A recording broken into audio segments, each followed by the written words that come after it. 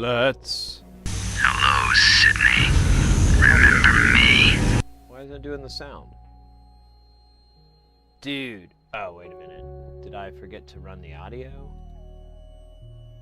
I did. My bad. I will make amends there. I thought I did it last night, though. That's the goofy part.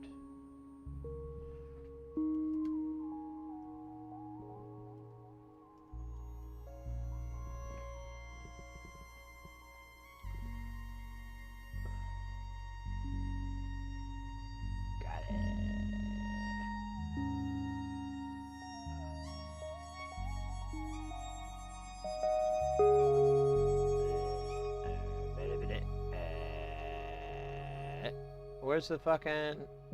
Dude. There it is. Let's try it again.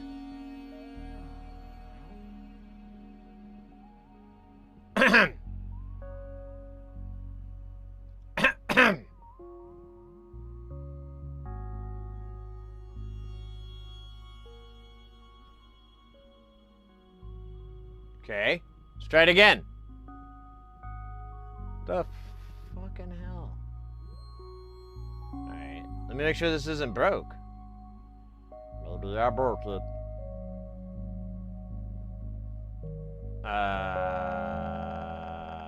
see, we'll do the hello, Sydney.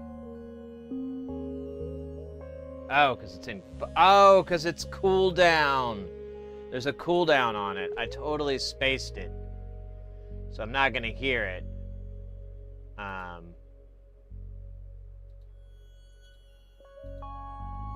I'll do a different one.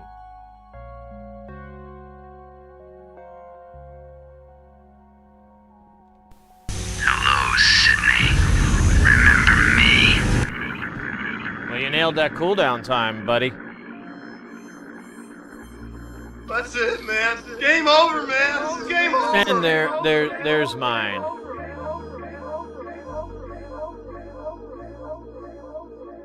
All right, I'm glad we got that sorted out. It was eating me up inside, which is the name of my upcoming cookbook, Sid Heresy, Eating Me Up Inside, a collection of recipes involving parasites. Get your copy today at books.com.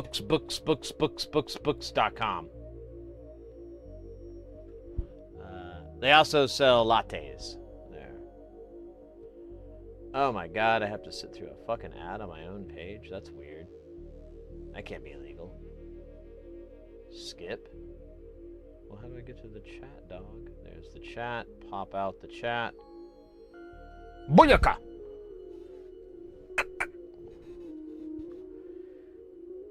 Asian Bug Mills. Oh no, that's the name of my noise album. Sid Heresy, Asian Bug Meals. It's a tribute to Merzbow, really. I know, he's still alive. Man, you know what I gotta figure out? If it's Merzbow or Merzbow. Because there's like this TikTok or Instagram or something that keeps coming up, and it's a bunch of kids. Honestly, they're either early 20s or maybe even teenagers. I don't know, but there's like a couple dozen of them, and they're like day 95 of listening to, you know, an entire Merzbow album, and they're playing the album, or they keep saying Merzbow. And they keep playing they'll play sections of it, and they'll give like a review, and it's an honest review, but it's like the last person I would ever expect reviewing the Godfather of noise. It's a title I bestowed. I don't know if others have bestowed it. It makes sense though. If you're not familiar with Merzbow or Merzbow, he's a Japanese noise artist. He started in like the 80s, like early 80s, late 70s. And basically invented that genre. I mean, there are definitely some other really great contributions. Oh man, I'm trying to. What's his name? Boyd Rice would be another person to contribute to that genre. Although Boyd Rice is kind of a weird dude, but I guess you got to be weird. But he's kind of like, why don't you keep your opinions to yourself, Boyd? We don't need to know about that other stuff. You just let it sit around in your head. Don't let it come out of your mouth. But there's actually some really good Merzbow stuff out there. It's definitely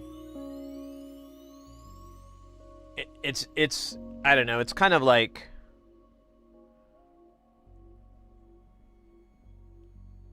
it's not like how you would normally like if you go to a museum and you go and look at the paintings and the sculptures and the artwork and everything. That would be what I consider like regular music consumption. You know, like or not music. Yeah, that's what I would consider. Like most of the music, you go to a concert and you listen to that artist. If you go to a museum that's doing like a they're not called expos, are they? Yeah, whatever. They're doing a thing about that particular artist, exhibit about that artist. You know, same difference. I think listening to like Merzbow and a lot of other like kind of avant-garde sort of genres like that, it's kind of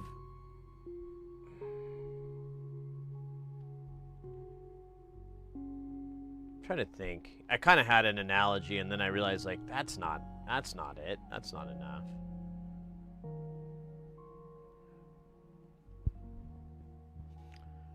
Holy shit. Actually, I don't have a good one.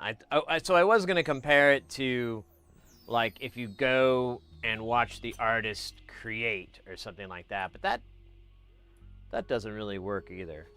Maybe it's like body painting, you know? Something not quite as sexy. I don't know. Merzbow's very weird. Definitely not something other people like. Fuck yeah. Konnichiwa. We got none other than the Mr. X in the house. Fug yeah, baby. Fug yeah. Mr. X, are you familiar with Merzbow? And follow-up question, is it Merzbow or Merzbow? Because a bunch of kids that were born, you know, 10 years after I dropped out of high school, are saying Merzbow, and I'm like, oh shit, have I been saying it wrong this whole time? But either way, are you familiar? Is there anything, and if so, is there anything you like from him? And is a hot dog a sandwich? Ooh, that's actually a great question for German. Because culinary-wise, yeah, it's kind of interesting. Wow, where was this wisdom of questions years ago? Why did I just have poop? Holy guacamole, mates. I'm a little bit tuckered out. I didn't, oh shit, I hate it when it does this. I'm a little bit tuckered out. I stayed up late, and, because I keep having this trouble sleeping. So I make it better by just not sleeping, not even fucking trying. I'm like, you know what I'm gonna do instead of going to bed? Play bass. That's literally what happened. I was gonna go to bed, and then I stood up and was kind of like surveying the land, and then I'm like, oh, my bass guitar. And then I grab it and I change the battery, Because I'm like, oh yeah, I need to put the fresh battery in here and charge the old one. You know, this will be enough time. Blah, blah, blah, blah. I don't know why I have Norm Macdonald brain. You know, change the battery and everything. You know, like, yes, you do. So I, yeah, and then I just was like, I played it for like 20 minutes or so. Did some just riffs, you know, like kind of zoning on the riffs, working on my timing, working on these little bitches to fucking do what I want. What are you doing? What are you doing? Yeah, you. The fuck? Yeah, of course you. That's... Hello, It's not gonna work. Remember me? Oh, and depart. I think I did that right. I've heard some of Merzbow's tracks, but I'm not too impressed, and I would say Merzbow. Interesting. Maybe that's my Oklahoma twang, you know. Maybe it's like some. They're like, you know, I had someone like, hey, Sid, you ever listen to this fella from Japan named Merzbow? Yeah, he makes noise music. It's well, it's hard to call it music if I'm being perfectly honest with you, but it's something. I'm gonna tell you right. I could tell that fella put some time and effort and thought into it. It's not just some wackadoo just turning on the tape recorder and saying that's it for that.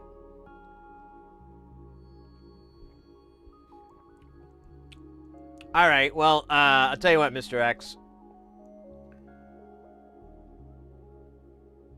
I'm gonna try to find the album that you would like, or a song, or a passage, or whatever. And one day I'll send it your way. Kevin 661-959. I feel like that's a jingle for like a local jeweler. If you need a ring today, call Kevin at 661-959. It needs a little work. I get it. It's not even the right numbers for an American phone number, which is what I'm doing. I could do a Canadian phone number. Oh, what's it about? No. Sassing my Canadian buddies. Or enemies. To me, they're all the same. Because they're so nice. That was again a backhanded compliment. Okie Sid. Yeah, I was talking to a friend of mine, and they're from Tennessee, and I keep realizing, like, oh hey, you don't have your accent either. And I keep meaning to ask them, when did they lose their accent? And furthermore, can their accent come out if they've been drinking? Although I've drank with that guy a couple times, and I don't know, I didn't notice. But I was drinking too, so I'm not observant. Because yeah, I used to have an accent, I think. I don't have any real footage of it, or video, or inchage, or meterage. I don't have any proof of it, but I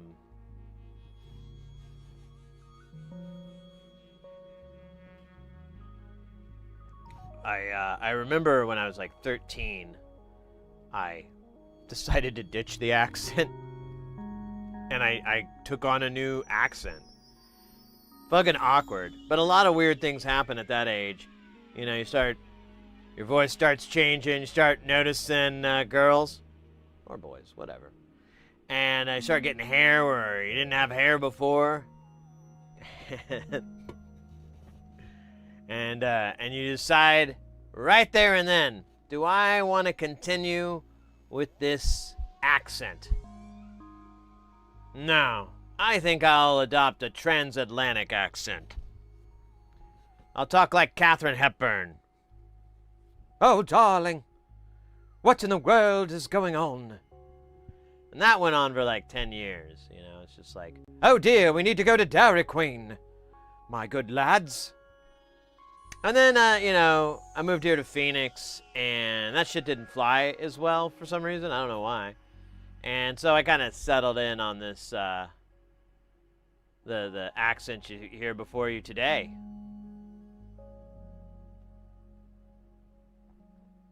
Electro 1, do the accent now. Which one? My Okie accent?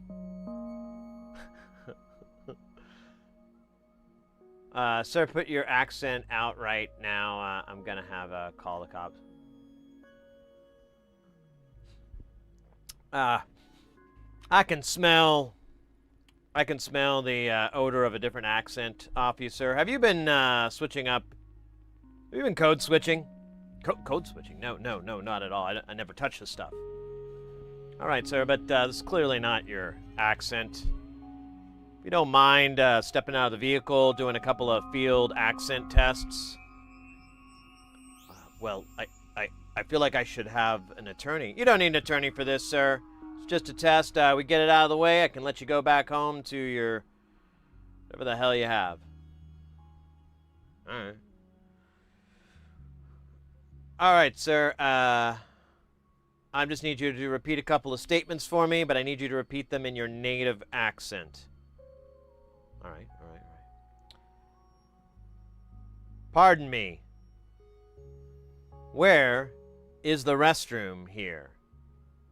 And remember, feel free to use the dialect and the terms of your native accent.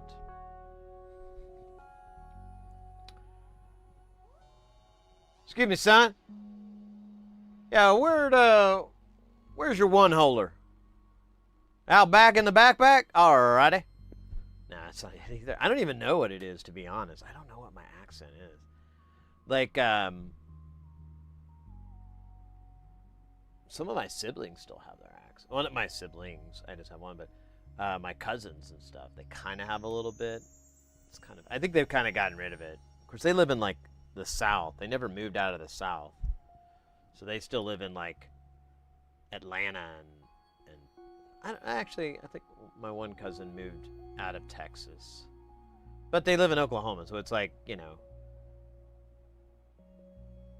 out of the pan into the oven, out of the oven into the deep fryer, out of the deep fryer into the air fryer, because we care about our health. And we paid a lot of money for that air fryer and didn't really want it.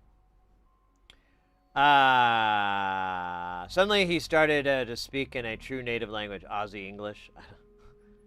I don't know if I could, you know, like, anytime I'll hear an Aussie, I always feel like I'm not doing the accent enough. Like there's this one YouTuber I follow, and actually there's a couple that are Australian, and they do like I guess you would say like documentary style. They're not like documentary like, oh, the history of the blood, but you know, it's in that presentational format where everything's kind of broken into sections. They're not just farting around in front of the camera. In fact, whenever they do, it's kind of weird because their accent shifts. Because like both these content creators, I didn't know until I read somewhere else they were Australian. I thought they were English.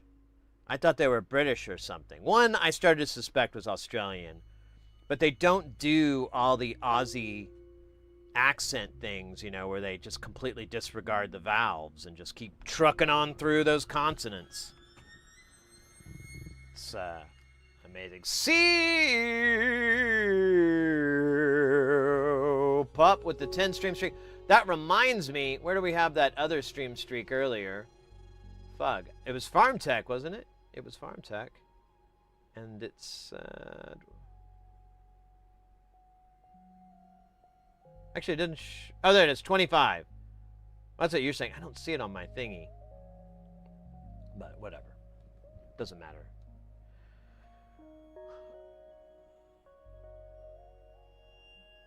$10-4, big buddy. Go drain the main vein and the stop hole in their back. Yeah, actually, one-holer wasn't a term I learned until I got into doing AV. This one guy, Jimmy, rest in peace, Jimmy. He was probably he passed away like earlier this year, unfortunately, from a heart attack. But he was like he was probably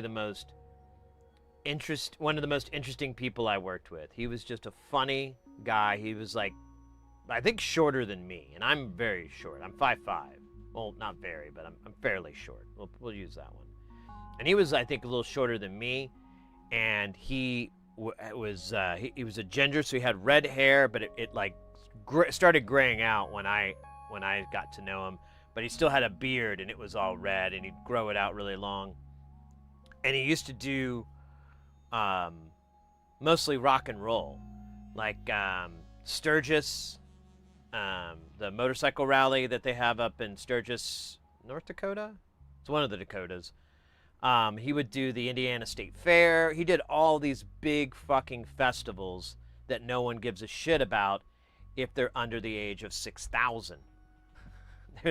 It's just a bunch of old fart things, and but he would do them all, and you know, he'd have like a million stories. Like, he worked with all these different people, and he never was name dropping, and that's why I loved Jimmy so much. When he'd talk about something, he wasn't like trying to impress you with who he worked with. That was just part of the story. In fact, if he was ever trying to impress you, it was the gear that was there. He'd be like, oh man, what was it? I remember like 3 or 4 years ago, I was doing Justin Timberlake's fucking show, and his in-ears guy was having this problem, and I had to show him how to work the profile. I'm like, what the fuck? How can you be his monitor guy if you don't even know how a fucking profile works? So, which I don't think that made a whole lot of sense, but you get it. Hey, Slippy, with the 5-stream. We got some stream streakers here. But anyways, he would just tell all these stories. It was really, really funny. And I met him because he started doing corporate AV to earn some extra money. And he's getting older. He wanted to kind of get off the road, touring. And oh my God, that's right. That was one of the jokes I told that weird guy, and he didn't fucking think it was funny. Maybe you guys don't think it's funny. So one time he was like, there was this gig that was up to be the sound guy for the Harlem Globetrotters. Now, if you live outside the U.S., I don't know if you even know about the Harlem Globetrotters. Actually, you know what? They were international, but I think if you were born after like 1990 or something, you probably never heard of them. But it's basically a basketball. They all do basketball tricks. It's just a big, elaborate, crazy ballet of really cool basketball tricks and stuff like that. And the gig came up to do sound, and this other guy wanted to do it, and I kind of was like, I don't know. And I talked to Jimmy, and I was like, yeah, man, I thought about doing that gig, but it was just like 3 months on the road, and it really wasn't that good a pay. And he's like, don't. I used to fucking do that shit. I should mention right now, Jimmy swore like it was his normal part of language. I know I swear a lot, but he 10 times. So he's like, yeah, I was glad you didn't do that fucking shit. It's a bunch of bullshit. And I was like, oh, really? He goes, yeah, you're just like fucking from place to place trying to plug into these ancient old PA systems, and they sound like garbage, and you're just using aisle 19. It's just fucking bullshit, man.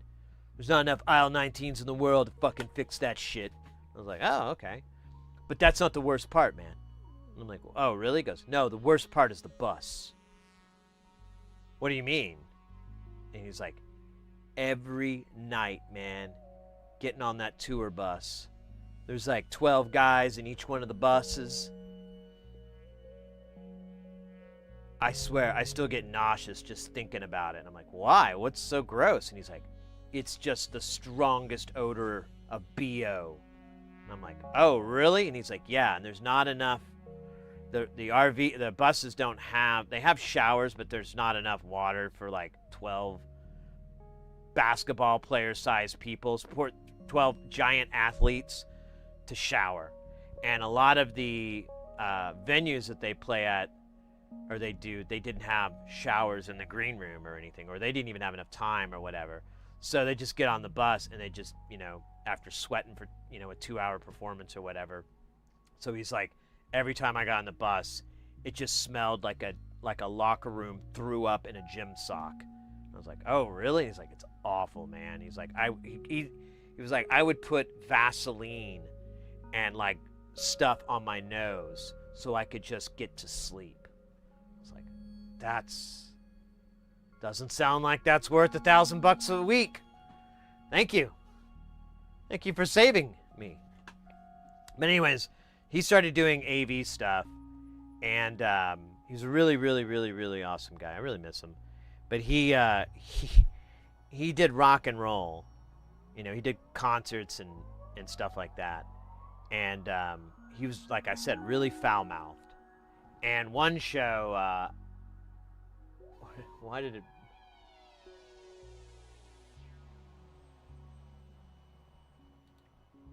I have no idea. I have no idea why it auto-modded you there, mate. Maybe Bucks is like some sort of... Maybe that means something else. But, anyways, like there was a couple of instances. One was, he had this chair, and he'd bring this chair with him to gigs. And it was a very nice, comfortable chair. And it's actually really smart, because a lot of the, I guess, but a lot of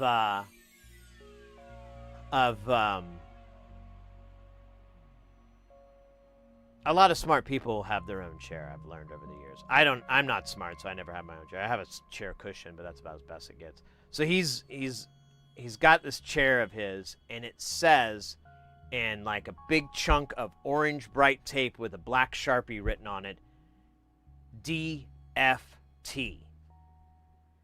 And so one time there's the client, and the clients are like, these office cats that work for some company or whatever, and they do these little productions. So I refer to them as squares. They're just a bunch of squares. They don't know the AV life. They don't live hard like we do. And so the square sees the DFT sticker, and he's like, "Oh, Jimmy, who's DFT?" And he's like, "What? Who's DFT? DFT isn't anybody. Stands for don't fucking touch." And he got in trouble on that gig. And yeah, you caught it. Don't fucking touch. You nailed it. And then another gig, I don't even know the exact circumstances, but they were like, he was swearing, and they were like, stopped him, and they're like, "Jimmy, can you please watch your language a little bit?" And completely, unapologetically, he stated, "Listen, I've been a Marine, a truck driver, and a rock and roll sound guy. I don't even fucking hear it anymore." And that is my favorite fucking memory of that man, is just telling them to go stick it up their ass. He's going to talk the way he talks. And it did hurt him in that deal. He did not get as many of those gigs because of that. But I mean, the dude, you can't like say, man's never going to be accused of selling out. Never is going to be accused. And yeah, like I said earlier, he passed away early this year, but they have memorial things, and I would put that story up everywhere. Be like, my favorite story of Jimmy is, they told him, "Hey, watch your language," and he said, "Listen, I've been a Marine." And what's funny is, like, he brings up the Marine thing, and I'm like, every time I'm like, "Whoa, you were a Marine?" And he's like, "Yeah. Stupidest fucking thing I ever fucking did." Oh, really? Yeah, I was just a fucking stupid kid. I didn't know any better. Yeah, dude, but I mean, you know, the Marines, you didn't wash out or anything? You went on and goes, I was a skinnier guy back then. I guess so. And he's like, yeah, they had us doing all this fucking bullshit all the time. I fucking hated it. It's garbage. I couldn't wait to get the fuck out, but you know, I got my pension, got all my stuff, so I'm good, and Melanie's fine, so you know, she'll get money from us, from the government, you know, from the fucking asshole, and that's like all the time. If you referred to anyone in politics, he would never say their name. He would just say that fucking asshole, and then he'd like describe them in some way. I forgot. That was so fucking funny. Like, I saw a thing on the news with that fucking asshole with, like, you know, the stupid fucking hair and shit. And he just looks like, you know, like he just saw his parents bang. Blah, blah, blah. Yeah, that piece of shit. So I saw him and he's saying, like, oh, we're gonna have to close all the things. He's like going to a store. And mind you, he's like a short guy. Pretty loud. I mean, like, really my spirit animal, if we're being honest. And so animated. And yeah, he'd be like, and you know, just red hair, big fucking crazy long beard. Jimmy. Glad I could tell some stories about him. He was a good guy. I ran across his, the GoFundMe that, you know, people, his family and friends or whatever put together. And I was thinking about that the other day. I'm like, man, I wonder how they're all doing. Probably not great, but you know, a little less Jimmy in the world. That sounds weird. That could be taken out of context. Let's move on. So, anyways, yesterday, or not yesterday, the day before yesterday, when we streamed, we raided into a channel and Circa, and it was really cool because I always wanted to raid into their channel and finally did, but I did not expect them to be a fan of our channel, so it was really nice. I was really happy. They said some nice things about your boy and whatnot. It was cool. Good days. Oh, we're in an ad break. Here, I should, actually, if you don't mind, I'm not gonna wait around for the request. I'm just gonna... There we go. It was just all cocked off to the side. It didn't look good. Ooh, speaking of, trying to integrate the word shuttlecock into my day-to-day conversations. Unfortunately, shuttlecock isn't a very easy word to bring in. First off, it's a noun, and you can't use it as a verb. I tried, was shut down immediately. So you can't use shuttlecock as a verb. It's just a noun, and apparently, I did some more research. It's the thing you hit with a badminton racket. It's like the thing, I think. I could be wrong. I'll have to shuttlecock it more. But I thought it meant something totally different. And I searched for it and it didn't bring up any videos. Then I went to YouTube and I found some videos on it.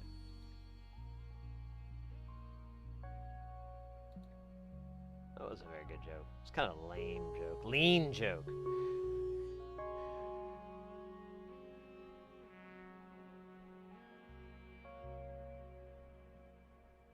Ah, shuttlecocking. Yes, running around in space station nude. Now, question: is this an endeavor only available to people with penises? Does this exclude? You have to have a cock to be a shuttlecock? Because honestly, I'd like the word to be more inclusive. I understand some things just aren't going to work out that way, but can we try? Can we make the world a better place? A place where everyone, no matter race, creed, or culture, is free to go into space and shuttlecock around. That's the world I want to live in. I don't want to live in a world where the patriarchy is the only one that can shuttlecock around. That doesn't sound like a good place to live. Alright, I'm gonna be done. No, I'm kidding. I'm shuttlecocking. So we got a bunch of stuff to repair. I need to get on these repairs. I didn't want to do them because I'm gonna be honest. Like, it's way more fun to solder and think about shuttlecocking than it is to do repairs. Repairs are fun, but like I have to use my brain, and it's like, oh man, not this shit again. Stupid brain shit. But I'm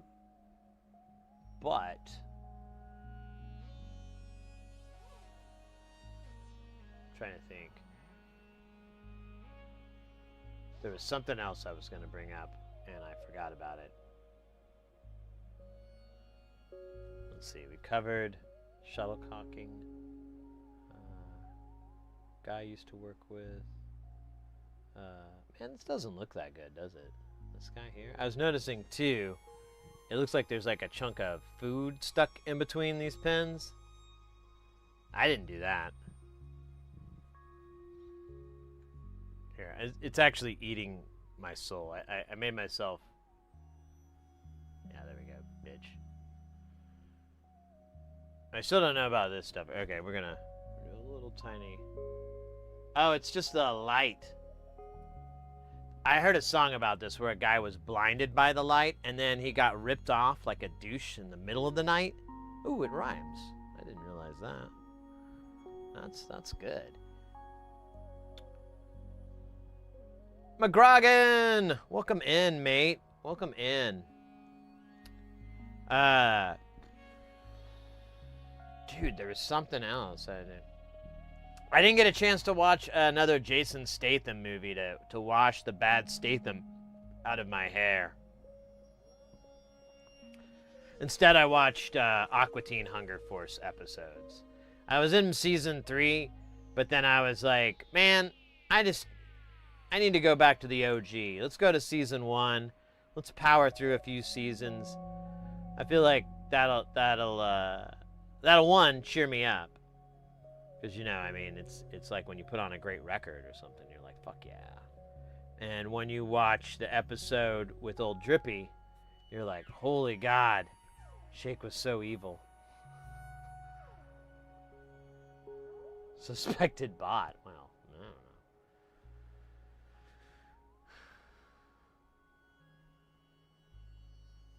Maybe it's just Morse code, you know? The original bot talk. Ooh, bot talk. There's gotta be a podcast called Bot Talk. The first AI humanoid podcast. I have seen people do like, was it like Notebook LM can create like a podcast, and it's like, you have this dude and a gal, and I've seen people like animate it with people. It's absolutely terrifying. Oh, well, that's cool. Absolutely. No, I went to bed, but that's kind of where I need to go next, is watch some C-Lab. Murphy. You live in an airtight capsule. How are wind chimes gonna work without wind? Oh yeah. That's why we're selling you the golden fans to generate the wind. Ah, is there nothing we can't learn when we look to the east?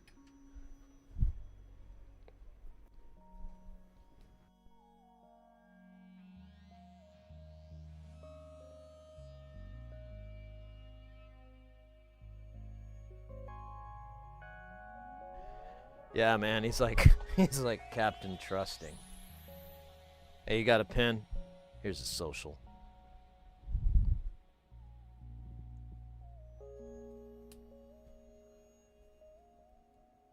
What's the other one?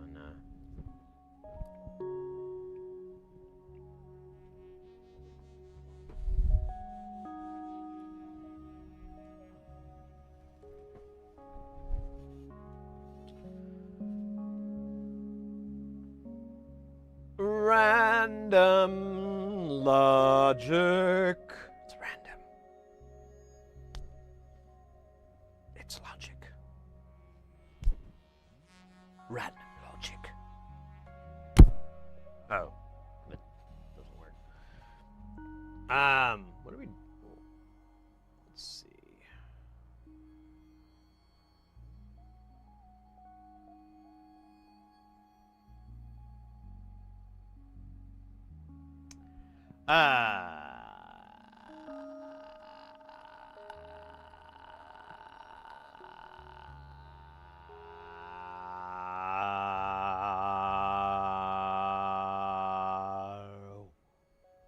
Thank you.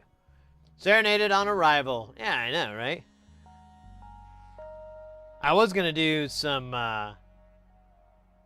David Lee Roth, you know. I'm just a gigolo. My heart sings to and fro, and everybody's pleased.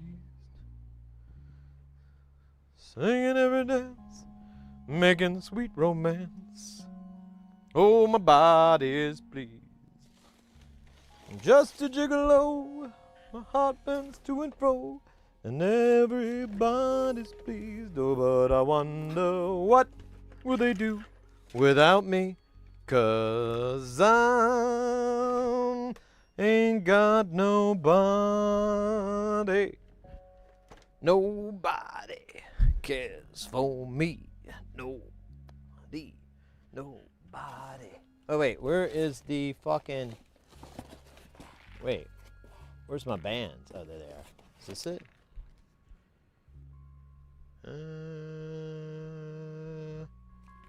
Thanks. Wait, this says New York. Dude, why did it say it was from Canada? I remember I had to go through Canadian shipping or something. I guess Canada and New York are physically pretty close. So, what do I know or care? I'm gonna put this package off to the side so I can.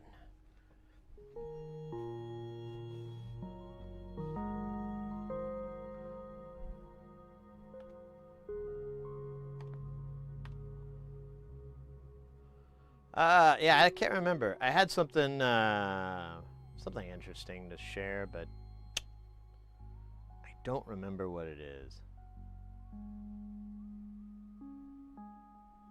So, who cares? Who gives a fuck? Who fucks a give?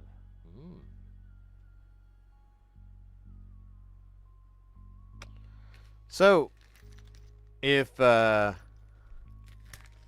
you remember a couple weeks ago, we got these Tascam Porta Studios and whatever. These are 4-track recorders.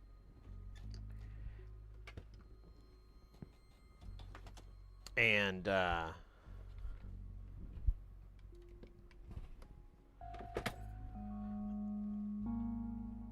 we took them apart. They had different problems, but they all kind of revolved around the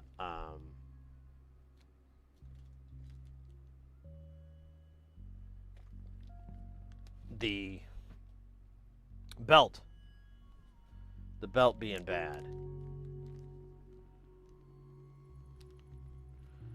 So, I found a place. I searched a bunch of different places, but I found one that actually had all the parts that we needed. And I'm not looking forward to it because this is gonna be a job. I know it already. But, you know, what else do we got to do today?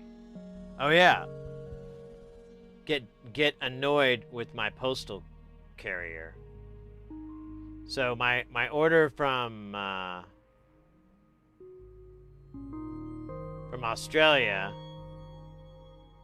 my nonlinear circuits order is here, and it's on. Says it's on the postal workers truck. And that may or may not be true. It really is inconsequential because the postal worker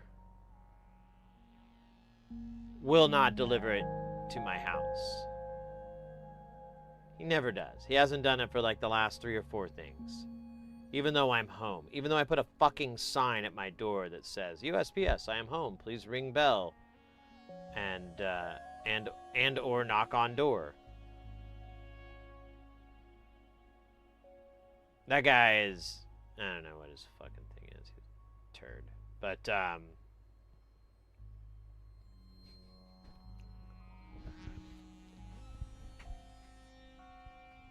gonna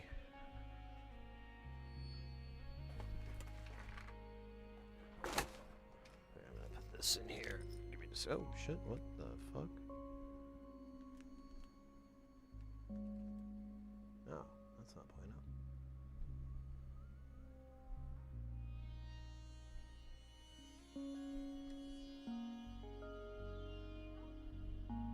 Okay, I'll deal with that in a minute.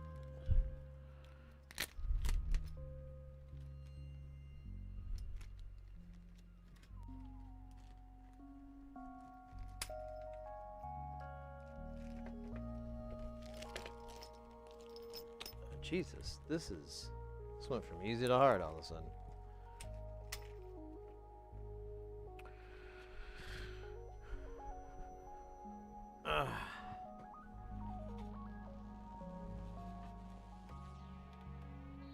Yeah, I was trying to explain, like, I think last stream,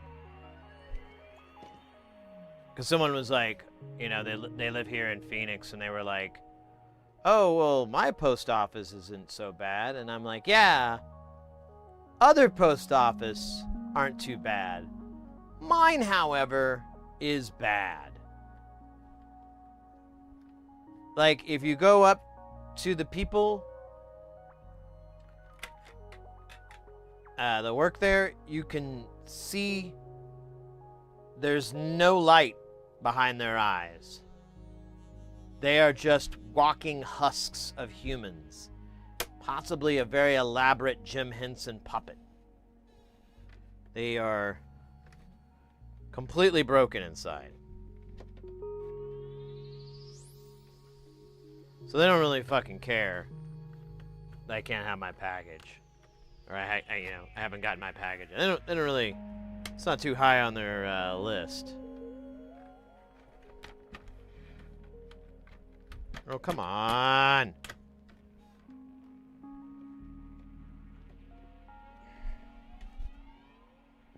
Bloody hell. Where's the old plastic thing? Right. I got a lot of little, yeah, here we go. This'll work. Give it a goer. Got to put it up in here, right? Oh, Jesus Christ.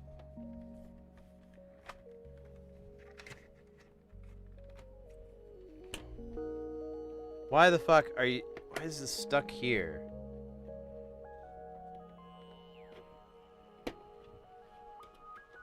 Oh yeah, it's these buttons, isn't it? No?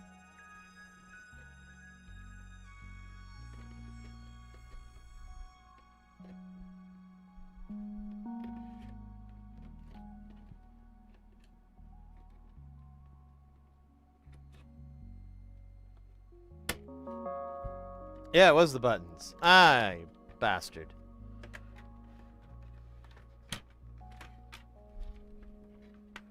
That's right, and we disconnected this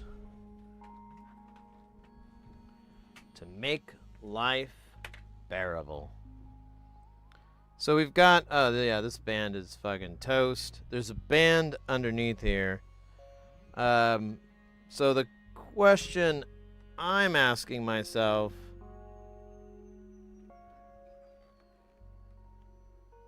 is, Sid,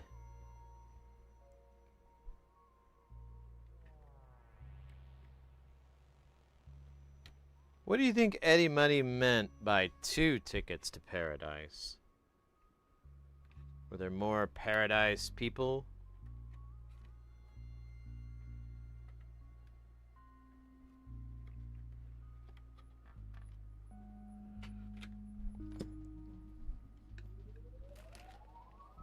So, I think I'm just gonna go at this bitch. You know what I'm talking about? Just gonna tackle it like a linebacker tackling a delicious sandwich. Here, let me take a picture of this real quick, just so I can.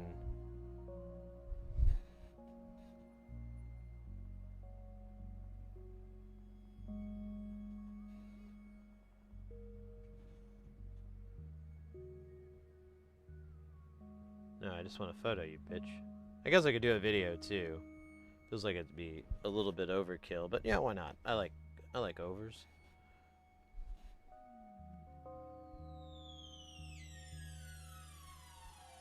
Alright, that was a fucking great video.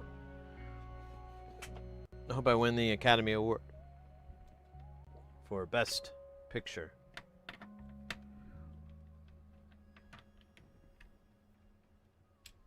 I'm excited about next month. So next month is oh scheisse. I forgot what it's called. KnobCon.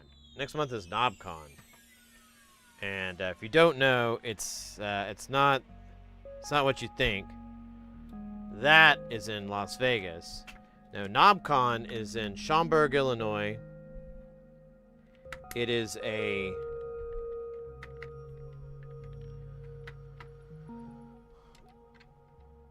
weekend-long scheisse. Synth. Where the fuck did the screw? Oh, there it is. Tweezers.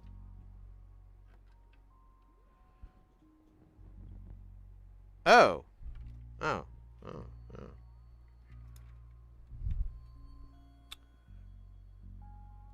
Well, there's your problem. Isn't this supposed to sit on that? I'm confused. No. It's, I guess it's just a counterweight? Okay, we might actually have to pull pictures on this. I do have the manual, but I'm wondering if I can just... Here, let's take another picture. I know it's very simple, but I don't work on these a lot, so I have no real clue on the best course of action here. So this one rides on this belt, this pulley. Si, Capitan. And that's the biggest one. And then this rude boy right here. Can we just take them off? Or is there... Oh, let's go. All right, let's swap these 2 businesses out. Can it be that easy?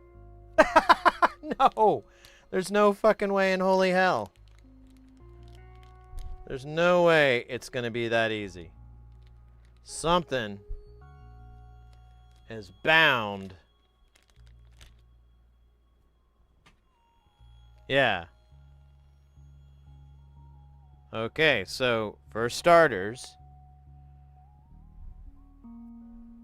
let's pull this other pulley off because I got all these different sizes here. And I'm not exactly sure. I guess this is the long... Oh, man. Yeah, this one's toast.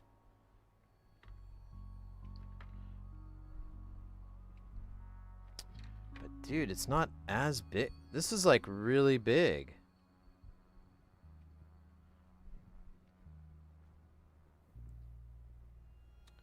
Let me see if this will even fit on here, because now I'm questioning if this is the right belts. Because this is the 414, right? I didn't fucking get my shit confused. Yeah, this is the 414 MK2. That's literally what I have, but yeah, the bands don't quite line up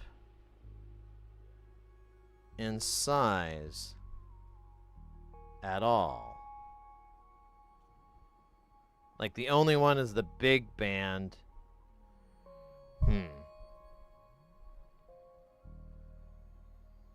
Alright. Well, let's see how I predicted it? I was like, there's no way this is gonna be easy. This can't be that simple. And look how I called it. Heyo! What are we working on? Welcome in, mate. We are putting some new bands, some new belts on this Tascam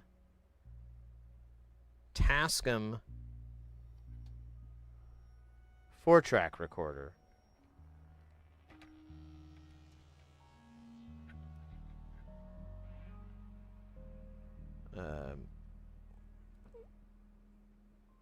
That I am questioning.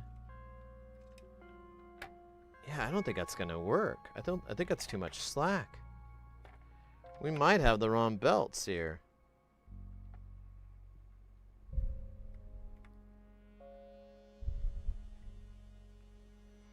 I'm kind of curious.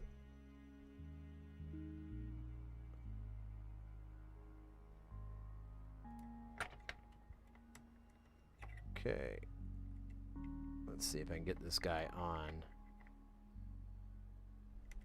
Dude, get the... Or might I just let it hook? Yeah, I'm going to let it hook on the top. Yeah, that is way too much slack. That won't work at all. Okay, we'll skip this guy, because we really got to figure out... I don't know what to do with this bigger belt. So I don't think... Yeah, this belt is wrong. They gave us the wrong belt packs. I'm almost positive.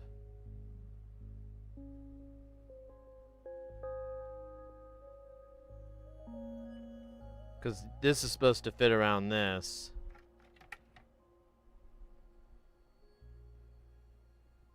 And it does not.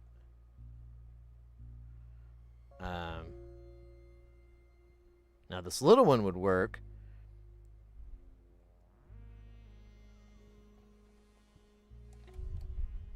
No, it sucks too. Yeah, there's like way too much slack. Is there like another...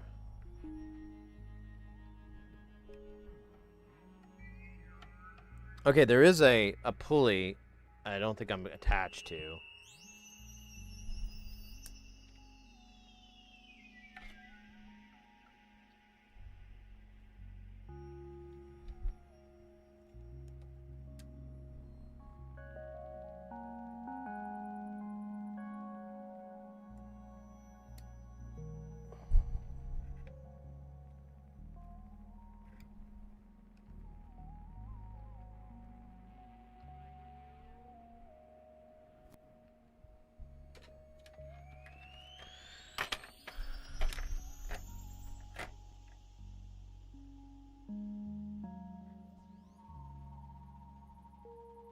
I can't tell. I wonder if I can get the scope on here. Here, I'm gonna kill this, go here, do that. I'm gonna turn this light full power.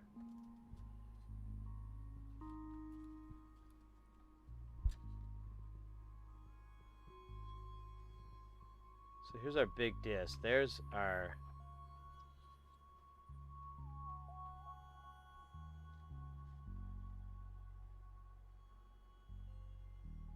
Oh, yeah, yeah. See the band up at the top here? It's not on. All right. Let me see if... Let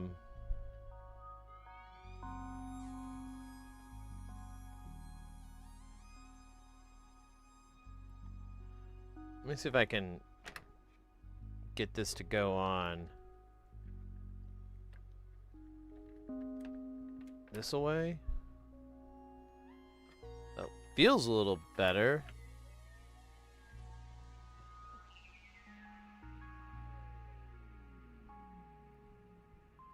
Eight and a half, welcome in, by the way. I don't know if I already said hi. Recorders need a timing belt? Well, you know, tape decks, they're all belt driven. I think that's one of the kind of downsides to them. There are some really cool tape decks.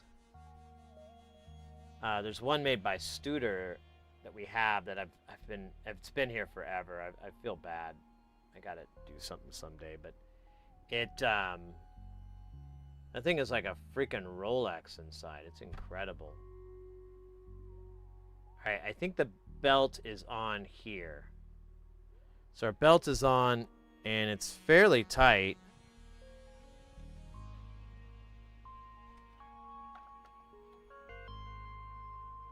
I feel good with that, but I don't know what the fuck to do with this extra belt that should go to the,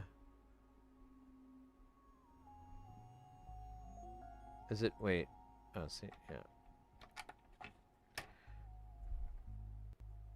All right, I'm gonna...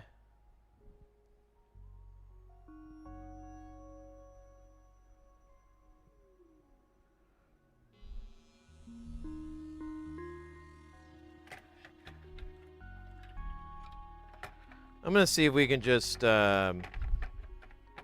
use the, like, one of the old belts, because they're both the same size, and we just need it to drive this counter. So it's not like, it's a really light torque. It doesn't need like a...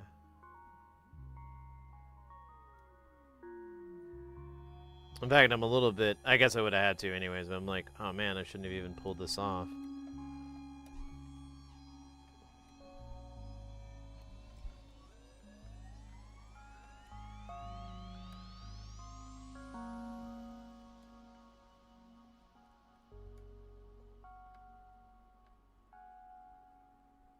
Okay, so that seems to work. I'm going to try putting this business back together. And we'll see if we can get by with just these pieces. I think we will. But, you know. In case I'm wrong. Ooh, queso. That does sound good. Man, it's funny how many grounding, like, pieces they need here. Like, there's a ground wire here. And then it connects to, like, I don't know what these are called. The names for these. I don't know if I've ever heard it. These little cable wrangling things. Cable wrangling thing, baby.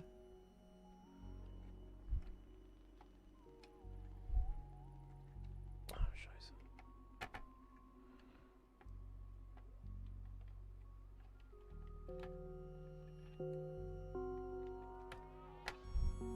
Oh yeah, we got so many. Oh, you just attach it here, don't we?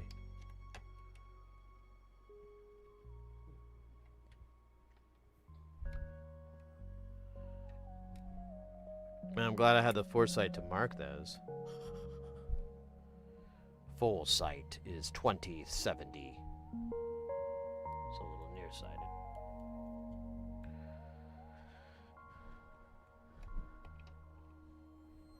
We'll put these 4 screws in. We'll reattach the top bit, and then we'll see if it can rewind and fast forward a tape.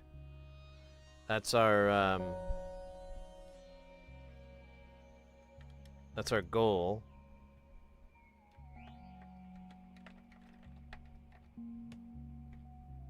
Because that's what it wasn't doing before.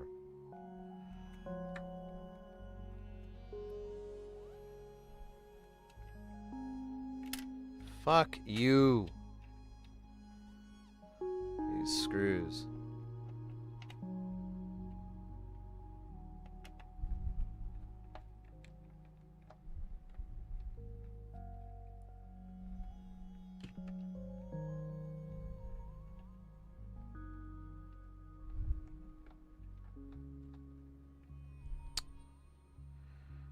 All right.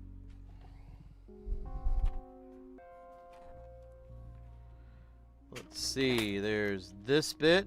This bit attaches. Bueno. This bit attaches here. Bueno. And then this bit attaches here, which is muy bueno. Alright, let me see if I can shut this a little bit. Alright, we're good. Now, the power supply. I kind of fucked myself here. Because I forgot. I have another power jumper AC thing, but I don't know where it is, so.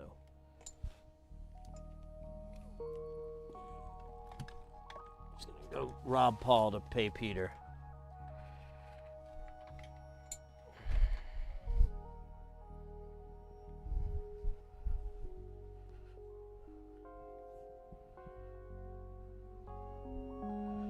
Oh shoot. Josh over on YouTube. My bad here.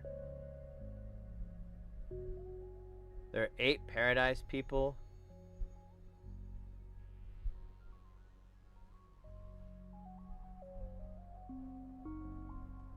8 Paradise people. Wow. Did they? Oh wait, are these the people that live in Paradise City? I hear they have really great lawns there. And I mean, I'm married and everything, but not dead. I hear the ladies are pretty. You know, that's the word on the street. But what's weird is I don't live there, so I can't be taken home. How is an electronics carrier doing these days? Wait, electronics carrier? Career? Wait, did I misread that?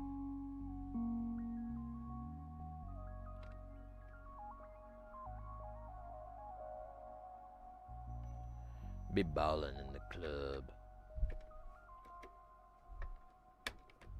All right. Let's see if smoke and fire comes from this beautiful beast. Make sure these are the right power. Negative tip, baby. All weird. Going hot. Okay, power lights on. We're going to take the cassette. And we'll know it will work if the cassette can go, if the transport works, basically. So first we're going to do fast forward. It fast forwards, baby. Can it do rewind? Oh, you know it better than anybody. But the real question, and the question that I think is inside all our hearts and all our minds. Oh, you can't see me. I was being really dramatic and looking in the camera. Fuck. Missed all of that, didn't you? God damn it. It was my best work. All right. So what really matters, and what we're going to really find out is, will it play? Breath inhaled and held.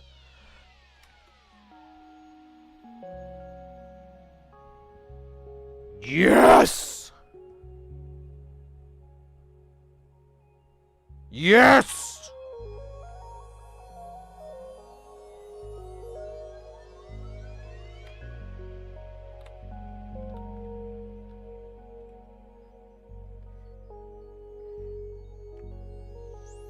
This one works, baby. I'm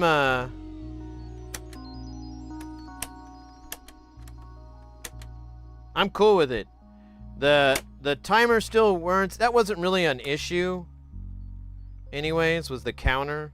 It was the belt driving the actual puller and everything. But yeah, if we can play and it's not pinching or effing up, I think we're okay. I think this is a done.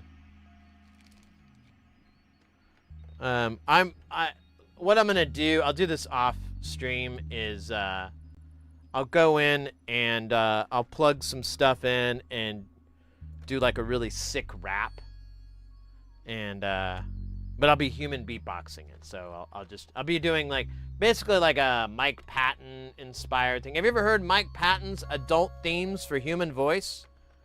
Great album. Great album. Definitely weird as fuck. But what else would you expect from Mike Patton? The man did, and this is not a joke, the man did an Italian pop album in Italiano. So, you know.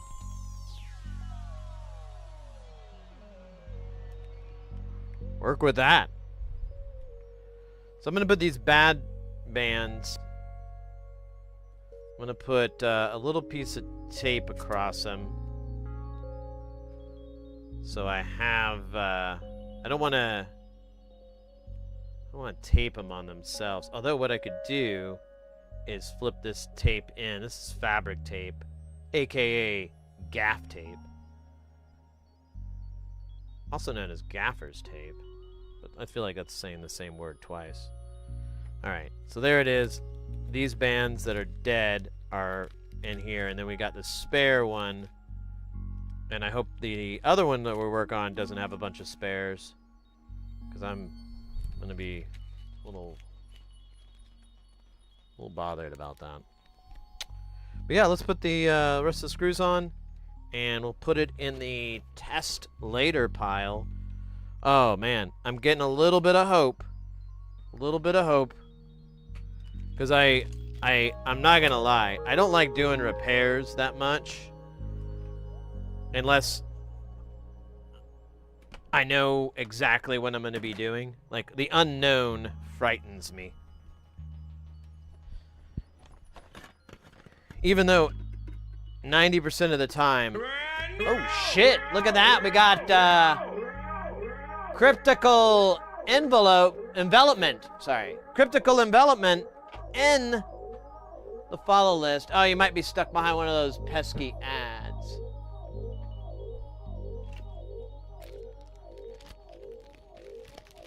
So I'll wait for that to boil off. Susan Boyle? Whatever happened to her? Don't really see her on tour anymore.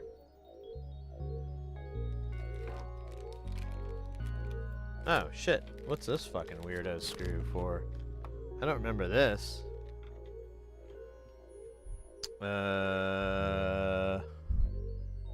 Maybe it's this part? Oh, you know what? I think it is, actually.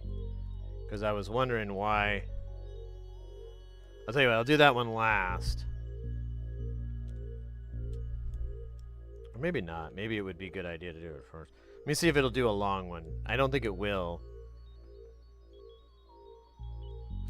Won't even take it in the hole. Oh, man. What about this hole? No, okay, so this is not for screwing.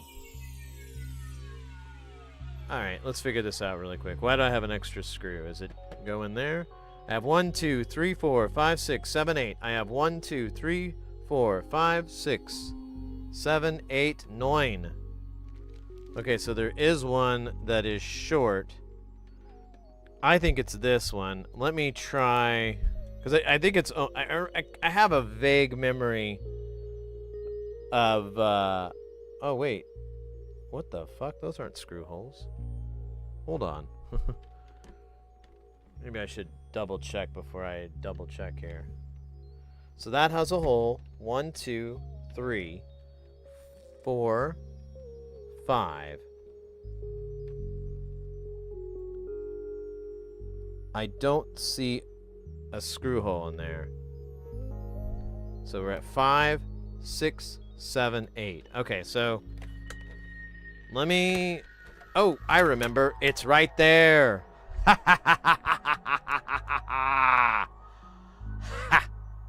Hey, Cryptical Envelopment in the house. Thank you so much for the follow. Welcome into the channel.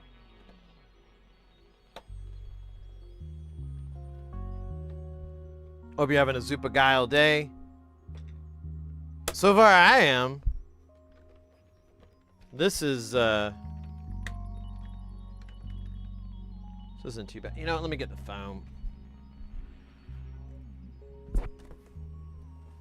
I was messing with it earlier.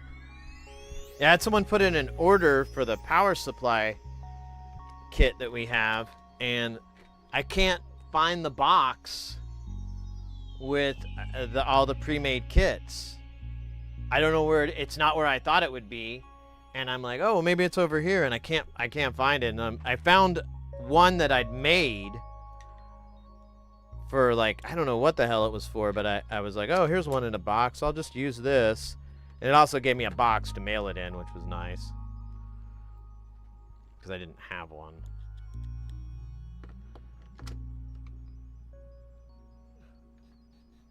Hey, I got bone to pick with you, Sid. Are you fixing a mixer? That's not much of a bone, mate. This is a 4-track recorder. So it's pretty neat tech. It's how I got into this whole crazy music world. So it uses a regular cassette tape. You might remember these from the before 4 time.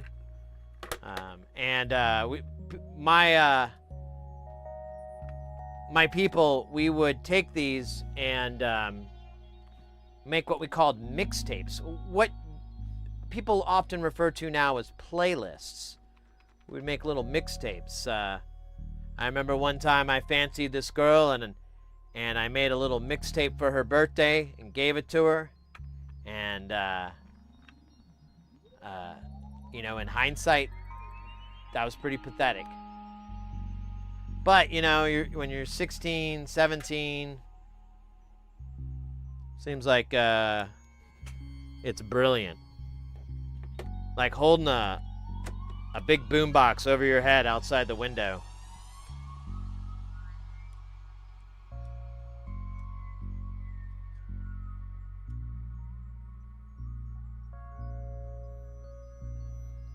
Oh. That's right.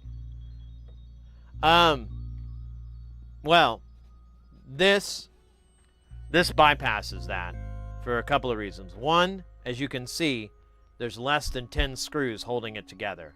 That is a W. Two, all I needed to do on this was replace the belts on the you know, the transport and everything like that. The other unit, we have another one. It's not the same model, but it's another one.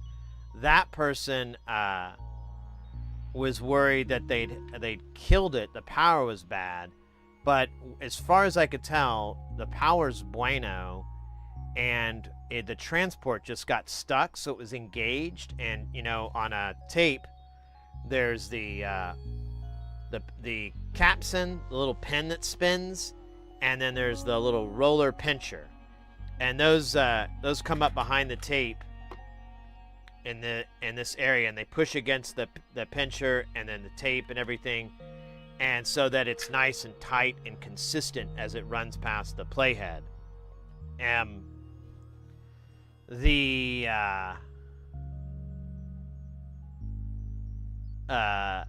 Since it was engaged and it didn't retract, the tire just sat on there. And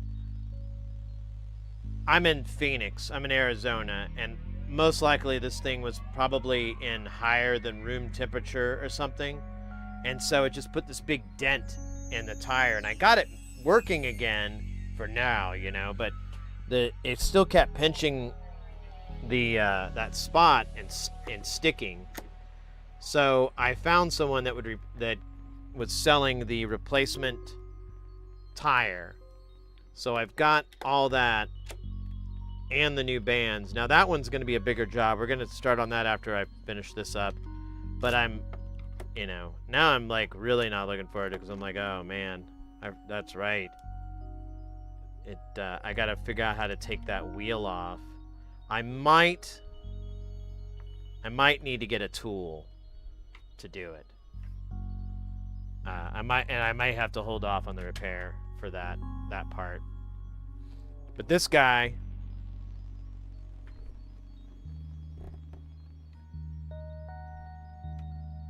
hello?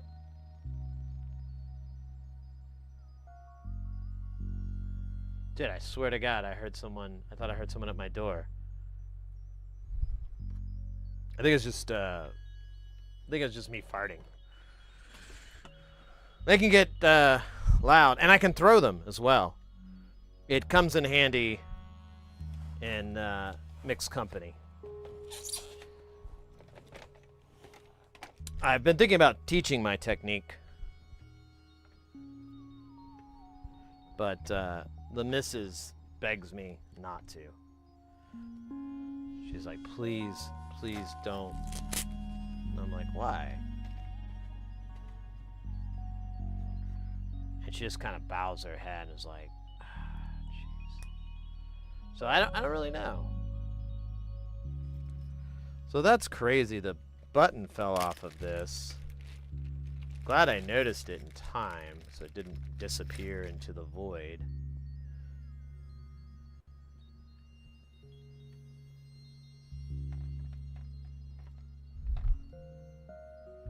But not good that these are glued on. Alright. So this, can I disconnect these parts? I think I can. I can. So this part is out. They are color coded, but just to be safe. I don't want to have any surprise questions.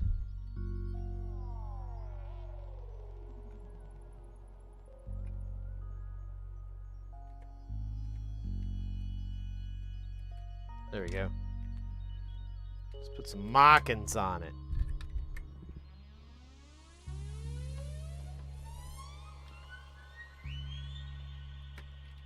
Yeah, as far as mixers go, I really just try to avoid them if I can. Because, yeah, they just take so long to take apart. That alone is like such a deterrent.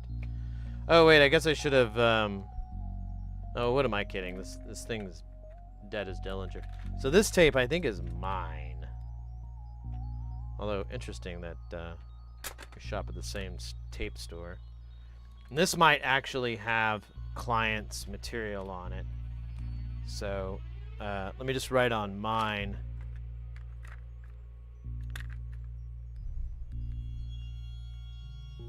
There we go. I was gonna write client on there, and then I was like, oh, they probably don't want that written on there. Although it's pretty easy to remove Sharpie. Alright, this is a bunch of bits. So, this tire... Oh my god, it's fucking... How does it come out? Can I just lift the plastic and it pops out? Nope. There's like a little horseshoe guy here. This is where I think like, oh, do I need a tool to remove this? Because I don't know how the bottom goes in. This might be a good time for manual. Mixers are a pain in the butt to tear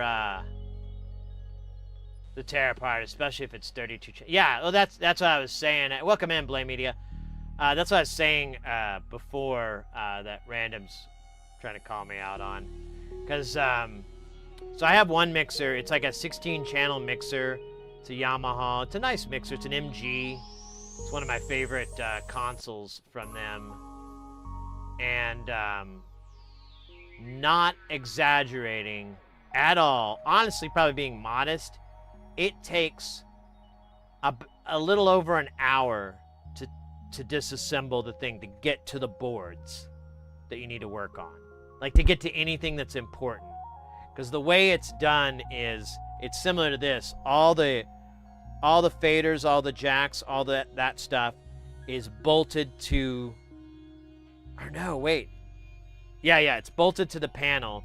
You take the back piece off, and then to get to anything that's worth a shit, you have to take that board out. So it's like this, like everything's just like, on the other side. So you have to take that board out, and to get to that board, you have to remove like 250 nuts and whatnot. It's insane. It takes a really long time, and then you have to like factor in how long is it going to take you to put back together. Oh, about another fucking hour. So you lose almost 2.5 hours of your life disassembling and reassembling that thing. And man, I've done that enough times. I'm like, I don't know if this is worth it.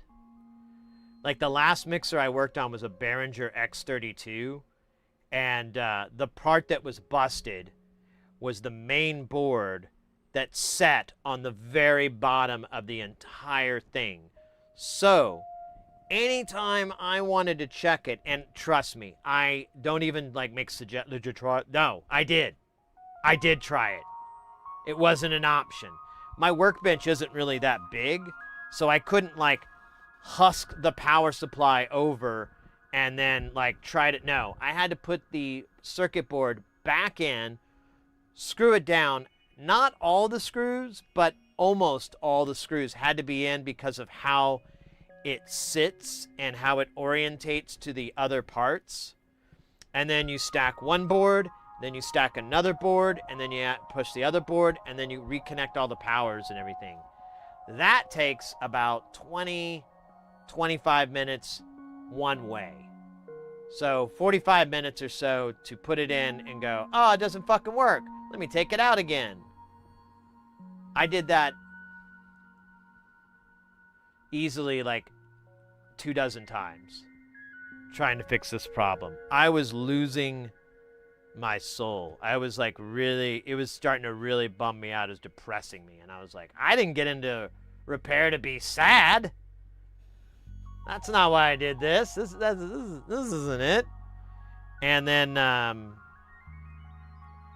gonna have to disconnect this. Oh wow, this is some wild. You know what? I'm gonna leave this in. This looks like more trouble than it's worth. I think I can just flip this over. Yeah, it was hell. I just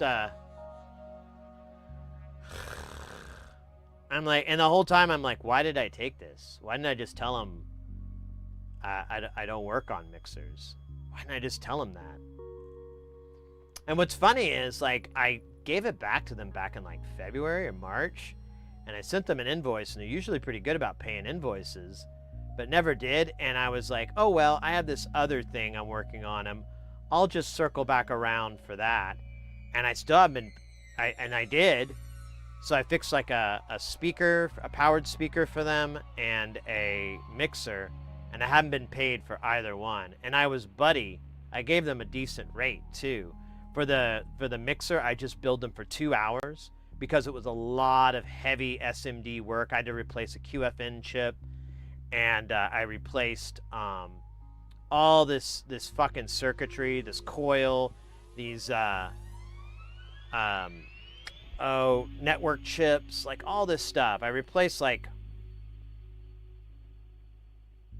8 or 10 components, and I didn't bill them for any of those parts because I had to like try different stuff. So I was like, it's not really fair for them to have to bear the brunt of it. And really, I was out like probably $20, so I didn't really care. I figured, well, I'll just make it up and give them another hour on the repair, because it did easily take me more than 2 hours. And yeah, I still haven't got paid. And then I don't know if you guys remember that we had an Allen and Heath digital console in, and the only reason I took it is because they said the stage box was bad, and I'm like, okay, I'll fix a stage box. That's not a big deal. But the console itself, big deal. But I needed the console to test the stage box, and I did it for them in a hurry. I like speed ran it. And I contacted the guys like, send me your invoice, I'll get you paid out real quick. I sent the invoice. I've sent it like 3 times now. I've texted him. No response. Like, he's just ghosted me. So I think I'm gonna end up with like $240 in unpaid invoices so far, which is kind of annoying, but I don't really care. It's not like oh no, now I can't pay my electricity. I'm not relying on that money. It's just really to compensate me a bit, and at the same time, it helps weed out junk. Because, you know, a lot of people are like, oh, you want to fix my busted stereo from 50 years ago? No, I don't. Oh, okay, I figured you'd want to work on something like that. You have greatly misjudged my interest in working on old pieces of shit that no one took care of. That's weird. I figured you'd grasp that concept. But I actually, and that person, I said, I go, yeah, if you want me to look at it, it'll probably be like $60 or something for labor. And then, you know, whatever parts are going to be to replace it. And I go, and parts for this are going to be tricky because it's so old. I mean, I can try to find modern equivalents, but, you know, there's a lot of balancing acts inside these things, so it would probably be better if I just tried to find the exact chip or part that was made 50 years ago. And if that exists, there's going to be a guy on eBay selling it for 5 times what you would want to pay for it. So just a heads up, a part that would normally cost 50 cents will probably cost $2.50. And they're like, oh yeah, I don't care. Ah, damn it, I did it wrong.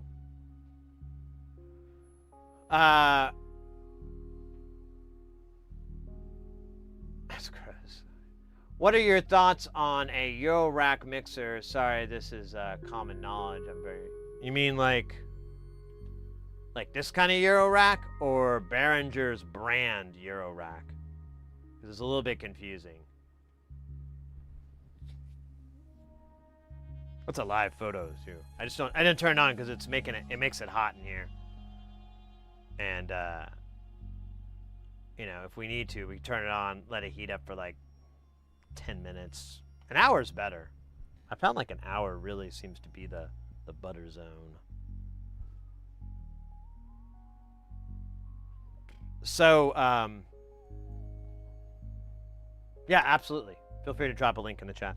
So with eurorack modular is at a different voltage swing than line level by like quite a bit, like a factor of 10 almost. Or is it a factor of 10? It's a lot. And so if you're plugging your eurorack output into your mixer, let me get another drink. Sorry guys, I'll keep chatting here. I'll read the chat in just a second when I get back. But if you plug it into your, you know, good old-fashioned mixer, what you'll end up doing probably is hitting the pad button on it to try to drop it down to line, and then you'll basically be attenuating it. If you have enough room on your trim, on your input gain and stuff, you should be able to like maybe not turn it up too much, maybe just like a smidgen, but more than likely you're going to be turning it down at the I forgot to get more drinks. You'll probably be turning it down at the fader because it's just a hot signal. Now they do make modules and things out there to take that level and drop it down to line level so you can plug it in easily, and it's not really rocket science either. You can literally do it with a passive because you're just using resistors to divide it down. Well, bacon. But Oh, here, let me see your YouTube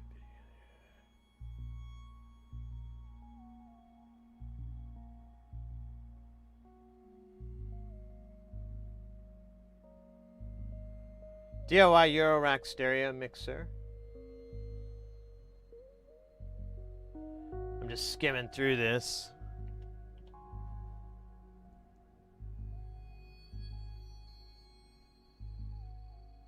Oh, they're using so that would work. The only problem is, like, if you do it this way, is that Eurorack has a pretty limited depth. That's why most of the boards are sandwiched. But, I mean, you know, depending on what your case is, it may not be a big deal. So yeah, this would absolutely work. Mixers aren't super complex devices, especially if you're just attenuating, if you're not doing any filtering, like creating a high-low shelf or anything. If you're just doing the attenuation and panning and stuff like that, oh, super easy. Did he use I didn't look, did he use an LM13700 for the panning circuit?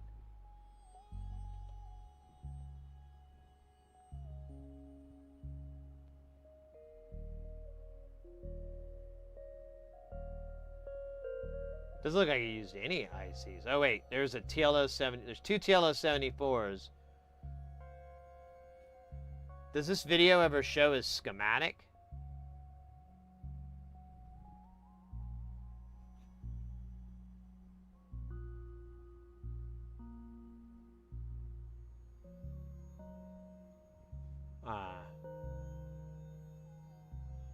Blame Media, love your rig. Glad Circus showed me your oh, you're from Circus. Man, I was a little bit overwhelmed there. I did not expect such a warm response and such a... I was ear to ear. I hope I get a chance to tell her that sometime, because I was... that was amazing. Yeah, we have... You know what's funny? If I could just, you know, just a little bit of... little humble brag sort of thing here. But, you know, all you could see was this part. There's that machine over on the right, and then this is honestly pretty good size where I was. And then there's two more cases on there, and then there's more gear that I just took out because I don't have any room right now, but it's another case bigger than this that I have as well. But I'm trying to mix things up and do some, get out of my comfort zone a little bit on my patches. So I'm like, all right, let's take the safety blanket away. Safety blanket. No 48 before my microphones. To get into eurorack, you could probably use like a mixer. There is, I know of stuff being developed, and I've seen some microphones that go into eurorack. But I don't know anything like DIY off the top of my head.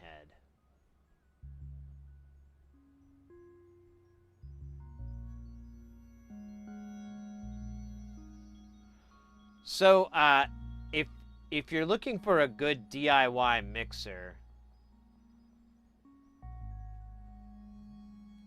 I don't know if I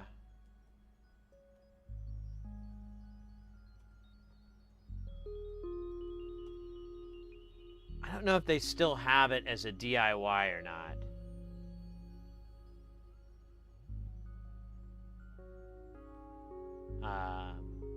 Let me see if he has it as a DIY.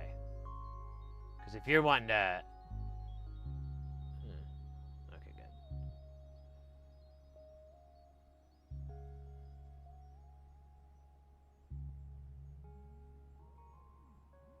Oh. Okay, here we go. So he has a... Yeah, it looks like...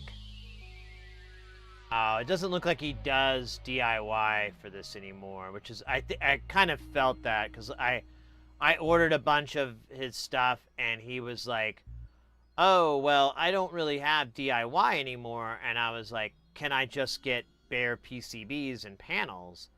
And he's like, "Sure," and I go, "And do I need to do you have a schematic?" And he's like, "Yeah, all that information's online."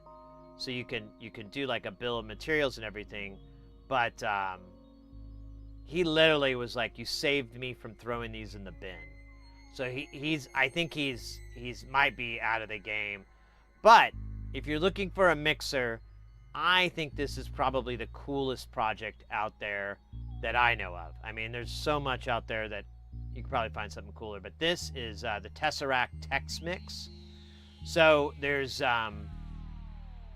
it's a modular system, so you have the master section. You'll absolutely need this. Oh, look at that. Will you look at that? You can get a kit. Okay, so, and you can get PCB and panel. I sit corrected. So you'll need this. That's your master output. And then everything else is bussed into it. And you can get either the mono or the stereo 4-channel. And again, he has a full kit. Awesome. I'm gonna make an order to this guy because I didn't know. Last time I was on this channel or on this website, like earlier this year, he didn't have it, and I was all bummed.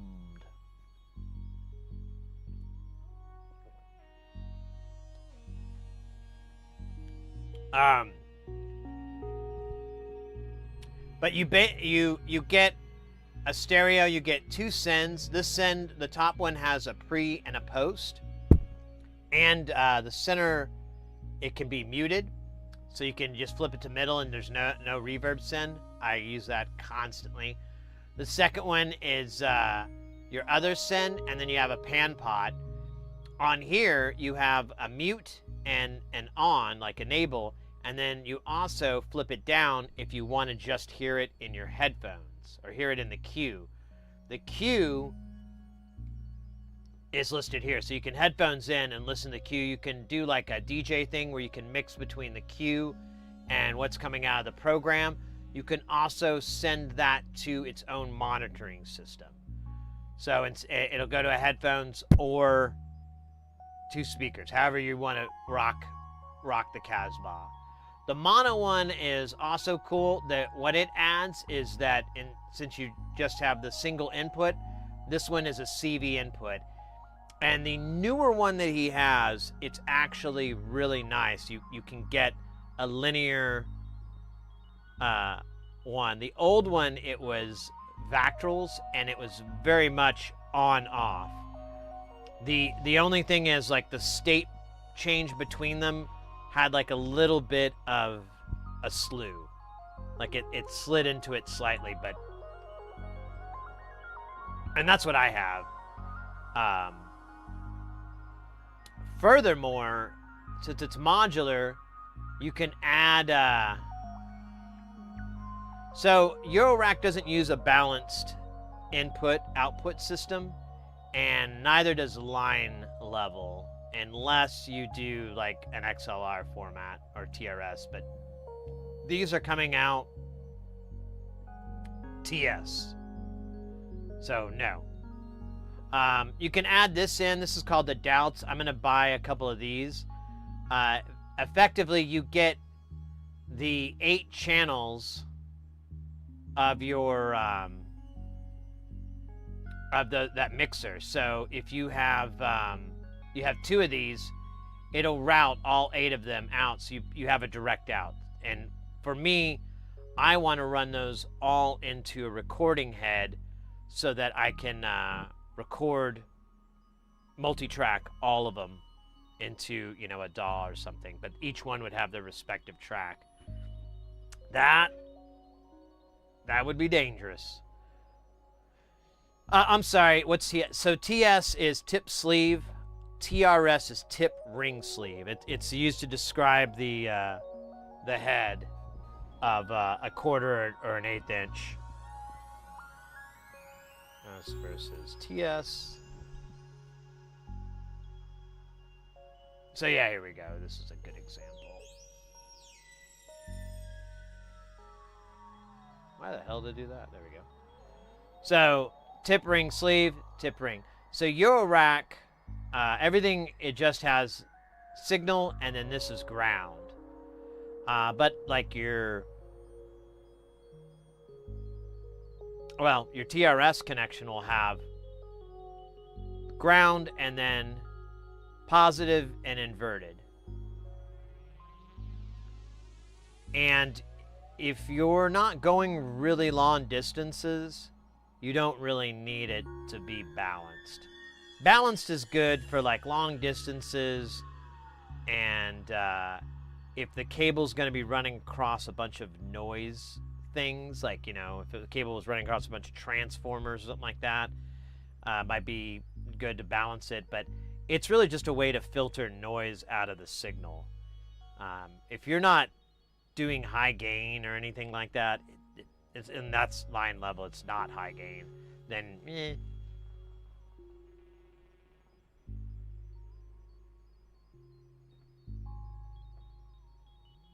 the different types of, so this is how a mixer works, or like any balanced unbalanced connector works.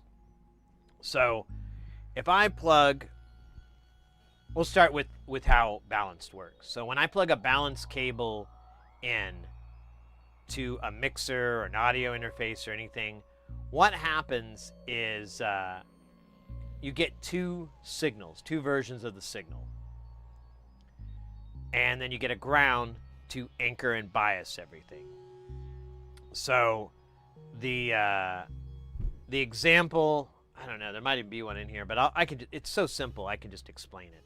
So the example would be, you'd have a sine wave, starts up and then goes down. That's the tip. And then you have another sine wave that's being sent that starts down and ends up. So they are 180 degrees out of phase. They are reverse polarity. They are the opposite of each other. If one's going up 4 volts, this one's going down 4 volts. And they mirror that. It's handled at the source to generate an inverse version of that signal.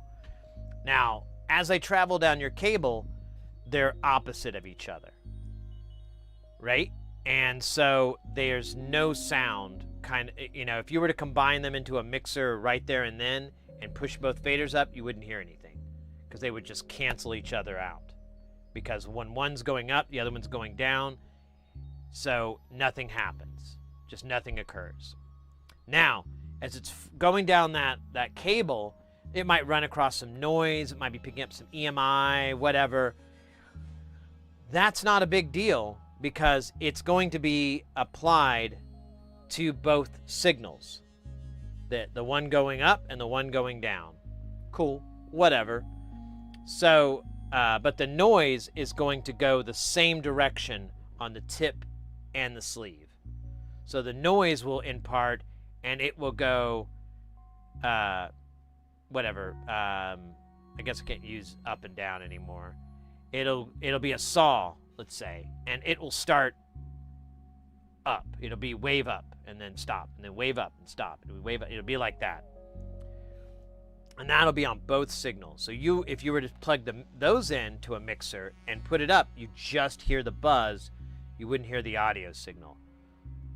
Inverse is true.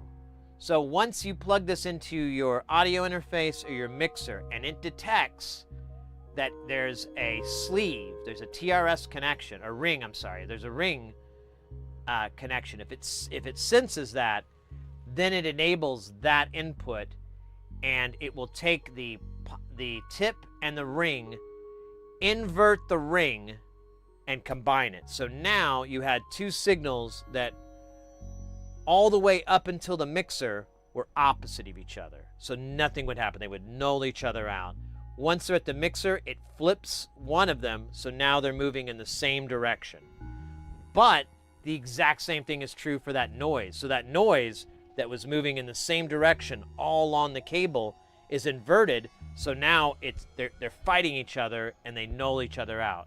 It's an old technology that was used in telephones, and I mean, it's been around for, I guess, over a century now. And it's kind of it's a really simple thing to get to you know, like how it works and everything. But I'm not lying. It took me a long time to like wrap my head around it. And even now I feel like, God, what was I wrong? What was wrong with me? I eaten a lot of lead or something back then? I don't know why I didn't pick that up.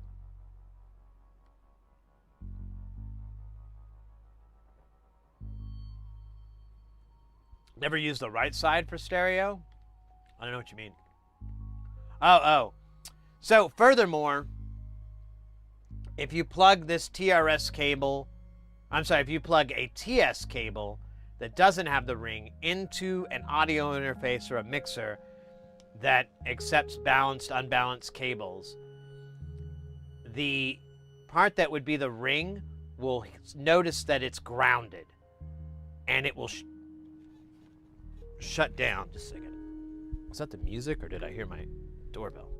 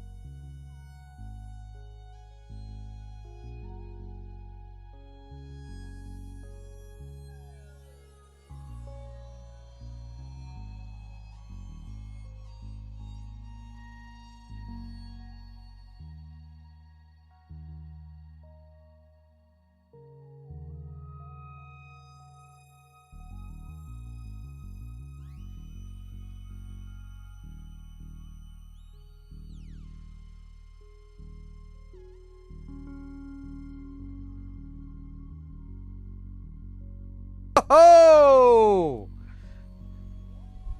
Ha ha ha! Hey, hey, hey! Guess who got it? I put my hand over. Yeah, there's over my addresses and everything. We got it, babe. All right, we might this might derail us because it's what I've been looking forward to being derailed about.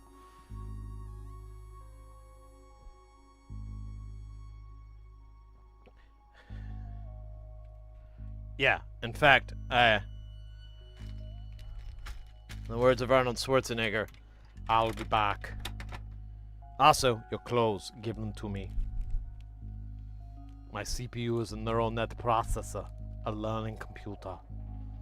Man, Arnold has a lot of great lines.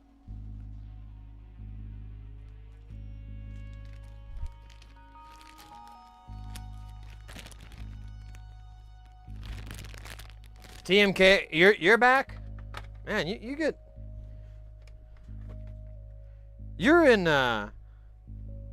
Europe, right?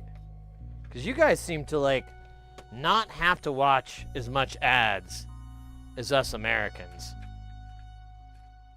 I don't know how Canadians are dealing with it. I don't know what their lives are like, but I notice a lot of the times somebody like, oh, I'm not watching ads. I'm like, how the hell did you get around that? 10-second ad for Red Bull. Hell yeah. All right, well, that's fine. I'm going to use the ad time to cover up my address and stuff on here. Actually, what did he put?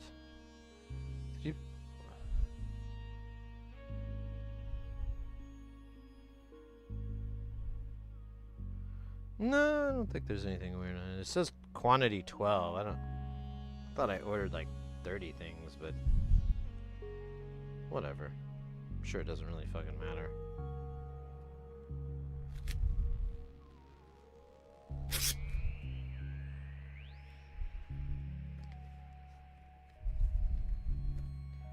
So funny, I'm going to all this trouble to cover this shit up, but I'm just gonna rip it open anyways. Oh no, no, no, no, no! God damn it. Stand by. I made a boo-boo. I knew that was gonna happen too. I was like, ah.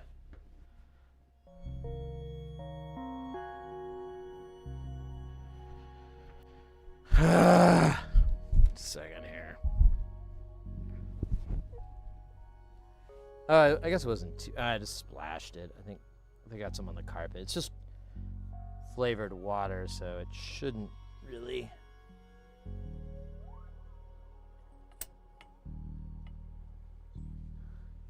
I think we're okay. I think we'll be all right. I'll put the towel off to the side just in case. All right, let me reconnect to the matrix here. Oh, I got a message from client. Just look at this really quick. All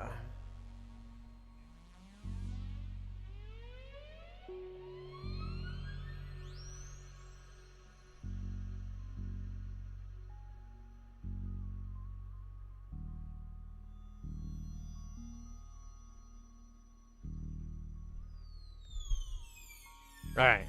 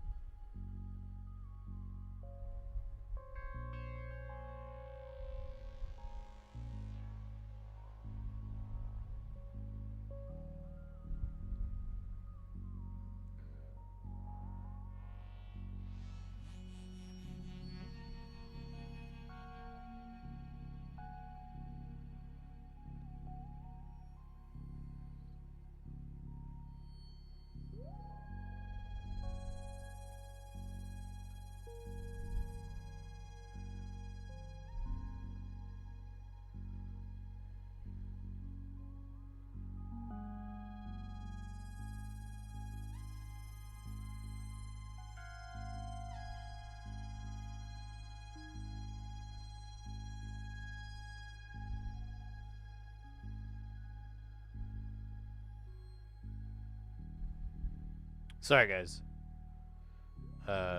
Client asking about project, so I just want to.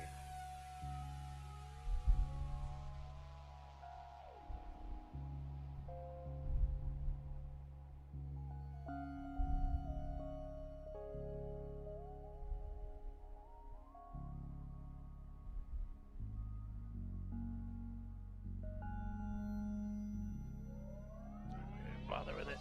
All right, thanks for waiting, guys. Sorry about the, like, everything happened at once there. I got a doorbell ring, spilt my water, and then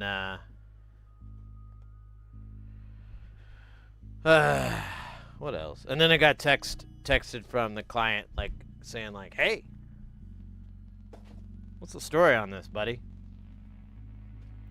They're all good, though. They weren't. All right. Let me circle back to where we were before I got all distracted.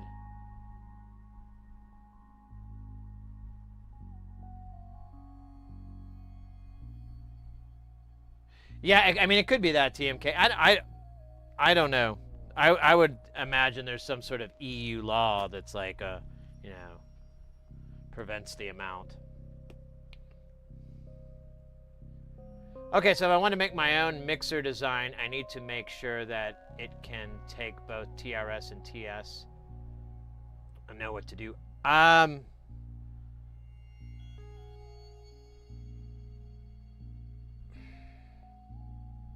wouldn't bother with making it balanced.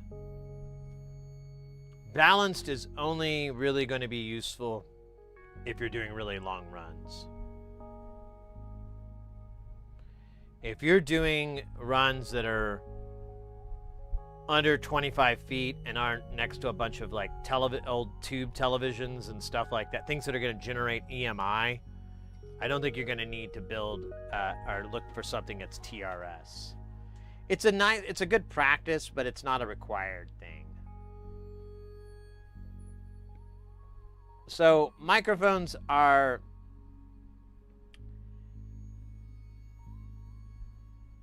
not balanced. Well, it's not the same thing. Because a microphone is, this. I guess I can understand why you're getting confused, because this is kind of a weird, confusing. But yeah, technically microphones aren't really the same as balancing. I don't think. Now I'm wondering myself. I haven't thought about it that hard.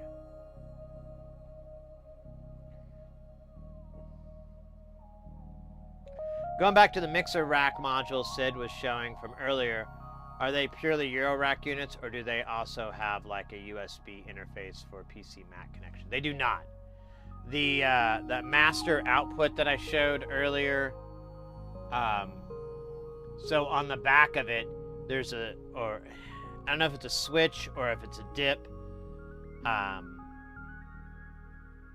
but you'll, or SIP, I should say, like a pin, like you do a little jumper pin, but you have the option for it to be line level or eurorack level, but no audio interface. If you want an audio interface, like a USB interface, there's nothing I know of DIY, or I can't think of anything DIY that would do that, but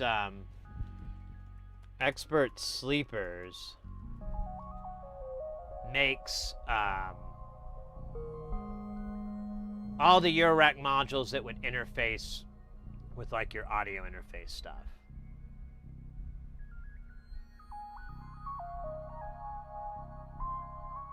And Expert Sleepers is really cool. They make really cool stuff, but I cannot warn you enough.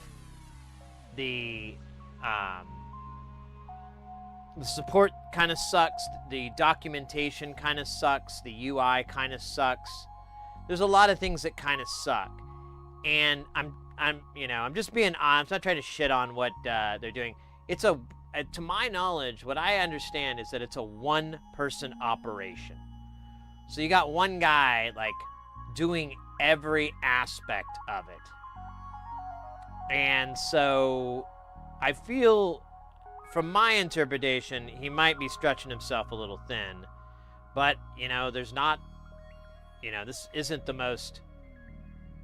like a business like you're making money hand over fist. Old Hat, welcome in. It depends on the mic and the connection dynamic. Mics ought to be balanced. Condensers you have low and internal preamps. Signal JFET is not balanced if the op-amp output of the other one is JFET in it. Could be anything. Yeah. That's why I was like, man, I don't know if a microphone would be that way. Because, like, a line signal and a mic signal, they're, how they interact with everything is different. Like, the way I like to think of it is a line level is a push and a mic level is a pull. And I know I know any engineer is going to be tearing their hairs out with this analogy, but it's just how I like to think of the signal flow. So with line level, if you plug something in with line, it's pushing signal out to the other device that you're going into. It's a voltage that's moving up and down that's being generated from that source. While as a microphone, it doesn't do that. You have to draw it by using the preamp and gaining the signal up and creating that environment to send the signal down. And that's what I mean by push and a pull. It's stupid way, but like when you're dealing with like two different impedances and, you know, you have to like visualize or simplify this abstract concept, push-pull seems to, it works for me.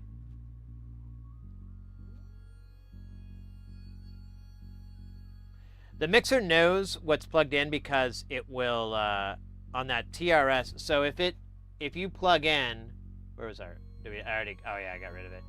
So if you plug in a TS cable, the 1/4 inch input will have a tab here to touch that. If it touches that and it's getting the same signal as sleeve, it grounds it out, it effectively just disables that because it's like, oh, I'm just ground. That means I'm not being used.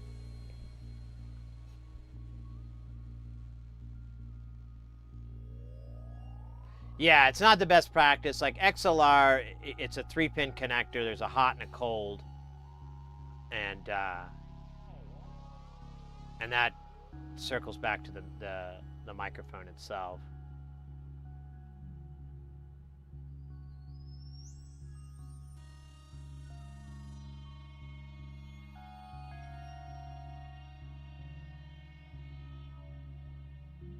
Yeah, you could absolutely random. Like both of those should work. You can't use them obviously at the same time. You can't use an XLR and a TS or TRS connector. But you know.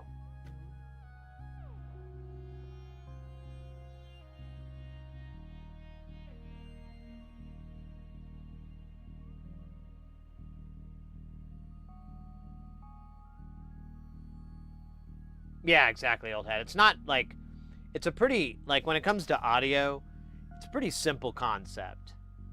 It's a pretty simple design, but as I don't know if you were here when I was saying it earlier, it took me a lot longer than it should have to grasp it. So if you're having any problems with this, don't feel bad. It's pretty common. And once you have your aha moment and you realize like, oh, you know, it's this, then you know, you'll feel kind of silly afterwards. Virgili, welcome in, mate. I don't know if I said hi earlier. Expert Sleepers has great modules, but they require you to take up a new hobby. And that coding would be an asset almost. They can be very in depth on or surface level.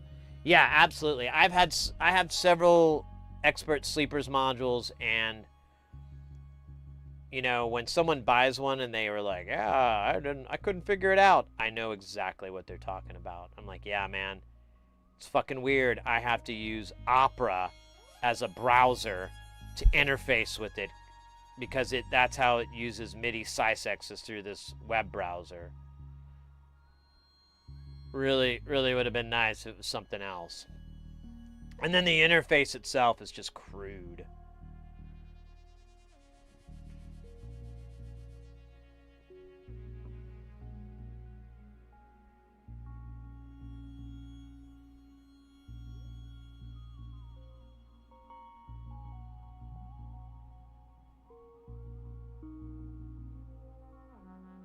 Yeah, I get it, old hat.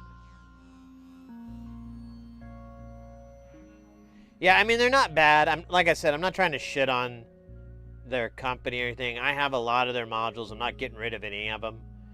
But it's not uncommon for people to have much more choice words about them. And that's just it is. Like, when I was in, when we were in Circa's channel, when we rated her, she had a couple of Expert Sleepers, and that was like immediately her takeaway, like, the customer, you know, the documentation isn't that great. I'm like, yeah, I know.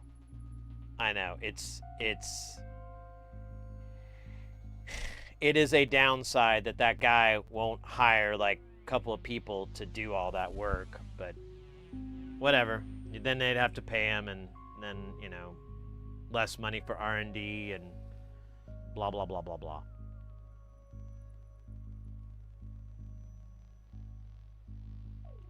Require Emacs to run?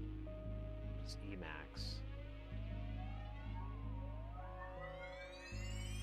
I recognize that, but I can't think of it. I'm not telling it to you, Sid, but the guy who asked. Oh, yeah, I get it, mate. Yeah, I'm not trying to get too thick into the weeds. If I had like a... I mean, if we really want to get thick in the weeds, we could go and look up a balanced preamp. And we could just point out how it works. But I think if you keep it on just a surface level on the exterior and just kind of imagine what the jack is doing, I think that's easier for a lot of people to make that connection. Because I feel like if we get into the circuit diagram and everything, it's just going to be too much, you know. Like, I don't think it's going to do us any favors. Yeah. For someone who knows electronics, it's super simple. But I think someone new, they're going to be like, what? You said Expert Sleepers requires Opera, so I'm going to require Emacs. Oh, Emacs. That's right. That's what I was thinking, but I was like, wait. Huh? Yeah, to my knowledge, you have to use Opera to do it. He has like some web-based stuff. He uses like a lot of web-based interfaces, which is fine, I guess. I don't know. It's like I said. If you want to get Expert Sleepers, go for it.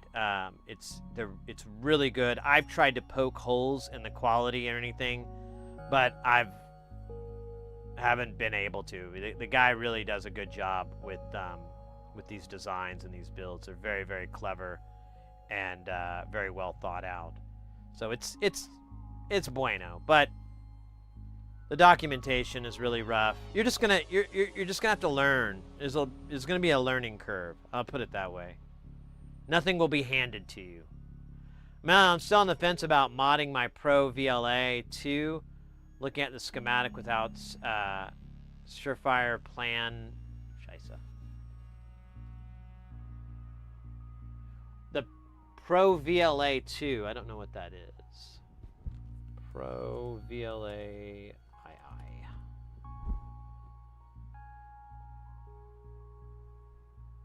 You bastards, you're not going to show a picture. Oh, the art. Oh, bro. Yeah, I had someone actually hit me up to do this mod. And if I remember right, they never did, you know, I was like, all right, man, contact me when you're ready. And we'll get shaken. And that never happened. And I really wasn't immensely interested in doing it, so I didn't really push it. I didn't like go, hey man, what the hell? There's a lot of stuff like that. Like someone will ask me if I'm interested. I'm like, yeah, I can do that. And then like time will go on. I'll be like, oh, I haven't heard from that guy. Hopefully found somebody else. Cheaper. Okay, so I'm trying to find a goddamn photo of it, but do you have a link for the mod? Do you have like a walkthrough for that mod or anything? That would be nice. That would be super. Yeah, it's a compressor, I remember. It's pretty sick too. I mean,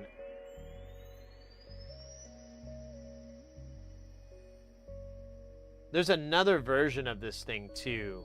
I think maybe that's what I was supposed to mod.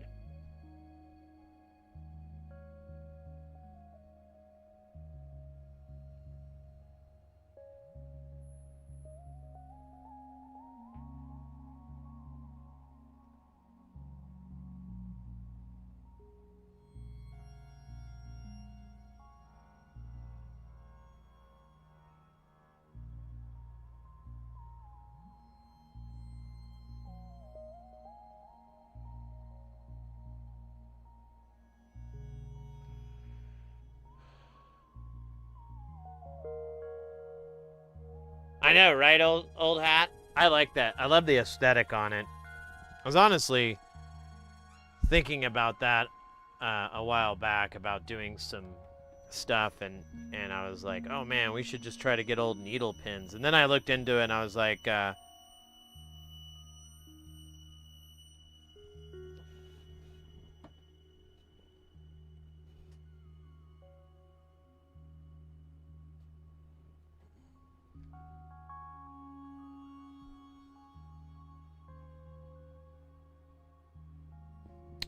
all right.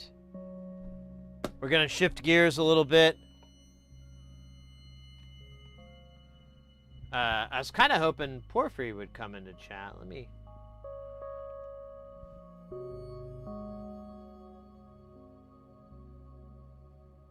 I guess they're, got their thing going on. Marantz NPM 1000.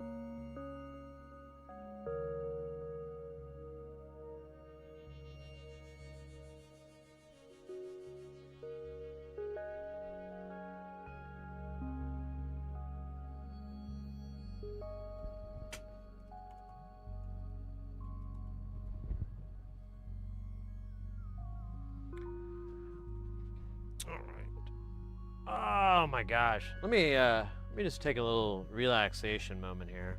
I mean, I'm just gonna lean off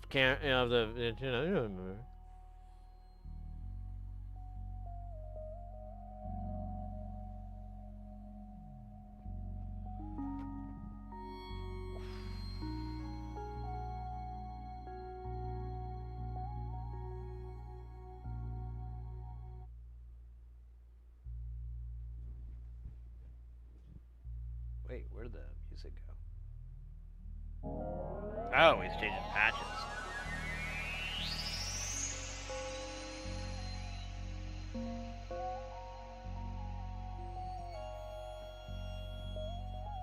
Oh yeah, back when I was in off-roading, I rebuilt these Soviet meters so that cracks. Oh, neat.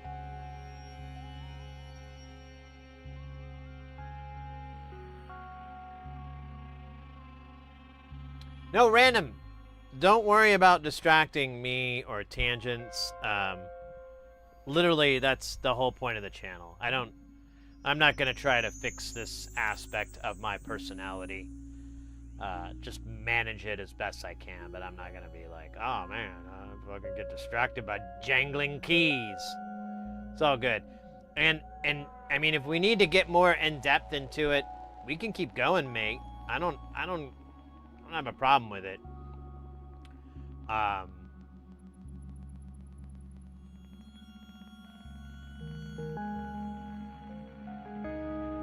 Panel. Oh yeah,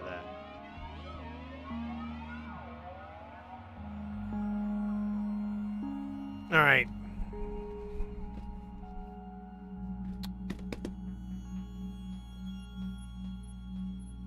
This is going to be a little bit epic, guys. You might want to remember where you are. Look around the room a little bit. Take note of the weather, the position of the sun or the moon. Recall the last meal you had prior to it. Mine was microwave pizza. Well, it was pizza from last night that I heated up in the microwave.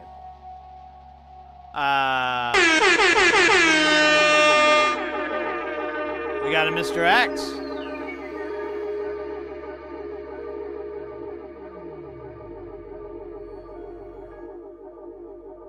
Take note of what song you might have heard on the radio, because you're gonna want to remember these details when you're telling the story of when you were on the internet and you saw Sid open up his package from Australia.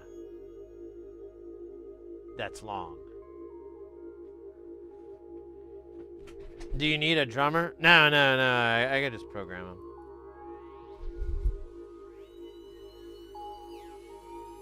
Mr. X, you came at the perfect time. We're we're finding out this pocket knife blade is about as dull as a spoon. Interesting shit, huh?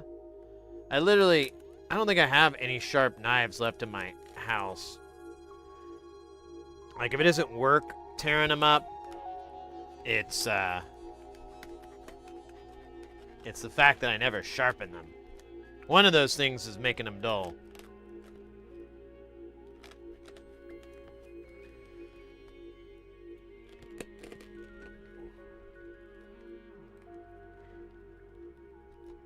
He's not the bus, Frylock. He's in the bus. He's not in the bus, Frylock. He is the bus. Oh, I fucked that up. It's a damn school bus. Huh? Oh my god, yeah, I gotta keep going to the edge here. Oh my god, it just keeps going. Maybe I should... I kind of do have a thing to sharpen knives. I don't think this is the best time. But I'm really realizing I should sharpen my knives.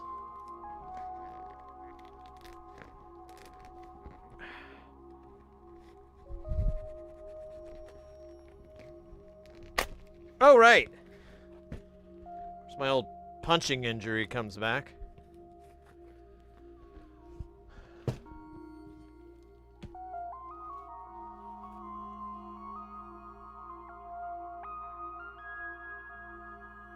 I know, right? I'm surprised it didn't get pulled. They're like, this has that new smack they're shooting up on the streets, the China White, coming from Australia. See, they smuggle it through Australia. Go put our best two cops on it, Crockett and Tubbs.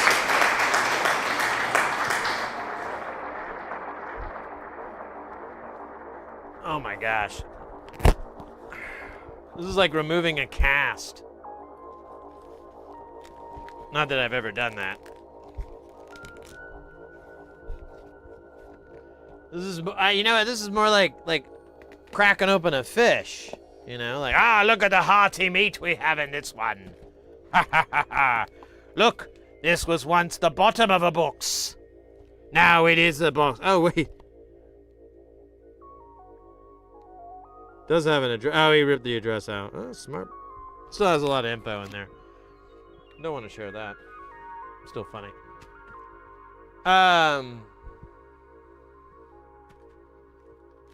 We're 10% there.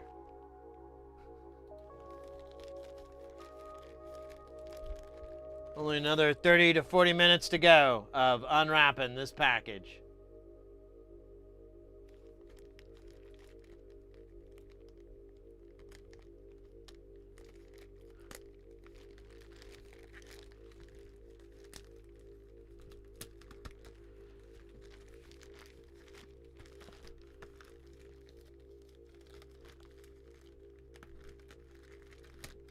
Man, the blade does good on plastic.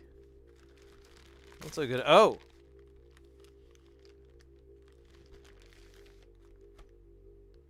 Dude, it's like more like everything in here has an address. That's funny. All right. Shall we unsheath it?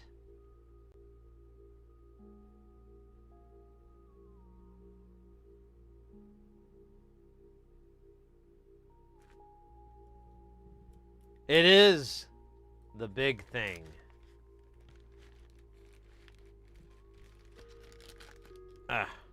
Hold up. It's not going to come out cleanly. I got to give it a little extra room here.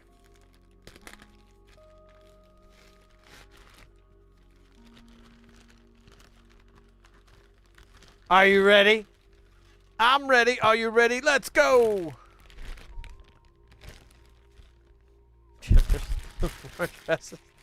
Man, this man knows how to recycle. I could take a page from this book. All right, so we've got several candy bars here, And then we have the golden ticket.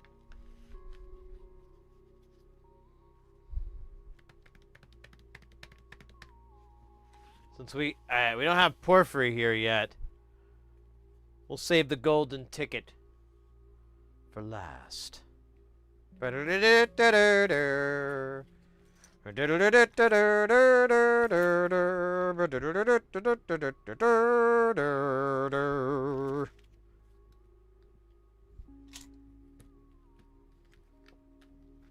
right. Where do we start? I'll tell you where the hell we start. At the beginning. So, if I remember right, I bought like a astronomically large amount. Oh, you are here, Porphyry. I didn't see you.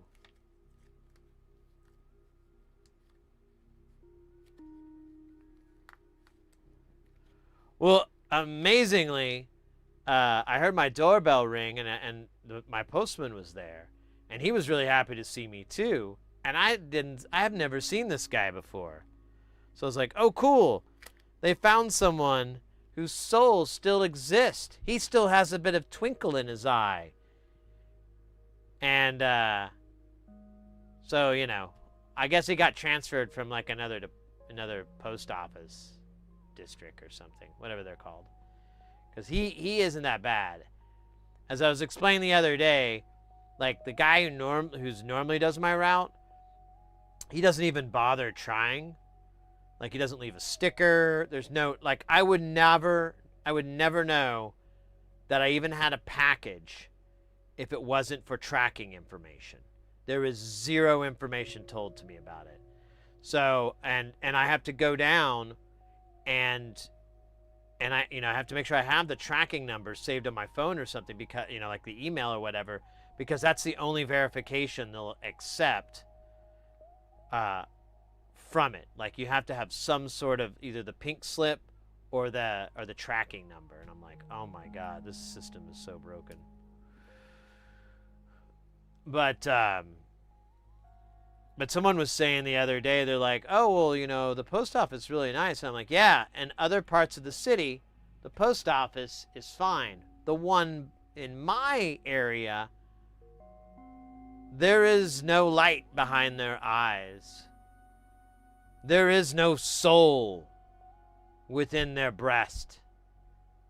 They could be like really elaborate Jim Henson puppets. They are completely dead inside. No, the puppets would have more life. These people, it's gone. They are waiting to clock out, and that's it. They're just there to perform something. It's like, it's insane. Now, there are some exceptions here and there, but that, I've been living here for like 16, 18 years or whatever. In this area. I used to live in another area. Always the nicest fucking people. All the fucking time when I went to that post office. Living here, I like crossed just over into this other postal district. It's right on the edge too. And they are broken men and women. They have nothing. You understand? There's nothing. No joy, there's no happiness. It's awful. It's really kind of sad. So I don't like going to pick up mail there. I was going to get a P.O. box there once, but then I was like, nah, I don't want to go to Sad Town. No, thank you. Anyways. A happy postman? You have those? Well, you know, honestly, they're pretty nice. Like, I still have to go to that post office that I'm referring to, and because that's where I like any packages I mail out, I use them, because one, they're physically closer, and two, they have better hours, and three, they have light in their eyes. They're really nice. Like, I accidentally gave them, I put a bunch of packages in the mail, and I screwed up, and one of them was UPS. And I was like, I went up to the line and everything, and I'm like, listen, I am so embarrassed. I'm so sorry. I had a bunch of packages to mail out, and I accidentally put a UPS package in there. I meant to take it to their drop-off. And they're like, oh, okay, yeah, no problem. Did you put it in the thing over there? I was like, yeah, I just dropped it in like 2 minutes ago. It should be on the top. And I gave them my info and everything and the address and all that to confirm, you know, like willingly. And they were like, yeah, that's fine. I think I saw you do it. Don't worry about it. Here you go. I was like, oh, thank you. And I was like, you know, pretty embarrassed because I'm like, what a fucking chode.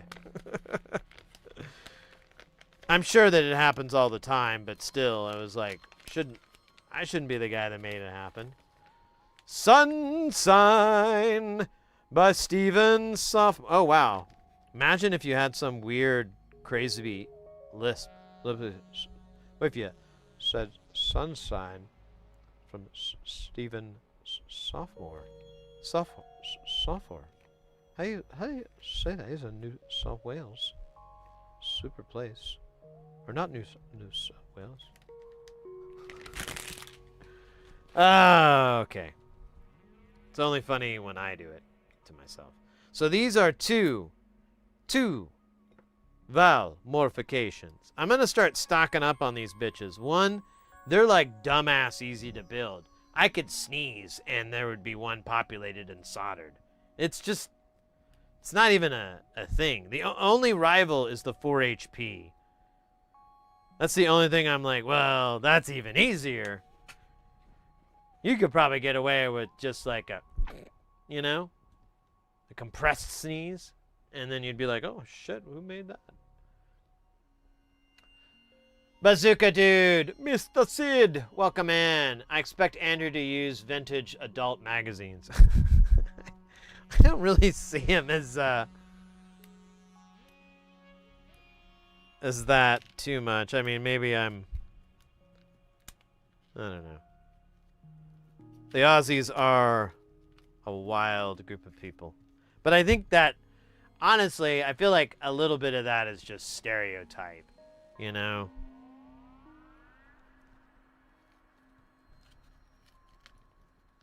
I think that's a bit of a stereotype. Could be a monotype, though.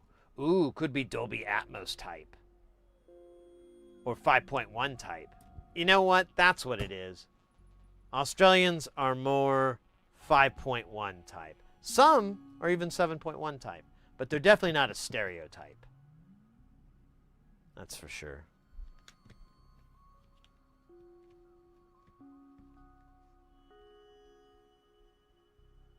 I'm enjoying this new t-shirt I got. The Slayer logo, but it's AC Sister.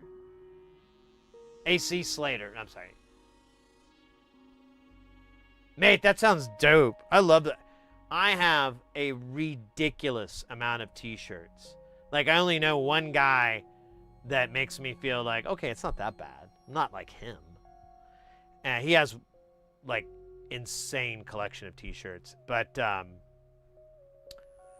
and for the longest time, like, just silly, funny shirts like that was my thing. Like, I had so fucking many of them. I was streaming for a while. I'd wear the headset mic, and I'd wear t-shirts on. But then I realized, like, most of the time I cut myself off right at the chest, so you never really see the stupid t-shirts anyways, because I don't have my camera that high up, so you can look down at my girls, you know, lean forward, you know, a little. There's not really much room for that in the sci-tech world for a guy. For a 47-year-old man. And don't think I didn't try, all right? I had some experiment. I was like, you know what, Sid? You got to dress a little more cutesy. Horse. You got to dress a little bit more cutesy. Where did I break it? Oh, there it is. You know, I've got the mics. We already did a little bit of ASMR. I watched that too, and I was like, I think it was funnier in my head. What was I? I was putting myself down, but it was like I was also putting other people down at the same time. Ah, fuck. I kind of forgot what I was talking about, because I started thinking about how bad that bit was. How bad I thought it was. It wasn't as bad as Jason Statham in Redemption. I mean, he was alright in it. The whole movie sucked butt. I feel like if I recite that enough, it will unsuck itself. The movie. The movie will unsuck it. Well, you know, it doesn't help.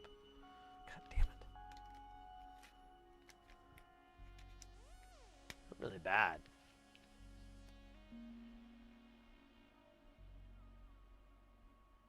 Yeah, but that's, you know, Mr. X, that's a cultural thing, you know. Do you have over 100 t-shirts? Oh, yeah. Way more than 100. I haven't counted it because if I count it and I let it slip, Mrs. Hersey might make me, you know, get rid of them. Let me put it this way. I have 3 drawers filled with t-shirts. And then I have another 2 dresser drawers that are just in the closet for t-shirts that I rotate out. So like every 6 months or so, I pull out those ones in the closet, those drawers, and then I go through and try to figure out what t-shirts I don't like to wear so much, and then I put them in there, and eventually I feel like I'll create a drawer of just t-shirts I don't really like so much anymore, and then I'll set them on fires. I don't know, I can give them away or something. I take pretty decent care of my clothes. Oddly enough, no one else seems to.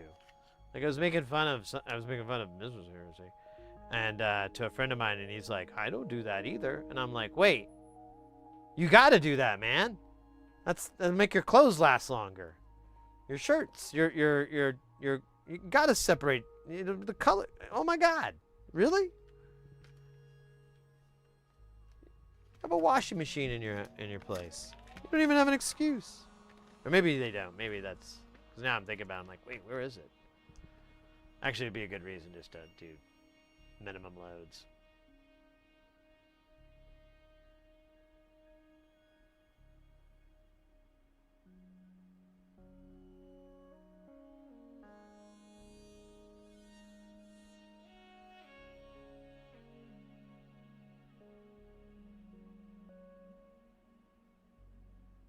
Yeah, new Bruce Willis. I like that. Comparison. And what's awesome about Jason Statham is that I've seen interviews and stuff with him, and he seems like a fucking down to earth dude. Like he literally is like, I lucked into the coolest job in the world. I have so much fun at my job. It's not that fucking hard. I just look in the camera and furrow my brow, and then I like spend about a week learning a fight choreography with some of the most talented fight choreographers and stunt people around, and it's in these beautiful locations. Sometimes I'm in sound stages, sure, but sometimes I'm just like seeing the world. I'm in Madrid. I'm in some other great city. I can only think of Madrid, right? I don't know why. It's pretty. Madrid is beautiful. I mean, you can't fight me on that one. But anyways, like I think he always feels that way. That like he realizes he's lucky, instead of it going to his head or anything like that. And they pay me money. They pay me so much money on these movies. I put out like 3 or 4 a year, and my fans, the people that love my movie, that come to my movies, they love it. They're like, thank you. We need more. Have you ever thought about a TV series? I think that's how he is. That's the impression he gives me. And that is even more awesome. It's like, man, this guy's awesome. He didn't even take himself seriously. This is great.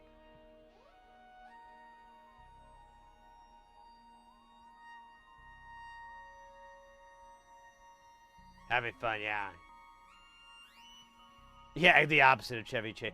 Well, I was watching this weird, kind of, I don't know what the fuck it was. It came up on my thing, and I thought it was going to explain something else, but it was about, I think his name is Marcus Wong, and he played the character Tank in the first Matrix movie. the guy that, in the last scene, he, like, shoots Cypher and brings everybody back, even though he's wounded very severely.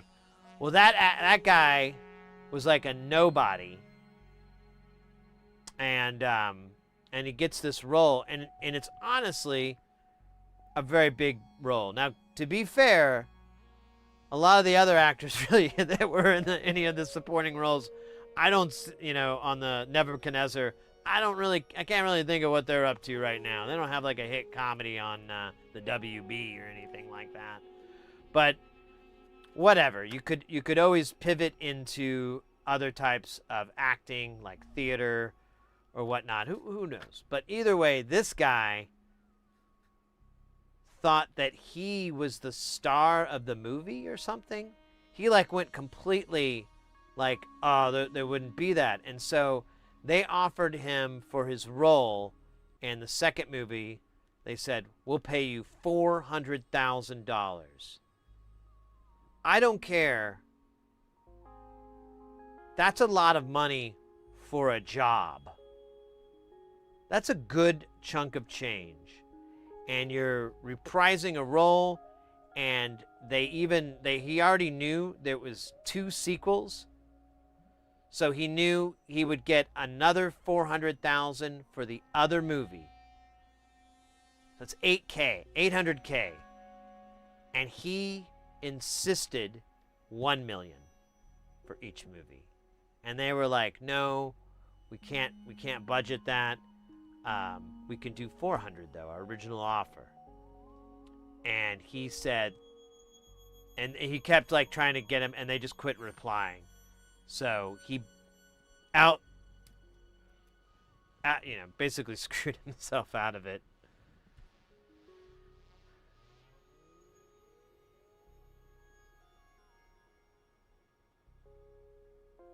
$1 store every time she gets home from the U.S. Even if she does.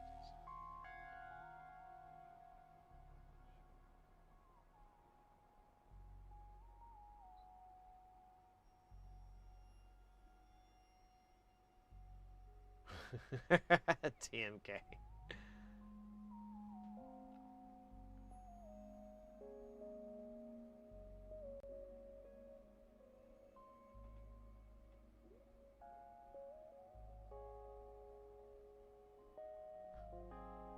The star enemy. Yeah. So I'm confused here. I've got this part, and I've got. Okay, so this is the. Okay. So that is for a buddy of mine. So I get. Here's the 2 panels. That's the mustard's custard. Moog. Yeah, so I got another Moog because my first one doesn't work so good. And I don't know if it's me or the Moog. So I'm going to build it again and see what happens, compare the 2. It's kind of a stupid way to do it, I know, but I don't. I tried. I seem to remember trying everything but the kitchen sink. Liminal, welcome in, by the way. Sorry I was a little late there. Ooh, this is a thick bar. That's all I got to say about that. Just a yum sound. Thick bars from Sid Heresy. Now available at Trader Joe's. Enjoy some thick bars. Made by the man himself, Sid Heresy. And then you have like a little. Try my bars. Put them in your hands. Not in your mouth. Okay. Maybe we work on that a little bit. I feel like we could test it out a little more. Maybe get some writers. Do Do you guys know any writers? Like, can we get the guy who wrote Friends, the TV show? What's that guy's name? Or, wait a minute, I don't know that person's name. But we could get the guy who did the Breaking Bad movie or the TV show. It's Gilligan, the guy from the Gilligan's Island.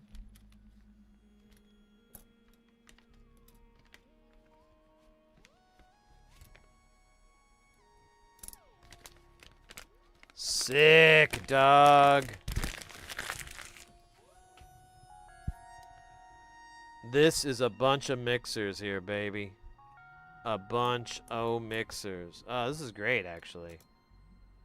There's 1.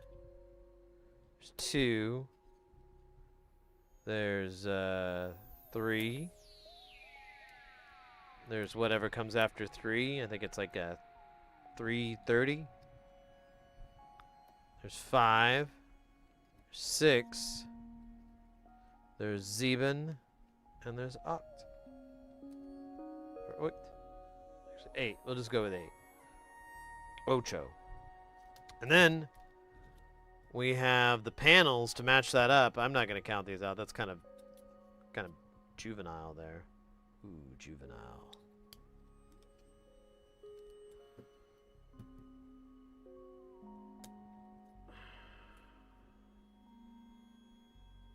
Bueno, bueno, bueno.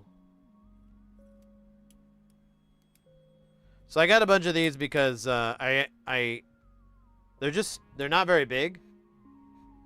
Naturally. They're 4 HP and they do attenuverting functions. There's a biasing function. I was like, man, these things are like insanely useful. I need more than 1. So I went with 4 for Jamtown and 4 more available for Space Station. I'll be honest, I don't know when we're going to build these. It's probably not going to be anytime soon. Probably just like something to, to build for the fun of building it. And then I might keep them off to the side for a while. We'll see. But I'm pretty fucking hyper. Dude, I can't get the tape off. I don't even know why I'm trying to save this. It's like Data in that episode of Star Trek.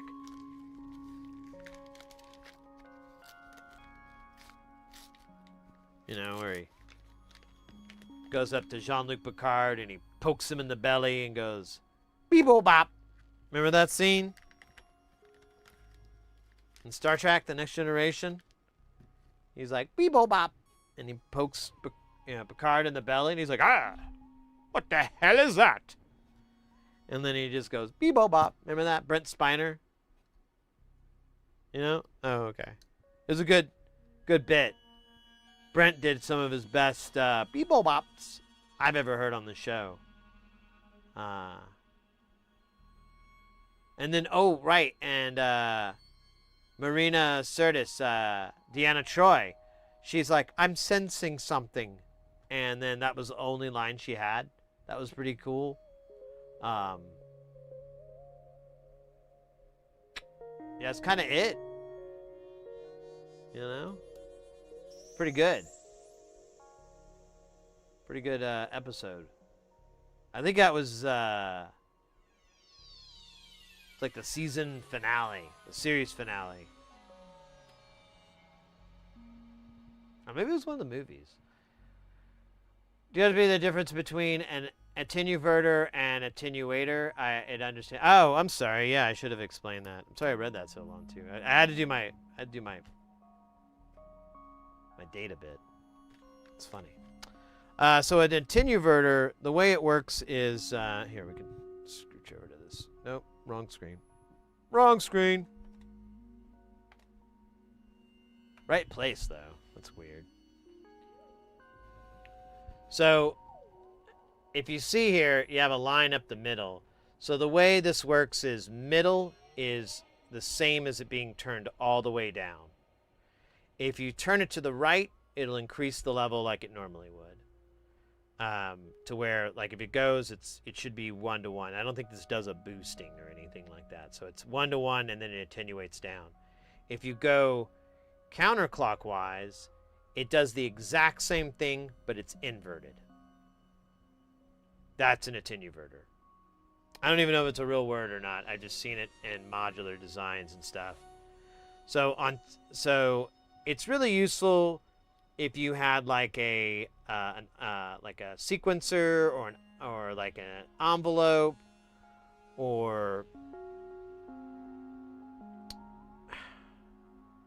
I don't know, if you had like two signals and you wanted to put them, 180 out, things like that, if you wanted to invert them and whatever, this would be useful for that. It also has the biasing option. So if you had CV coming in here and, well, it comes in here technically, but, and you're pooping it out and you leave number 4 unplugged, you don't have anything in there, this knob, if you turn it to the right or left, or if you turn to the right, actually it would be full line. So middle would be no effect, but if you turn to the right, it'll shift everything positive.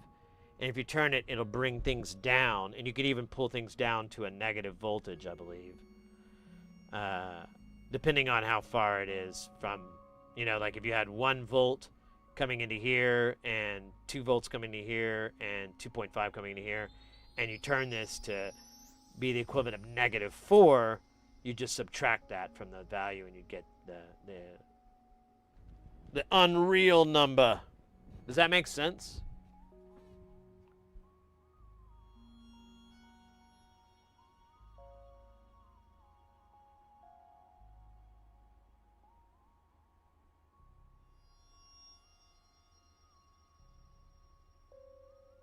Yeah, it's a really common thing to put in eurorack and modular is to have some sort of attenuverting deal where you can just invert it, or you have like some sort of control on being able to flip it around.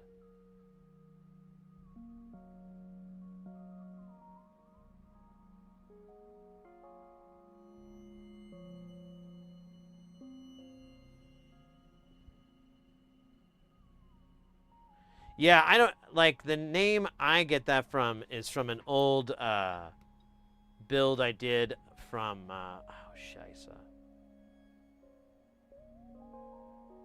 Oh, Phonotronic, who's this German DIYer developer kind of guy. He's still kind of around in the scene. He's definitely mellowed out, but when I first got into modular, he was really big.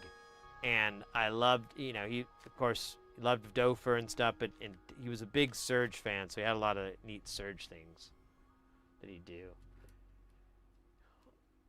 It can be called an offset, too. What, an attenuverter? Or are you talking about the bias thing? It literally says offset. So I think never mind, that's what you're talking about.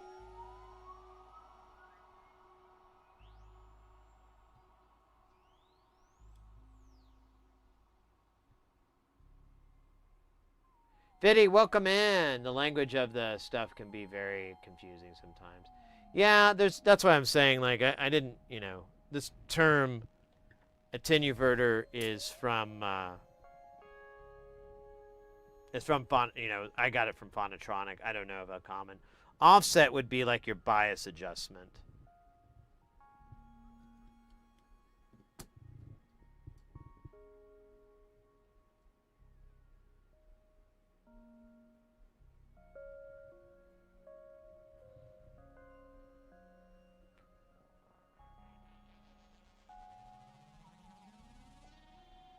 Yeah, Bazooka, that's how I got into this. It's one of the reasons I got into this. I didn't understand what it did, so I'm like, well, if I build it, I'll figure it out, right?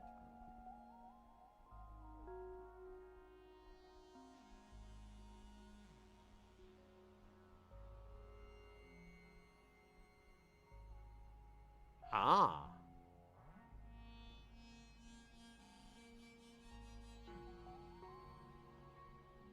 So attenuverter, attenuator. Well, I mean, it's just combining the words inverter and attenuator.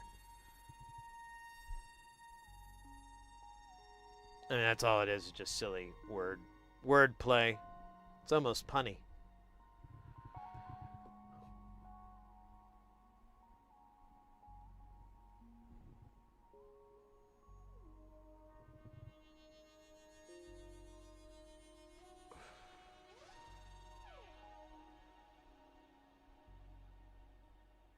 I've never seen the term polarizer. I haven't seen that one yet. Not saying it's not a thing. I'm just saying I have not ran across that yet. But you know, like a lot of companies, they'll come up with their own nomenclature for stuff. And like sometimes I don't recognize that term that they'll use. And then I'll see it and I'll be like, oh, you mean a burr. Oh, that's the okay. Now you know, there's like that connection that you're like, oh, now I get it. But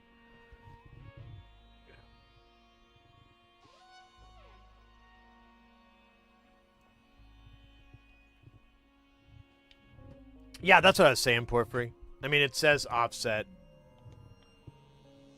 on there. You can call it an offset. You can call it a bias. It doesn't really matter.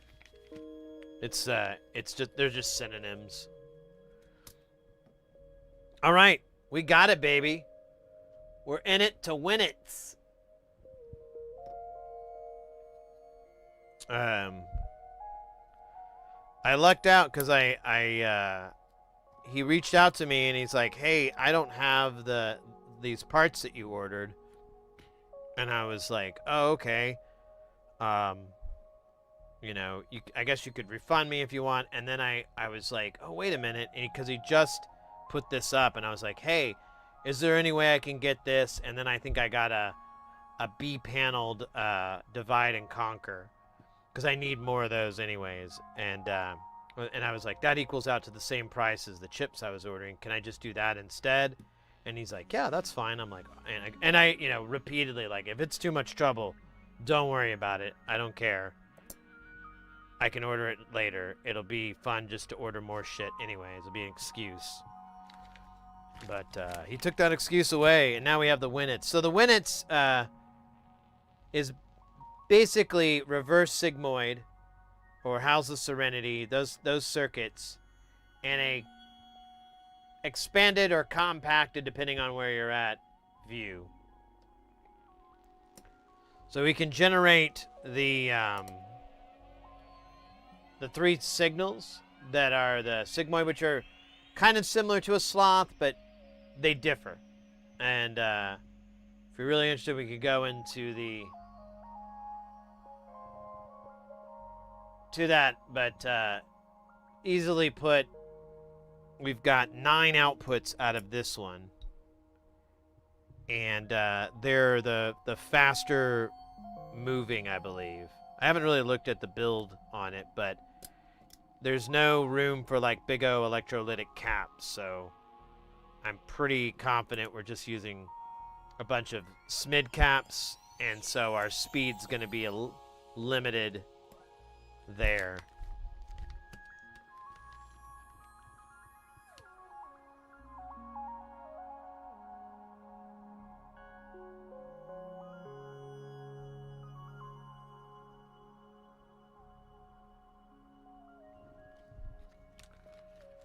And, lo and behold, there's that divide and conquer.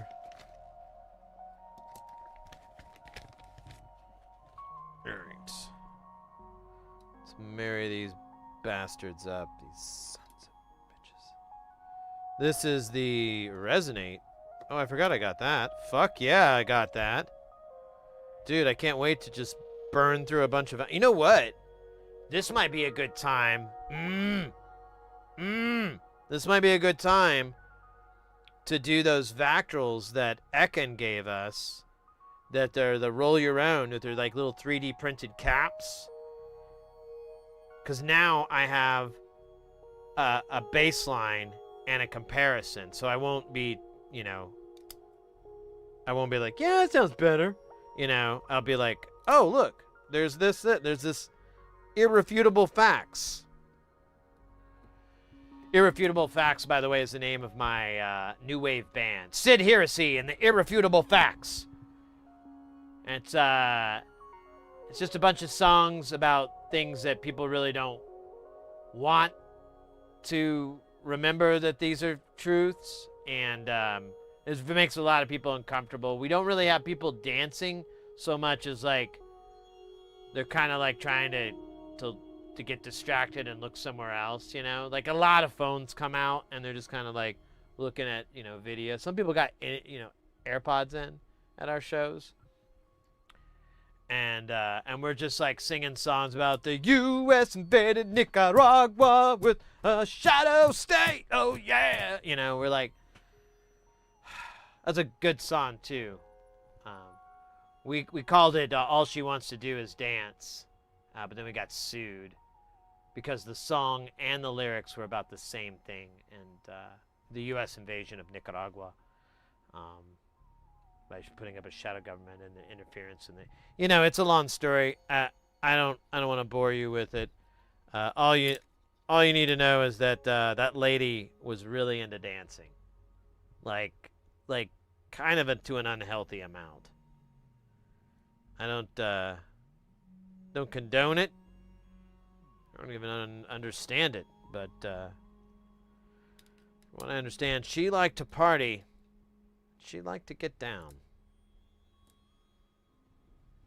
Maybe it was more of a critique of the patriarchy. Never thought about it. No. Being so dumb.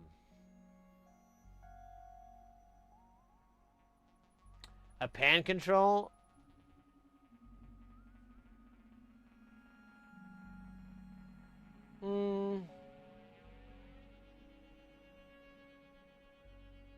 Not so much.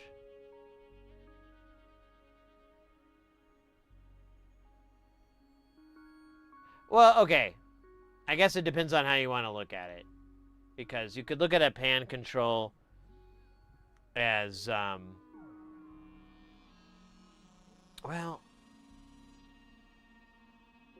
yeah, it's a crossfader, exactly, Mr. X.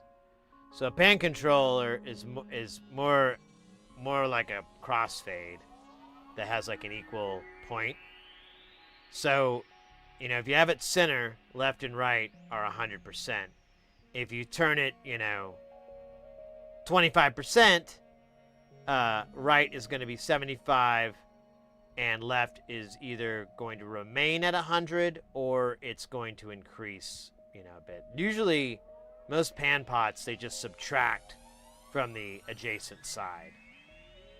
Like, if you build one, like one circuit I know of is you use an LM13700, and you use two of those, and you just have an inverting circuit. So depending on what the voltage is, if it's zeroed, it'll give both of those open the amount. But if you turn it, one will go down and the other one will move up.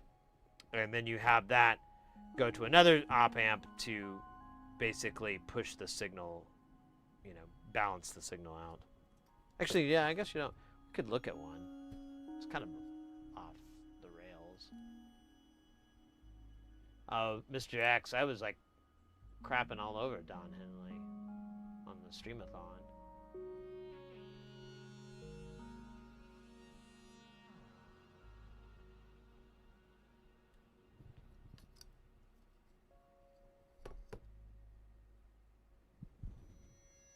Similar topology, I'll give you that. Like, you know, a pan pot needs to be at the middle point. And when you start off with an attenuverter, you want it at the middle point. You don't want it turned all the way to the left or to the right or anything like that, because the center is where unity would be. Although in that case, it would just be infinity. All right. Now, I think these are for a friend. Let's see. This is the chopper. Here we go. We get to the chopper. And this is the router. And I think this is what they wanted. The router. Well, here, I can just look it up real quick.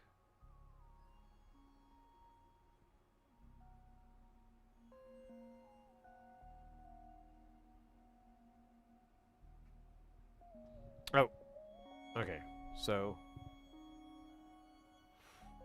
chopper and BiDi chopper. So not the router. I guess I got the router?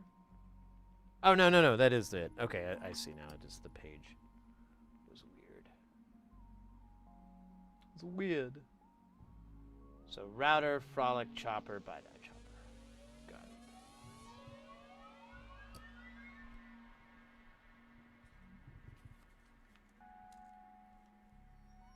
Who's your daddy and what does he do? Fuck you! Fuck you. No, fuck you. Fuck you.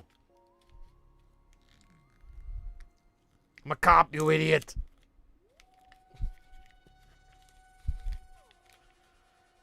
I found that soundboard this is like probably a year ago. I was going through it playing it. It's kind of fun, and also I was like, this is really what the channel has deteriorated to. Me just doing a soundboard from like the early aughts, late 90s, honestly. I don't know. It was pre-millennium. All right, this is Burns Timber. I have not built this yet, so this will be a new. Okay, so this is low pass gates, not Bill Logic gates. And then this is the BBX. And this is Burnham's. This feels like Burnham's. Oh yeah, dude. This is definitely it. Hell yeah. We got Burnham's timber. His arms wide. Then we got the dual LPG. And, oh yeah, I went with a goth version of the VCX for Jamtown. I don't know why I did that. Not exactly sure, but whatever. I did it, and I'm not mad. I guess it makes sense. Like, Jamtown could use some more filters. It, like, has a lot of filters, but I ran out of them, and I was like, oh, shit. This is a horrible feeling. Not having enough filters. It's like not being able to perform. On stage. Not being able to perform on stage. All right? I don't have any problem performing in other places.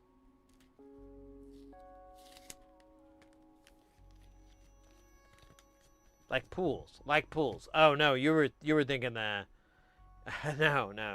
It's nothing nefarious.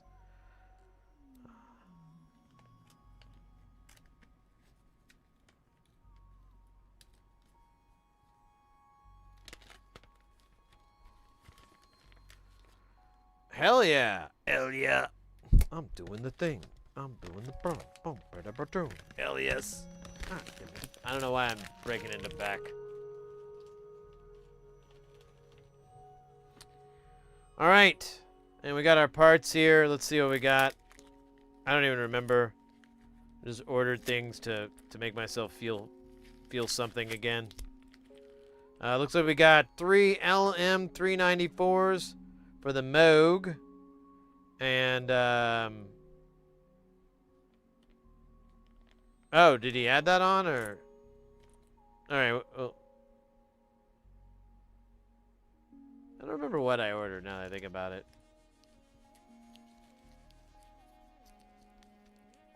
Maybe he hooked me up. Did I order those? Did I have the foresight to do that? Did I have the...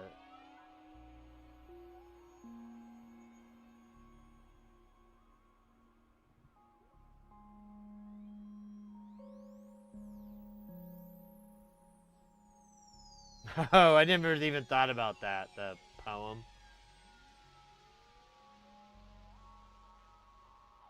I haven't seen Kindergarten Cop in a very, very long time. Oh, my man hooked us up. Our boy hooked us up. Let's go, let's go. Well, wait a minute. Didn't I order 2 of those? What did I get here?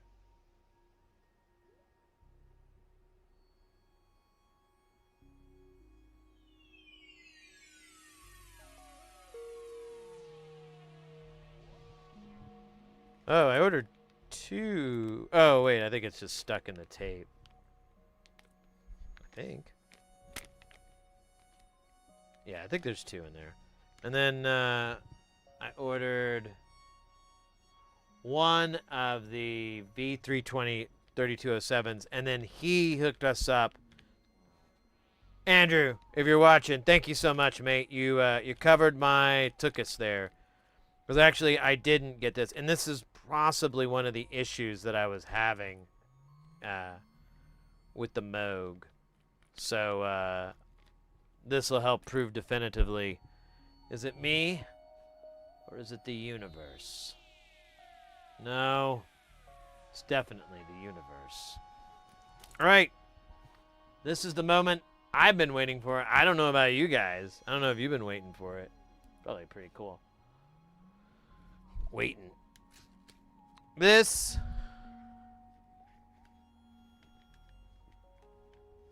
will not be. We should recite the Ozymandias as we open this. Maybe I'll do some videos and I'll just do some recitation of. I am Ozymandias. Look upon my work, ye mighty, and despair.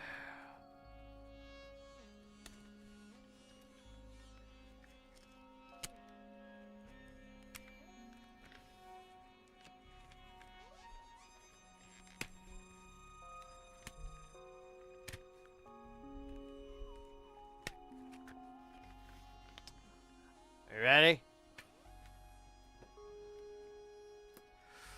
Ooh, maybe I should have made this big pile here. And that's what I say in the bathroom every day, too. But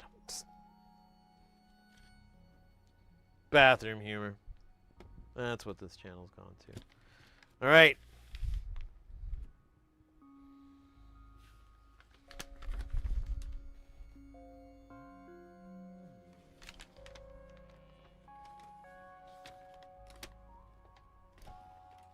Dude, what the hell is this paper for? Oh, this is... I'm glad I didn't mess this up. Alright. First round. Hell. Yeah, dude. Oh, we got an ads. I'll wait for the ads to end. I didn't notice, so I could have... Probably could have.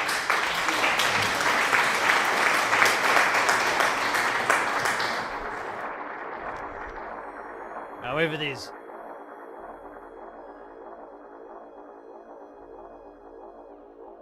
These petty ads.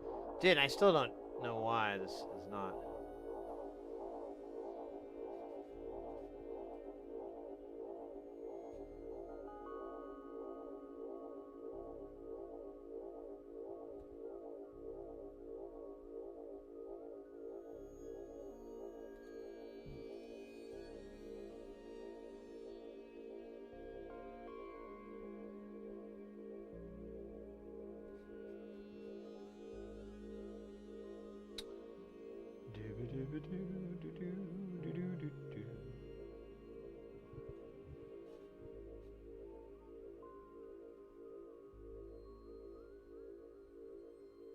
Oh, he's cut away never.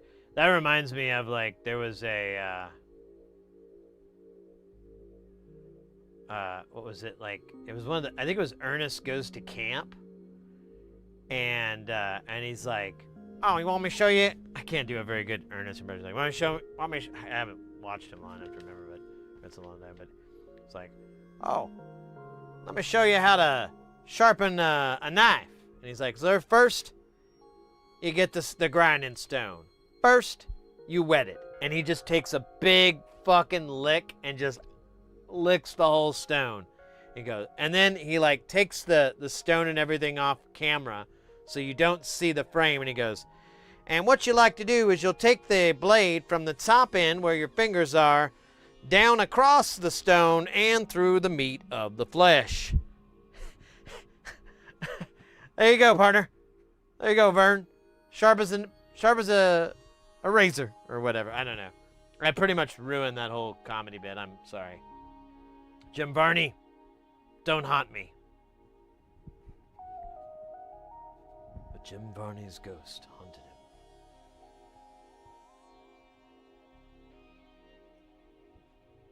All right, we're back from the ads. I hope that was ad-rific.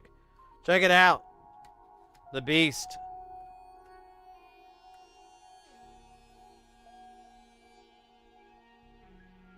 The font on here looks pretty sweet. Like the print on it, I dig it. I dig it. All right, that's those. And then, look at this shite. Here, let's switch over to this camera so you can see. It doesn't even fit in the fucking frame, it's so big.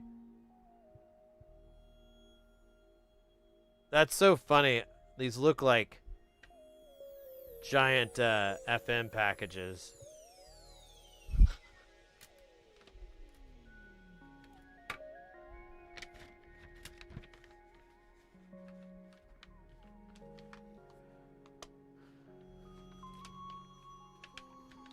All right.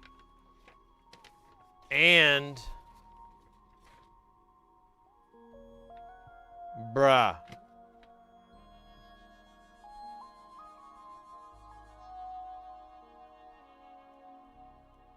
I got like a little bit of. Well, I think I can brush that off, scratch that off, maybe. Oh, it's on there. Oh well. This looks pretty nice. Pretty nice. Oh. Oh.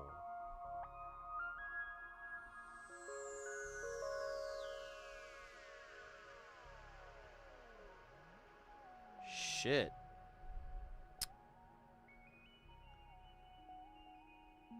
That's amazing. That looks really cool. This is going to be a fun project. It's going to be a long project. What is this? Overall circuit for Electone section.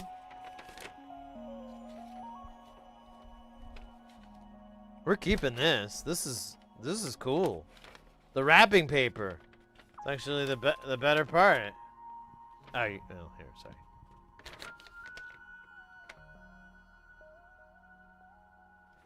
Yeah, I'm kind of happy about that. I do need some way to store this, so I think I'm going to keep using this as a way to store it, but you didn't solder it in one sitting? Yeah, we'll have to have like a marathon stream to do it.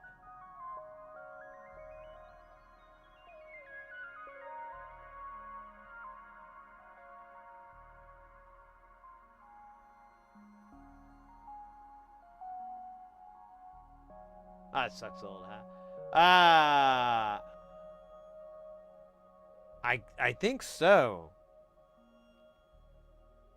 It's the only thing I know of.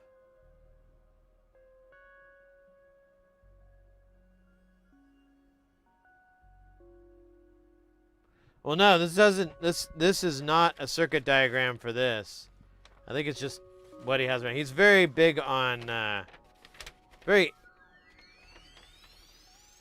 very good at recycling. I don't think he's ever spent a penny on packaging.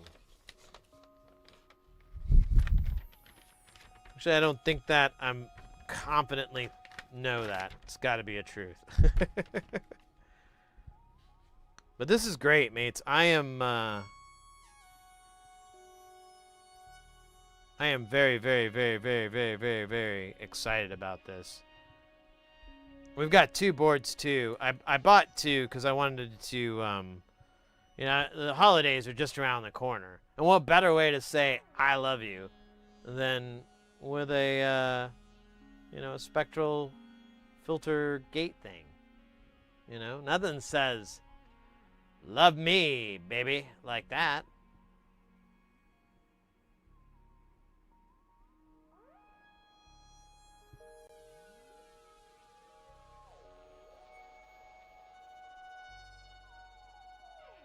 Yeah, well, all the information we need is online, and I'd rather read that than a big paper fold-out. I do like big paper fold-outs, don't get me wrong. The pinball machine that I've been working on, I found someone that did like a large full-size print. You know, they didn't just print it out of their printer of the schematics, and they're large like that. And I kind of was thinking about it because I'm like, oh man, that would be kind of nice instead of like scrolling back and forth between these two bloody oh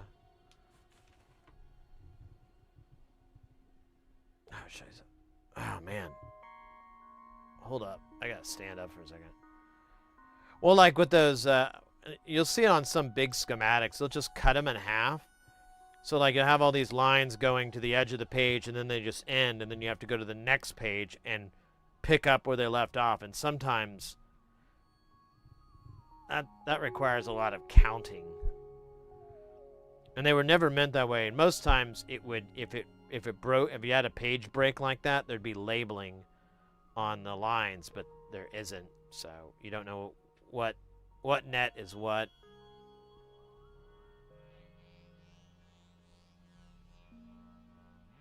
Have you ever read a canticle for Leibowitz? No.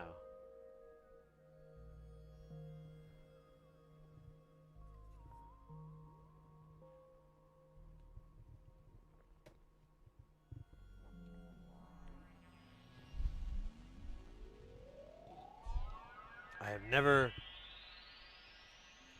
heard of that.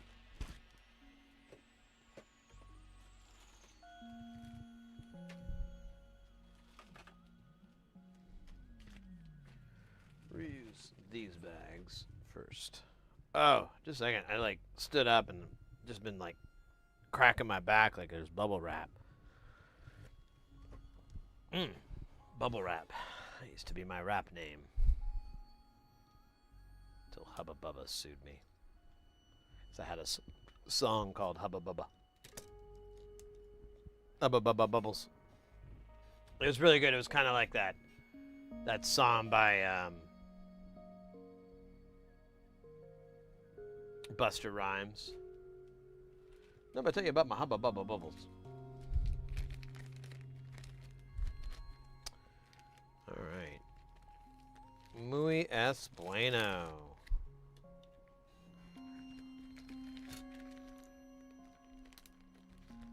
I go visit my buddy Friday. Bring him his new modules.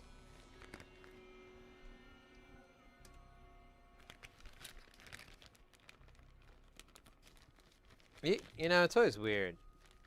I used to like watch the channel and then they just stopped and they never have again. And I can only assume they just got frustrated with me, which is, you know, I get it.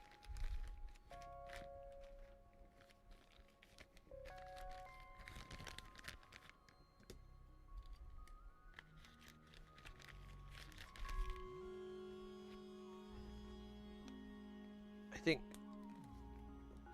sometimes people misinterpret my enthusiasm for professionalism.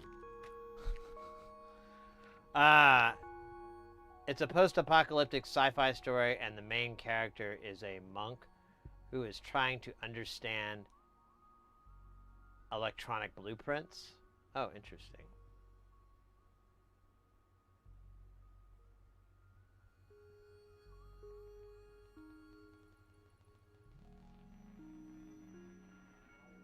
It does sound kind of like a fun book.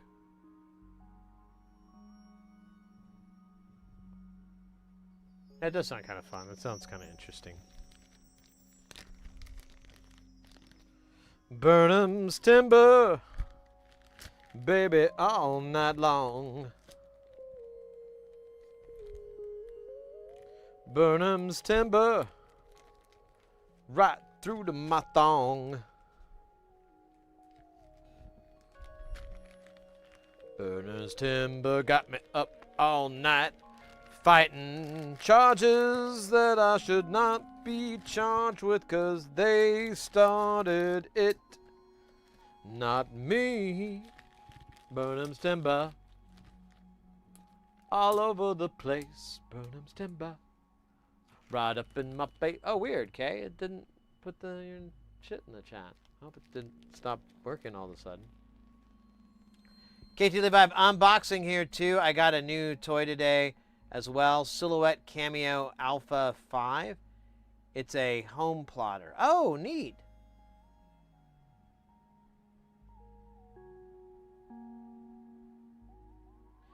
Yeah, no. Did you see the giant board? The thing is huge. It's like a small child, like a really small child, like maybe newborn baby size, but a little a little bit bigger than like most new. I don't know. I haven't seen a lot of newborns. Like for some reason, people don't like to show me them, and I think it's because I make a lot of jokes about attacking babies. And it's just jokes. I'm not serious, obviously. I mean, would never do such a thing. But I don't think they you know how parents are. They're like a little protective in the beginning, and maybe like 4 kids in, they're like, let's just let Sid be Sid, and let's get away from him. Oh shit! I forgot to put this in here. The fuck is going on in tape?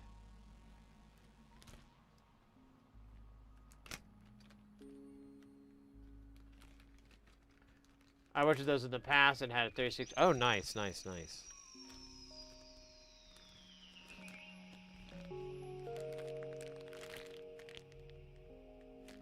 Oh, well, we're not building anything right now. We're going to go back. We were doing a repair. We were fixing this 4-track recorder.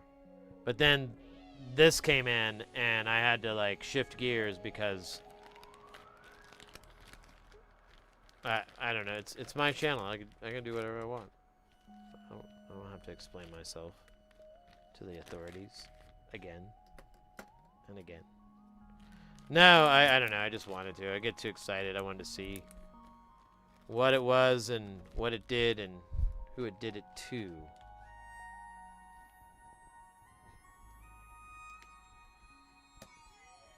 Man, I'm so glad he hooked me up with the those parts of the Moog. I forgot all about it. I'm like, oh crap.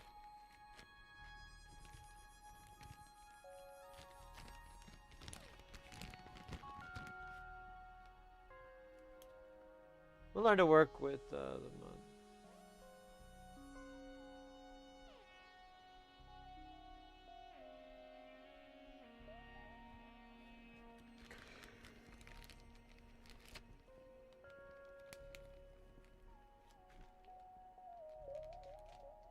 I don't know why I'm pressing these.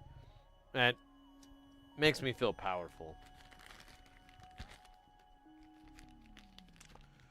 Scheisse. So, guess I can just put one in here. No one, it doesn't really matter. I'm not losing sleep.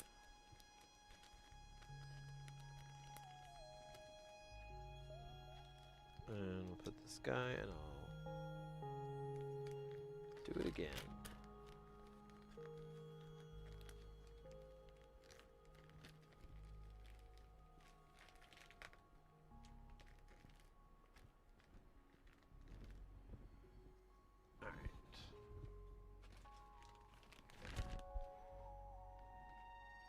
All right.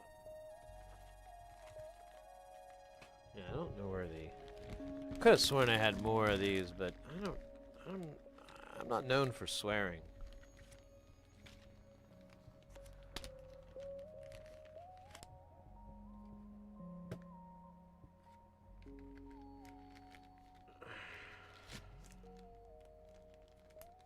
Oh yeah.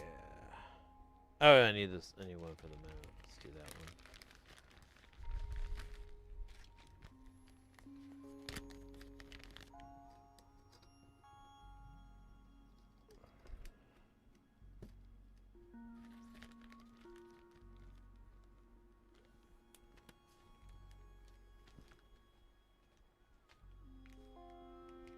I think I skipped a side or something, because it always seems A little higher on the right.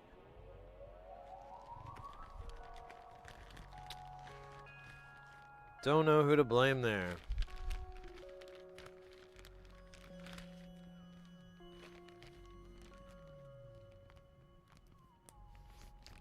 Oh, we still got some more here, so I should have done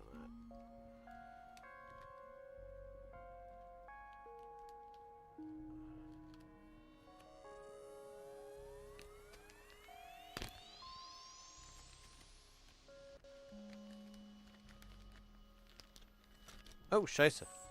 Dropped it right in my lap, and it was so close to just hitting a major artery. Could have gotten sleepy.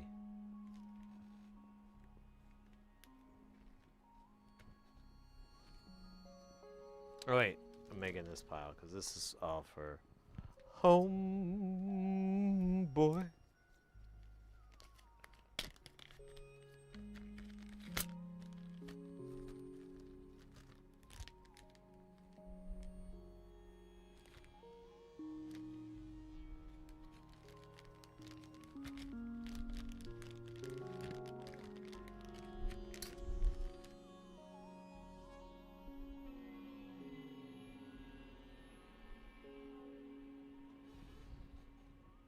I don't remember this. It's written on the back of this panel here. It says, "You have a theory that crime enhances one's beauty. The worse the crime gets, the more ravishing one becomes. Donald Dasher." I don't know that one. Don't know that reference.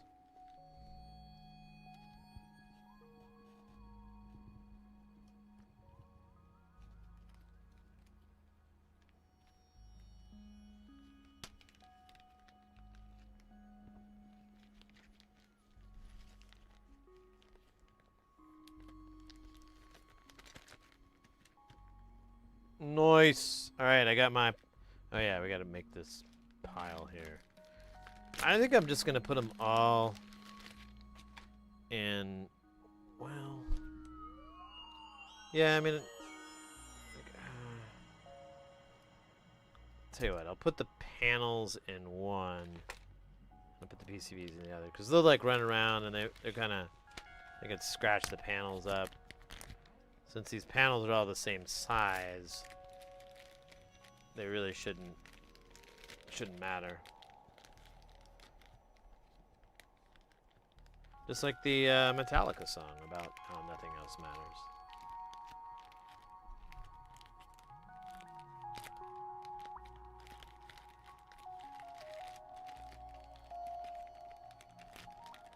Wish someone made fun of that music video. I guess maybe that has been, I don't know. Just remembering how stupid that music video was. In hindsight. I mean, 11-year-old me thought it was awesome. Or maybe it was 13-year-old me. I don't know, one of the me's.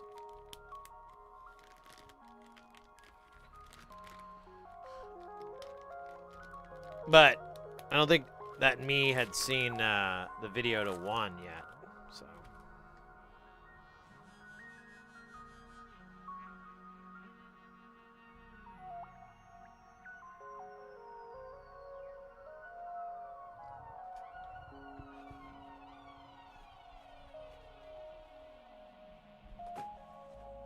Doctors imprisoning me. All that I see. Absolute horror. I cannot live. I cannot. Yeah, that's fun.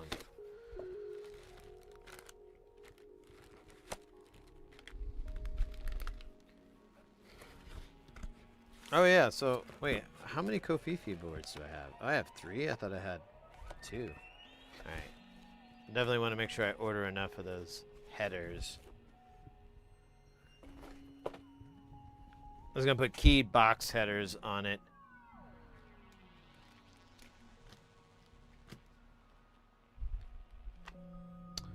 These are for my buddy. Where can I put these that it will not be in my way, but it won't be in the way. Tough stuff. Tough questions. Alright, I'll just put these... Oh, wait, I can just put on this... Oh, well... Alright. That should be okay. Alright. We'll get back to the tape deck. After I grab myself a delicious Dr. Pepper. Dr. Pepper, the choice of a generation of doctors.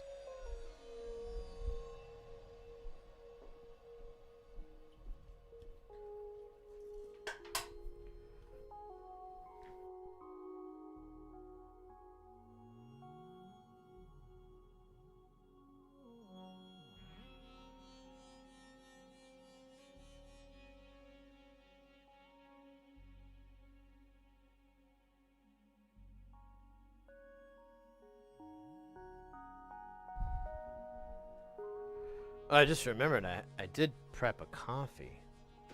Could have a delicious coffee instead of a delicious Dr. Pepper. But I think I'm gonna try to do both. Just gonna live life as hard as I can. Just go full on.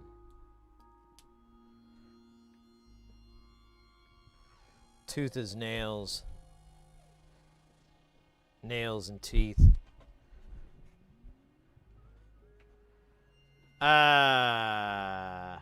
Wait, what?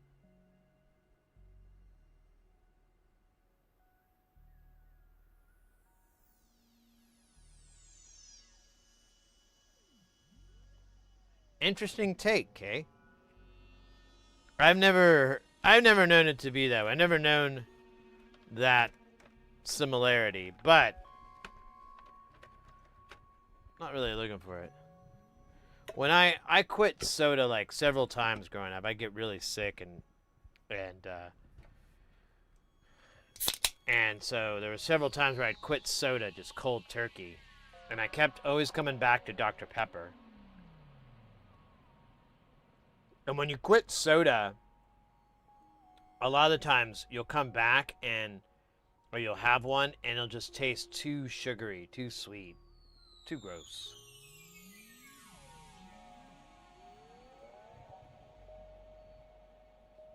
Hey, Synth.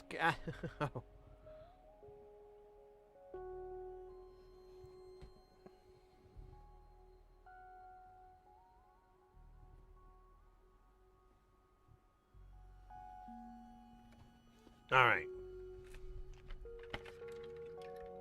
Let's find out. Here, we'll take this out of our way. Oh, what did I grab? No, damn it. Thankfully, that's not on.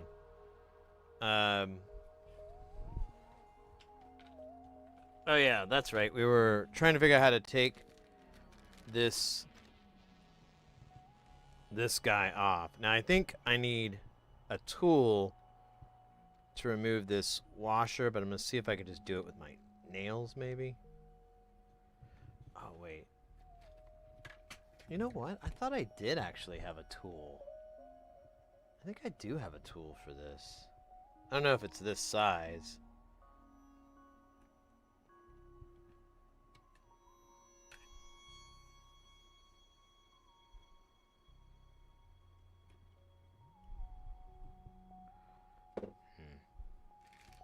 It's my little screwdriver head. I think that's going to be too big.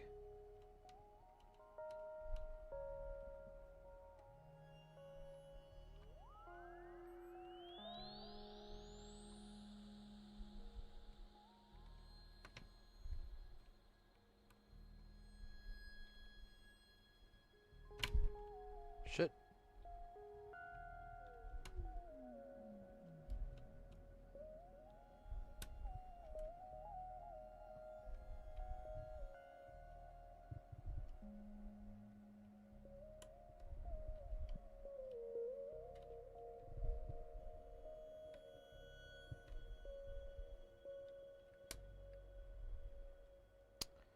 And we got it off.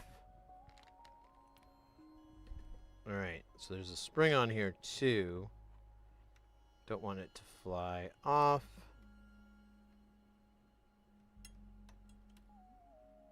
Okay, there's the spring. The spring is attached to the plastic, so that's good. Oh, and there does not seem to be a way to remove this boot.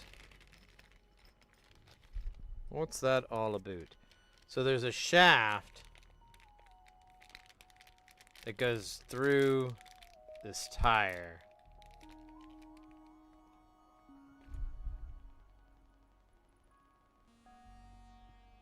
Which looks pretty much the same. I'm not seeing like any big O differences. Now how to get this thing out, I'm not too clear on. I'm wondering if I can just kind of pry the plastic and it comes loose, maybe? There is an indent, I think. Let's look.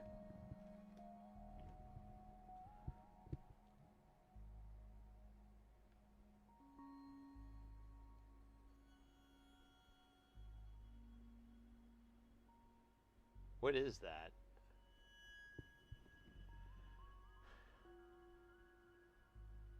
So there's no pepper in it.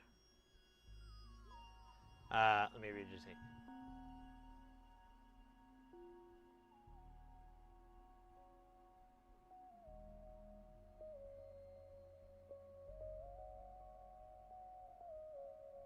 I like Dr. Pepper because it's just kind of, there's like a lot of, like root beers and stuff like that. I just kind of like those kind of drinks.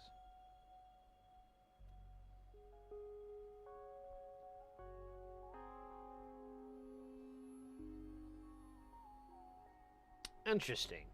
I was not aware of that. Synthcat, welcome in, by the way. Take us 4-track repair and take us to 4-track repair and own.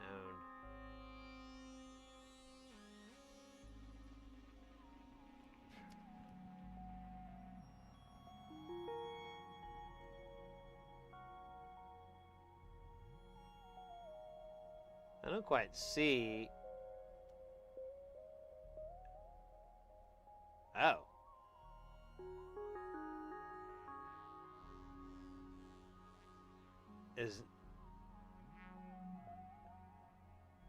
That's made that way, isn't it? That's not something that broke. That's how that is. Okay. Let's see if I can just swindle this free or something.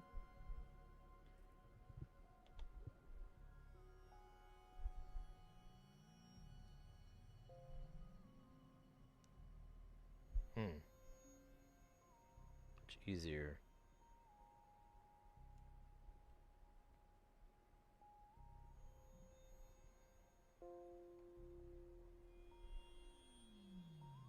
I'm wondering how I'm going to get this shaft in, though. Because I don't know how this is going to pop out since it's on the tire so tight. This is the problem I had with this other one, too. And I never really solved it, so... Gotta figure out the caps in life, I guess. So it's interesting. It's like it has like a little pocket to push it in, but I don't really get much play. And when I do that, it doesn't really...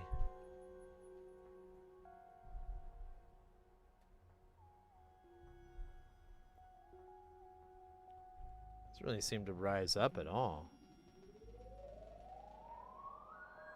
Yeah, like even with that amount of play, it doesn't really open up. Dude, this is weird. I don't want to break it, because then it's going to be an even bigger pain in the ass to try to find this part. But I don't know how you're supposed to pull this out.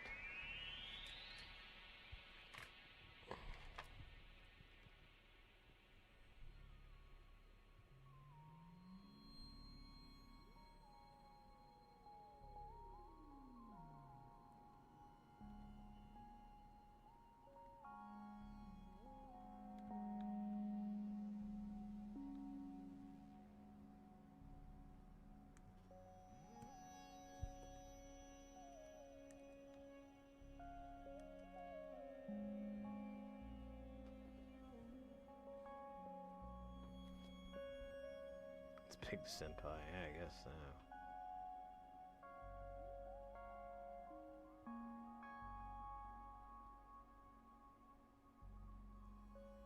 Dude, I can almost get it to pop out. Let me see if I do it this way.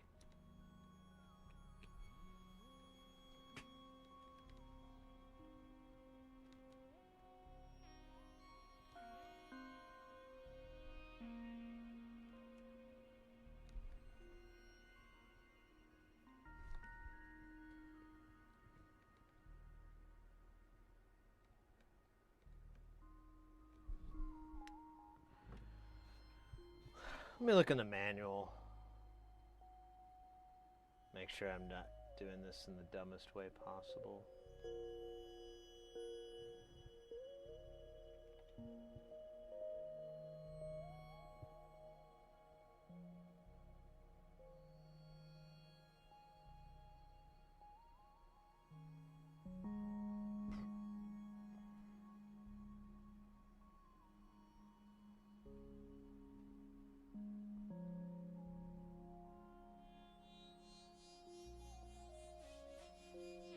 It's not really showing the top half.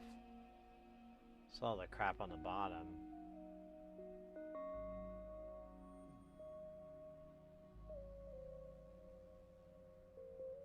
Here we go. Think? Yeah.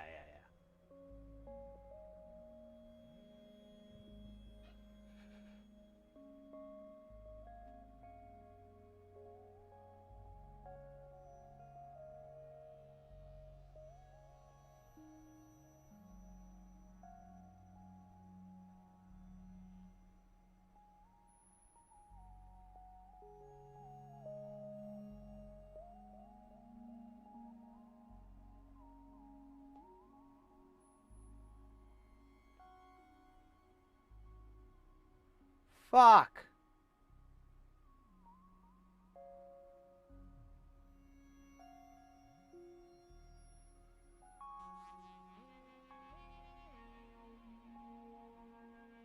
It doesn't even have a damn number.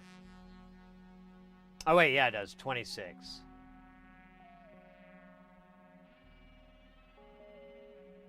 Pinch roller assembly, thanks so fucking much. Is there any discussion on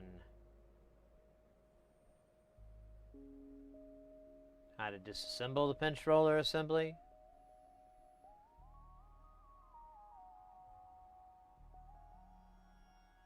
I'm impressed these tape decks are a mission to repair. You got the full support of the community. Oh, thank you, mate.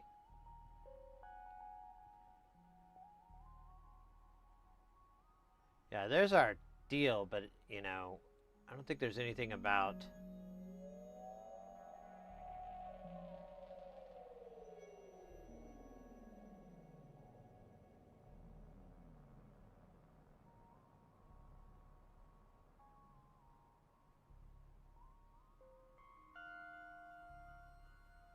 Yeah, there's really nothing on this pinch roller. It makes it sound like the whole thing is a single piece, which might be true. We might be in trouble here. I think what I'm going to do is I need to put a little bit of pressure back here and a little bit of pressure to help pry these guys. You know what? Let me do this. Let me go. Yeah, there we go. This will be perfect because this I can attenuate the amount of force. And then here I can just kind of pry it. Just kind of give it a little gentle. Come on, just a little bit. You almost got it, buddy.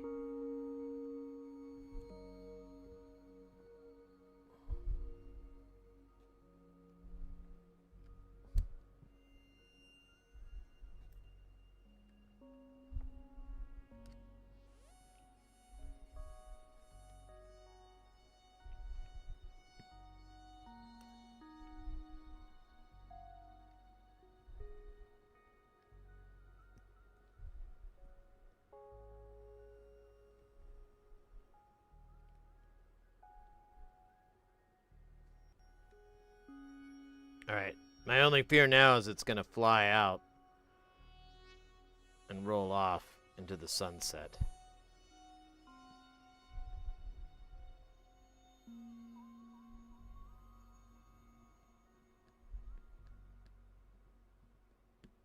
Maybe I could go from the other side. God, this is not what I thought. God damn it. Come on, buddy.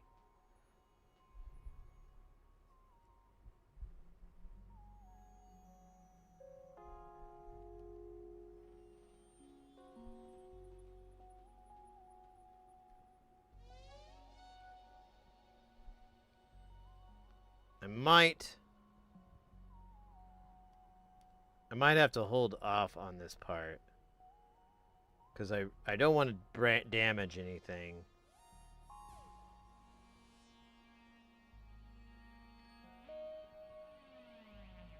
But I don't get how this is supposed to come out.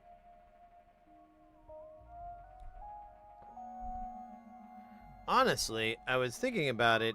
I think I'm gonna have to tap this shaft out anyways, so I'm wondering if I should try pushing it out. But I don't really have a good way to do that.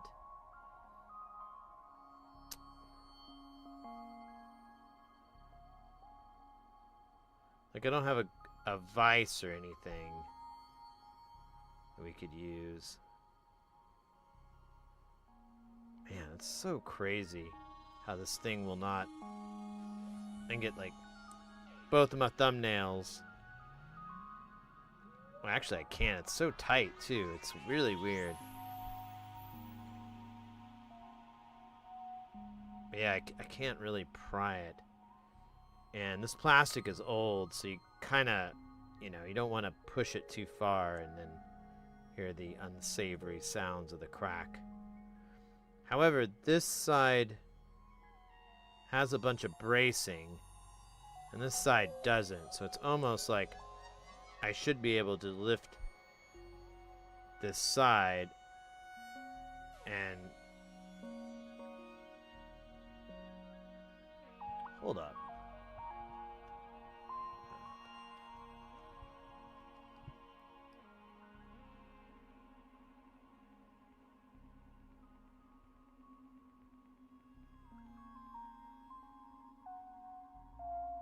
Train her to do.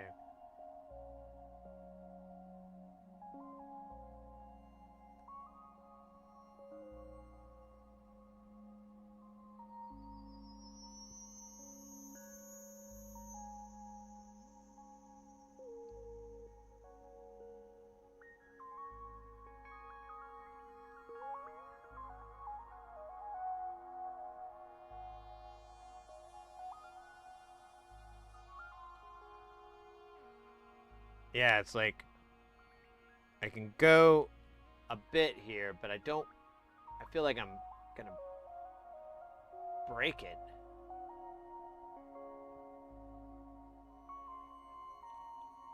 I'm not clear on what that indent is.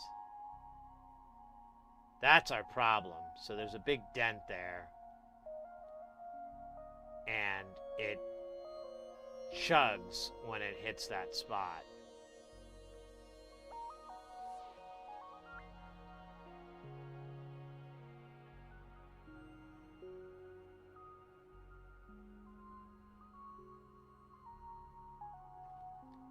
You gotta punch it? Yeah, so I don't have a puncher really for that, or I don't think I do. Do I have anything that would do that?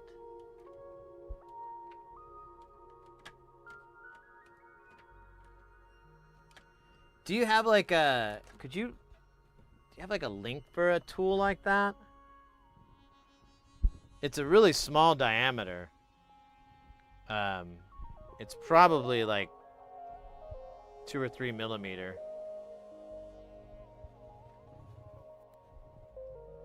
Welcome in, by the way, Mornax.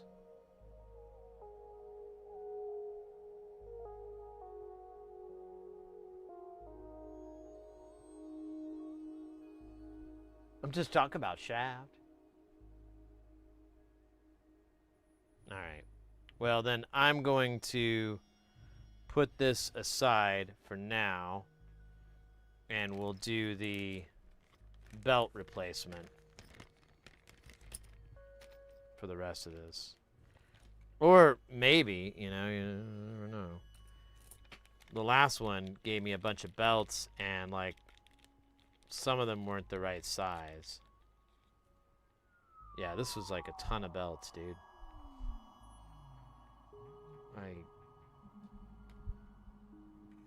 I'm turned into Ralph Wiggum. I'm in danger.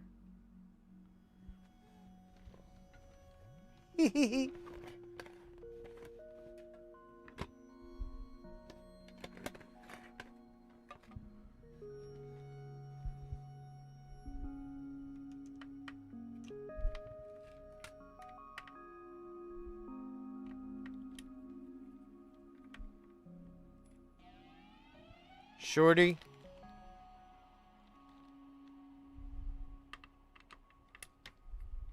Oh, we should take some pics of this, shouldn't we? Let's do a couple of pictures for the,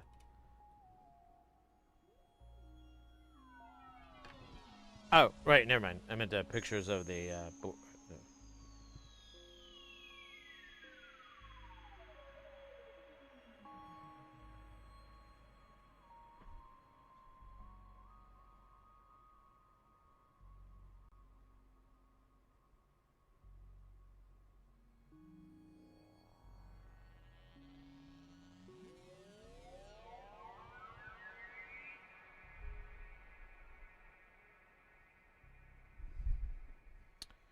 quick video of everything that's attached to this thing.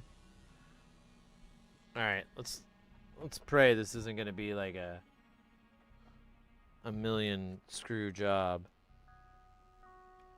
All right, so I got these two down. Looks like I need to get this guy off, and then I'm pretty sure we're gonna have to remove all this too. So gold. Oh wait, shorty screw, still shorty. All right, so I think we need to take this off. Let's go ahead and pop this band for now.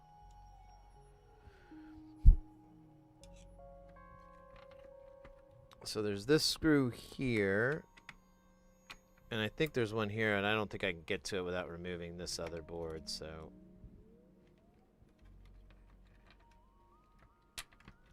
Well, it's actually not attached to. Yeah, it's not attached to anything. So we could maybe. Wow, this is heavy.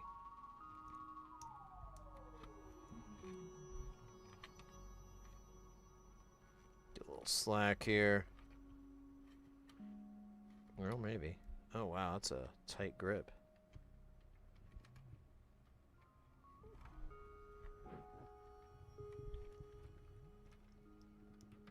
All right. Kind of what I was expecting, but also what I was kind of afraid of. So there's 1, 2, 3 belts under here.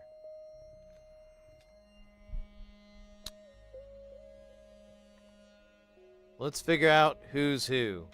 Let's play. Which belt is it? Got so many belts on here, I just don't know. Alright, this one is kind of long, kind of thick.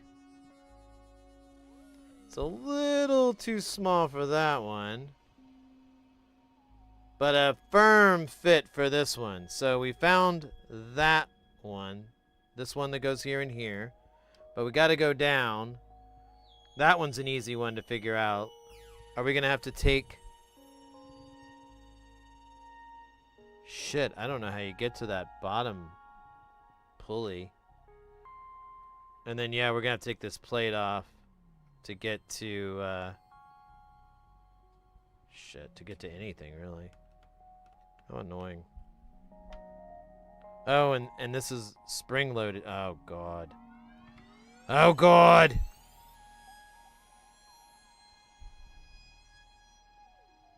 I wonder...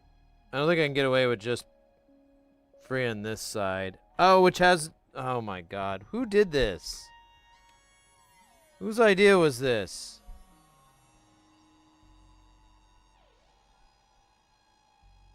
This is a bad idea. Oh, man. Alright. Oh, look, a solenoid. Nice. A little solenoid action, baby. Hey, gotta run. Oh, yeah, mate. Take care.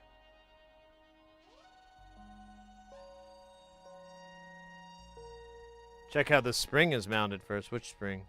This? I don't know what you're talking about. God damn it. Yeah, that's in there good. I think I have to...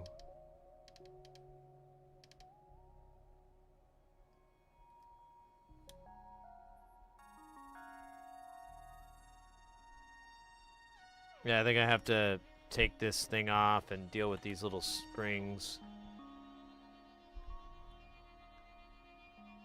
Where do they hook? So this one hooks this one. God damn it, this is gonna suck.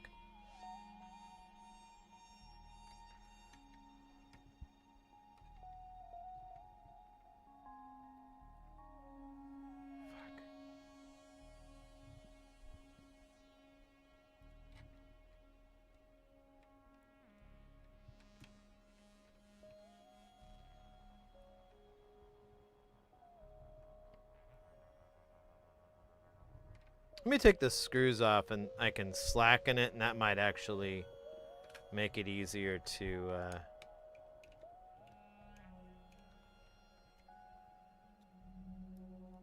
mess with. Oh my god, teeny tiny screws. Feel like some sort of watchmaker.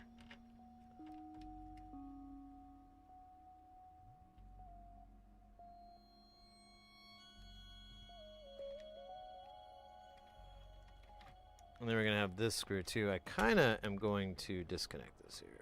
Can I disconnect this?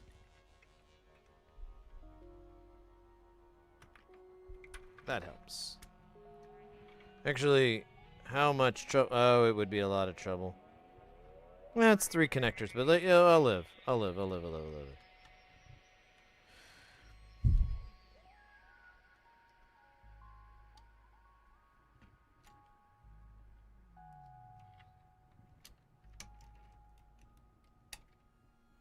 Oh shit, this isn't biting.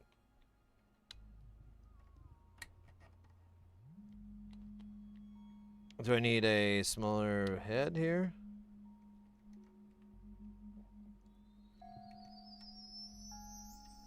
I think I do.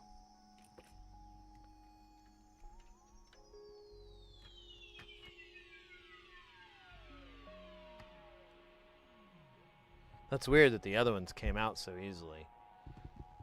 Where's my tinier screwdrivers? Oh, fuck. Oh, yeah, actually, where the fuck are they? Oh, there it is. Oh, my God, get over here, you piece of shit.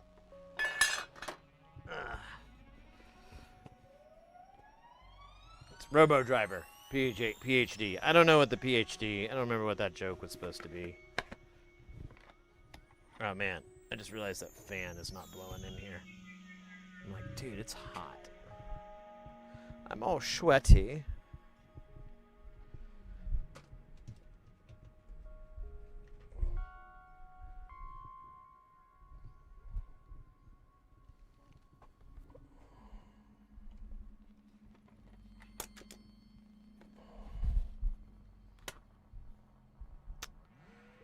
Let's see.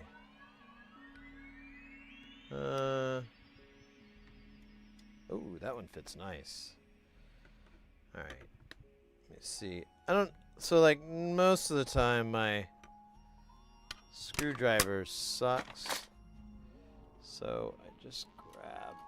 Oh, that's right. That's right. That's why I was like, man, I haven't used this thing in a long time. How the fuck have I been getting by all these years? And I remember I bought another one that was not a PhD, which is kind of the way you want to go. Because the ones with the PhD, they're fucking... They never stop reminding you about it. Let's just put it that way.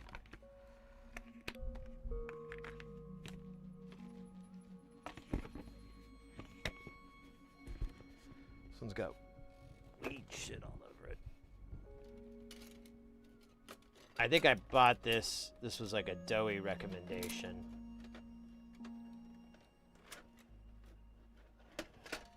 Oh, God. Yeah. Here we go. Oh, Fortuitous, welcome in.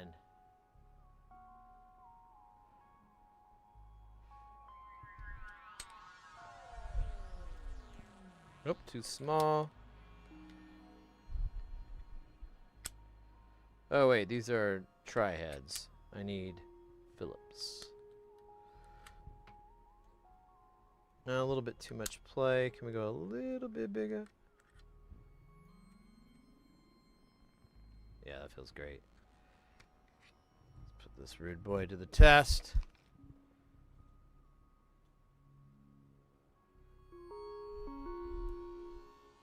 Here, I'm gonna put this up here so I don't get this confused. So that's crap. That's good.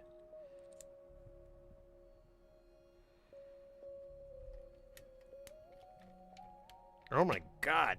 Is this thing fucking screwed down? You're kidding me.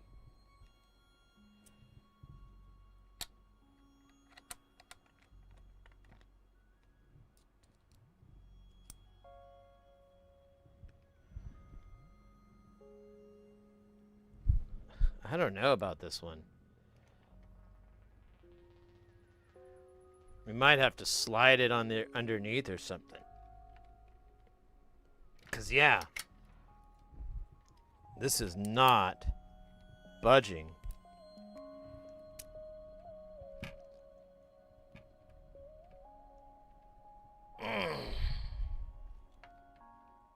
Yeah, I'm just carving out the head. It is not spinning at all. God damn it, dude. How the hell am I supposed to get this little...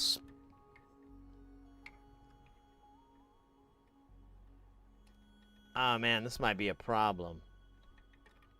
Because I need to be able to get... What the fuck is all this shit, too?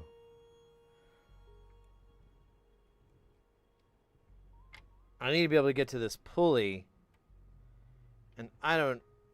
There's like a plastic guard or something around it.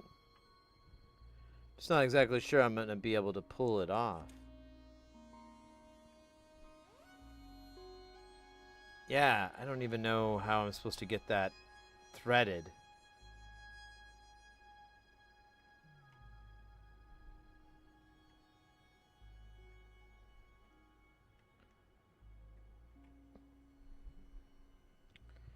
Man, yeah, now I get why people don't like tape decks.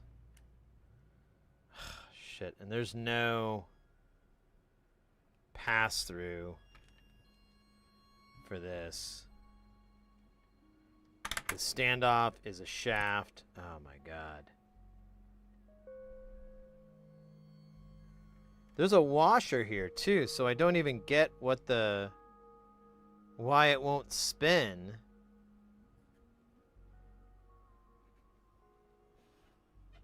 Purchase, welcome in, mate.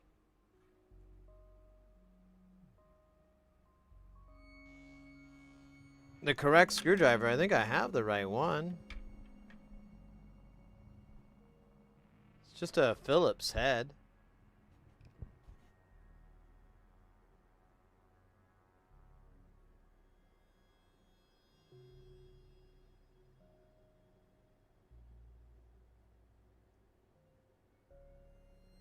Right? Here, let me try.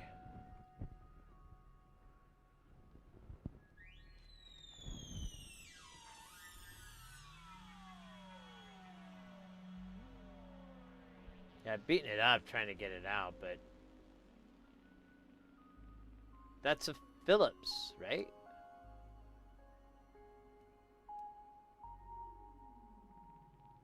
Here, let me pull one of the other screws here.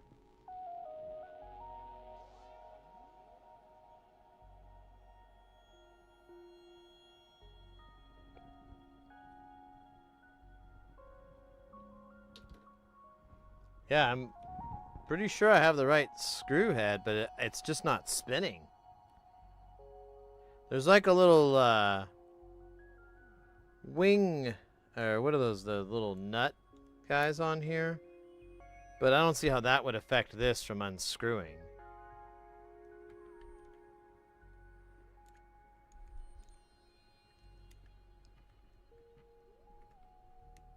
But yeah, no matter what I do, I can't get it loose. Not sure what I should do here.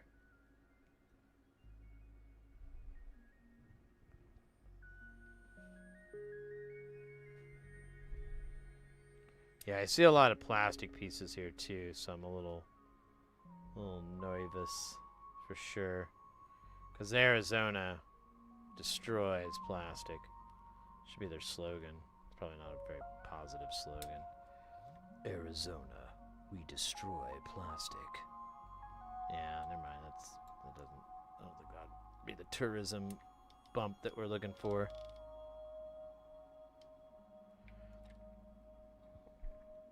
Yeah, there's the other pulley. I don't think there's a way to thread that.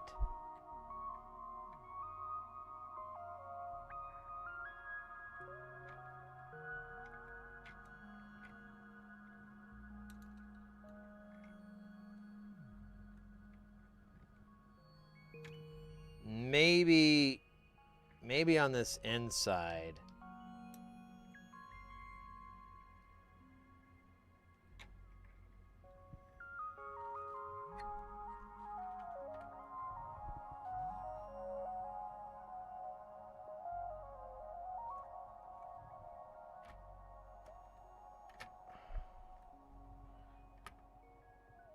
Let me look at the exploded view again.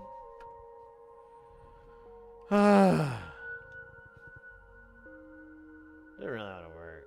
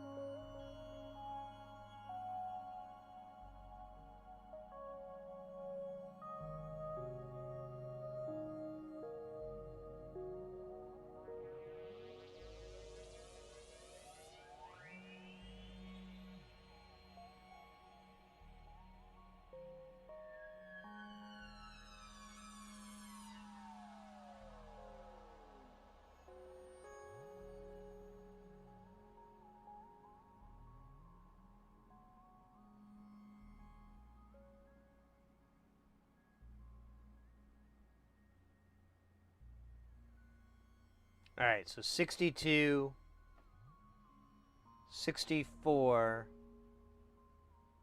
and 36.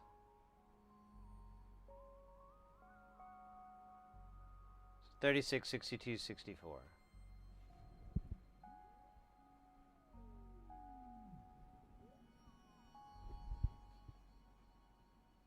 Collar flywheel bracket, okay. E-ring. Screw, pan.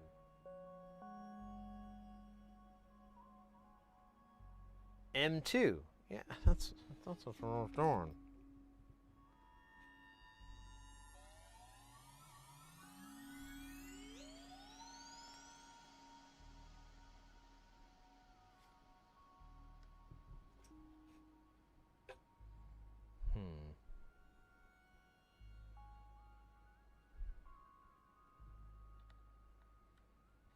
I do have a different head here.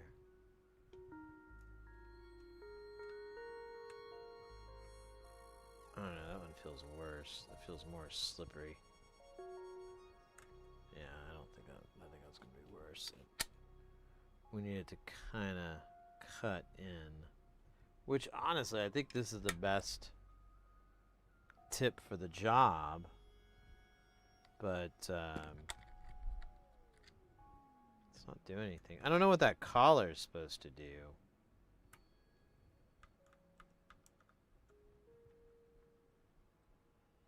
Yeah, see, this wiggles a lot less. Yeah, that moves a lot.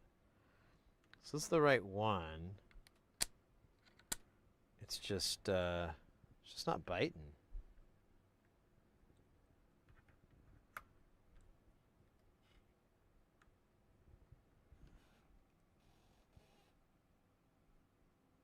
Hey, where's the graphic? Aw. Reflex in the house. Welcome in, mate.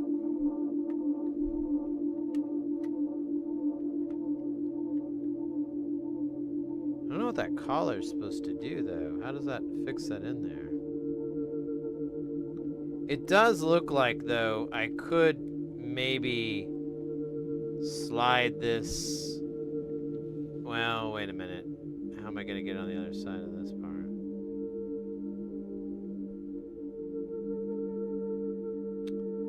Oh, yeah, maybe not. Well, yeah, maybe. Oh, yeah, yeah. Well, no, there's no gap. I need to take this plate off. There's no way around it. And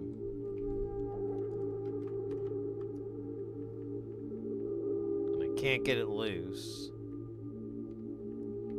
There's this wing, this collar nut thing here, but I don't even know what the fuck it's for.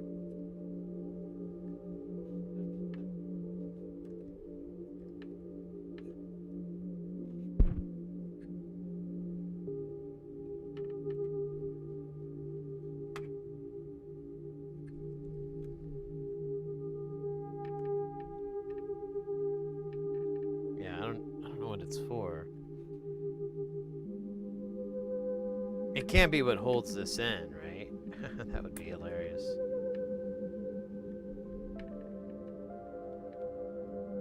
Oh man. I'll be right back. I'm gonna check to see if I have that tool, because I'm almost positive I bought it to take those things off, and then I use it like once every decade. Oh shit. Well, kind of cleared out all the tools. That's a nibbler. Yeah, that's one tool I almost never use. There's some tweezers. That's fucking great. More tweezers. Busted vise. Okay, I'm not finding that tool. I don't know. I might have to... Wait, what's this? Oh shit. No drop. Nope, nope. Oh, it's the same goddamn thing. How funny.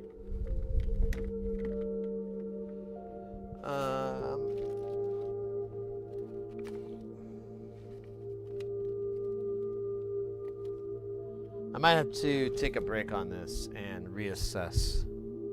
Because I've got that pinch roller that's not fucking working, and I gotta punch that out.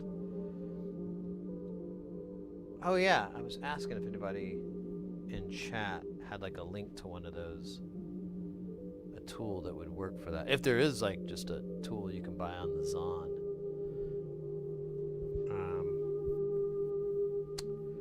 I'm looking at all, I have like extra tools, but they're tools I never use, so they kind of live in this other room. The shame room. Wait, you know what? Let's have a little cafe. We'll spruce up our day with a little cafe.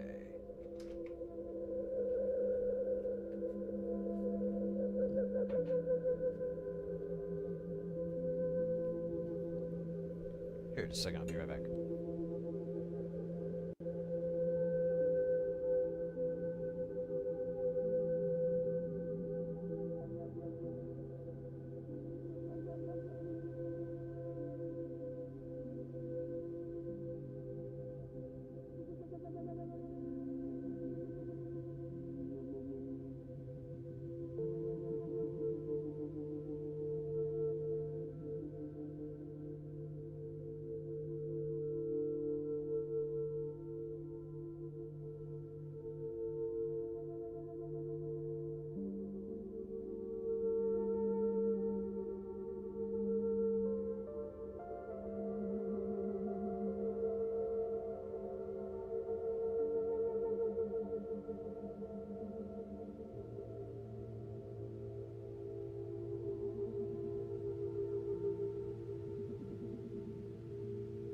Alright, thanks for waiting there.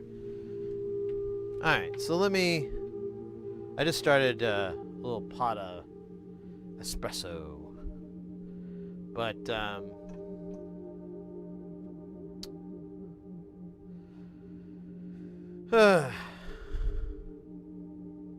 yeah, I want that tool to pull those wing nut things off. Or whatever they're called. They're not wing nuts. Whatever these are, these collars. So I'm not having to use my thumbs and a screwdriver and a pair of tweezers and all that garbage. And then, yeah, I might honestly, I think I'm going to have to do some more research on this particular unit. Maybe I jumped the gun a little bit. You know, I'm known for gun jumping.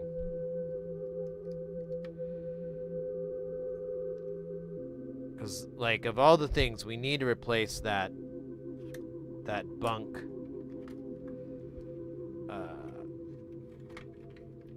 that tire, that bad pinch roller.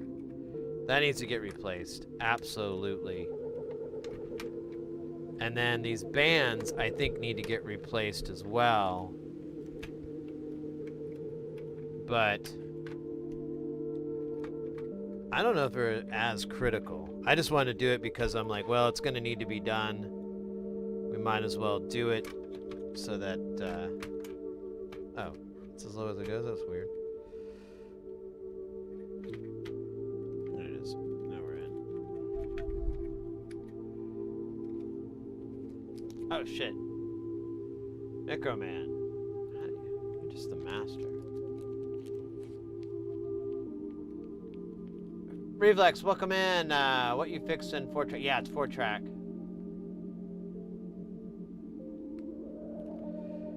Yeah, I ran into two little pains. One is the pinch roller. I need to get a tool to punch the center out. And I don't have such tools, so I need to... That's kind of... I feel really dumb, like I really should have done more. But like a lot of repairs, I'm like, oh, you know, I'll figure it out when I get in there. It's... Oh, shit. Did I take one of the bad ones? I think I did. Oh, no, I didn't. I put it back on. That's right, that's right, that's right.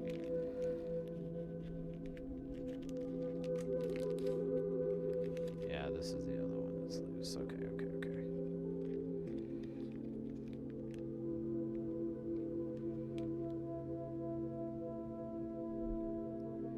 Yeah, I guess so.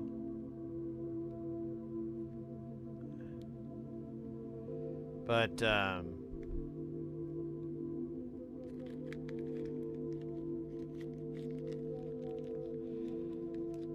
and then, I need to figure out, I need a tool that removes the little wings. So for this, I'm gonna get a little screw back here. Well, where's my little bags? Okay, that's annoying, because it should fucking be here, dude. No, that's not it. What the fuck is that, actually? Alright, we'll do these.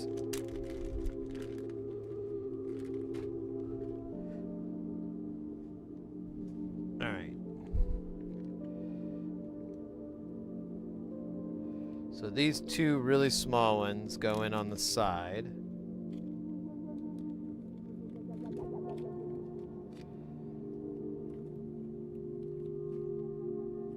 These gold and clear heads. The gold ones go at the top. The clear ones go at the bottom. It's just me documenting this. So I have it for later.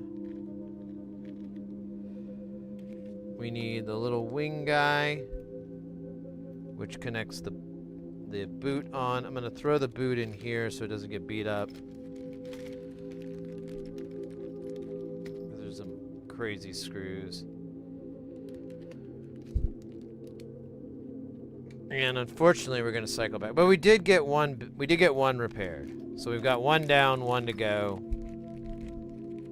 But my Dumas has to. Really should have done more research. So I feel kind of stupid, but kind of sexy too. Which I don't know what the hell that's about.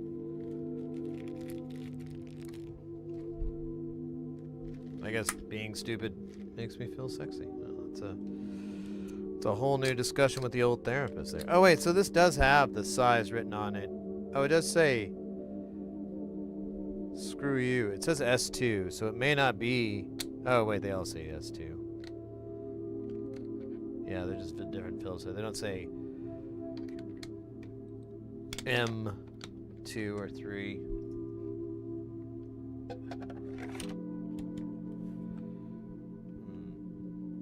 Oh shit, my coffee. That's right. I'll be right back. Well, I'll still be on the can here.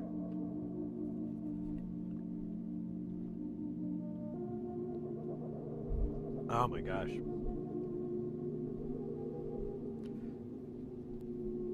So what I do is I have a little mocha pot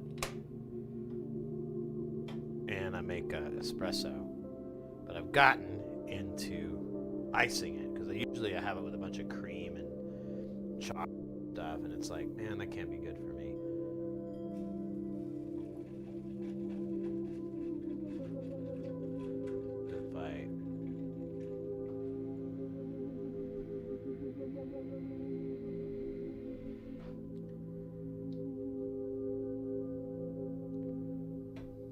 If I ice it, it's not so bad.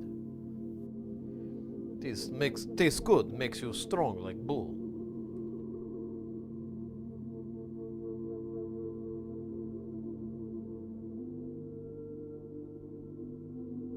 Reminds me of ancient,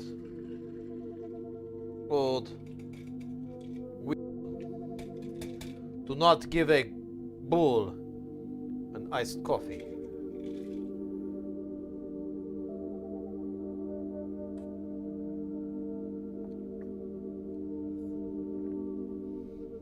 Man, I got a lot of extra ice here.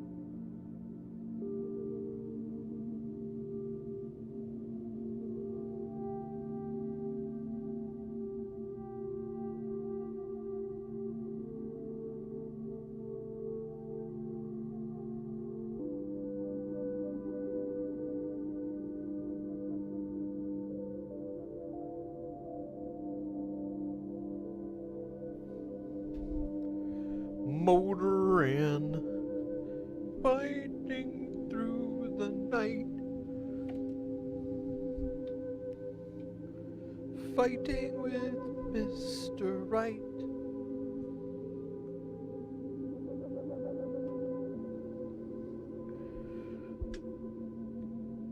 Oh, that's wild. Oh, God. Holy crap. Reflex with the 15 stream streak. I didn't see that. Until now. Until now. Kudos. Thank you so much for your support. And love of the game. I didn't pick the game. The game picked me. Now I'm this deep in the game. There's no way out. Even if I wanted to get out of the game, which I don't. Made a life for myself here. Made a life for my family. Life for my children. My children's children.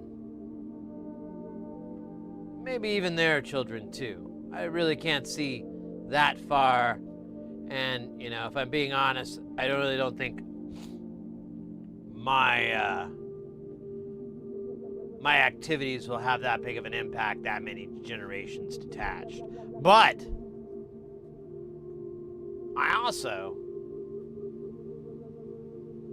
don't have any children.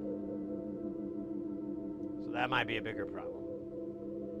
And we're getting hung up on the wrong thing here. The important thing is I look cute today. I think I look really cute. I think I got a nice cuteness going. This is my cute shirt, you know. This is the shirt what I wear when I want to look handsome. Make the ladies and the fellas go.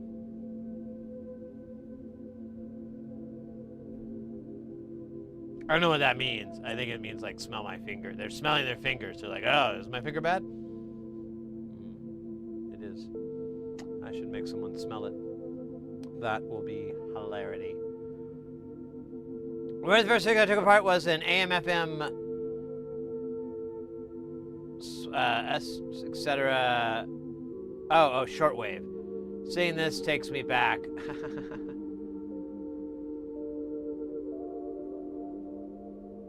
I don't really like working on these things as much. I guess that's the good thing, is like, as time goes on, I really get to pick, you know, really narrow down what's awesome and what's not so awesome.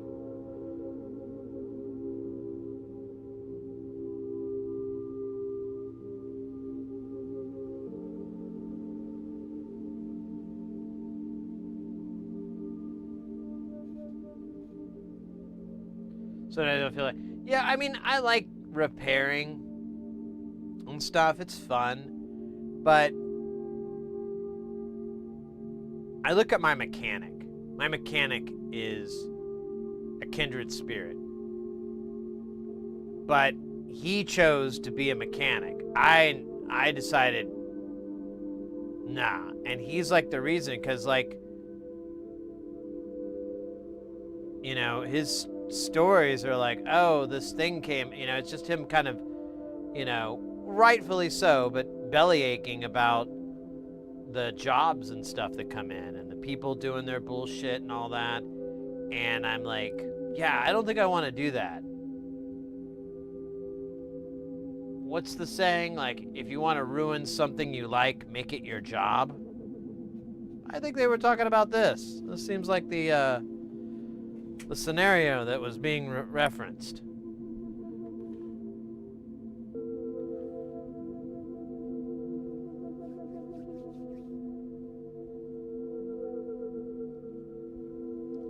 But it's cool. I have a day job, and I'm very fortunate enough in that day job to make it just enough cheddar so that I can do this too. I don't think a lot of people get that too when I explain that to them. Because, like, my job is freelance, so you kind of take the money, and there's, like, a big push to, like, you know, make hay while the sun shines. And I get that. And I was doing that for a long time. But then COVID happened, and I realized that if I didn't work, I won't die. The universe will continue. It's not going to stop everything. And that kind of shift in my thinking made me realize a bunch of stuff. You know, I was like, oh wow, well, you know, I could do other things. And so I, you know, obviously I tried streaming, stuff like that. And but afterwards, when things started picking back up, yeah, I had some expenses, some debts I had to take care of and things like that, but it wasn't that bad. And I was telling my father-in-law about it. He's like, well, you know, what if you know, your job goes away? And I was like, well, first, you know, he was talking about, you know, automation and AI and the robots taking my job. And I was like, well, first off, you're always going to need an engineer to set this up. You're always going to need someone to set it up. And until it can self-deploy itself, I still have a job. Second, they can't do the same job that I do. There's a lot of really great technologies that can come really, really far, and they do take a lot of the load off. But, nah. There's just... It's like it's like a robot doctor, you know? It's just, not that I'm comparing myself to a doctor, but there's just certain professions I think that are kind of safe from... Oh, shit. Was this from our...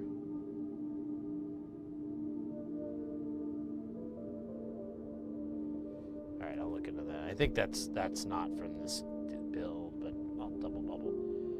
And then I kind of... But I was telling my father-in-law, I was like, and honestly, man, I have more than one skill. I can do other kinds of work. I just... AV pays the most. And, I mean, that's the capitalism game. You're going for the job that gives you the most money. And it happens to also be really, you know, a lot of the times, not all the times, but a lot of the times, very rewarding. So...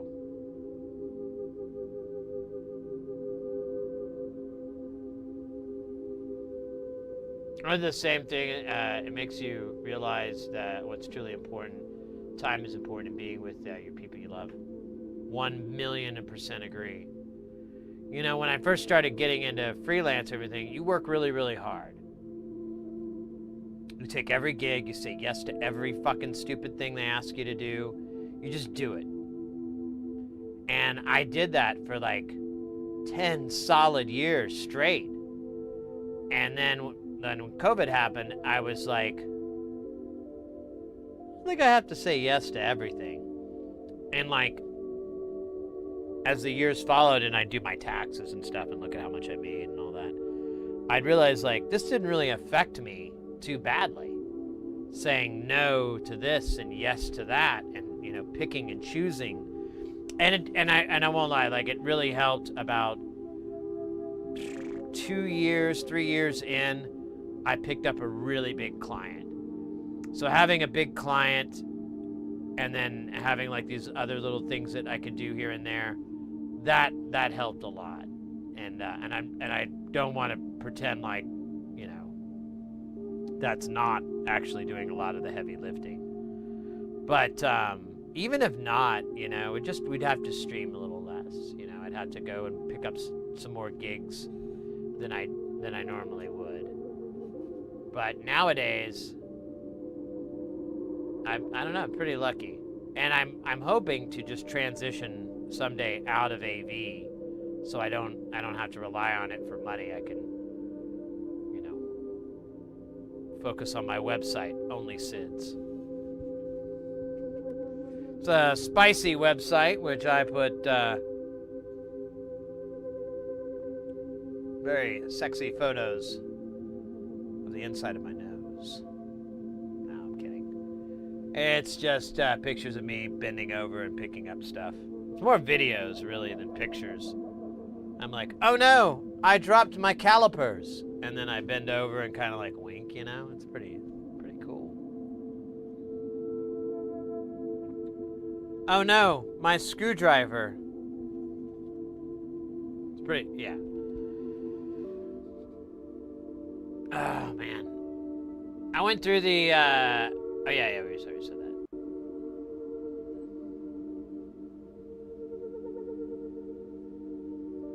It's funny, a buddy of mine, he's a really good sound engineer, and he works really, really fucking hard. He's like a little bit younger than me, like a year or two younger than me, but he has been busting ass, and I cannot even imagine how much fucking money he's making. So I'm like, dude, he works like 5 times harder than me, like 5 times more gigs. He's been like really spreading himself out, which good for him. I mean, in his case, he really, you know, he's a pig in shit. He's happy. He doesn't really have a problem as much, you know. So the stuff's rough, but he's like, fuck it, they're paying me to be here. He has a really good attitude about it. And he said he was saving up, he's trying to get enough money for like a nice down payment for a house. And Which is funny because I was been telling him that for a while. I was like, dude, you should get a house, man. I mean, market, you can wait, but you should get some money together for that because, you know, I was telling him how awesome it is not to have a mortgage payment or rent or any of that shit. It feels awesome. I honestly, it's probably, if I still had to do that, I'd probably be a little bit down.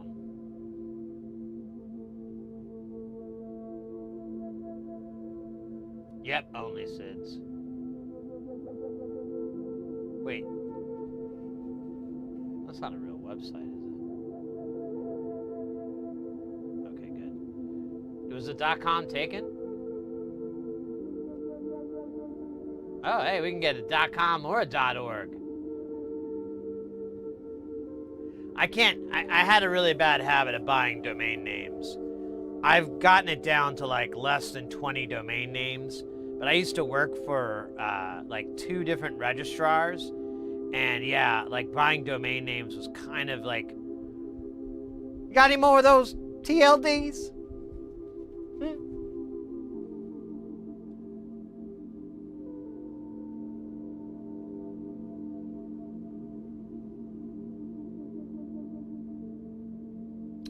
Yeah, .govs, I think there's some legal stuff, but I mean, why would I do that? I'm going to stick with the classics. .com, baby. They got SidHeresy.com. That's a real website. Of course, it's nothing but,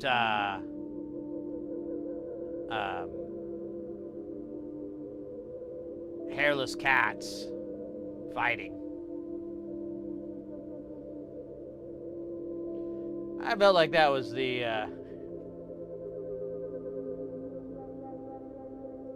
really the best.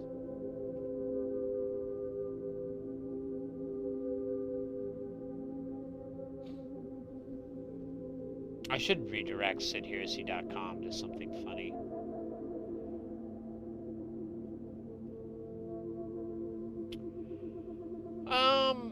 All right. Chat. Mates, homies, homegirls, homelettes. I don't know what homelettes is, but it seems very neutral in its designation, if you will. What do we want to do today? We've got 2 options. 2. Zwei. Dos. De. I can't remember how you say 2 in Italian. I was just going to say it with an Italian accent. Tu. That was a pretty bad Italian accent. Not going to lie, I might have just pissed off an entire country. They were like, bro, we do not sound like that.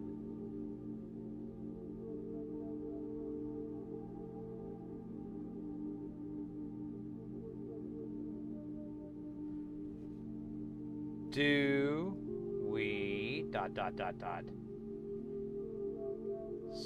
solder some modules?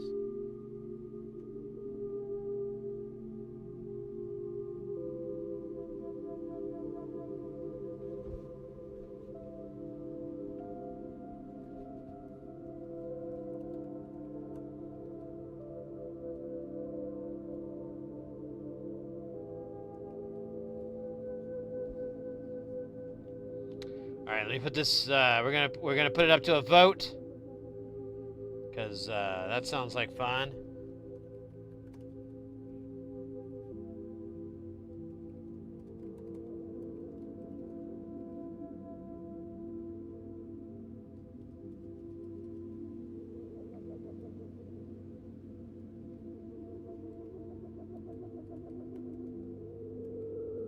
So let me explain. We can solder some modules. We got a ton of modules in. We could solder. We could just solder anything. It'll be nice. Or we can troubleshoot. We continue to troubleshoot, and this is going to be a big project. It's going to take a while, but, you know, we could just take it in swipes every few streams or so. The Psycho LFO. The Psycho LFO, if you don't remember, is a mod cam module that... what was the issue with it? It's just fucked up. It's a huge artesian module. We don't have schematics, but we do have schematics on what it was originally based upon. Unfortunately, those schematics are not complete. And I have a feeling that in order to repair this thing, it might be necessary to reverse engineer the whole thing and write it out in KiCad. I'm not fucking kidding. We can, if we decide to work on that, other than soldering, the thing with it is that we'll, first we're just gonna map it out and scope it, and then I'm gonna scratch my head and decide if we want to go into KiCad. If we do that, we're gonna take the original one and just back and forth as much as we can and recreate that. Then we'll come back to the LFO, and that's not today. We're never gonna get that all. We're not gonna get to that point in this stream. There's not enough hours. I don't even know if I'm on this planet that long. No, I'm kidding. But it's a big project, and we're just gonna have to do it in chunks. So I ask ye again, asking on the Twitch, asking on the YouTube. What would you guys like to do? Now, keep in mind, we can always shift it. We work for a little bit and we're like, this sucks. And you suck.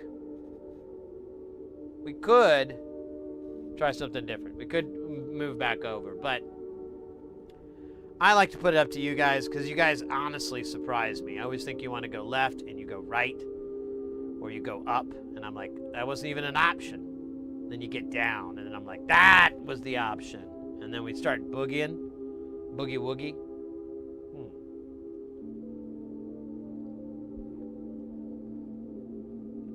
I learned counting through Craftwork. I was gonna work on it yesterday, but I didn't. Well, I don't know if I forgot. I just never got to it. I've been trying to figure out how to do the. There's a way to do an impression of Stephen Hawking, his computer voice. And there's a comedian, I've played it before, he can do a dead-on, really good impression. But I saw another comedian, totally different guy, and he can do a pretty good one, and he explained how he does it. And I was like, oh shit, I can do those things. And basically, you have to you inhale when you're talking. You know, if you're ever doing Invasion of the Body Snatchers and you want to get rid of people at a dinner meeting you don't want to be at anymore, you just stand up and go like that. So that's like done by inhale breathing. A lot of metal does that too. Like, it's fun. Einsters and Zenoinbatten, Blixebergold, perfected it. Like, it's all over. He does like a really high bass. Yeah! I can't even do it. I used to be able to. And then I started doing drugs. Now I can't anymore. My life is ruined. Now I wonder if I can do it. There we go. Yeah, he's like, oh. All right, YouTube, Twitch. It's Decision 2026. Solder or reconcile with the Psycho LFO. Your choice will be inscribed upon the great totem of knowledge and wisdom. We will sing songs of your decision, and we will bury the enemies against. Rammstein. Neuenbutten's. I like Neuenbutten over Rammstein. If we're talking about German musical acts, Rammstein and anything that Alec Empire touches are really, or not Rammstein, I'm sorry, Einstürzen Sie Neubauten, and anything Alec Empire touches are like really close to my favorite German artists, like music bands, artists, projects, whatever. Rammstein, I couldn't even tell you. I mean, I guess that Du Hast song, but that's just because I went to the club and I heard it. I was at the club, I was like, ah, shit. This is that Du Hast song. All right.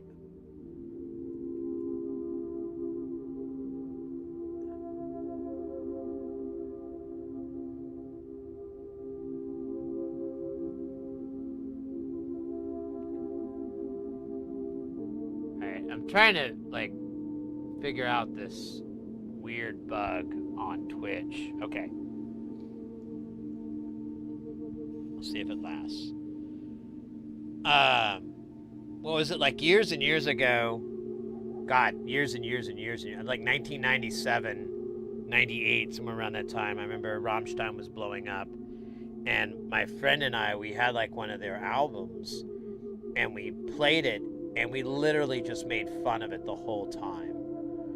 We came up with a drinking game to where, all right, the drinking game works like this. You have to drink every time they say their name. Because every song, it was like, Rammstein,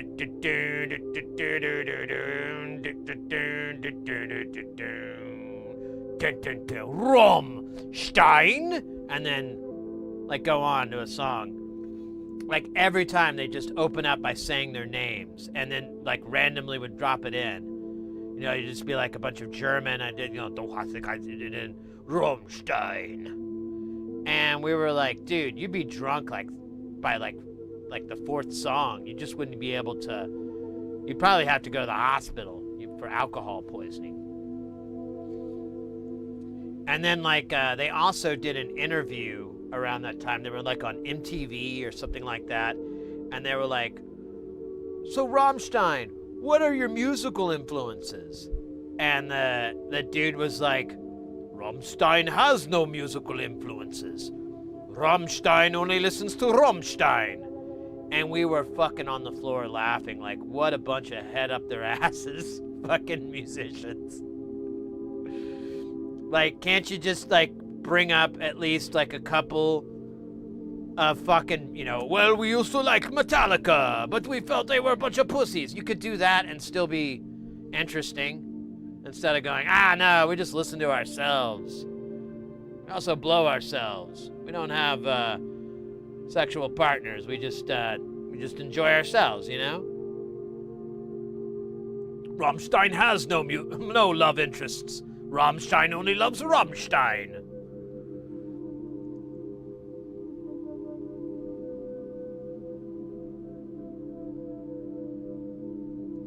Yeah, I mean, it's lame, it's silly, but they're not fucking U2, so they got that going for them, right?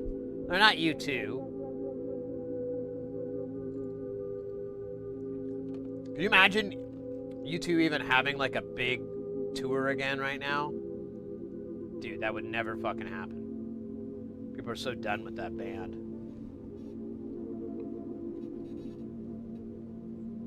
I mean, Henry Rollins trashing them is like a meme.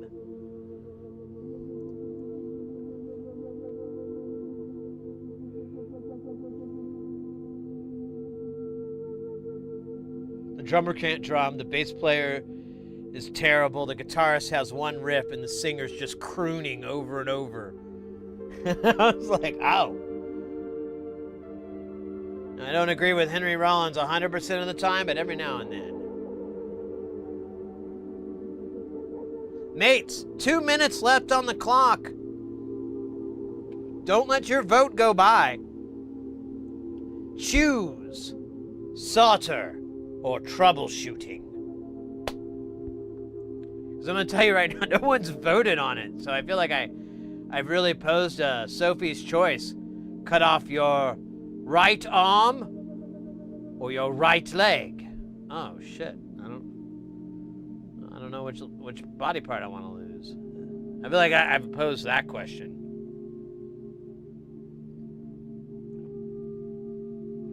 Okay, and now we have a vote, and it's tied. Excellent.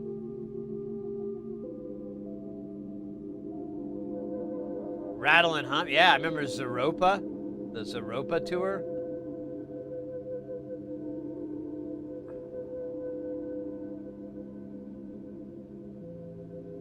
Yeah, I've heard that he got some controversies with Rammstein, with the lead singer.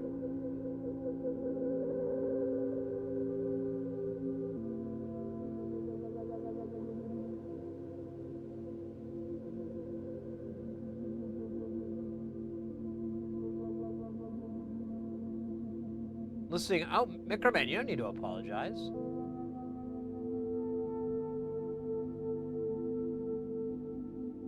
You have a Zeropa. I'm sorry. Are you a fan of the U2? Yeah, I mean, I'll be fair. They put out some good rock tunes 40 years ago. 30, 40? Yeah, like it's about 40 years ago now. But they should have stopped. Same with like the Red Hot Chili Peppers. Like, why didn't you just stop? Why did you keep putting out like crap after crap after crap that no one wanted?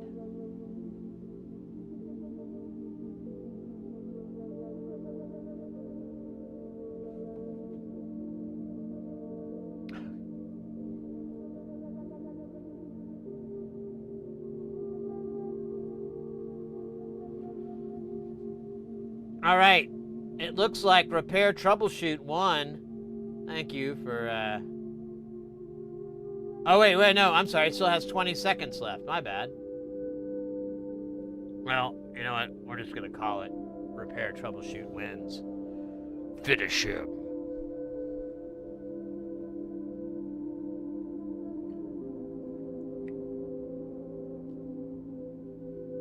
Repair wins.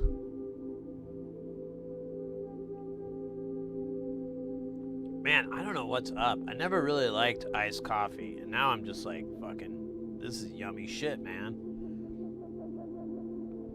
I don't even get high from it anymore. Yeah, Joshua Tree's a good record. I would agree. It's got a lot of their good stuff from that. That was like late 80s period. Like, that's when that came out, I want to say. I might be getting my time a little off.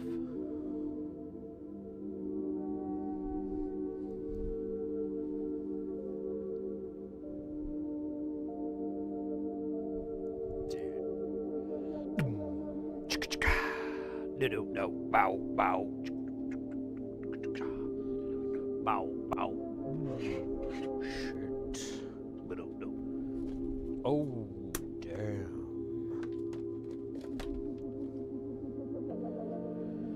Oh my gosh.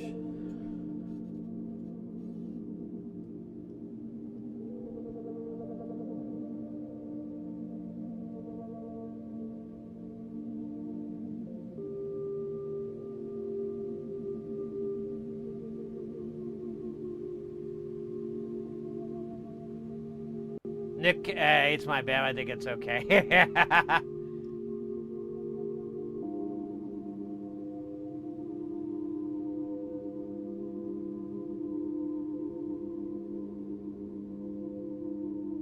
Nice instead. 1987. So yeah.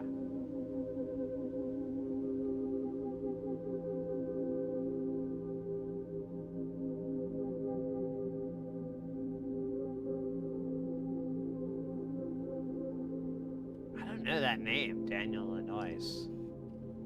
I don't think I know that. It's not a think. It's a I know I don't know.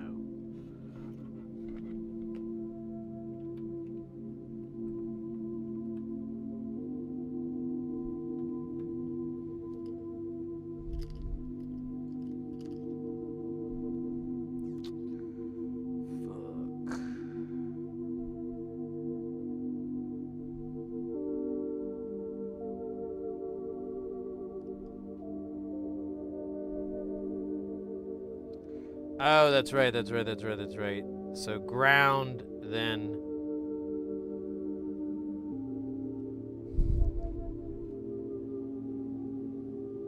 Yeah, ground.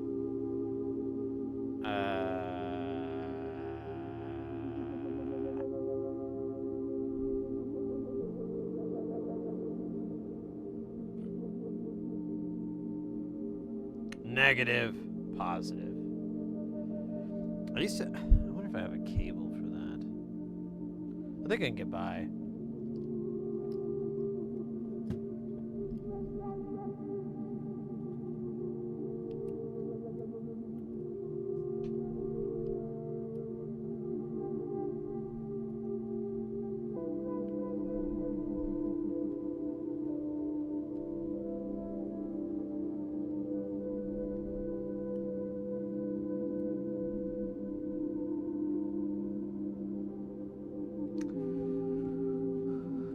Ba ba ba ba ba ba ba ba baby. Remember those guys? Sonic Youth?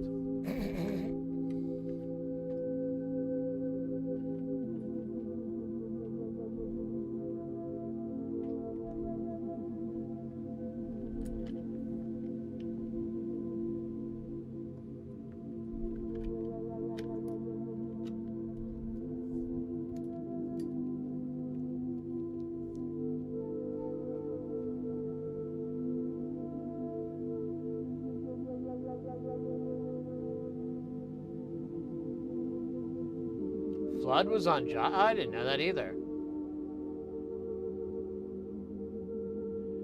Bazooka, I used to be a big Sonic Youth fan, but my love of them just kind of waned away over the years. And I mean, there's definitely some early stuff like Dirty and Daydream Nation that I'm always going to be a big fan of, but overall, I'm like, nah, you know. Which I don't know. I don't even know how to explain it. I just remembered like years ago, I think it was Washing Machine had come out. And I just felt like I kept making the joke they weren't even trying anymore. I was like, they just found like this formula and they just keep repeating it over and over and over. They're not even trying anymore. And I think that's a little oversimplified. But yeah, over time I was like, I don't know if I like them anymore. Ah, shit. Where's my multimeter? Did I? Oh, that's right. I put it in my other case. Stand by. I gotta pull it out.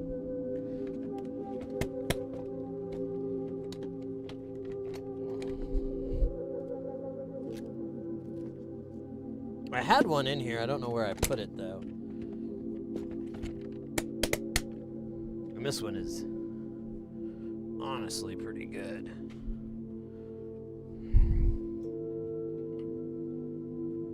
Yeah, Goo. I really like their early stuff the most. Because it was just... They were just fucking scary.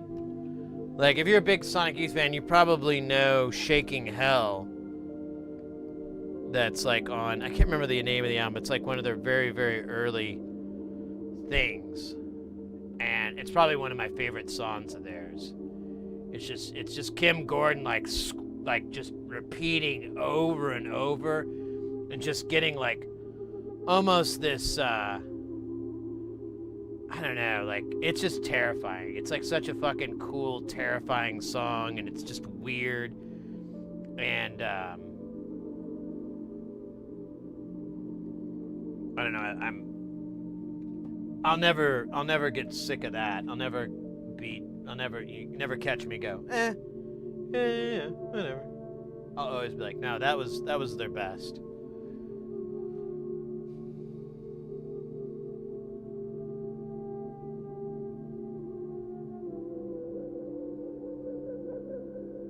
Yeah, exactly. And that kind of bothered me too, which I feel is a really petty reason to have a problem with the band, but I don't know. I think it culminated. Like, it just kept getting that way further and further. Dirty Boots? Oh, yeah. Chaconi Youth is a great one too. Yeah, so that was on Washing Machine, if I'm remembering right. Remember Diamond C was on that album. And it was around the time, and I mean, I was still a teenager at the time, but I was just like, man, I don't know, I just didn't feel like they were staying fresh. They were like, hey, we can do this thing. Let's just keep doing it over and over and over and over.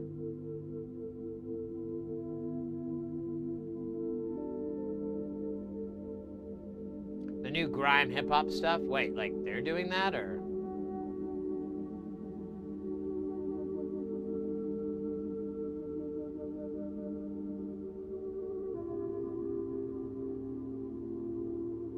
You just don't understand it, my kids. You guys don't know. This was cutting edge shit. Mr. X, thank you so much for being super guile. Thank you so much for hanging out. Guys, you know it. You'll love it. If you're not already checking out Mr. X's channel and you like jams, there's the link in the chat. Go give them a follow. Great music over there, great vibes, great cat. Can't stress it enough. They get the Sid Heresy endorsement.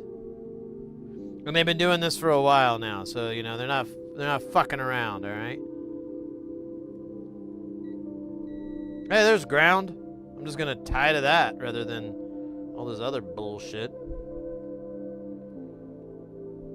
It's not really that great to tie to, though. Can I, oh, that's unfortunate. So that is, and what about this guy? So I can do it there and there. It's kind of cool.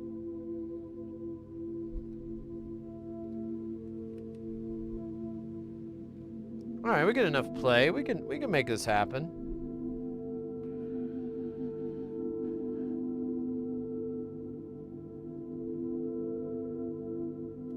I need to check out Kim's solo stuff. Honestly, I always enjoyed Kim Gordon more so.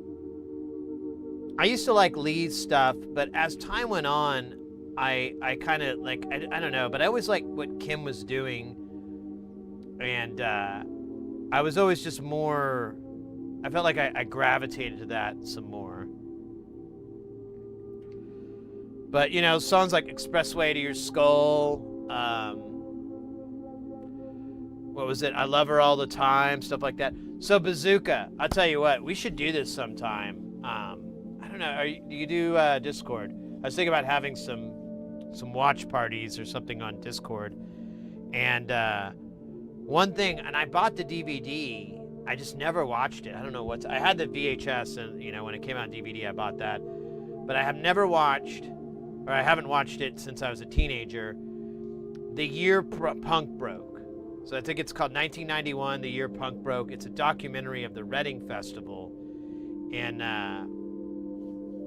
the UK. And like, there's a bunch of other festivals as well. And it's mostly just follows Sonic Youth. Like, it's almost like a Sonic Youth documentary or something. But there's a lot of other really cool bands. There's Nirvana's in there. Dinosaur Jr., if you give a shit. God damn it. I'm trying to think. So many bands. We could look it up if we really give a shit. But it's really fun. I remembered when I was a kid, I stayed home sick from school, and my buddy came over, and we watched that. And we were just absolutely shitting ourselves the whole time. Like, this is the coolest thing ever.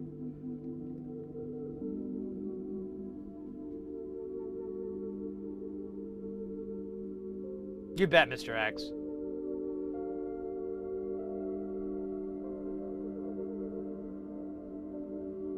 There is a city. Oh, yeah. Exclamation point Discord will bring up the link. The link is also sparkled in. Exclamation socials will bring up all our social media links. I don't, just a heads up though, if you're a big user of Twitter, I'm on there. I hadn't closed out my account, but I check it like once a month at best. So if you message me there, or link me or anything, I might miss it. If you do it enough, I might come back over there. But every time I check on it, it's just like auto posts from reference posts or whatever from different like SciTech or channels that we've rated, stuff like that. Just basically social cross-posting type things, and which is fine. I always appreciate it, but I had to I remember I started getting like just all these bots like just slamming that account, and I just kind of got pissed off and was like, fuck this. Turned all the notifications off, disabled it all the way through, and then logged out and everything. And I was like, oh, I'll check it in every now and then.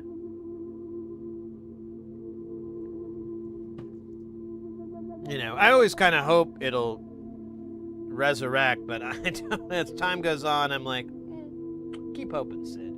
Keep hope alive.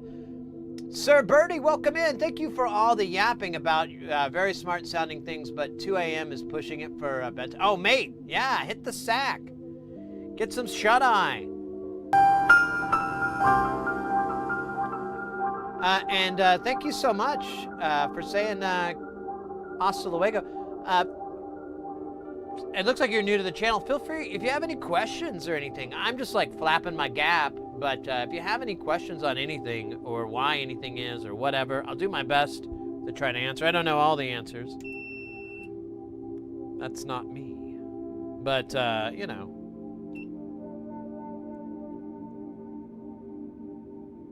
know a little bit. Oh shit, is Modcam's 15 volts. This is 15 volts.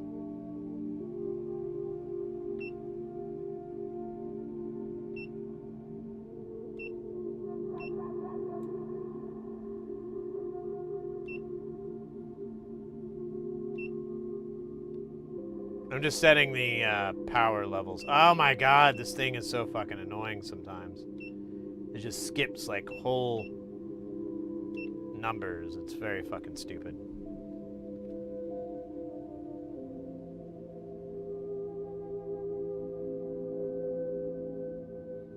Good night, sweet prince. Hey, I'm honored to be part of your background fodder. Absolutely honored to be anybody's background fodder while they're working. So yeah, no worries. Just putting it out there. Punctuation. I don't know. I'm a punctuation nerd too. I like, I get a lot of social media posts and stuff, and people will comment, and like literally, it's like nails on a chalkboard or just shoving a spike into my brain when they're just writing these long fucking run-on sentences and talking shit about me. I could take the shit talking if they could just like put some punctuation, start, have a subject and a predicate instead of a subject, predicate, predicate, subject, subject, predicate. It's like I keep thinking like, maybe English isn't their first language, and that's the problem. Oh, weird.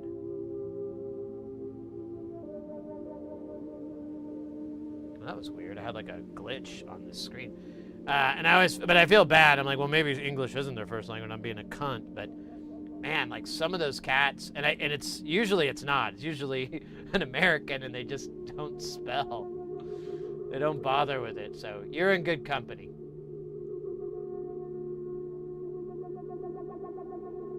I like it done well. I think it conveys a lot, and it's a missing aspect of the written word that a lot of people overlook these days. And I'm like, dude, it's that classic, the comma, like, what is it? What was the joke? It's like, let's eat grandma for dinner. So I can't remember the bit, but, cooking for humans. No, that's not it, because that's 4 or 4. I don't know. Either way, you get the bit. I ruined the joke, so I'm out. I'll put an effort into it. Yeah. But 2 a.m. No worries, mate. Take care. Thank you so much for hanging out and being super guile. And catch you on the flipper. We stream Tuesday, Thursday, Saturday. So you can catch us again this weekend, hopefully. If not, see you next week.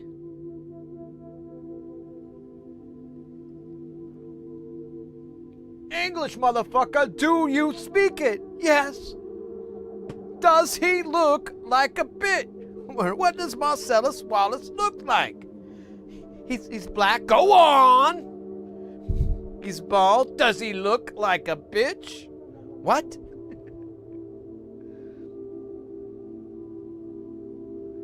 Does he look like a bitch? No, then why try to fuck him like a bitch, Brad? I didn't. Yes, you did. Yes, you did. Mr. Wallace doesn't like being fucked by nobody but Mrs. Wallace. You read the Bible, Brad?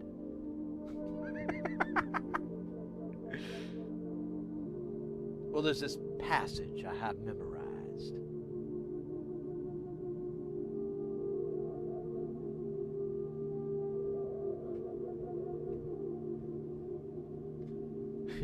Yes, you did. Yes, you did.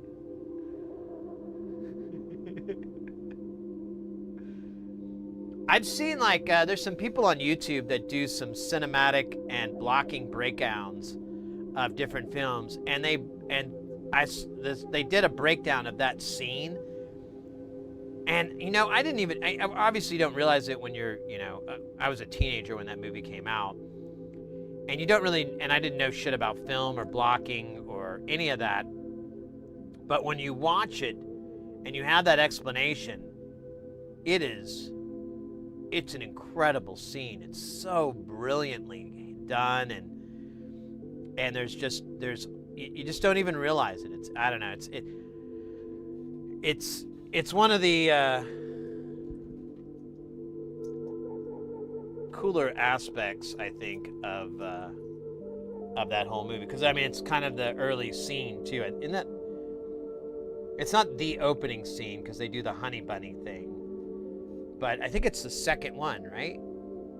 Like you get the diner couple, and then later on it's and in the next scene it's Jules and Vincent. I'm talking about a glass of beer. I'm not talking about no paper cup. I'm talking about a full-size glass of beer.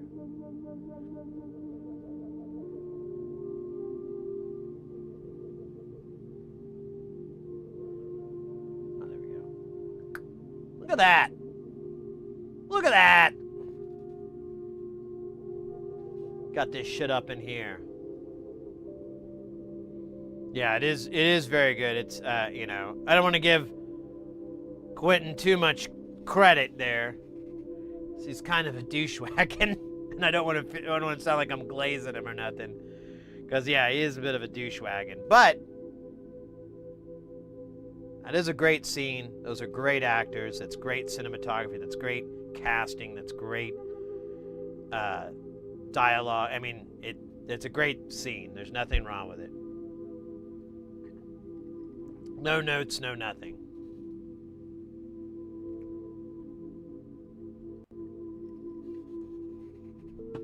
Go on. Yeah, and he's describing it, and then when he hits him, does he look like a bitch? It's so funny, because you could tell, Brad's like, what? Why did you ask me that? That's an insult. Why? Where are we leading with this? Oh, so funny.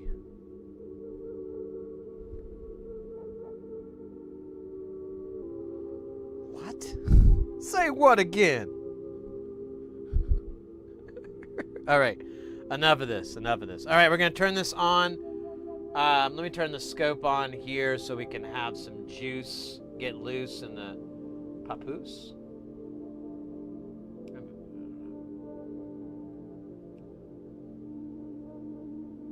We'll put this at half a second. Is that slow? Yeah, it is kind of slow. About a quarter second. It's still Cylon there. I think we're gonna get non-Cylon speeds unless I go to like 20. Yeah, if I go to 20, it locks there because it's trying to catch the trigger. Catch the wind. All right, let me triple check that I connected this correctly because I guess, I mean, it won't be impossible to take these chips out and replace them, but it will hurt me inside.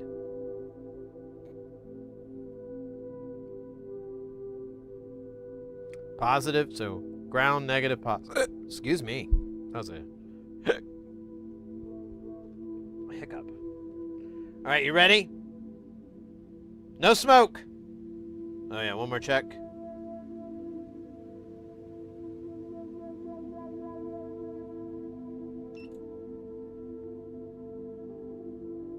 Okay. Oh yeah. I didn't have it on the physical output, so you wouldn't see shit. In fact, I should have thought about that.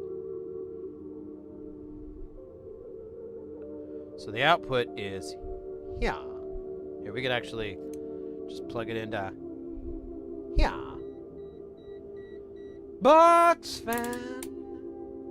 You don't have to run on your red light, box fan. So this thing is kind of interesting. Yeah, let's go a shorter time base here.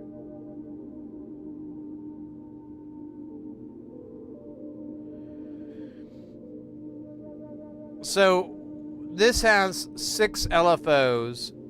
2 of them are triangles, and then 2 are pulses. How does it work? Or 4 of them are 4 of them are pulses, 2 of them are triangles. And they do that, and they're not supposed to be doing that. There's like this weird biasing issue that's occurring. And I watched a video of this, like, working, and it didn't do this shit.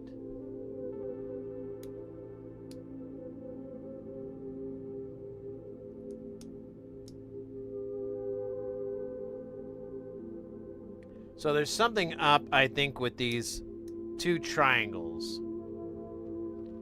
I think that is our issue. Oh, hold up. I forgot to bring up...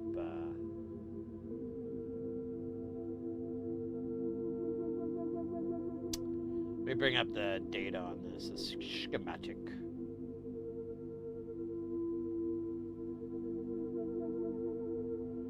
No. Well, what the fuck is it actually? I don't know if I don't think I have it. I'm looking through my tabs here.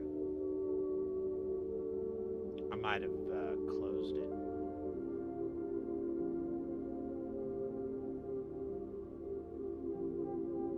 Yeah, I think I did. All right, well then we'll just start fresh.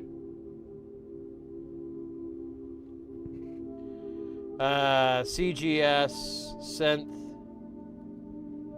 catgirlsynths.com. Oh wait, let me get rid of this for you. All right, we are looking for the Psycho LFO, which is CGS21. Super Psycho LFOs. Super Psycho LFOs. Do they speak English and what? What ain't it? So fucking funny. Oh God, I remember the socks. Ah!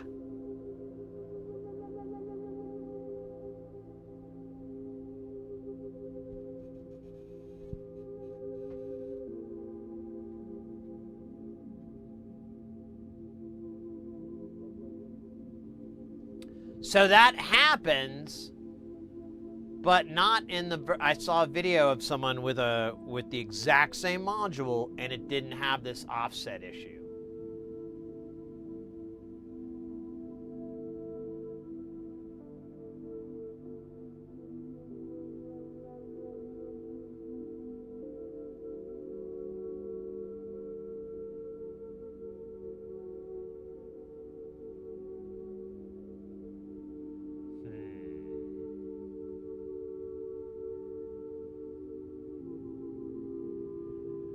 Oh, fuck. I need some more coffee.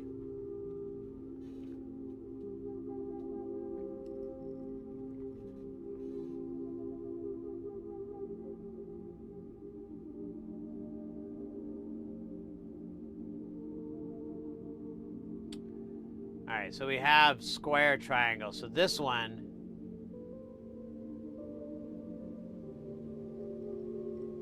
just goes to the triangle. We could try looking at this 470K, because that's a pull-up resistor. But that's it, mate. I have no fucking clue. I seem to remember we probed around. We could probe prior to this op amp.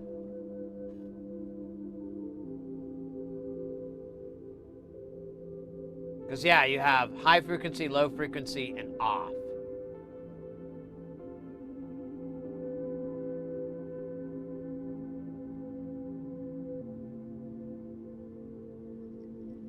And when we introduce it to, so off, it's nothing. Now, if I turn one of the triangles on, I get, that's, I think, low frequency. And then that is high frequency, I believe. I'll try to turn the knob a little bit. Doesn't really seem to matter. But if I kill it, oh, what the fuck just happened? Oh.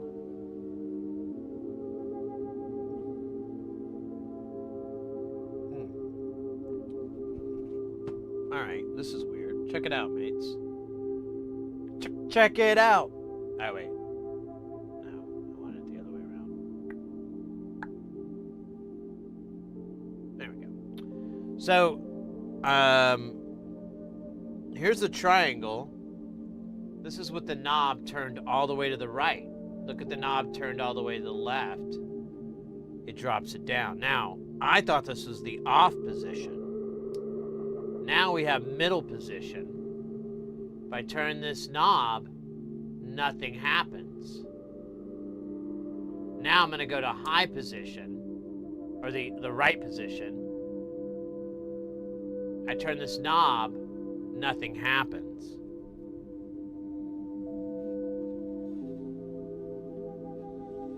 The output of this is all wrong too. It's really, really low. And it should be bias. It should be a different bias. So, do you have both negative and positive? I think I do. I mean, that's a reasonable thing to check, right? It's not a bad idea. Let's bubble double it. Let's verify that we're getting the negative and the positive. All right, we're gonna put this on voltmeter. It's more than meets the eye. Got a ground right here. I'm gonna check the pins on this TLO72. I think it's the TLO72. So I've got negative 15. And I've got positive 15. So we are bueno. It is getting both. But the speed switch on this thing is goofy.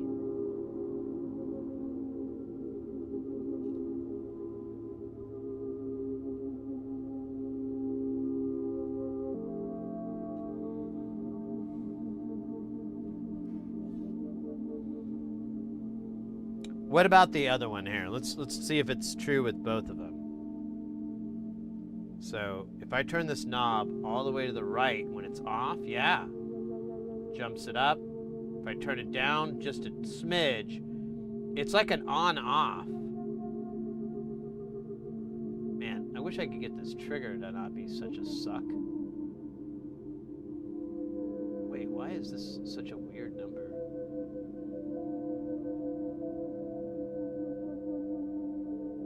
Here, let me go fast.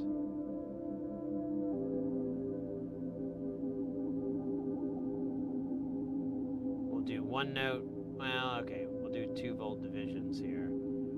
So it's sitting up at like 6 volts peak. If I turn this knob we drop down to -2 volts. And if I keep turning this knob, nothing happens.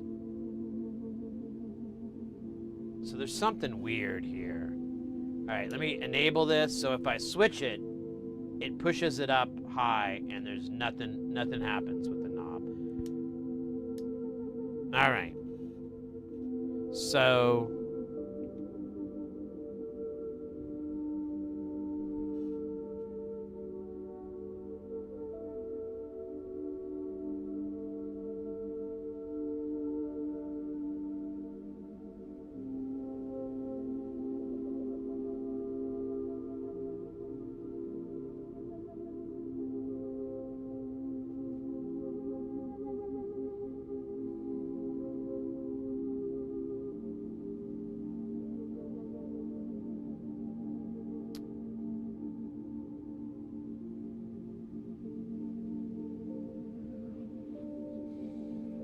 okay. I'm gonna turn the power off for a minute.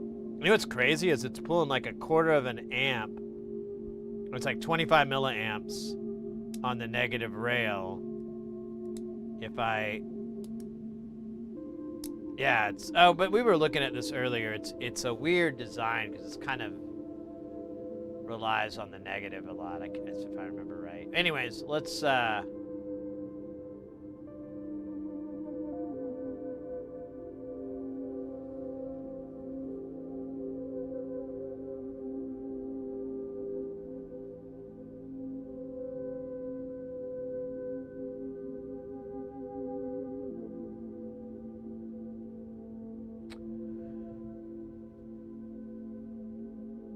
right.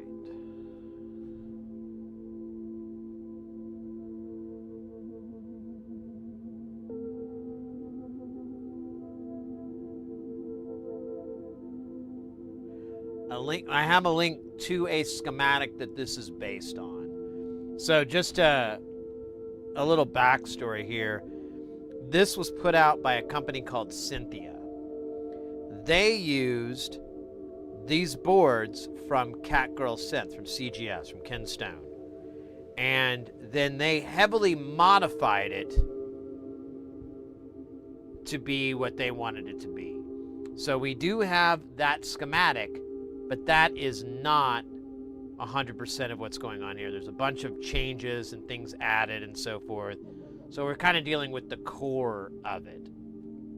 And because of all the changes, it's really hard to figure out, like, oh, well, is that why this isn't working, or do we need this for that? You know, it's kind of a butt in the pain that I don't know, it never really goes away, the anger. But yeah, let me give you a link really quick. Well, here, actually, let me back up. I'll give you the article.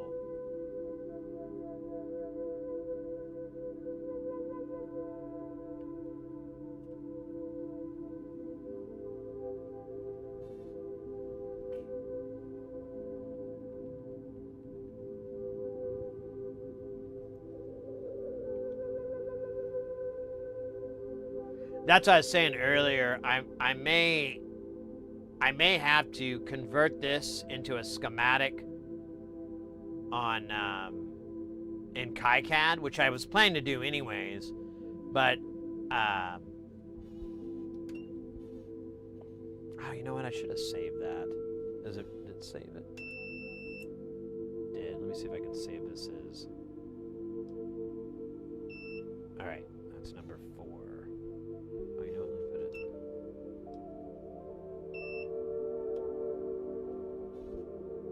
All right.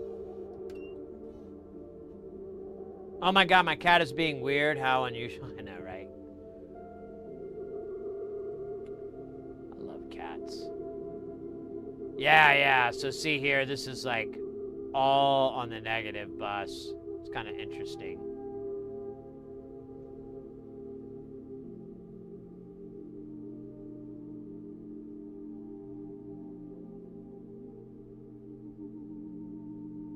Oh, it goes to this 22. And, then you add the 2. Okay, so that makes sense. But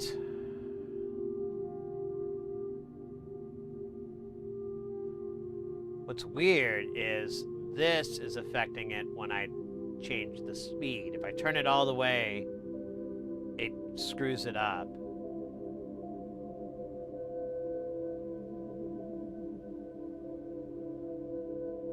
And this part has been removed. So it's just this is connected. These are probably here, but I mean, it doesn't really, it just goes to the light, which is not connected, by the way. Well, is it? Actually, how? Hold up, how is this? Oh, there is an LED. I'm sorry, it's my first day. Hold up. So if this has an LED,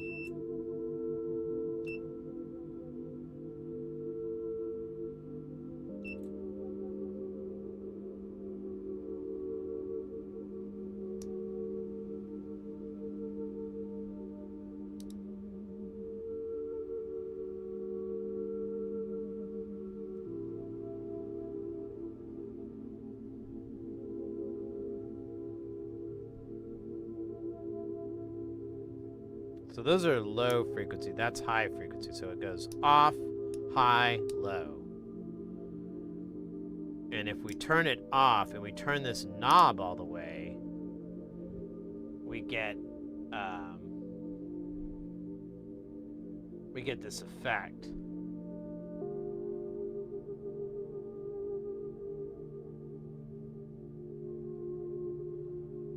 Okay, that actually might be the answer.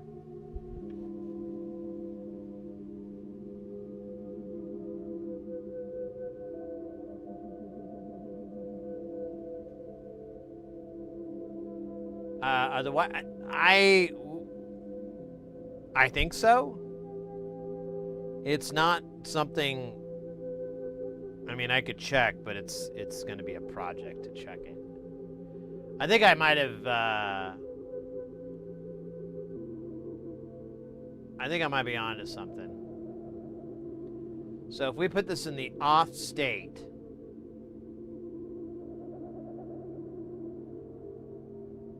and I turn this all the way, wait, yeah, and so it's still going to the mix bus.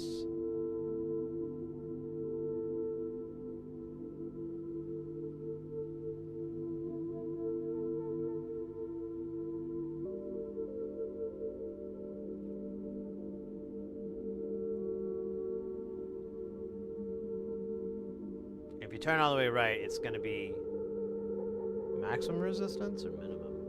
I'm not exactly sure. I guess if you increase the amount of resistance here, that would slow it down.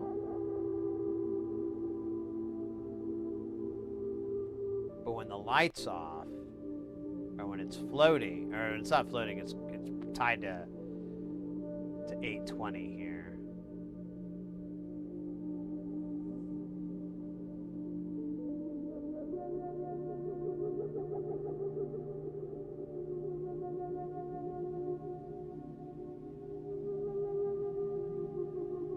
LED Zeppelin. Yeah, I'm pretty sure these are fine. I mean, the orientation works, but if it is switched here to the 820 ground, and this is turned all the way to the right, it messes up the bias. Let's look at it again. So if I turn this knob all the way to the right, it does that. Now we're in the middle. If I turn the other one all the way to the left, it jumps it down.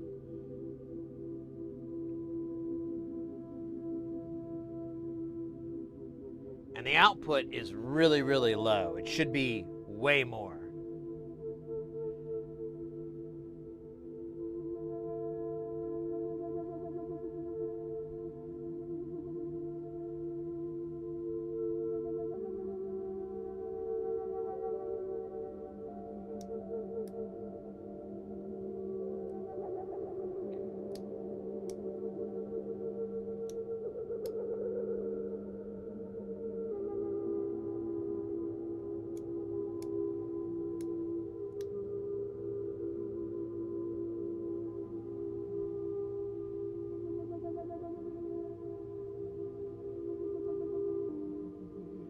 Here, we're going to turn them all up maximum. But we're going to put them in slow-mo. So if I look at this... Okay.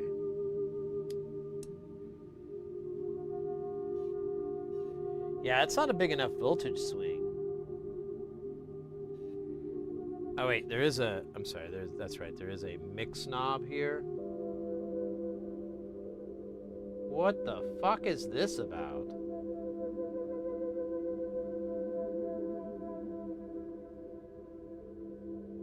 Hold on. What the hell is the mix knob for? I forgot about this part.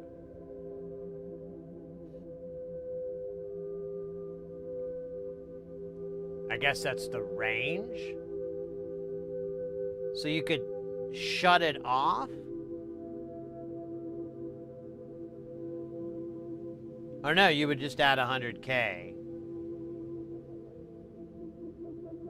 So I don't get what's up. Holy moly! Circa in the house. Welcome in, welcome in.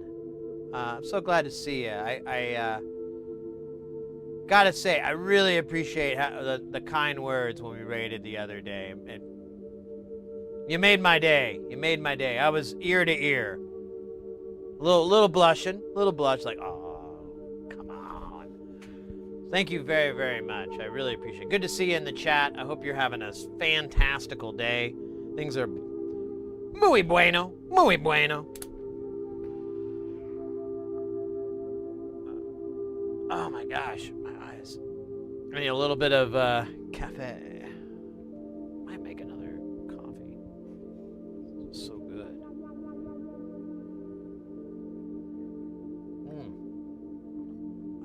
Delicious. Let me catch up on the chat. I'm a little bit behind here. 10 billion volts. Billivolts.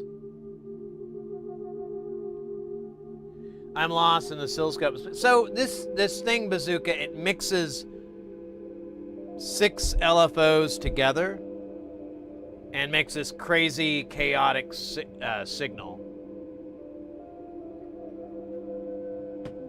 I don't know if chaotic's the right word, but it's crazy, that's for sure. It's psycho, in fact.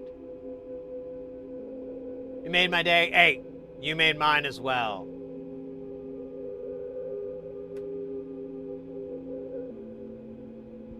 So we are troubleshooting this module.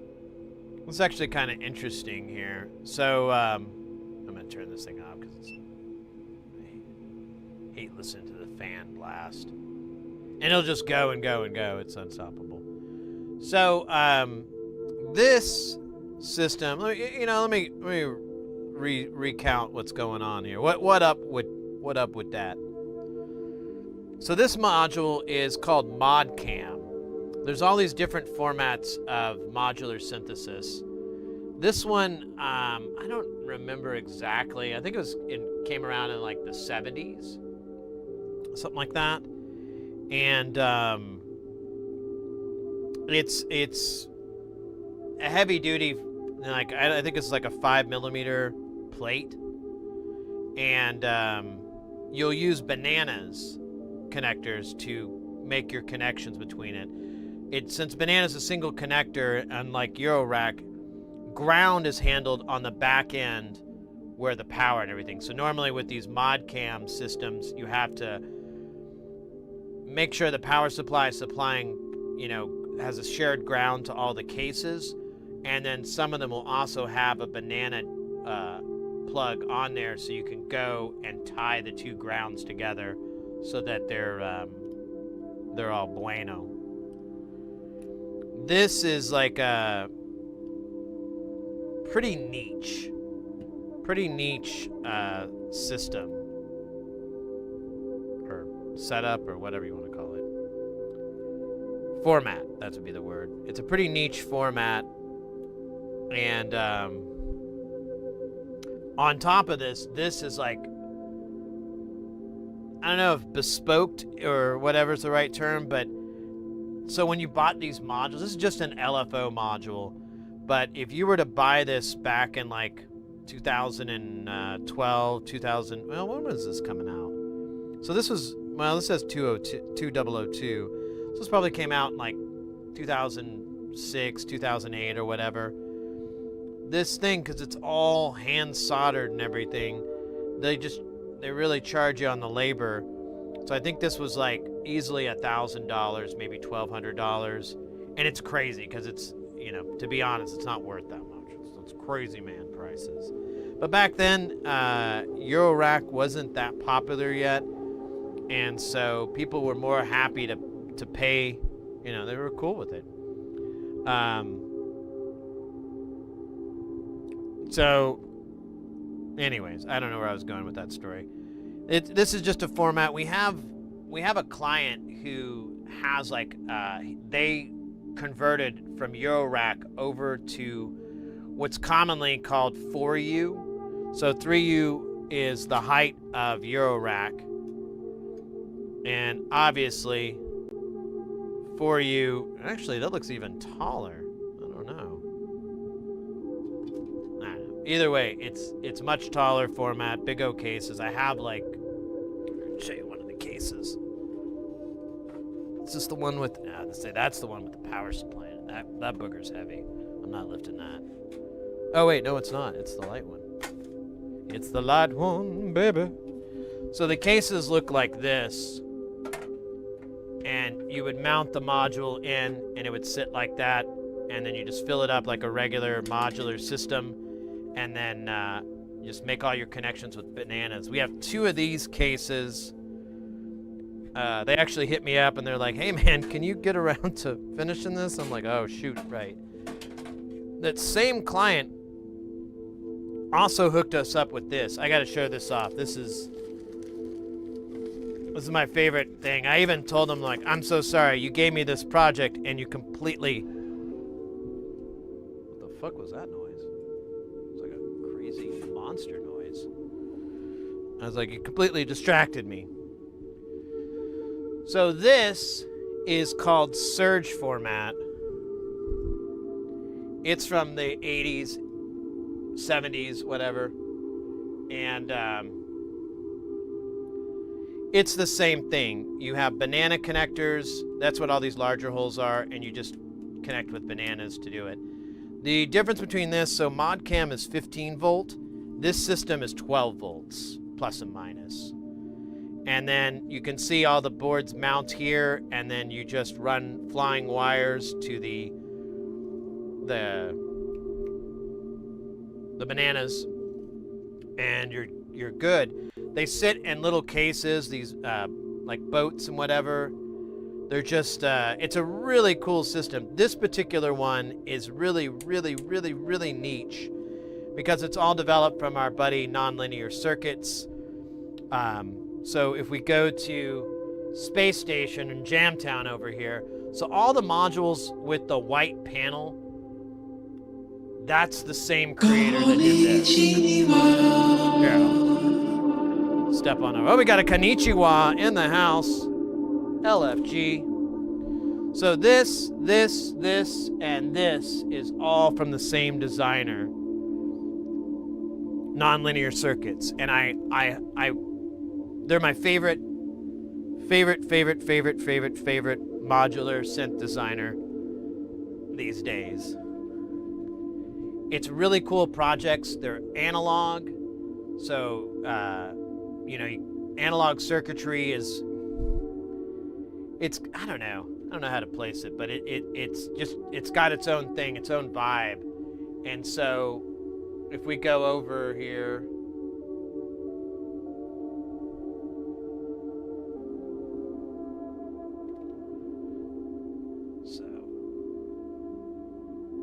we go to Nonlinear's website here.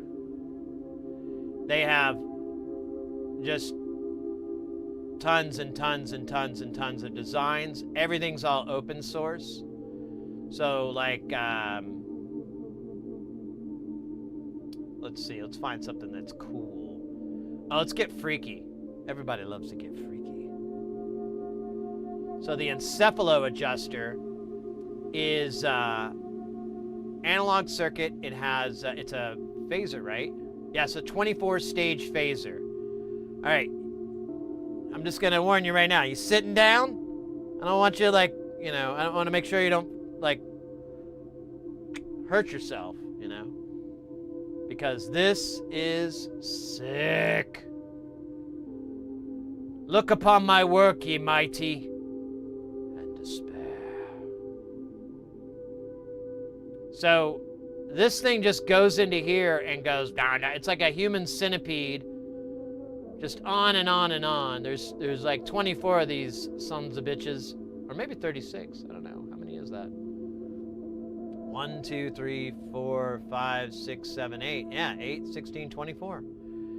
And so each one of these it has a LDR, which is a light detecting resistor. And then driving all these is these 3 LEDs. So when you get to the Donnie Benet, oh yeah, hell yeah. Bumba called, I'm sorry, mate, I got distracted there. Welcome in.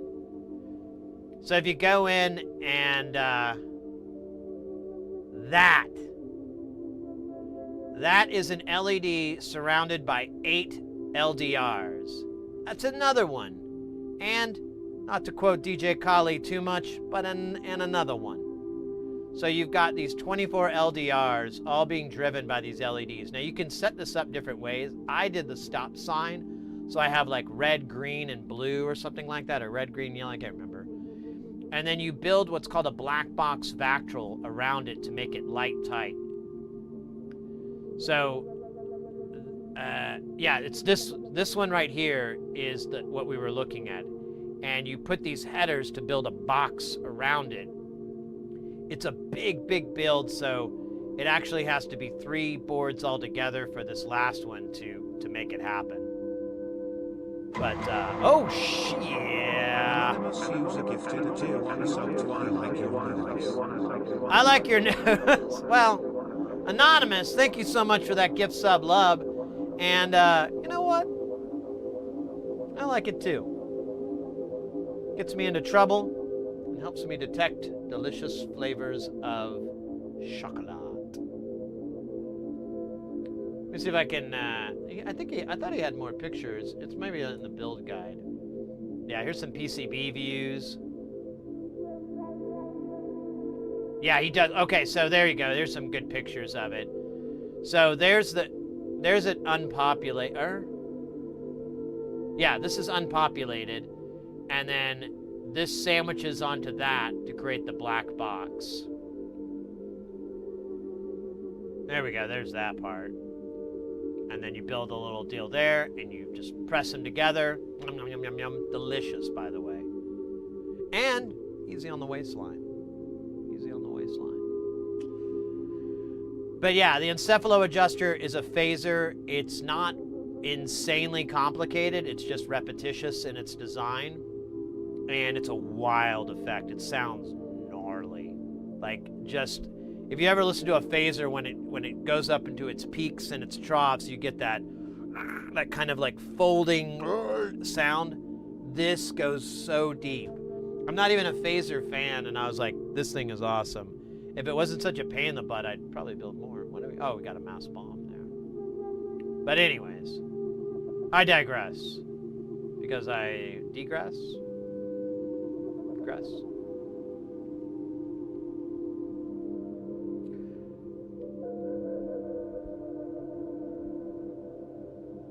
Oh yeah, before I forget, guys, definitely go and follow. Go give a check out and a follow to our friend Circa there. Thank you again for everything. Again, I don't want to go too far and just blah, blah, blah, blah, blah, but I really, really, that was, that made my day. I was like, oh, no way. And I spent a lot of time like trying to remember your channel and everything, and I looked, and I've been following since 2021. So I'm like, all right, I'm old school. Got my marks, got my names and everything, but I don't remember. I just remembered like your channel started popping up higher up on my follow list, and then I'd go and I'd be like, oh yeah, right, this channel, this place is cool, this place is great. And I'd chill for a little bit. And that's how it was. I don't remember the genesis of everything, so. Yeah, I know, right? I don't know, it's a long time ago. Were you always under the username Circa? Because maybe that's it. Maybe I have like I don't know, I was like, maybe it was an old username, and I tried to look around online, but I couldn't find anything. Circa LaRue? Maybe that was it. I don't know.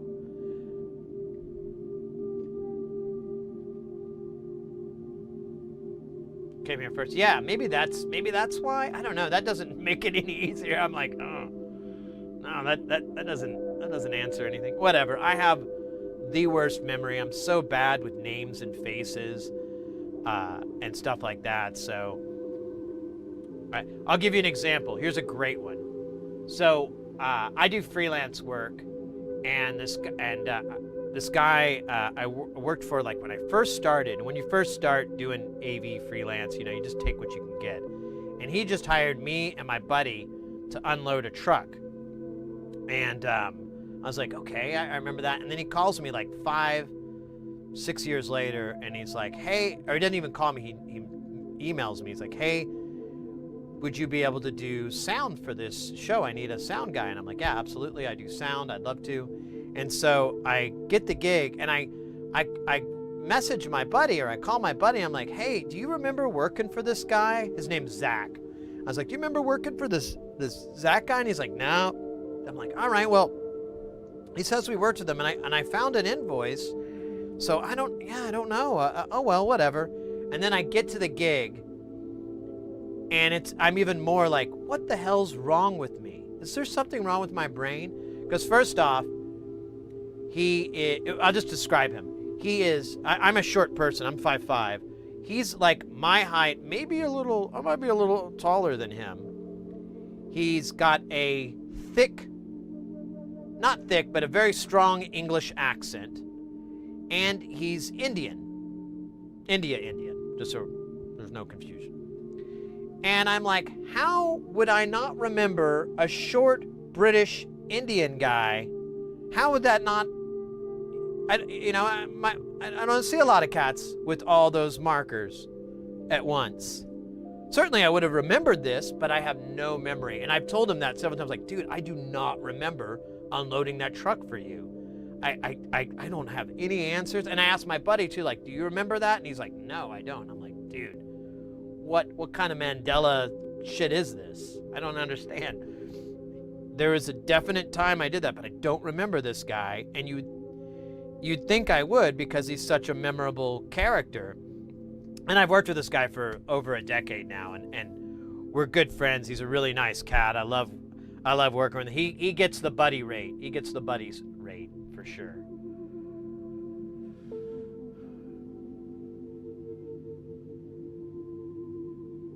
Yeah, no, Circa, that's a common issue. Right now, I keep having this issue where, the channel point redemptions, they don't clear out of the queue. And so I end up missing them. And like someone did the Konichiwa, I'm going to go to the thing. I'm going to click on edit. I'm going to look, and the box checked to skip request queue is there, and yet it's still stuck in the queue.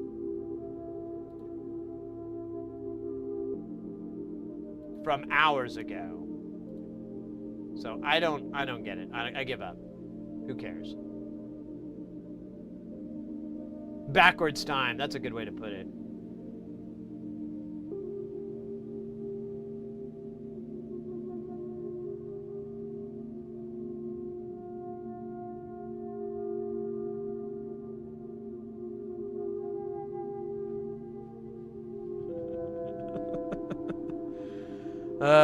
Well, anyways, good to see you. Welcome in. Guys, definitely go check out the channel. Great, fun channel.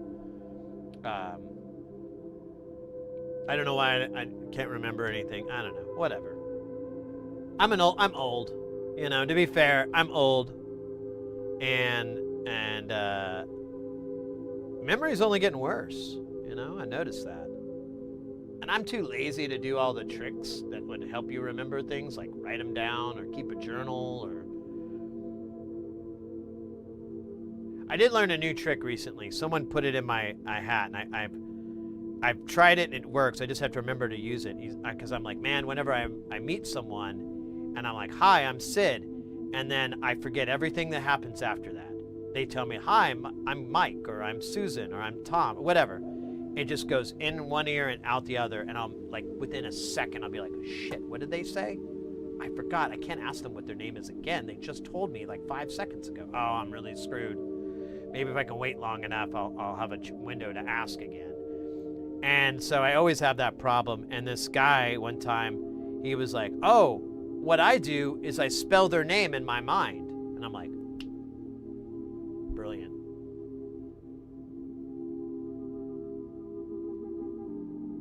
My brain is dropping lots of stuff too. Unless I want to hit 39.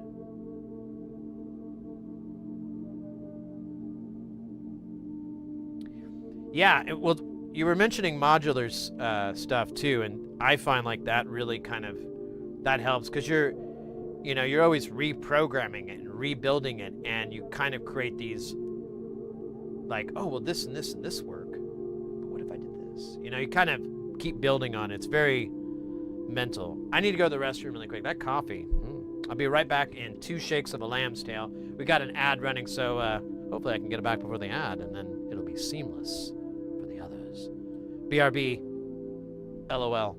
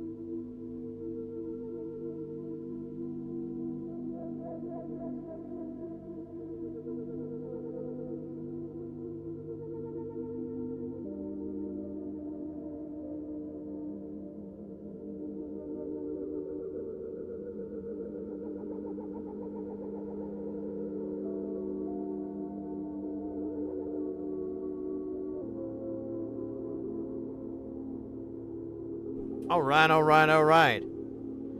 Thank you. I can also do other impressions besides Matthew McConaughey.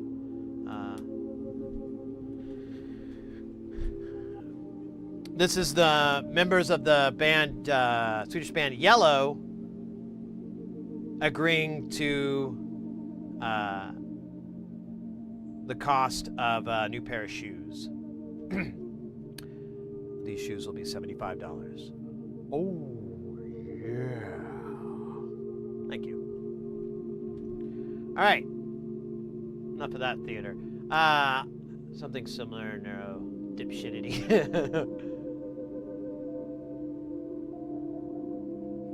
Feed kids. You bet. All right. So unfortunately, during that whole time I was trying to do the thing,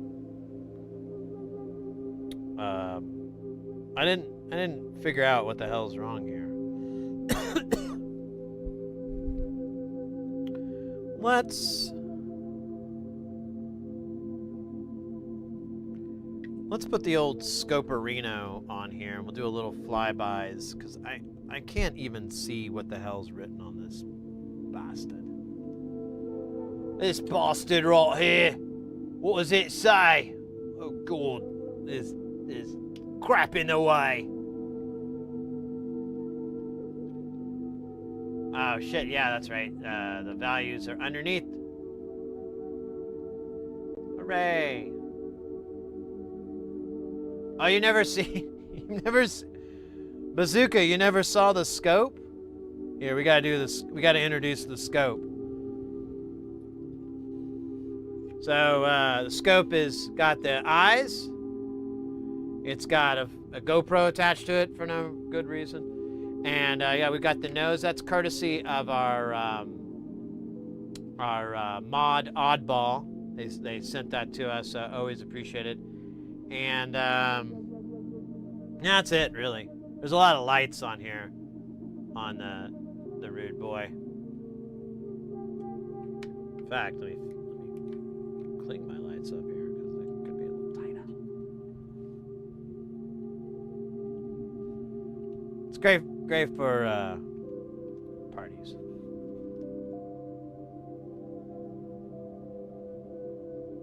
You're insane. Thank you, mate. That means a lot to me. I really appreciate that. You guys are too kind. I swear, internets. You guys are gonna give me a... I don't know if that's a big head. But, you're definitely helping with my, my low self-opinions. You know what? You might think you're... You know, I'm like staring at the mirror and I'm like, you know, Sid, you're getting old, but the internet thinks you're cool. That's all that matters. That's all that matters. Alright, so I'm gonna pull these wires away-ish so we can see here. Yeah, this thing is just hell. I mean, look at these. Look at this build, brah.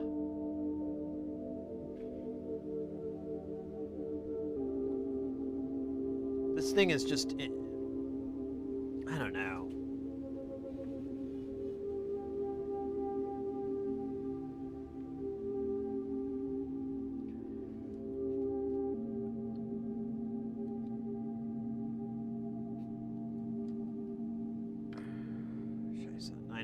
I wanted to look at this part here. So, oh, there. Okay, never mind. I was like, wait, there's no driver there. So that.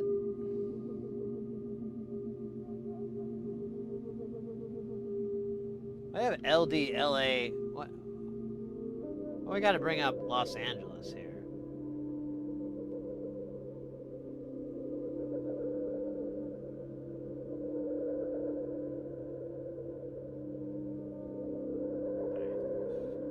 Some good jams right now. Funk yeah. Jay Nothing cutting it up.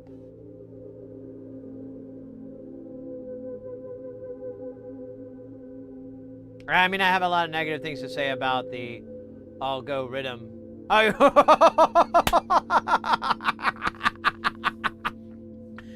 Bazooka, you checked that out, the Livox song? Oh man, I wish I could play it without getting a bunch of stupid copyright shit. Although Livox is not really very copyright-y, but I don't want to bother with it.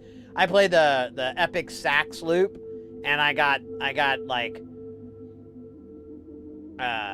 I got a, you know, nothing bad, but like YouTube was like, bro, do you own the rights to this song? And I'm like, of course not. Oh, well, you can't do anything with this video. And it limits its visibility in certain countries. I'm like, God bloody hell. Brandon, welcome in, by the way. Yo, it's great to catch you live right now. It's great to see you in the chat, mate. It's great to see you in the chat. I hope you're having a good week so far. What are we at? Thursday right now? Yeah, it's the Thursdag. Is it Dienstag? Dienstag? It's Dienstag, yeah. Freitag? Oh man, I can't remember my days of the week in Deutsch. I'm gonna get my Deutsch card taken away.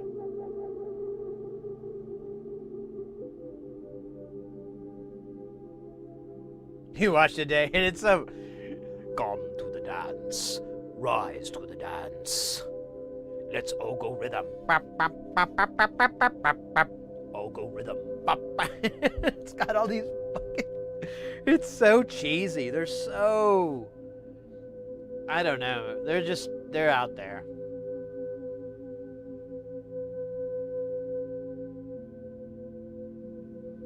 There's clearly sidestep. Yeah.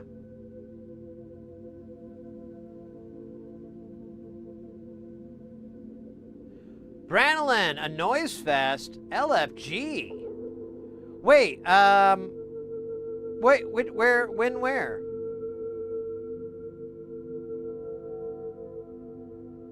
When, where? Waka. Oh, hey, there we go. No, wait, that's the IC numbers. Where's, I needed to figure out where this LED driver pinout is.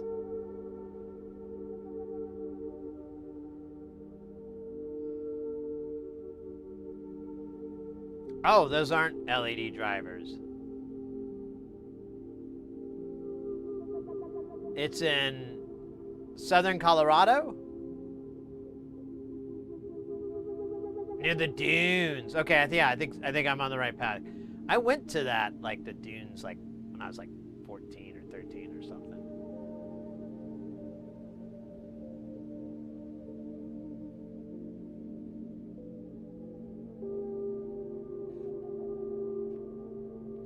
Okay, so, just so we're clear, this module is not grabbing these points at all. In fact, what the hell? What in the hell? Bobby.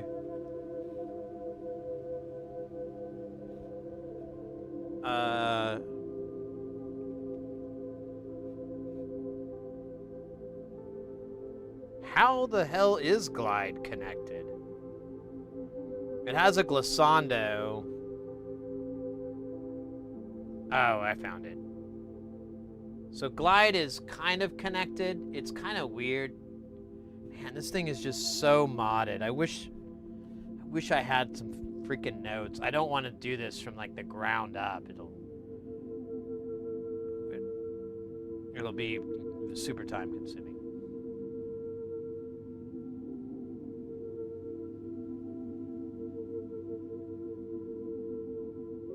Well, I know there's like a big noise fest in Canada, but I don't remember when. Like, my friend used to go all the time, and they'd always ask if I wanted to go, and I'd be like, nah, I'm gonna smoke these cigarettes and try to look cool.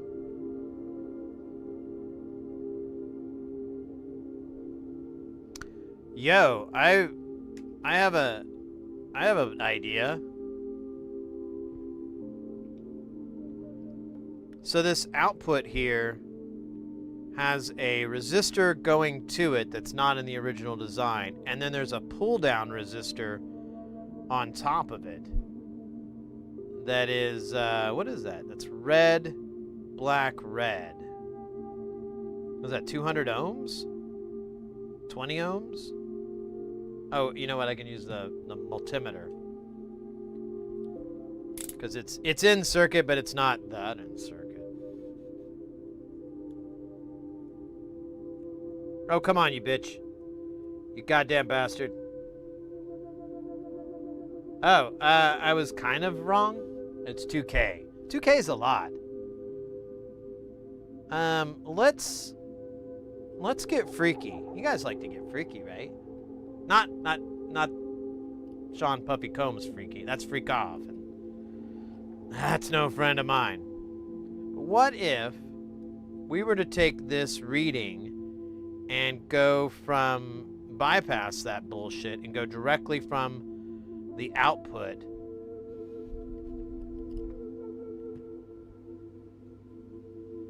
Oh man, this thing is about to die. This little clamp here. I gotta buy some more. Man, if anybody knows where to get these type of clamps, but they have like strain relief. They're not just like sitting in there. Because I have so many that break, and I'm starting to think no one makes any that are under $1 bajillion or something. There's got to be like a cost effect issue.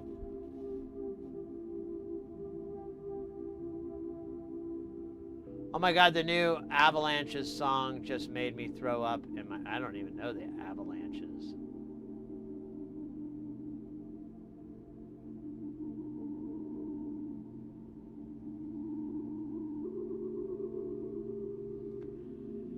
Sid, you laser flippin' legend. Well, that was a short time in my life. I don't flip lasers anymore. Settled down. Got married. Had some pigs. Oh, wait, that's not true. None of that's true. Sorry. Amarendum. Oh, mate, I always mess up the name. Amarendum. No, that doesn't sound right either. Anyways, welcome in. Zupagile. Hola. Howdy. Hell yeah.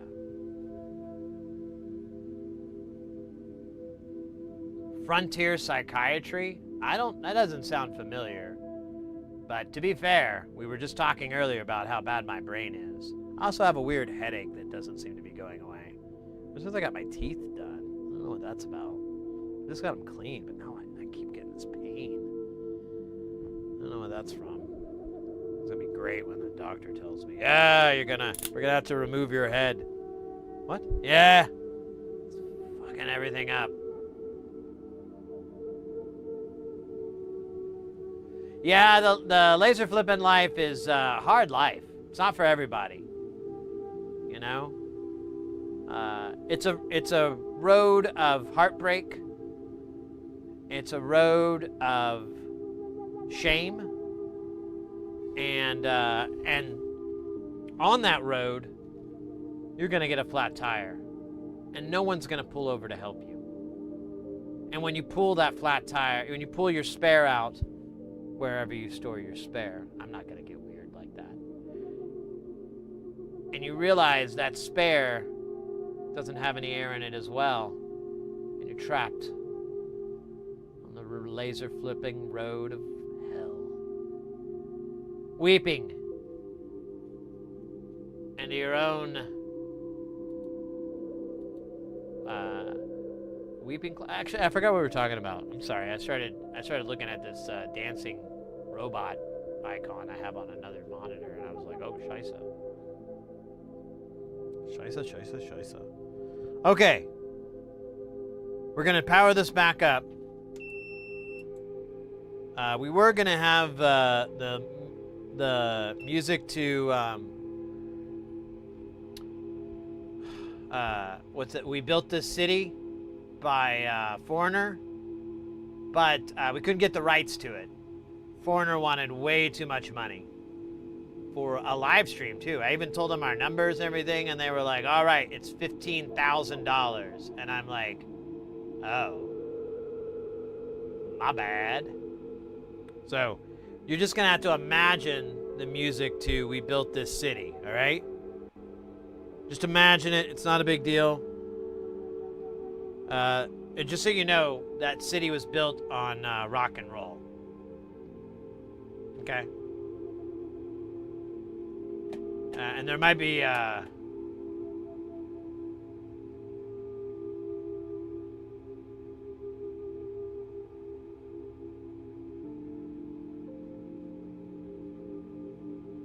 Is it Starship?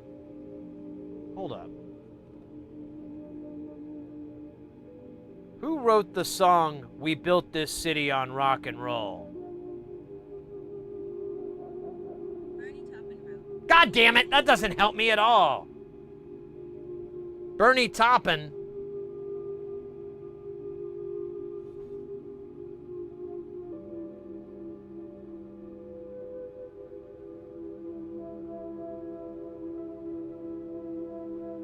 I don't think that's the right song. I don't think that's it. I'm like, wait, Bernie Taupin, that's the guy that does Elton John stuff.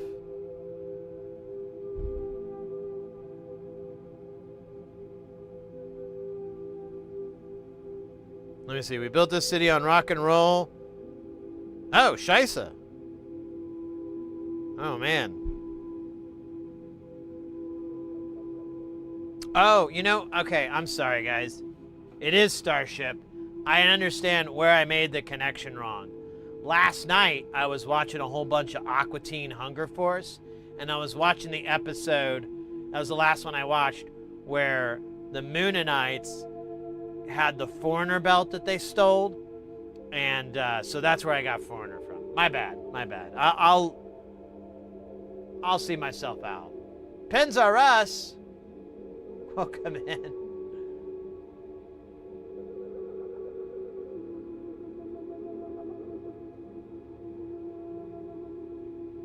The bongs. Oh, shit. That's a good idea.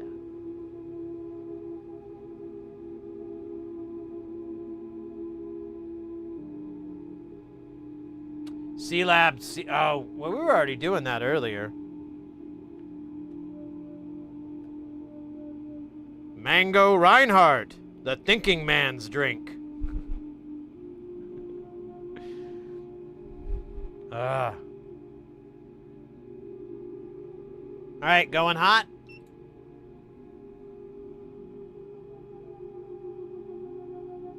I forgot what I was doing. Oh, proving my point. Look at that peak-to-peak voltage, baby.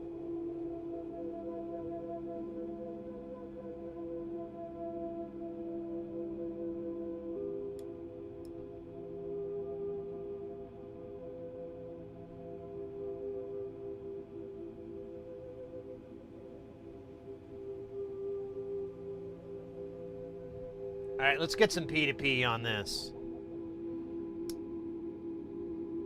Okay, so if we turn those all the way to the right, we get it centered. What is, looks kind of like a dance, doesn't it? It's kind of magical.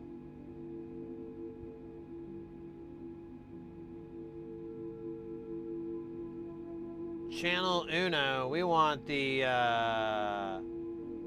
vertical. So we're getting 5 volts peak to peak. That's kind of what I would expect. But we're still having these weird biasing issues.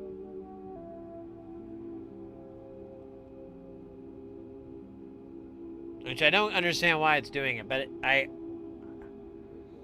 know we can increase our output. Oh, look at that. So if I turn the mix knob, I'm sorry, I didn't.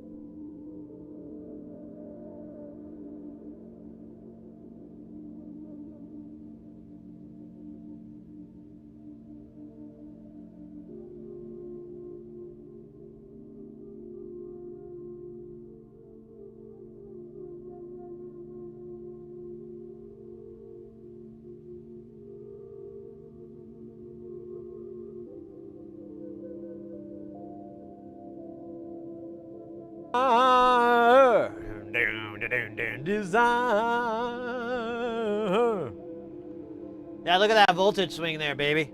So I have this mix knob. So if I turn it all the way down, it's like nothing. But if I turn it up, it's hot, like hash browns. Now I'm gonna take this rude boy, I'm gonna plug him back into here. And what's our peak to peak? Our peak to peak is shit, dog. I don't accept this peak to peak voltage. This peak to peak voltage is, I don't know, it's against the law. It's pissing me off, really. It's making the rage bubble up.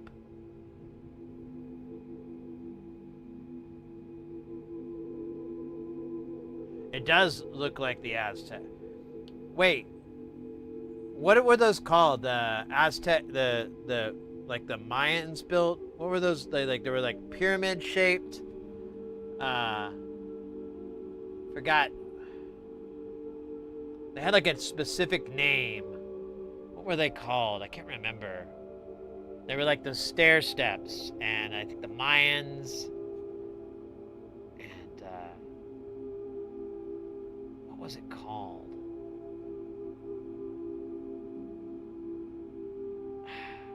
Can't remember.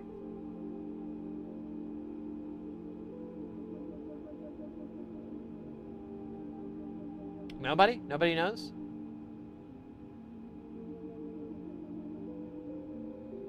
No. Oh man, this is like a good joke for anthropology nerds. I forget. I'm not in an anthropology nerd environment. It's a joke. I'm setting you up for a joke.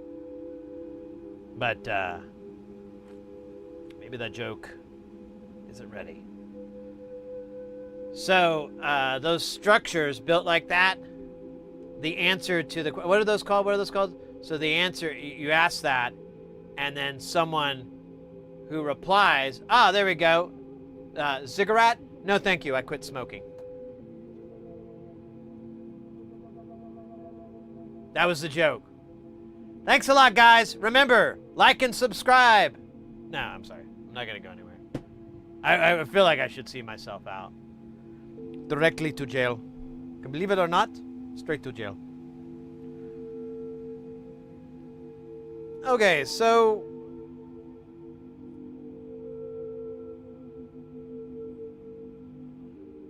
the fuck, bro?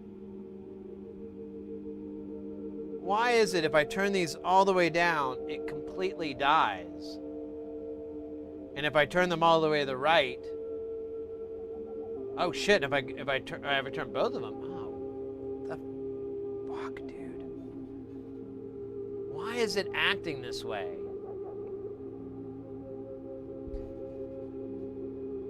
And why am I still having ring around the collar?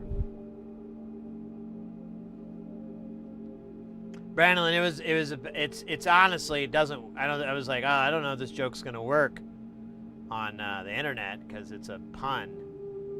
And you have to say it, and you go, cigarette? Oh, no thanks, I don't smoke. But obviously, if I read it out loud, you know, I shouldn't have introduced it. Really, I'm the villain. I'm the bad guy. I'm the reason gas is so high.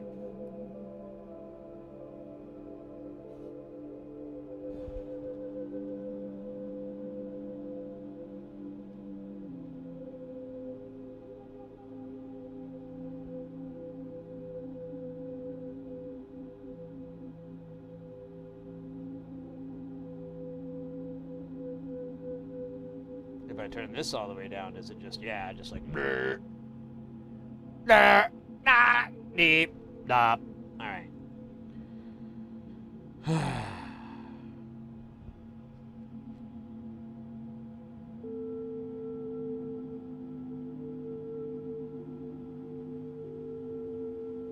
Is the power? Wait, what? Sorry, I don't get, I missed the context.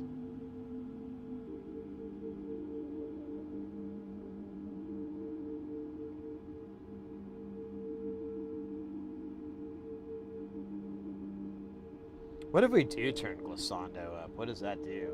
Or it's called lag. Oh shit. Look at that. We just turn a little bit of lag up. And it's a lot.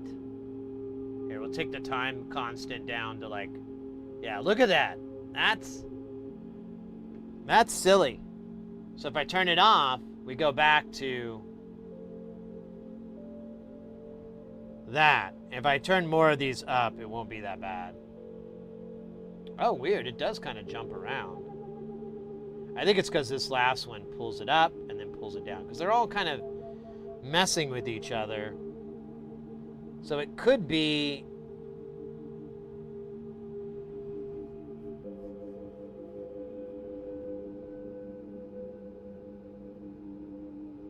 it could be the way it is.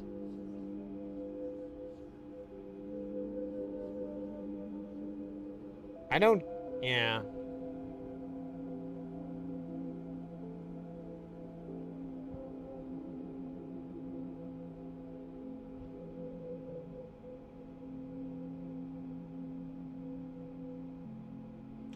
Oh, turning them down. No, it's a speed thing.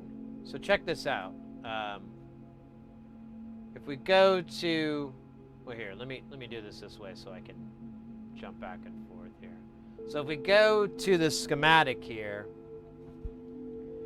and you see how the speed is handled? So it's basically, it's got this 4.7K, and then you have this 1 meg pot here that's just tied as a divider. So it increases or decreases the amount of resistance on either side of this Schmidt trigger. And that's basically acting as like a crude sort of oscillator thing. We have one person in our Discord, Misty. She's great at. She's a big fan too of these triggers and doing crazy stuff with them. And she would be better at explaining why this is doing it this way. But you're kind of creating this feedback, and then you have this this cap or this cap in between the negative voltage, so that affects the speed. And if you have it on here, it just pulls it to ground and it stops.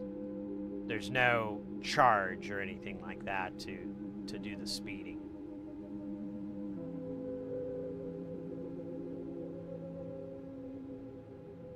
Random logic. Oh, you're not missing anything, mate. I don't know what the fuck's going on. I don't know what the hell's going on. Now we're working on this module here. It's a 4U mod cam module. It's based off of an old design from Ken Stone, Catgirl Synth CGS, and furthermore, it's heavily modified. So we're looking at the schematic, but this is like kind of looking at the data sheet for a chip, trying to figure out how the circuit is integrated, because it's kind of, I mean, it's mostly accurate, but there's a lot of changes here. And he brings up the problem that we're having in the notes here. So when switching the oscillators with triangle output off, it is best to switch their output to square wave, as otherwise an offset voltage will be introduced into the mixed output. And he never says anything else about it. So I'm kind of thinking that this may be the way it is. However, the peak-to-peak voltage is shit. So we could fix that for the client. Like, I think mod cam is like a 6-volt swing, and we're at 8.5, 9 volts. So we just need to change either remove the drop-down resistor, because there's a pull-down resistor, drop-down, pull-down resistor on here, and then it's going through a resistor on the output.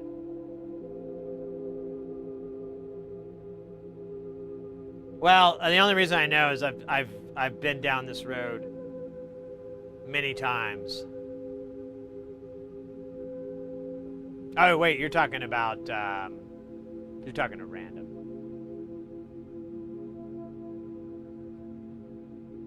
I don't know, man. There's not a lot going on in here. So, like right here, what happened is on top of this 1K, there's a 2K, and then there's a 2K pull down to ground.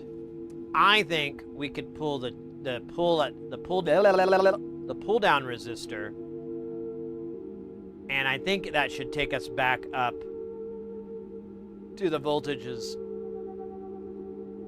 we'd like this. Or we could change that pull down, but I think we could do that, and that would fix this quite a bit. That's all I got though, mate. I don't know. See, if I pull this guy in, I have to turn his speed. Oh yeah, he doesn't even, it does not fucking work. What the hell? Bruh.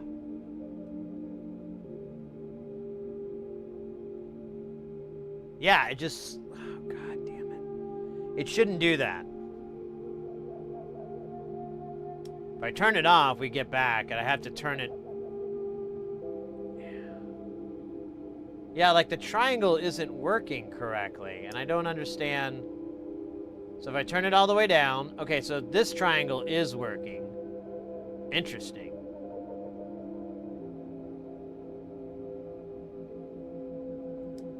Alright, so I'm going to turn it off. And then I'm going to see if I can get this other triangle working. So that one just shits the bed. And there's nothing. Okay, so let's focus on this particular one. This is circuit 1. So I believe it's the topmost of these. So it's possible we have like a little short, or I'm kind of checking these wires, making sure they're not shorting or bridging or something like that.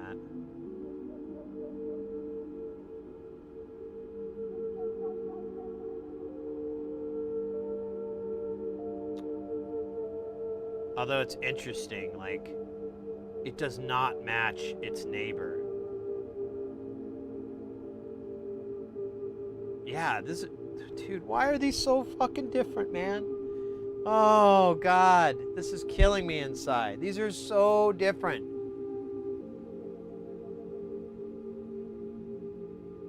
These are so different. I don't understand. Ah! What the...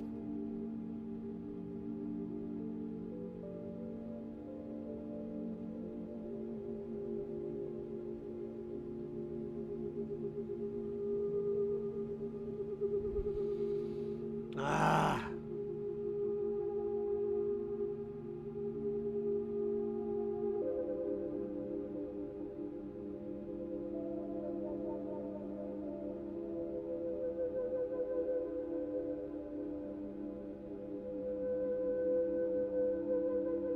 Yeah, line level is like 1 volts or something peak to peak.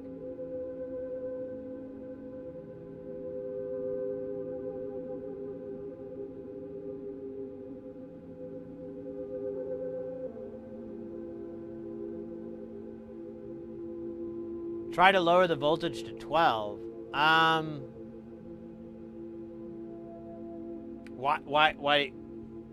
Why would you say that? Now you need a new bed. What the hell happened?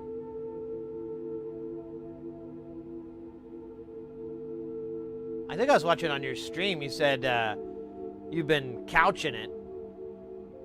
Because, what was it, like family or something was staying? It's something to that effect. I'm probably getting details off the old brain here. But, yeah, I seem to remember you saying something about that. Oh, you're saying the unit should... Okay. Sorry. Now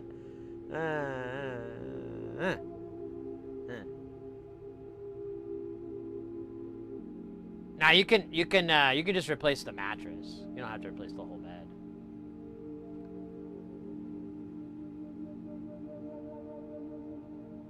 Dude, what the truck?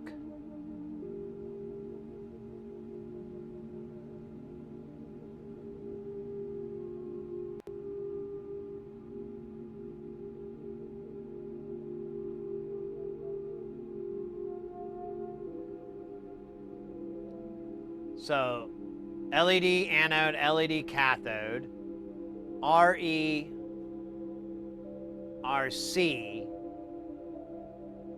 DF, CO, LF.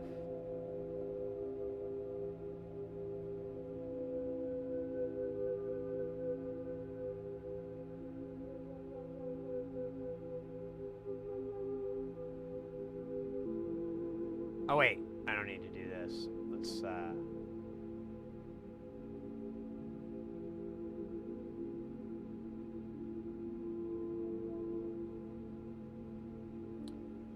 the classic for you plus or minus 12. So ModCam is plus or minus 15. This circuit was designed for 15 volts, and it's going to go into a 15 volt system. So that's why I don't know why. What would I learn from that? Is there like, am I missing something? Maybe that's it. Maybe I'm just dumb.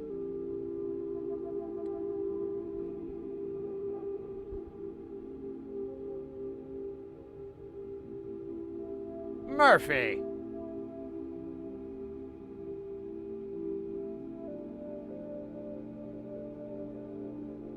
Okay, so there's RE and RC.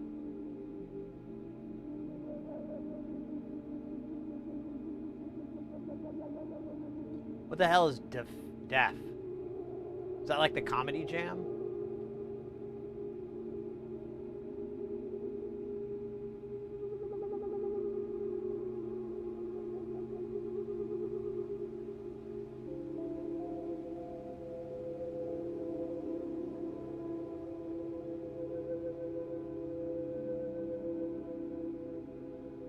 Yeah, I don't see DF.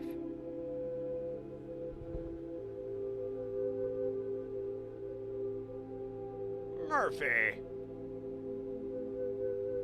LS, CD, or CO, and DF. Oh, wait. Is that the speed thingy? Oh, it's OF. I get it now. That abbreviation has a far new meaning in the future, and I think I mentally blocked it for some reason. Yeah, there we go. So wait, how did they do it?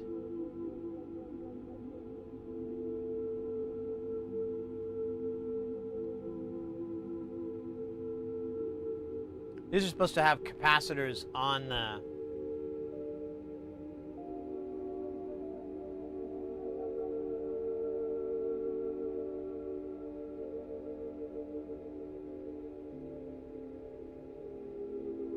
Wait. Okay, there's a 2-2. And there's a 22. Bruh, why did they do a picture with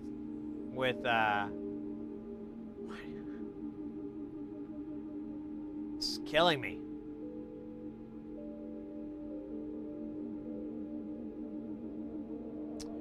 There's a unicorn on there? Oh, so I'm glad you noticed that. That's a funny thing. So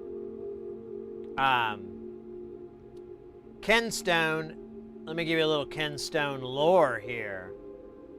So Ken Stone is this guy out of Australia. He's been doing this for ages, and he has a lot of pseudonyms.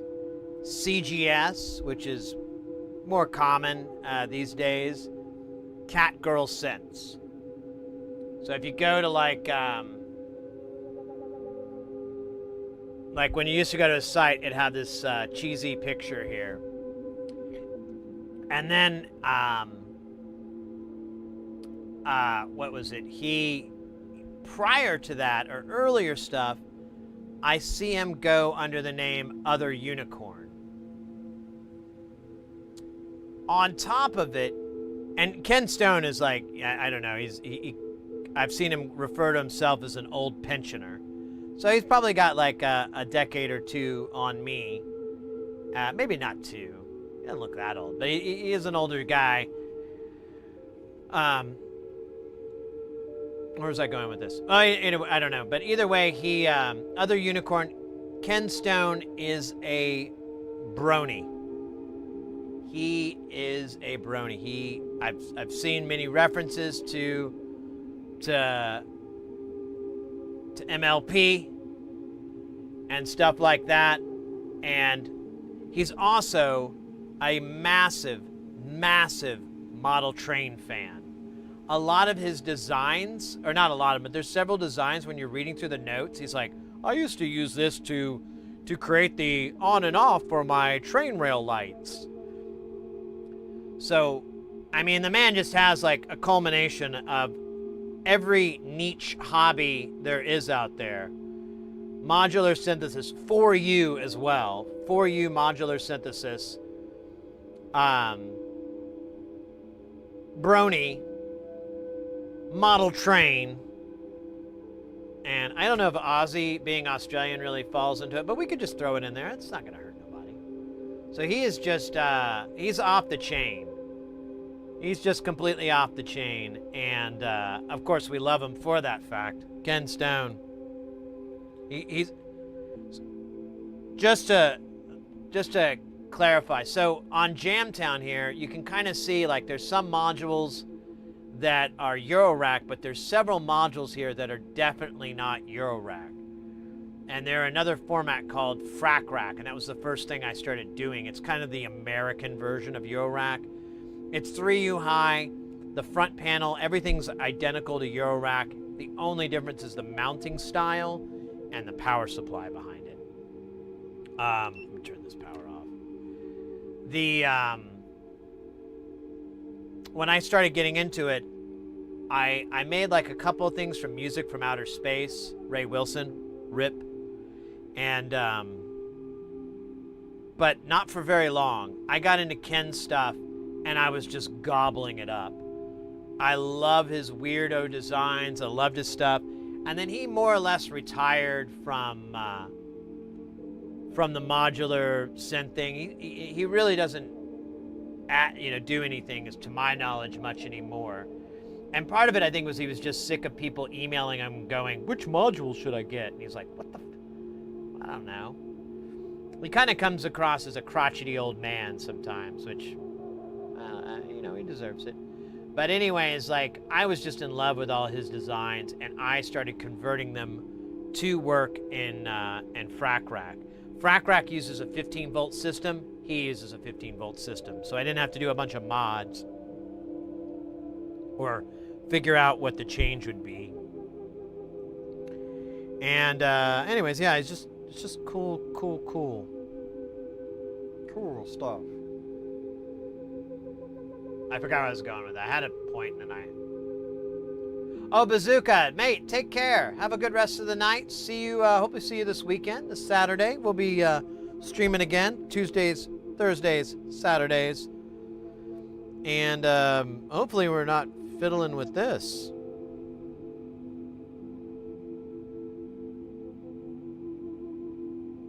This is a nice thing. Well, here's an interesting thing. Here's more like the inner circle. So Ken Stone was pretty influential because our main man, Nonlinear Circuits, was building a lot of his designs as well when they got started, and Nonlinear Circuits kind of like for me anyways took over the gap that Ken left. And and they're both Australian. I don't know what the hell's up with that. I don't know why that's a coincidence or not,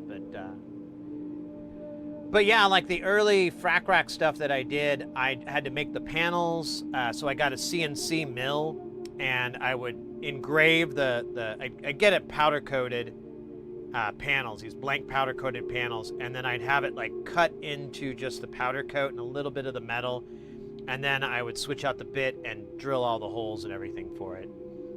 And that was great. And then my CNC broke. A buddy of mine is trying to help me get it fixed because he's like, what do you need? And I'm like, oh, I need this part made. He's like, JLC can make it. I'm like, you're right. But I'm going to turn this off. I'm going to turn this fan off. This thing is so loud. It's my only problem with my power supplies, my bench supplies. It's just loud as hell when the fan comes. And then the fan never goes off. It comes on, and then it stays on eternal. I think idle is enough for the fan to kick in. Guys, get ready, because things are about to get heavy. Jump up, because we're going to bump up. And get down. There ain't no clown in this here town. We got none other than head tennis coming in with that piping hot. Won't stop. Skilly bop. Oh my God. Freaking hot.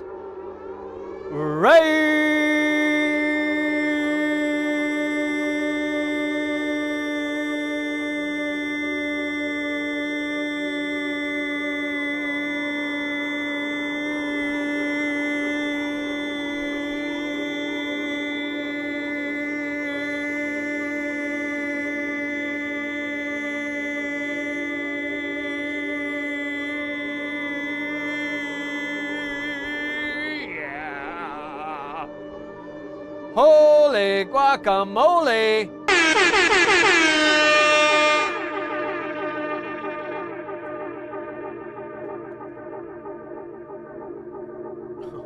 Another one. Guys, we got Head Tennis in the house, rating in. Head Tennis, how was the stream? How's your day going? Welcome in Raiders as well. What are y'all up to today? Kicking butt, taking names, doing a little. That's what I would expect. Oh my God, that was me breathing. I just breathe in through the nose and out the mouth. It's called circular breathing. It was invented by the squares. Just doing Linux. You know it, baby. Linux in the morning, Linux in the evening, Linux in the summertime. And if you're on this side of the equator, summertime.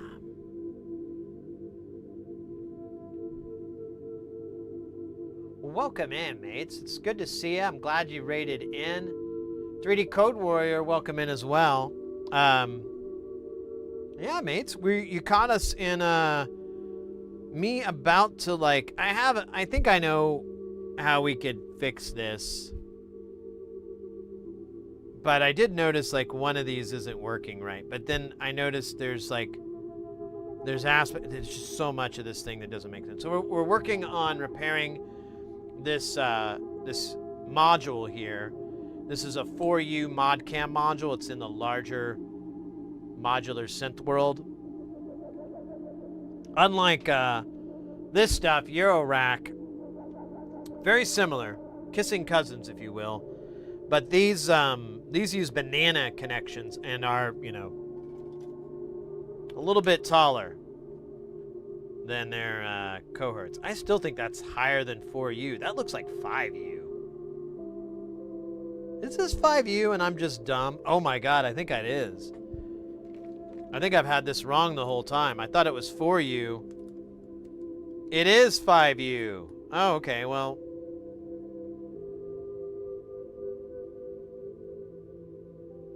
I gotta go scrub the internet of me saying the wrong thing for months and then. Yeah, this is 5U. Whatever. Doesn't really matter. Doesn't affect the performance, just the awesomeness.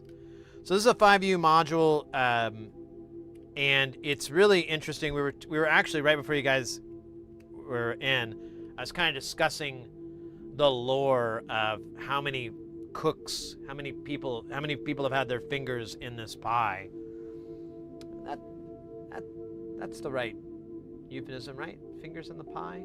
Feels like I might be implying something much worse. Dang, I wish I was doing Linux instead of Android is doing me. Right.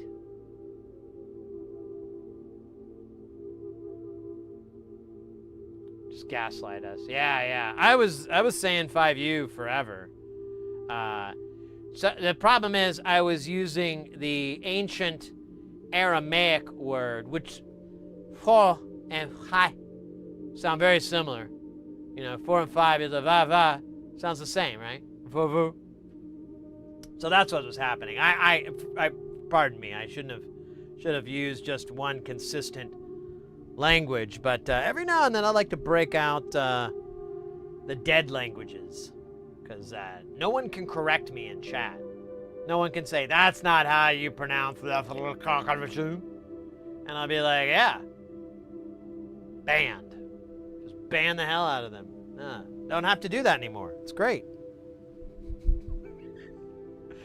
You disagree with me? You will say I am wrong? No.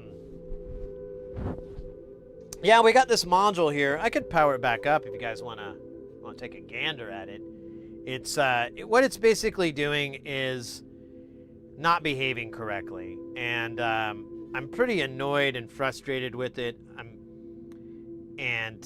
It's an original circuit board here, and then the people that attached it to here is a different company altogether, and they modded it a lot, so much so that it is not entirely like its original cohort.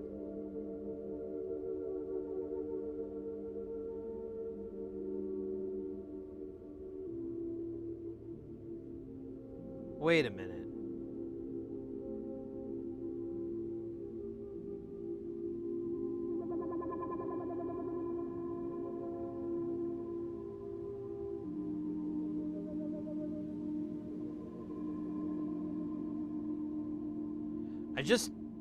I just saw how this is why. Oh my god. I might have to take another break from this. We might have to pick this up on Saturday. Because I'm not being hyperbolic. I'm not being a diva here. But this is literally breaking my brain. Dude, this makes no fucking sense. I don't get this at all. What the hell is this? Doesn't. I'll explain when I'll show you what I'm talking about, and you can tell me. You can be like, "Oh, Sid, what are you dumb? What are you dumb and stupid?" There you go. Check this out. All right, so let's take the blurry vision here, and we'll look at this Vactral. Which that's not in the original design at all, this Vactral. Look at that, it's Vactech. That sounds like a Fallout brand or something. So it has the LED sides, the negative and positive, attached to these wires on either end of the switch. So they do nothing. They're just, this is how they wired it up. And I can't, well, actually, I guess we could beep test it. Okay, never mind. So the green there is ground, and the purple goes somewhere. Unfortunately, they use the same color wire for every one.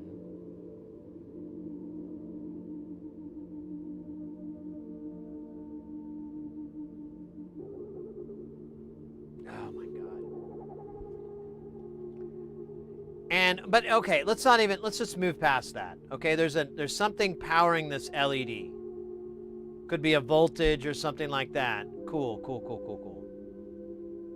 Why is one end of this plugged into this resistor, which I don't know what this resistor's for. We can figure it out, but let's keep scratching our heads as it goes to the triangle select out.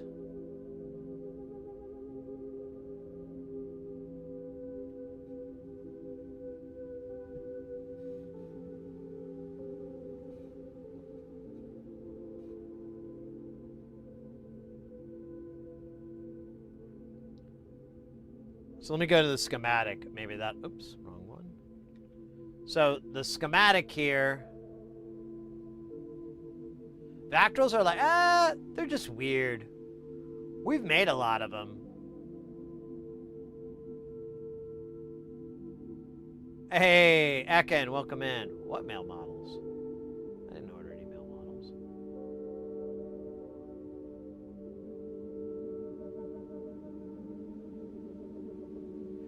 Well, so the LED, it's plugged into here, or the output of the Vactral is plugged into here.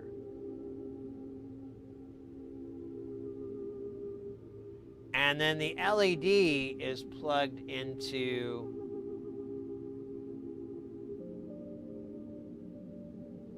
the OF, I believe, which is going to be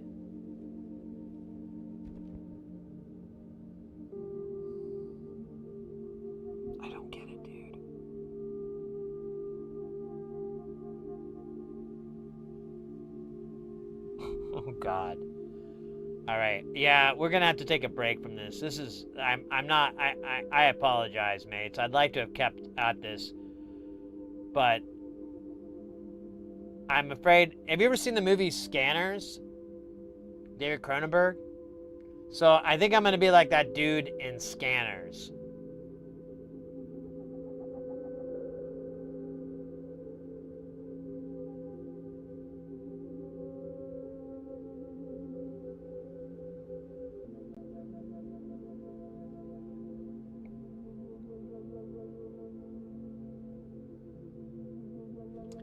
Well, the LED. Oh. I think I'm picking up what you're putting down. I smell what you've been stepping in. But why would they do it that way? Why would you use a Vactrol? That's such an expensive way. So when you click it into the off position, it now introduces this into the circuit.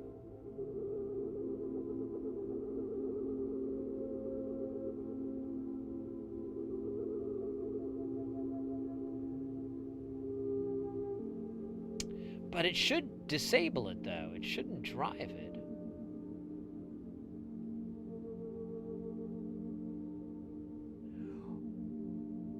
Yeah, I don't know if what you're talking about necessarily applies in this scenario, but I think you're bringing up you're bringing up a good point, and maybe it is. I swear, you know what I'm gonna have to do? I think I'm just gonna have to build this in KiCad.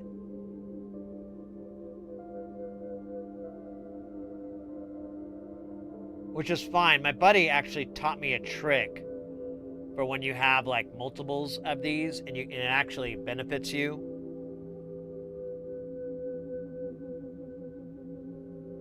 No, random. You're making a great point, honestly, and I'm not saying that's not right or anything like that. I don't know how it's applying here exactly because I don't understand what, and I have to imagine so much of this circuit in my brain, which is very limited. There's limited space. RAM prices are through the roof, so I can't increase my brain capacity. You ever seen the movie Johnny Mnemonic?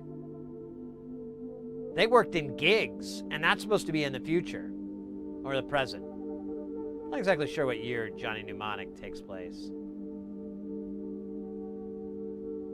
I just know I watched it not too long ago and everyone said it was a bad movie. And I was like, well, it's no Citizen Kane, but it's good. It's not that bad. Yeah, the dolphin with the VR headset is laughable and kind of makes me cry a little bit inside. Just a little bit, not a lot. I'm not like boo-hoo-hoo. I'm more like, oh, what the hell? But, Ice-T's in it, and he steals the show because he plays Ice-T. What do we trust in this guy now? Look at that. That was my Ice-T impression. Thank you. I can't trust this guy. Booze is in the house. When was the circuit designed? Vactrol's not only always been crazy expensive, especially when they were lots of... Mate, these are expensive Vactrols. These? Well. These guys, these Vactechs. Well, actually, I don't know about Vactech. But these are not the cheap ones. These aren't the NSL 32s. Those used to be cheap. I miss those days. I could buy like one for 25 cents. Those days are gone.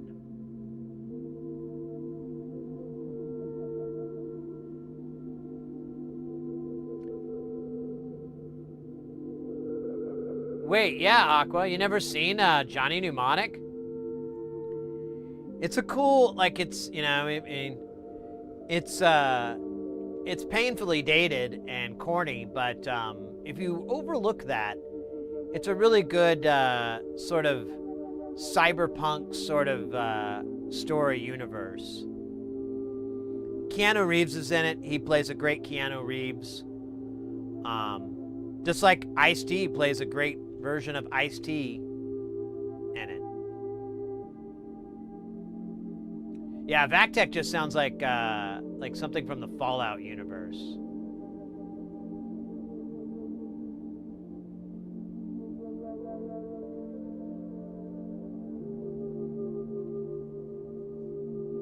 Quality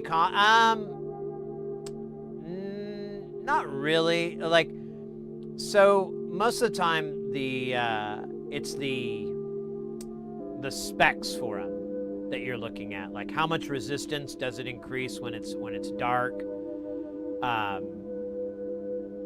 what is the speed of it ramping up and ramping down. Like we can look at, let's do an NSL 32. That's my jam, baby. So let's look at this rude boy right here. This guy, this is the cat's meow.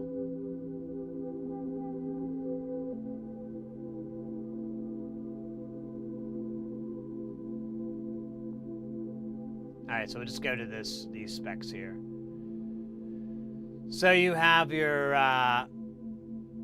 voltage, you have your power display, boom, and you got your boom. Here we go, this one. 60 volts. Where is its speed? Yeah, rise time 55 milliseconds, or is that milli or micro? I think it's microseconds. Could be milli. I can't remember how you tell. And then we've got decay time being 80. So it's really just the amount of time the light dims, how fast that the LED reacts, and then the type of LDR that you're using, or the photocell. Yeah, like, so its off resistance is 500K. So if you have that Vactrol in line and it's dark, it's not receiving anything, it will create a 500K resistance. But as you increase the light to it, which the light has a dimmable effect, that goes down.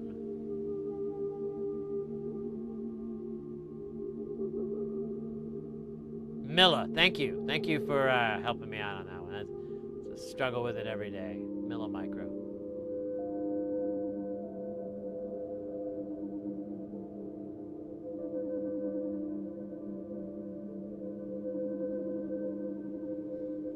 But this is what you're kind of looking at when you look at Vactrols.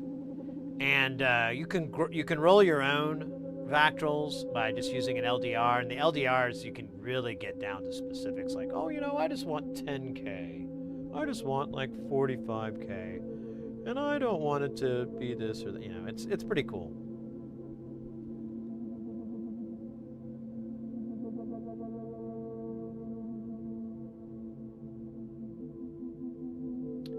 Milliseconds. Wow, 55 milliseconds seems really long. That's why I was like, maybe it's micro, maybe I'm off. But yeah, this is a Vactrol, so this is what you would look up if you were doing like Vactrol shite. Ace! Welcome in. More love from Australia. Welcome in, mate. Good to see you in the Chazat. Hope you're having a lovely, lovely day. Or actually, is it nighttime? Let me ask. What time is it in Sydney, Australia? Oh, it's noon. My bad. I never have a sense of time anymore. Not since the Time Bandits took me through a rompous journey through the ages. That was fun.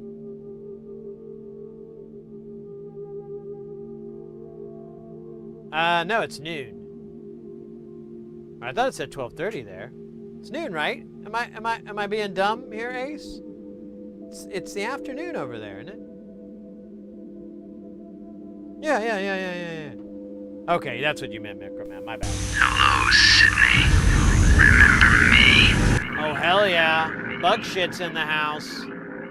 Good morning. Where's my whiskey? I want to get tore up.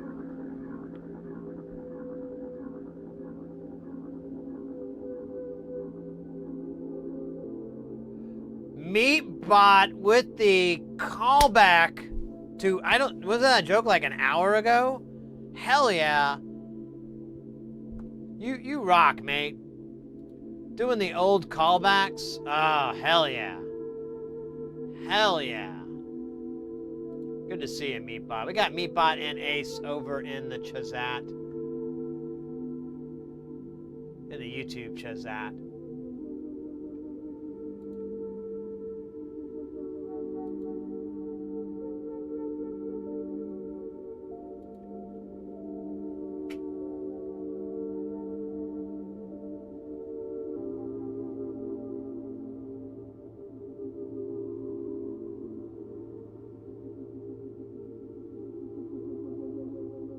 Yeah, Boo, same here. I've got a lot of both of those.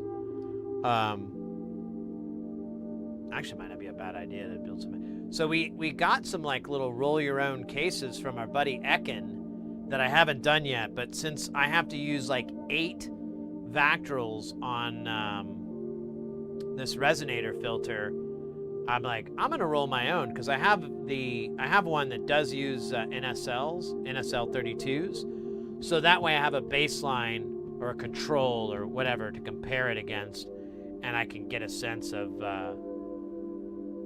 you know, if there's any benefits, or I can, you know, how hard is it to dial it in, all that good stuff. Man, is it raining awesome? We got Prefect Art, and we got all the cool people in the chat right now. Mates, let's go. Let's go, let's go. Oh, I should mention too, anybody new to the channel and whatnot, these little duders down here, these are your stream avatars. You can customize them. The way the thing works, if you don't specify what it is, they'll just randomly assign you. So a lot of times it makes people apples. I don't know what that is. Other times it makes people the little characters and whatever. But you can go in on YouTube. It's in the description. On Twitch, it's below in the About area, like below on the page. If you're on the mobile app on Twitch, there's a button that says, it's a purple button. It says SA. I feel awkward when I bring that up, but it's short for stream avatars, okay? Stream avatars. Nothing else, all right? I know the times we're living in, right?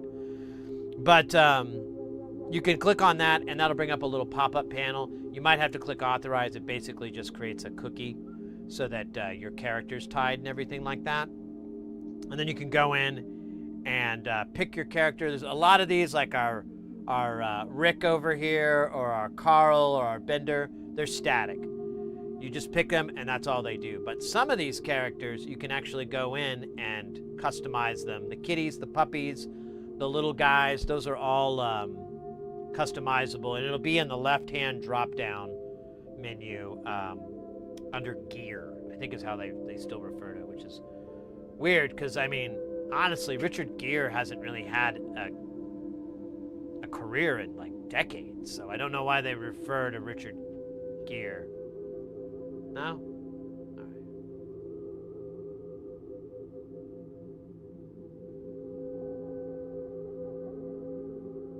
Testing and matching, it's not boring. Not if you're stoned. Then it's like something you're doing while you're watching Aqua Teen. This morning. All right, I'm gonna run to the restroom really fast and hit the head. I was trying to wait until we got another ad, but that's like 20 minutes away. So I'll be right back in 2 shakes of a damn tail.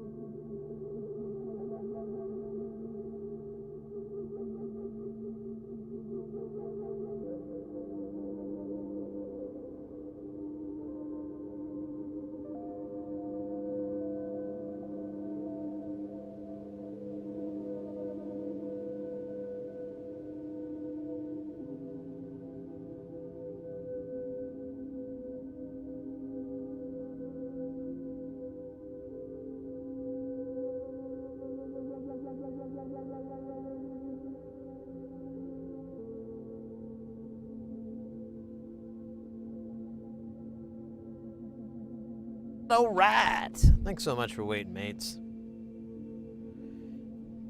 I don't care what they say about you. You're cool. Oh wait, let me get my koozie for my drink.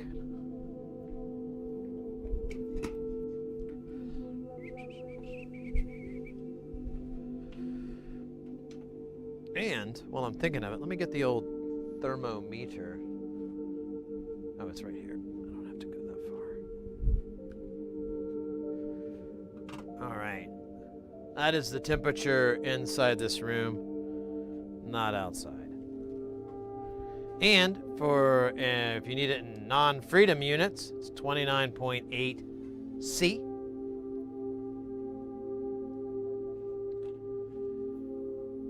I suppose matching LDs and LDRs and LEDs makes a change.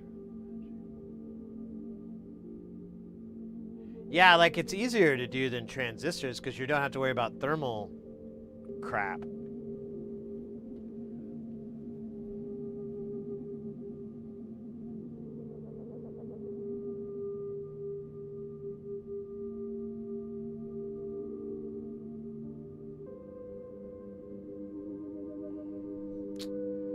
Okay.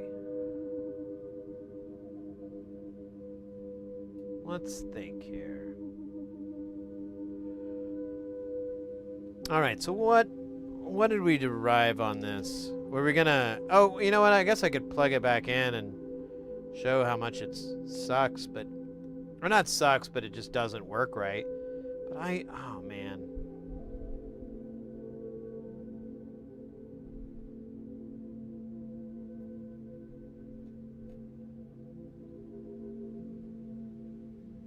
Okay, so that one's... Yeah.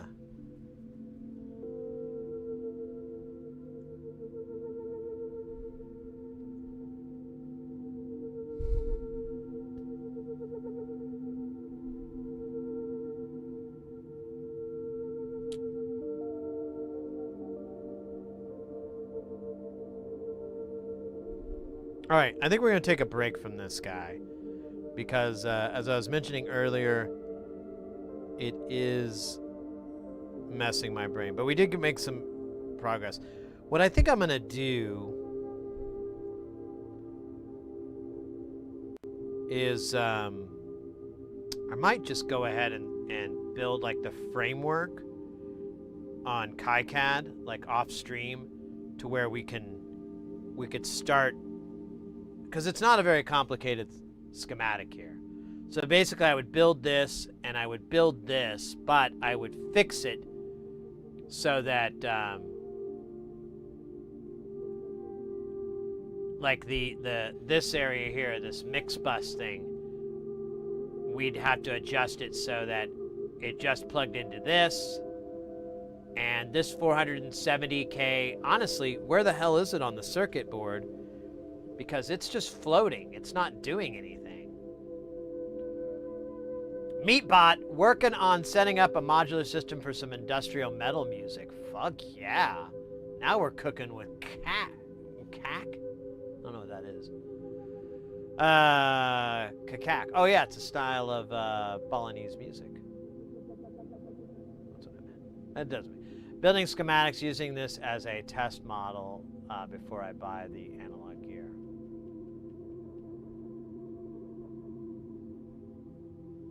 Wait, using what as a test model? I think I misunderstood.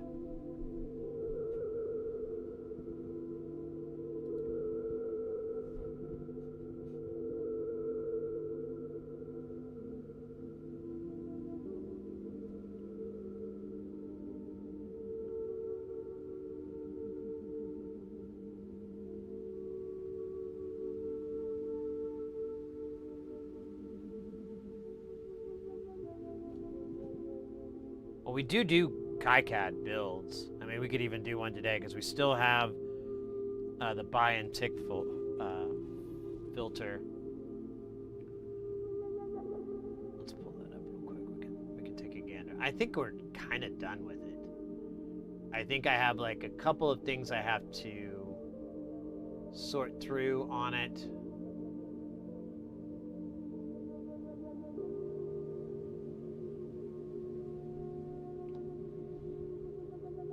always have to... Well, it doesn't matter. You're not even going to look at this. Let's go to the schematic.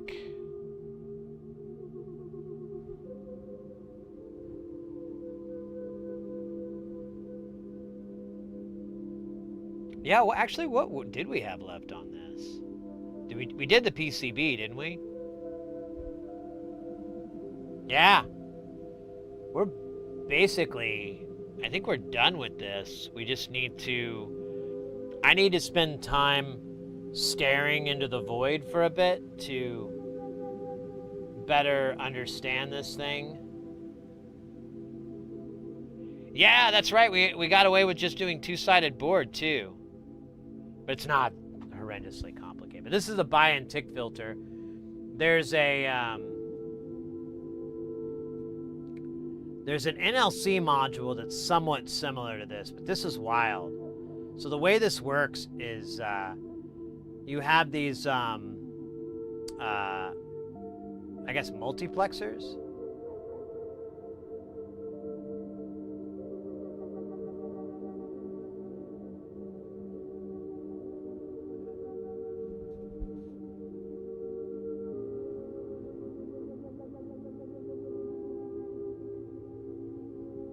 And where's the other end of this? Okay, so yeah, you have these multiplexers, and there's a pair of them here. And as you can see, there's a bunch of capacitors hanging off of them. Like each one has a 47 nanofarad cap on each one of these pins.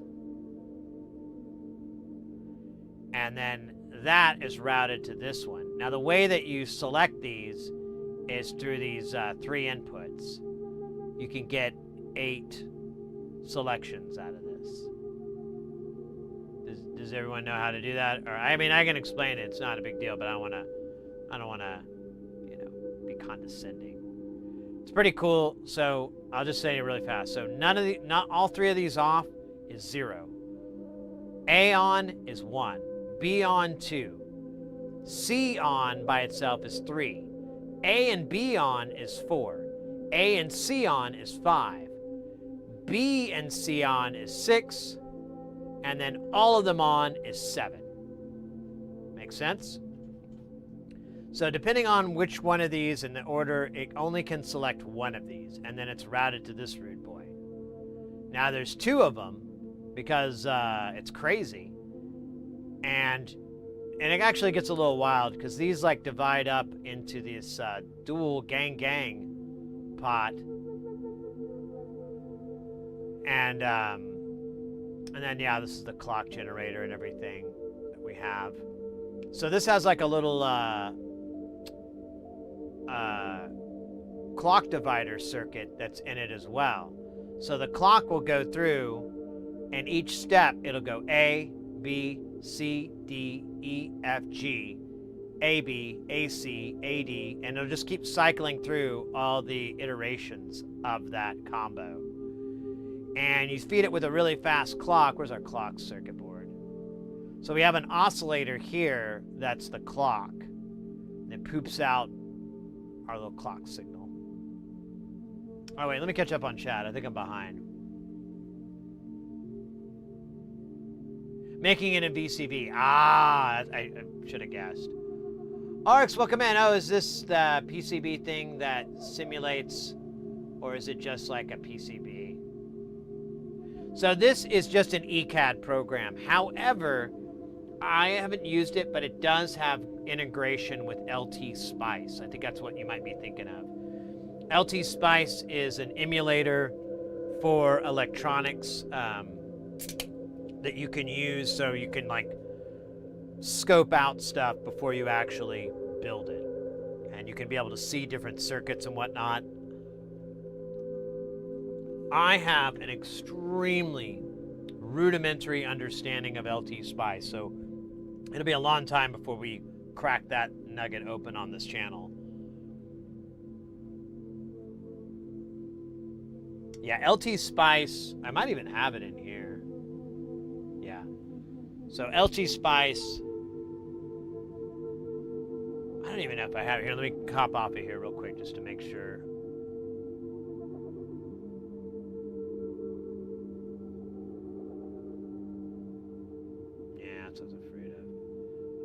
where is my LT Spice documents? LT Spice.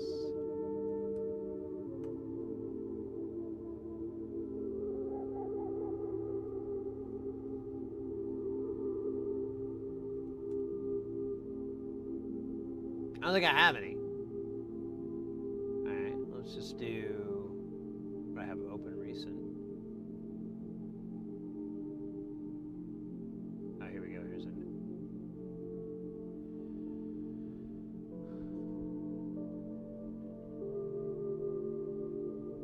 So yeah, this is like an example in there. Dude, it's been so long. I don't even remember how this guy works.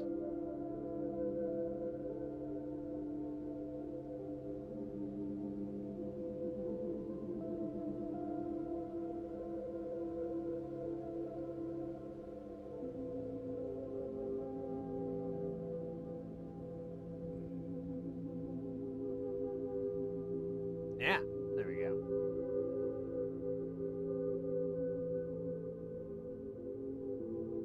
And we could go in and change these different points.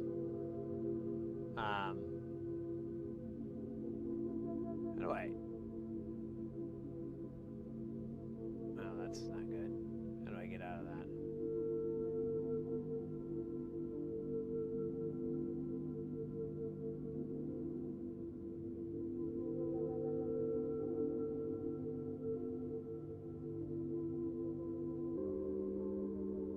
There we go.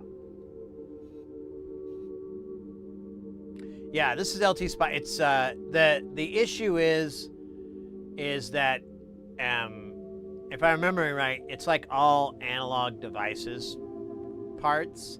So you kind of have to spend time figuring out what analog devices version is of this op amp or that op amp or whatever. But that's about the only thing. And honestly, I mean, AD stuff is awesome. It's my favorite brand. Well, it has been. I don't know. My buddy and I were running across some what the hell stuff. But anyways, that's LT Spice. So you can integrate that into here. But this is just an ECAD program. So yeah, like right there we have those highlighted. Do this. This is a great. Oh fuck. So if we go in and highlight.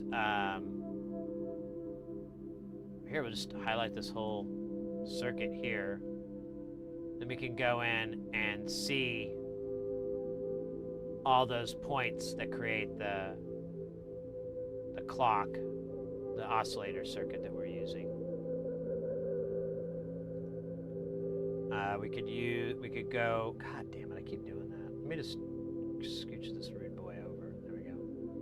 So if we step out, we can go to, let's see, there's the power circuit. There's, oh yeah, this is the clock divider circuit that I kind of came up with. Because the original one wasn't that easy to get. Oh my God, this thing is gonna... Yeah, there we go. So those are our little dividers that we built for the bottom and so on. It's like a common thing that I do is I usually split screen this. So I have the schematic on one side. Let me see if I can do this right. And then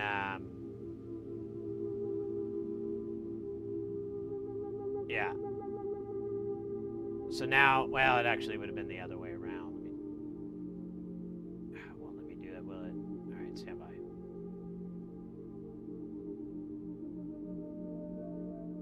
All right, one more time with the goodness. There we go.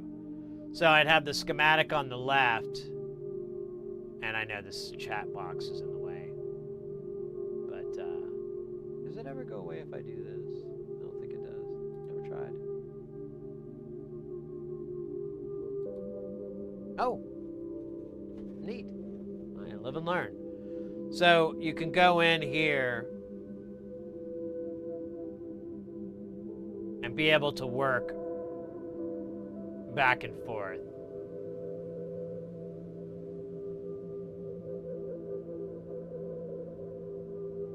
And this can crush down too. You can make this. I use this a lot though. But yeah, you just kind of go into there and rock it out.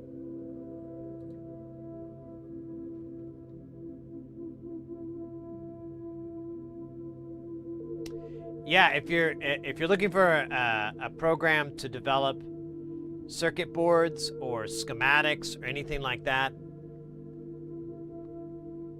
don't waste your time with Eagle or Dip Trace or any of that garbage. Just mess with this. It's free.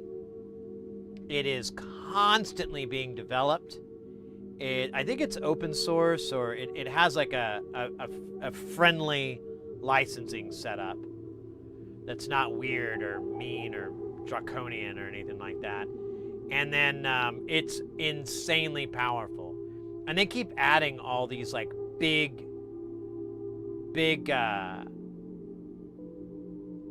features to it that you just don't see in a lot of the other ECAD programs, other than the really, like, what's it, the Altium or Artrium? I can't remember the name of the program. But that one's really popular, and this is starting to have those benefits. I'm like, hell yeah. But I digress. Neil deGrasse Tyson.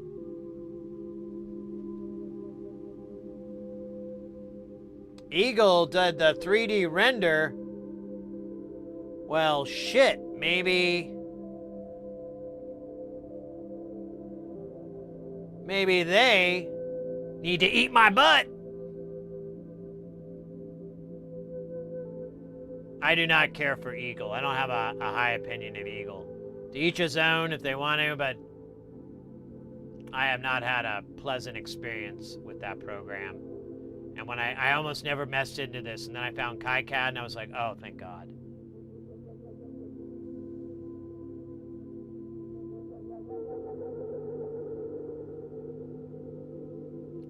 Hey, Sean, welcome in, by the way. That's the only one I've tried.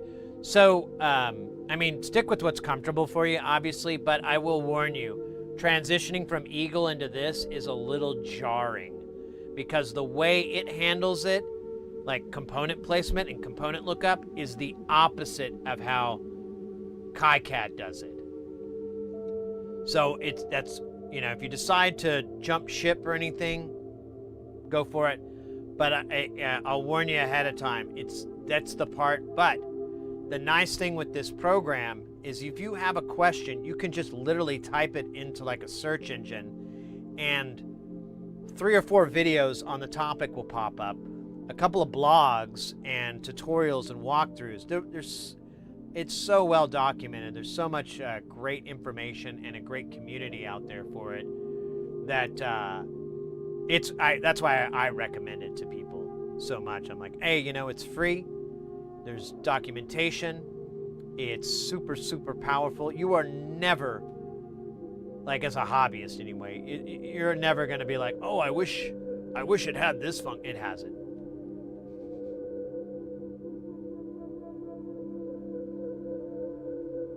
Yeah, the 3D render isn't too bad, and you can get, like when you're getting components, you can get the 3D STL files for it to put it in here so it will give you the proper deal. Because this is really useful if you're building something and you need to make sure you have clearance, things like that, because when the pads and everything's there, you just don't notice it. When you're just looking at the Who's It Has It. You know, look at those cute little LEDs.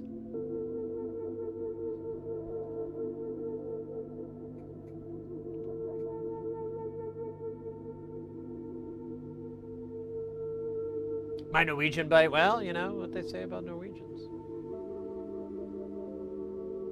I don't know, I was just making a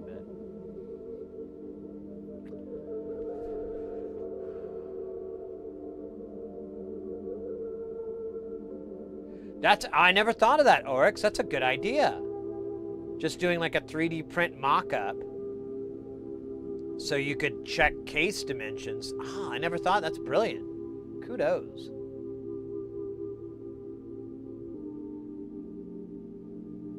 Kudos. All right, I think, yeah, I'm gonna do myself a favor and take a break from this, and I think we'll do a little bit of soldering, because we got so many soldering projects in. It'd be a travesty.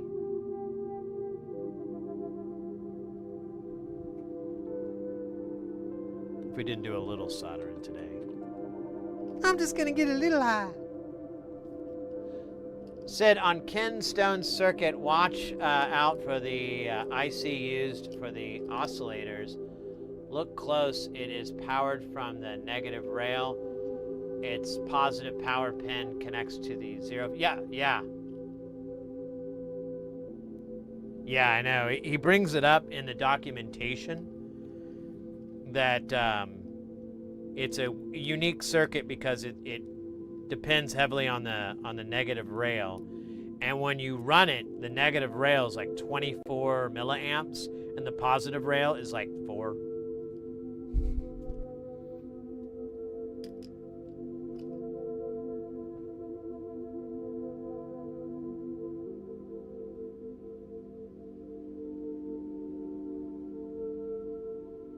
What's your vector, Victor? Looking for clearance, Clarence. Hey, I know you. You're Kareem Abdul-Jabbar. I'm afraid you're mistaken, kid. I'm a pilot. Murdoch. No. I remember you. My dad says you don't work hard enough to play. You really only should. I've been hearing that shit since I was in college. Let's see your old man drag his ass up and down the court for an hour and a half. See how he feels.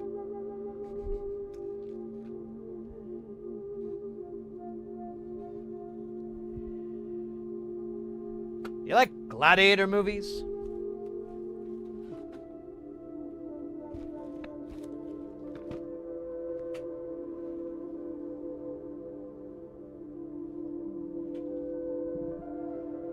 Ever seen a grown man naked?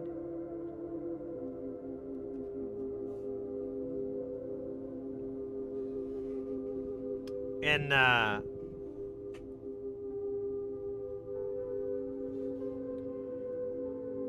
at work sites, if I just want people to shut up on gigs, like if we're building and stuff, if I want them to shut up, I just start quoting that movie. And then other people quote it, and then the person that won't shut up realizes they're overwhelmed by movie quotes, and it would be in their best interest to quote the same movie so they don't look like a weirdo. And then they shut up about whatever dumb thing that they were talking about. It's awesome. It's called inverse psychology. No, I don't know if it's really called that, but that actually sounds like a cool name. That sounds like a real thing. I was able to use inverse psychology. I think I gotta buy. I don't think I bought these crazy FETs.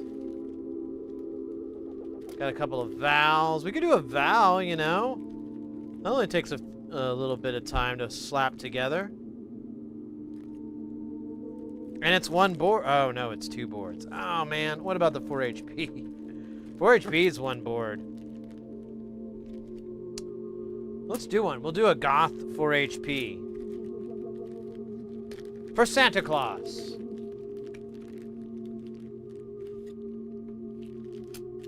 No one makes eurorack circuits for Santa Claus? Really? Oh wow. Guess that's just my family. Instead of milk and cookies, I like to leave out a couple of 1Us and usually a modulator of some sort, like an LFO or, you know, well, sometimes LFOs. You know, Santa has fickle tastes.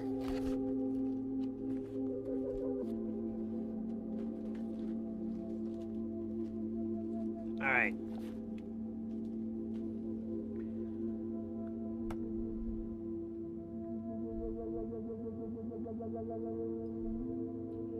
Did you guys, did anybody miss the NLC, the spectral filter board unveiling? We had it earlier in the stream. I don't mind showing it again,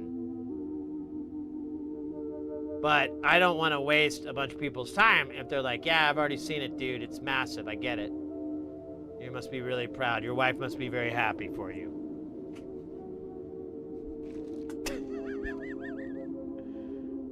Oh yeah, these are Trizash. Trizash? Oh, you know what else we need to get on? We need to work on those video capture cards. I feel bad. I haven't, I kind of took a break from it because I was like, oh man, these are really, really, really, really, really, really hard. I'm gonna have a high failure rate with these things. I'm gonna go watch a Jason Statham movie instead. What are you talking about? What do you need protection from, Tommy? The Germans.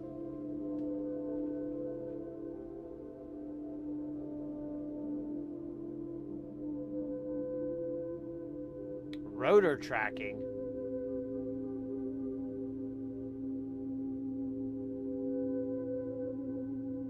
I don't even know what that means, Booze.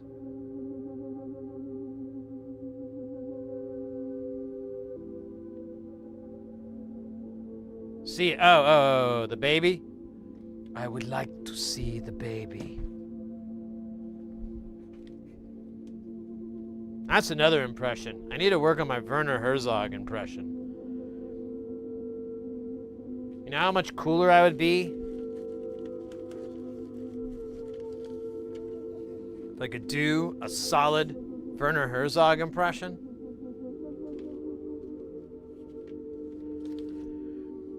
Really cool. Alright, let's put this guy out of the way.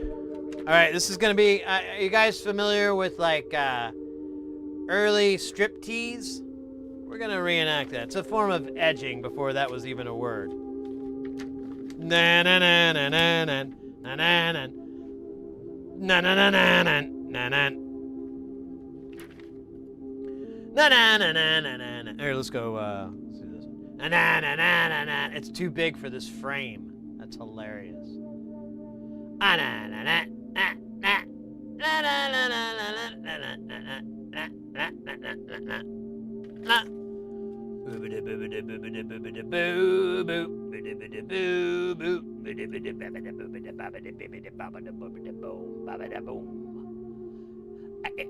Oh, babada bee.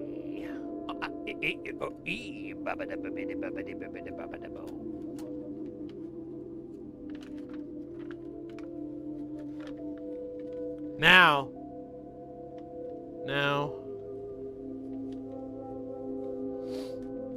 we go for the beauty.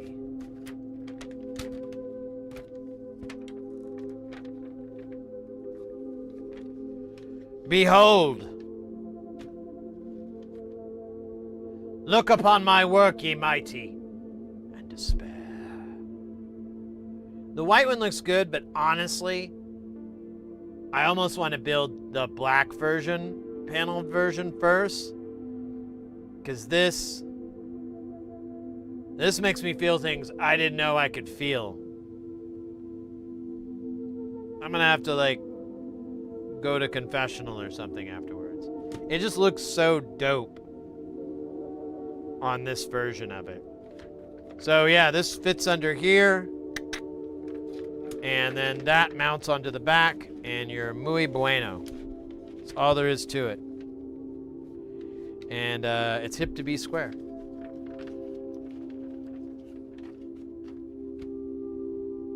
Canna Banana Dial, welcome in.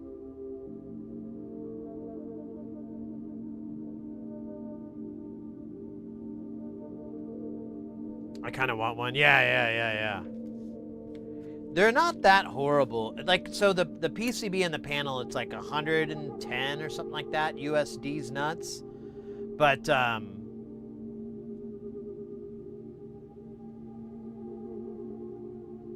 I forgot what I was going to say.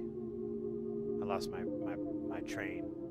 Oh, train's back in station. So, but what's honestly going to destroy you financially is you have to buy 36 sliders.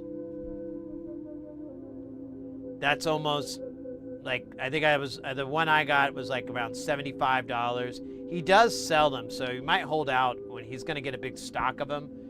And his are going to be a little cheaper, but I'm ordering mine from Mauser, and they're like $1 or something a piece, like $1.25 or whatever. They're not cheap. So there's that, and then you need like 72 trimmers. Those aren't cheap. So that's like another 50, 70 bucks. And then all these chips really start to add up after a while. There's a lot of LM3900s on here. I don't think those are very expensive. There's LM13700s on here. And those are a little bit more than like a TLO72 or whatever. There's just a lot going on, so, you know, heads up.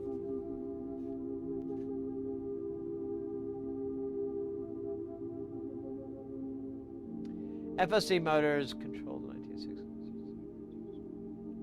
Oh, interesting. Oh, what the hell? An anonymous user gifted a tier 1 sub to OLEG 69 Pro Max. OLEG 69 Pro Max. What the hell is that? I don't know what that means. But I do know that I know what that sound means, and that means another generous awesomeness from Anonymous. Thank you so much, Anonymous. Appreciate the support, the love, and the mystery.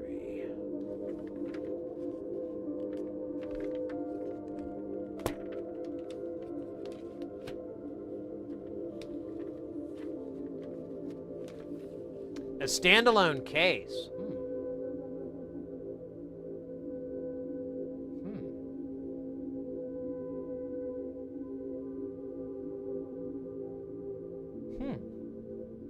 I hadn't thought about that.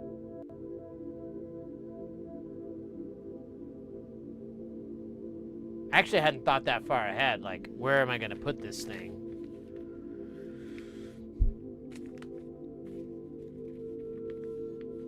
I didn't really care. I was like, we'll figure that out later. That's not important. What's important is we get this before we can. I don't know when that would be, but you know, I didn't know how. So part of it is I wanted to support nonlinear circuits. Andrew posted that thing on Instagram, and I was like, gimme, want. And he was literally like asking, does anybody want this? It's really expensive to build. It's really weird. It only does one thing, but I've always wanted one. Guys, the hype train's in. Well, are we hype train adjacent? Hold on. I think I might, oh, just a second. I think I might have messed up.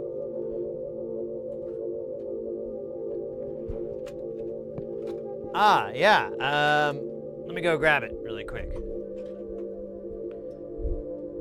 We haven't had a hype train in a couple of moons here. So thank you again, Anonymous, for kicking that off. And if you're new to the channel, if you know, you know. But if you don't know,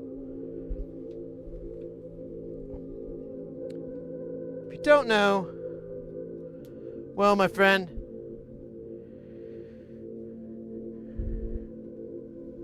you're about to find out.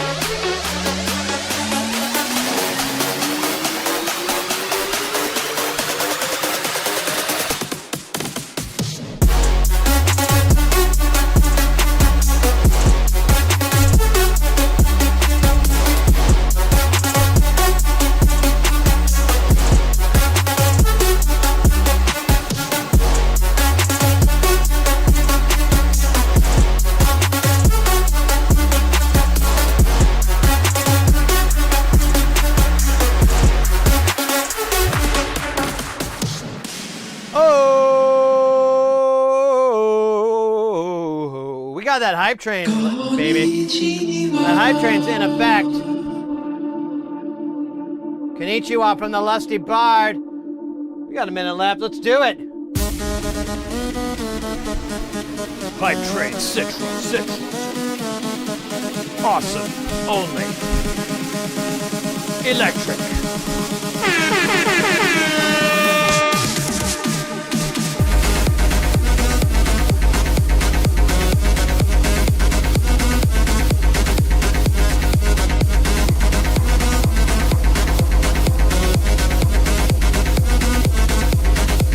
Let's go!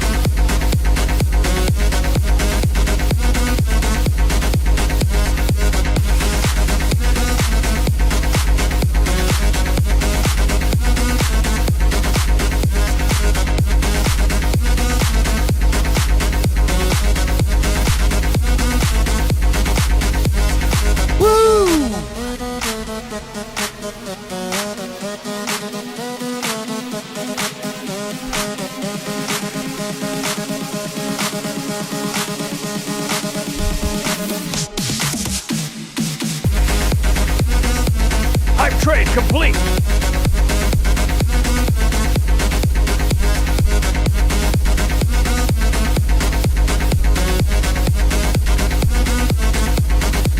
Here we go now.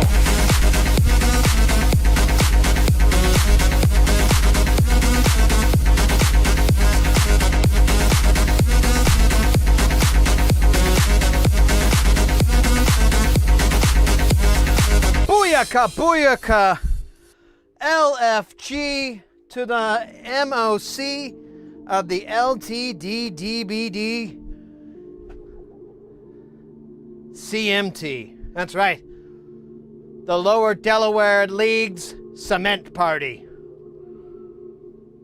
Those guys know how to rock. But you guys know how to kick ass. And rock. Let's go, Lusty Bard, thank you so much for the 7 months, mate.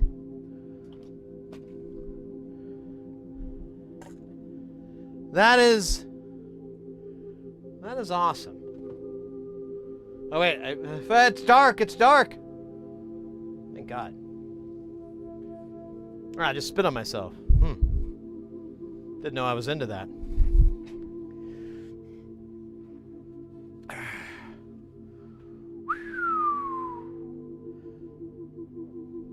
How the hell did my heart rate go from like 100 down to 80 so fast? Beta blockers. You eat enough of those, like candy, your heart just does whatever it does. You know, you just let it ride. It's like poker, but with cardiology. Hey, Roger, over on the YouTube. Welcome in, mate. Here we go. We are going.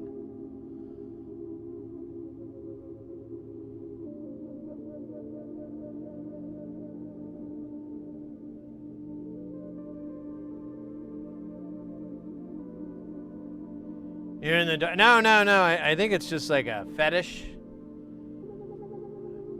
that I'm into. Just spit on myself. Makes me feel, you know, dirty, but at the same time, I feel like I'm being dirty to myself. So it's like an Ouroboros of shame and delight.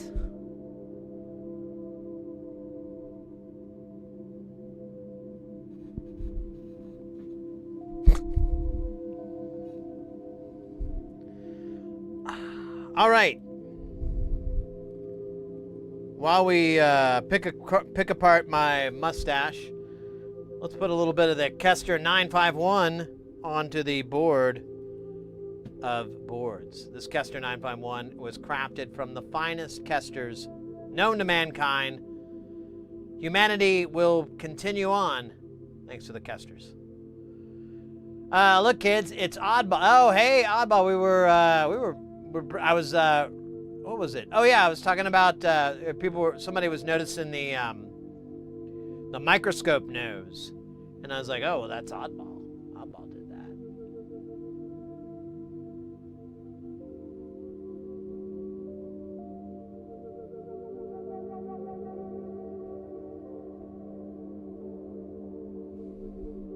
How you doing, mate? Good to see you. Loved your, what was it? You had like, what was it? Was it like a camper? Yeah. I hope you don't mind if I show this, Oddball. I mean, you put it on the internet, so it's kind of not up to you anymore. Oh, I don't have the outside view. Just a second. Let me get the outside view.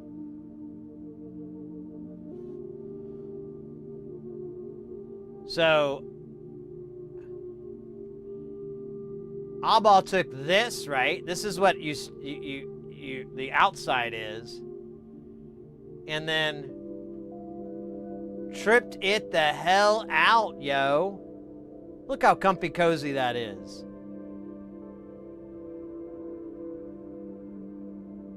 It looks awesome. I'm super hyped for you, mate. I know you were talking about traveling with some of that too. I look forward to hearing about that.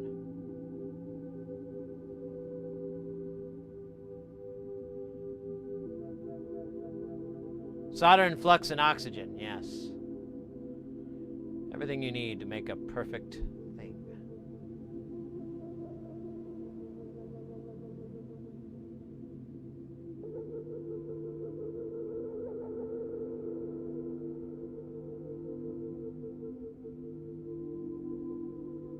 Posh, yeah.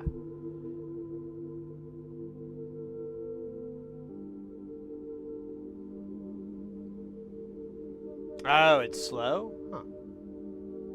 Well, either way, mate, I mean, I could just chill wherever you got that parked. Just be nice to just fucking go in there and just, like, relax, put on some tunes or something, or, you know, read a book or whatever. I mean, it looks very, very tranquil. I'm about to say quankle. Looks very, very tranquil, very, very chill. Just beautiful setup. Congrats to that. Kudos on all your hard work.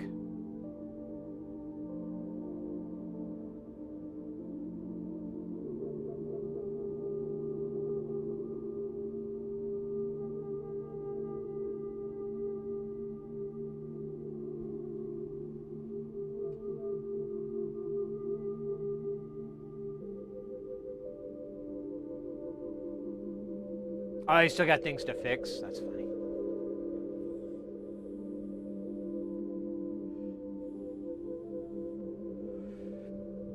I'm just leaning off camera for no reason. Don't make a big thing about it. Oh, that's steam. I just sometimes I build up steam in my belly and I have to release it like a steam whistle. It's nothing to bother yourself about.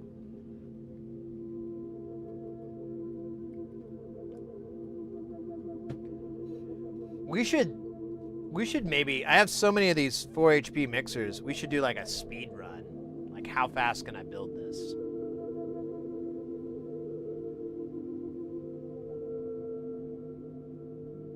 Quankle with ducks RPs. Ah, learn a new word every day.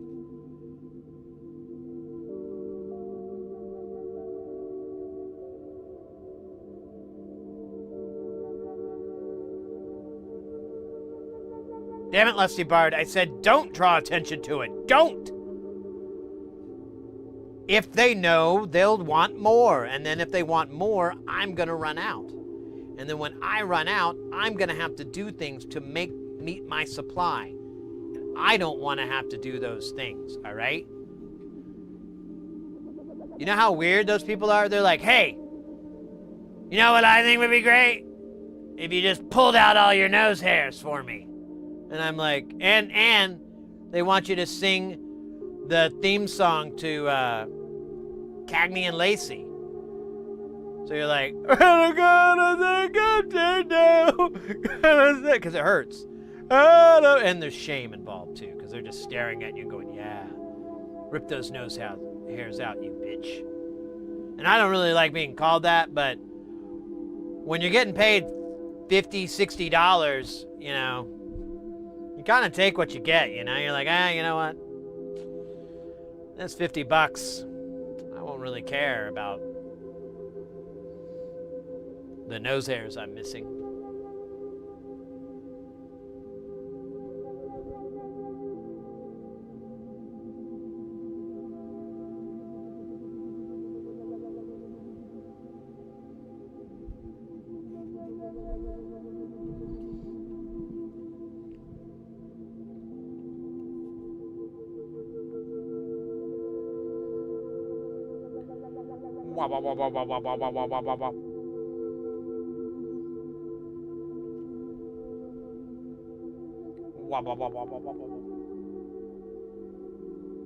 That's me making love. I just go wah wah wah wah wah wah wah wah.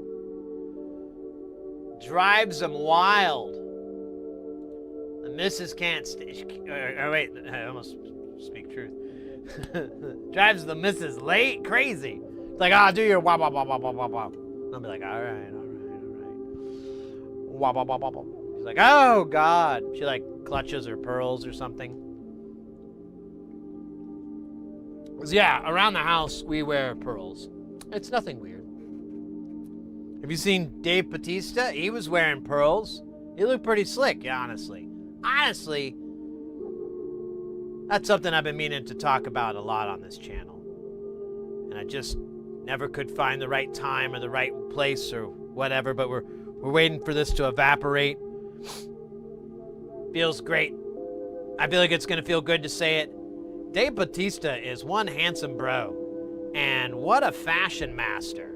I'm telling you. I see that dude dressed up for like interviews or walkabout town or whatever the shit.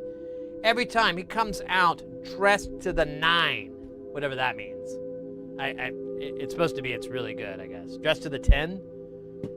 Whatever. He's my spirit animal. And he's a good guy too.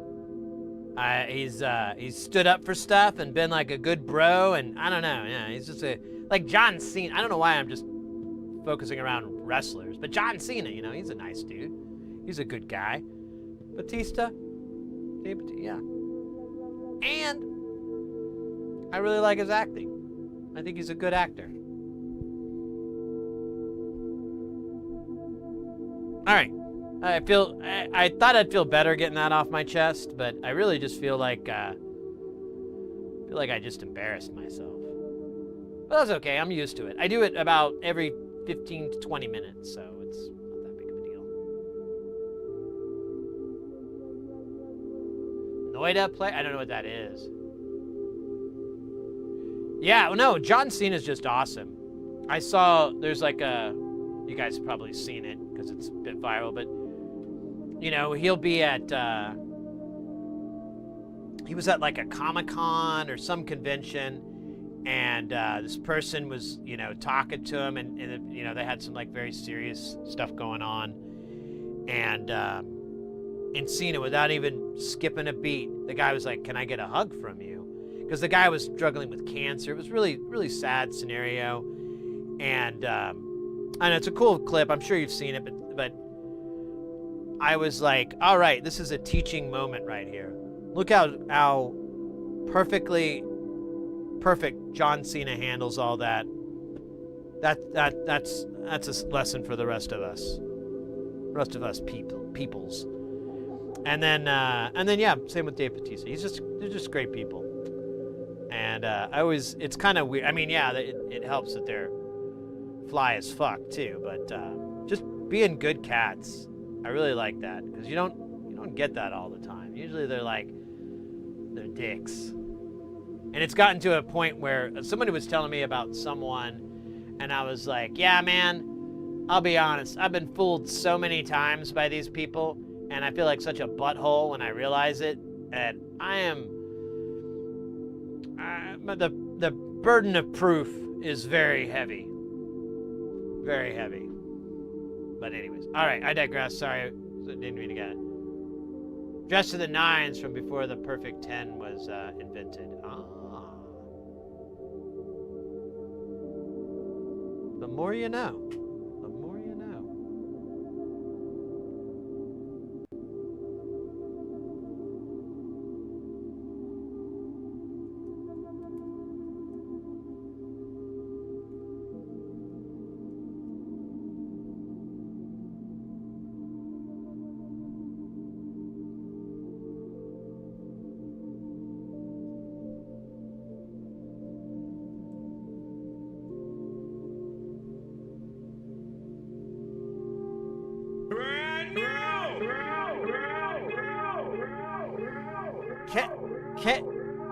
Can it, but what? I'm confused. Have you been raw dogging this channel the whole time?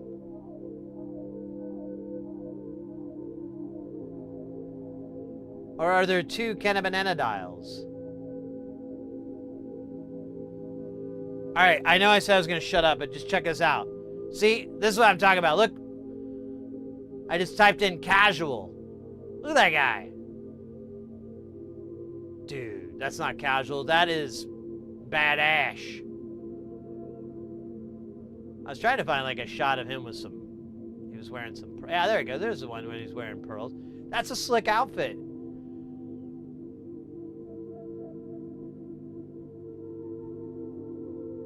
This man has the drip. I wish I had a stylist. I wish I could afford a stylist. The same. You know what? I should get a stylist and be like, I just need you to make me dress as awesome as Dave Bautista, and I'll just send them like photos like, here, give me that. And then they'll go and find the clothes for me. It'll be great. Definitely not weird.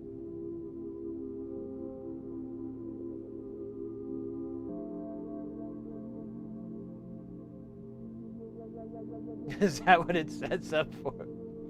7 months? Is that? Yeah, I didn't even look.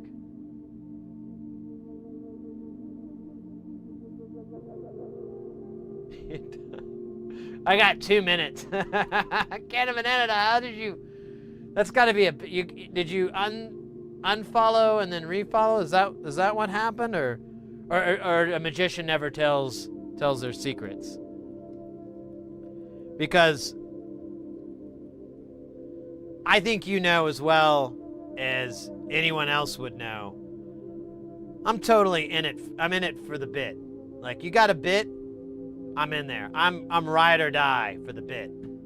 We doing a bit?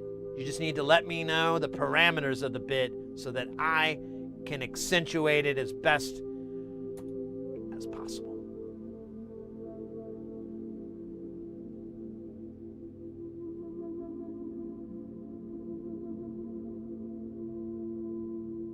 Try Toyland and Glasgow casual?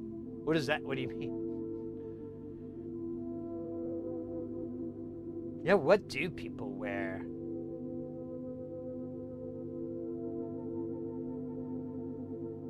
Yeah, what? I don't know. What is like the average? Well, it's cold up there, so you gotta probably dress kind of warmly. I mean, right now it's the hottest time of the year. What are you doing, Booze? You can give me the non-freedom unit numbers. You don't have to convert to Fahrenheit or anything for me. Risk it for the biscuit. Hell yeah. PNP or NPN? Question as old as time. Actually, it's a fairly new question, but still old.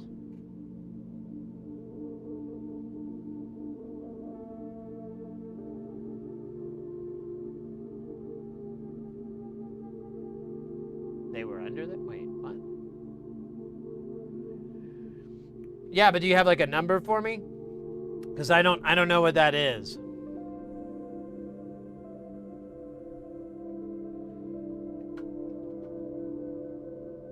I guess I could ask the internet.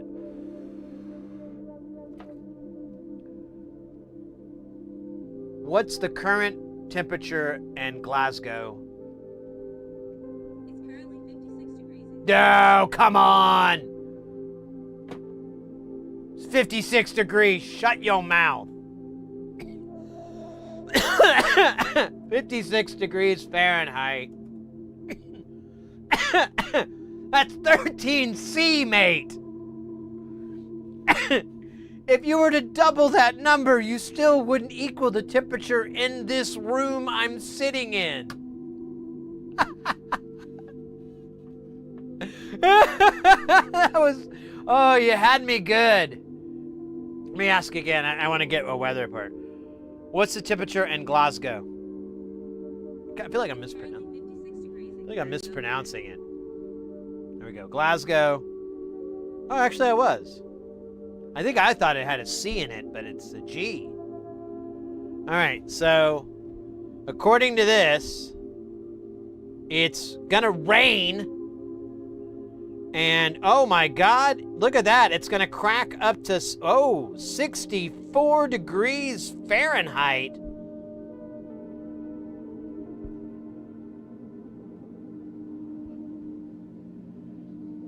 What is that in, that's 17.7 C. Mate. You know that's like as cold as it ever gets here in the winter.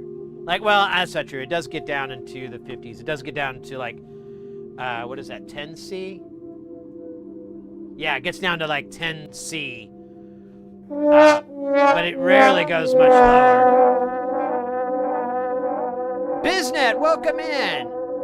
-4 C. Wait, are you on the southern equator? Is it winter time where you're at? Or are you live in like Antarctica or something? Or Uncle Arctica? You know, I don't know why anyone hasn't explored Uncle Arctica yet. I mean, we have an aunt, but no uncle?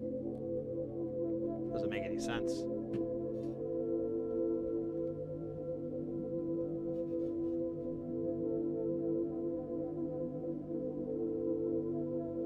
Oh, I forgot to look at the humidity.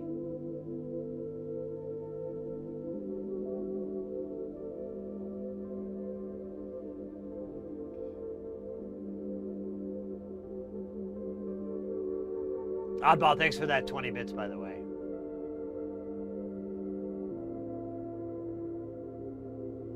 Yeah, no, I get it. Like, it's 30 C in here right now. And, this is kind of the edge of what I can stand. I usually have the air conditioner down a little bit, but I was like, well, it's not that hot. Maybe I can stand it set at this setting.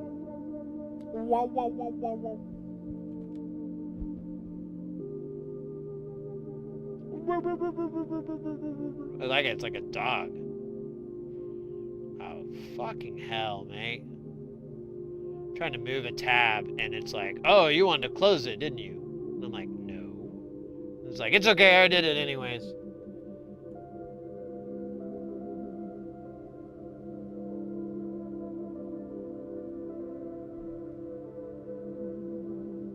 Oh, you're in New Zealand.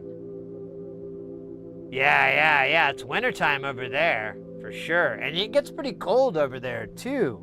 -4 C. That is Chilly Willy.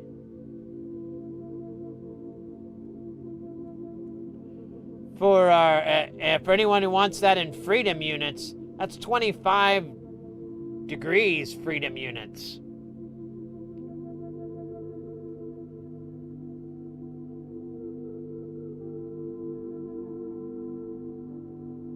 Dude, I forget. This is such an easy build. It's kind of embarrassing.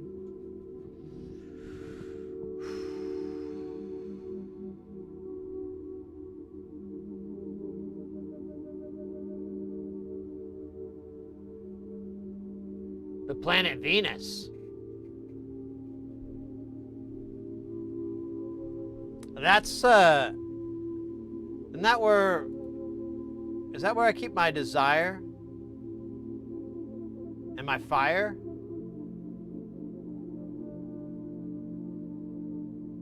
Yeah, I think that's where I keep my desire for fire. On Venus.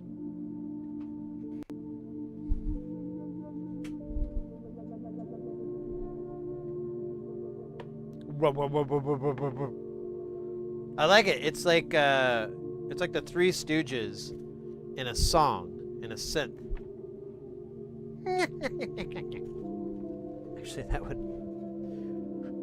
Actually, I could do that. But should I? Just because I can do a thing doesn't always mean I should do a thing. You know? The judge explained that to me one time. Well, not the judge. Judge Nelson, the actor. No, it was a state court judge.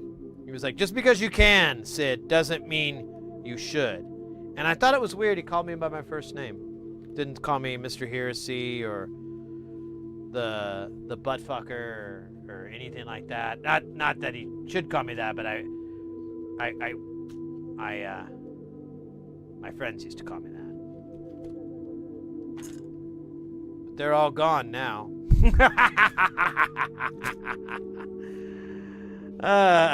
That'll teach them to give me insults that I don't deserve.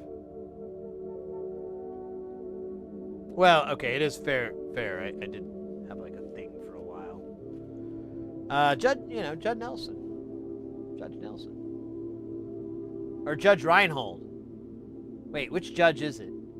It's Judge Reinhold, right? Didn't they make a cartoon out of that judge? Yeah, Judge Reinhold. Yeah, that's the judge I meant. Who did you hear me say? Oh, that's not what I meant. Oh, wait, I gotta wait for you to type it first.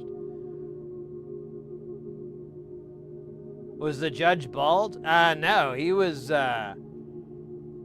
definitely follicle mogging me, if I can be honest with you. I mean, I'm pretty decent, but I mean, it was like a thick mane coming out of that guy's skull. I was like, ah, shit. You know? Wonder what he did to get that thick mane of hair. He looked like a human lion, okay? And when I say mane, I mean like it was just this beautiful, beautiful hair helmet. I can only imagine what it smelled like. I tried to, and then I got contempt of court. And I got thrown down on the ground by the bailiff. Because they didn't know what I was doing, which I understand. You run to a judge as fast as you can with your arms outstretched, screaming, I must smell it, I must smell it. I could see how that could totally be misinterpreted as an attack or anything like that. I totally get it, you know?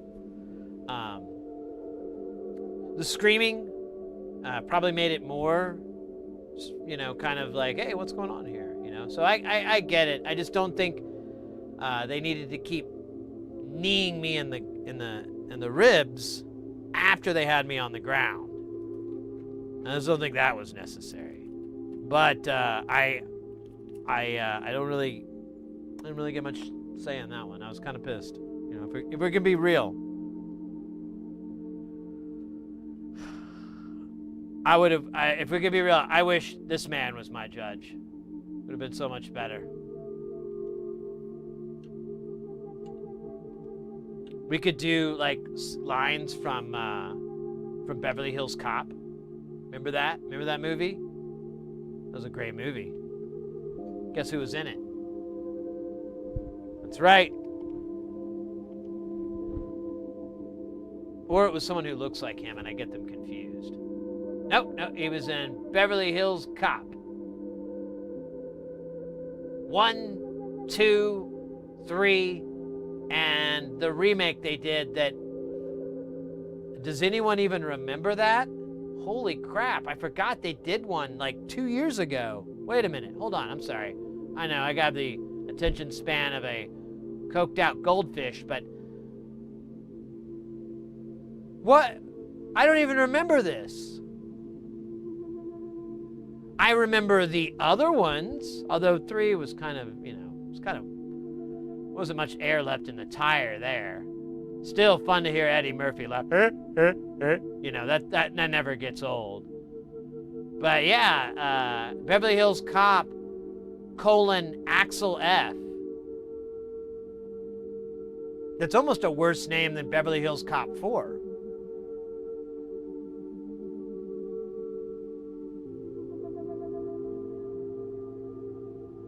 Okay, yeah, it was Arrested Development. I couldn't remember where the hell I saw that. Judge Reinhold is Judge Reinhold.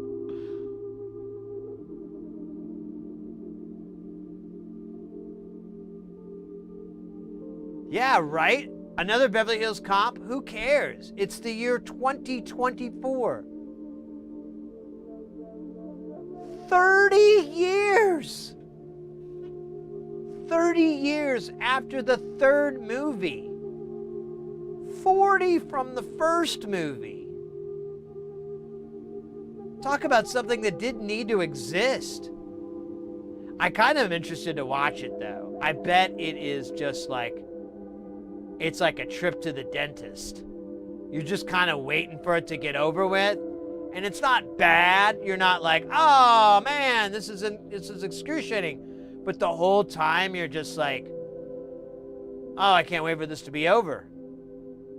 That must be what this movie's like. I don't know. I might have to see if I can find it.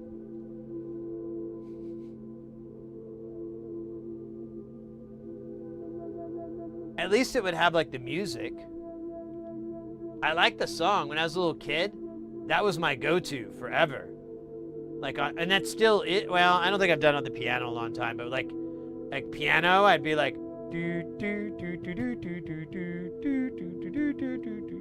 I'd like play that on the piano. That and the last part of Faith No More's Epic, like those were my go-to.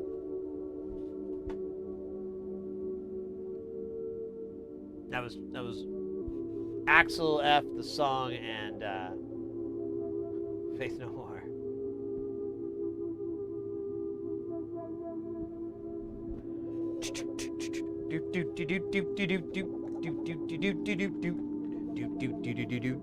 Oh man, I should refresh my brain.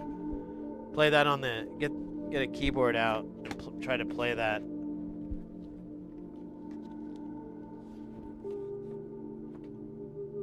Oh wait, isn't there like a Family Guy where Peter like creates a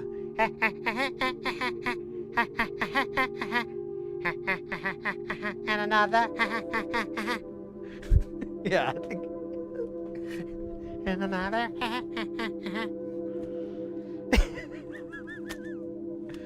oh man.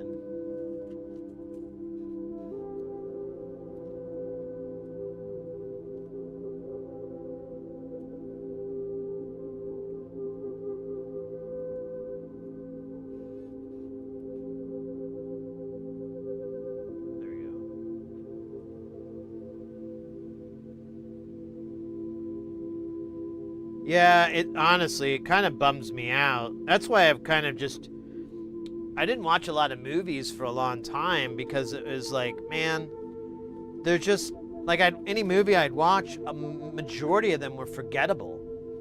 I don't want to shit on a bunch of movies or anything, but there was like a couple of movies me and Mrs. Heresy watched, and I didn't remember anything. A month later, I was like, I can't tell you the plot. I don't even know the characters' names. It was just so forgettable. And I kept noticing that with movies, and I kind of like got out of it. And then recently, over the last 3 or 4 years, I've been realizing, like, Sid, you're coming at this all wrong. You're expecting every movie to be this like fantastic piece of cinema. perfect dialogue, perfect directing, perfect casting, perfect acting, you're expecting something really, really good. And that's not this medium. It has things that are extremely enjoyable that are not good. There's all the trauma movies and stuff like that. There's those horror B movies. They're not good movies, but they're entertaining. They're still fun. You still have a good time. And I realized, like, that's what I'm doing wrong.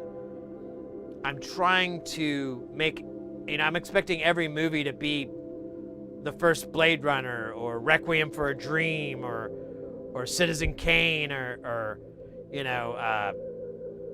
whatever, just the greatest movie ever. And that's not the case. But there's plenty of really, and it's hurt me, I feel like. Because, here's an example. I'm trying to get to this, and my God, this fucking Windows. Windows popped up this notification, and it wouldn't go away. And I'm like, dude. So, I am a big, big, big Clive Barker fan. In fact, when that weirdo dude at the arcade who was bragging to me about being a whistleblower for the NSA, which is totally true. That's what I do whenever I go to arcades. I tell people I'm a whistleblower for the national security. Now, he asked me if I was a reader, and which I felt like was a very, very judgy question. I just felt like judgment was, it's like when you're dating dating someone, when you're a kid or whatever, you're a teenager, and the mom asks, like, are you a blah, blah? It's like one of those questions, like, oh my God, if I lie, I'm trapped, but if I tell the truth, they're not going to like it. So I told him, I was like, I used to read a lot of fiction. I go, but I got into Clive Barker, and now everybody sucks if they aren't Clive Barker, and I've only got like maybe a half a dozen or so books left of his to read, and I don't want to read them yet. And but anyways, I really, really, really, really love it, and I loved Hellraiser. I love that first movie.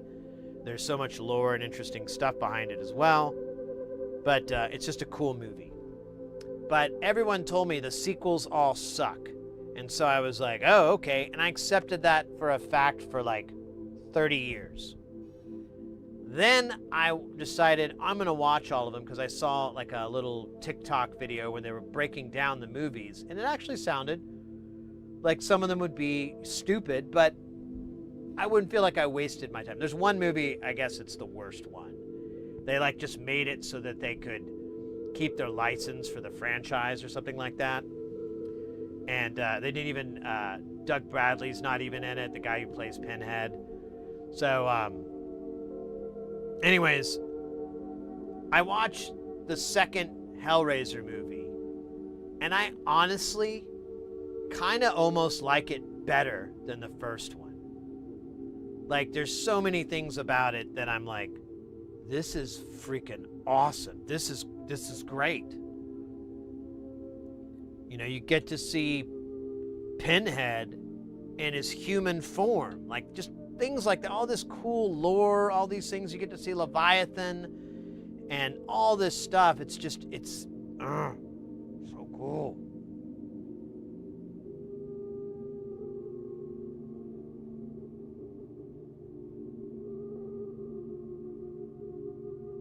All right, Albal, take care. But yeah, the Hellraiser 2 takes place after Hellraiser 1. In fact, the stepmom in the first one, I can't remember that actress's name. She is awesome, by the way. So awesome. She's such a great evil stepmother, like the wicked stepmother concept, that whole thing. She's just bad to the bone, and you just know it right out of the gate. And our protagonist, she knows it. I can't think of any of these characters' name, but it's so great. And then the second one, she's like, turns up the knob to even more evil. It's so good. Now I hear, like, after that, it kind of takes a crap. Like, that's the last one Clive Barker was involved in, and then they just kind of ran with it. But, I don't know. I might be surprised and be like, no, this is actually all badass, except for that one. There's one where they're in space and shit. That seems insane.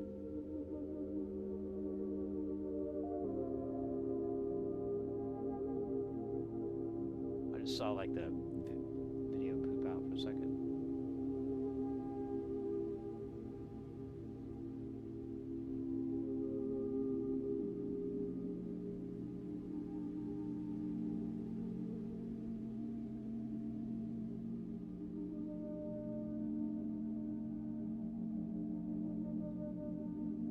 Now, and then I made my Jason Statham push, where I'm just watching all these Jason Statham movies and loving it, except for the ones where they try to be dramatic. Those are not good. Those suck. He's all right at drama, but you can't make a whole movie about that and then write the whole script on drugs. Can't do that.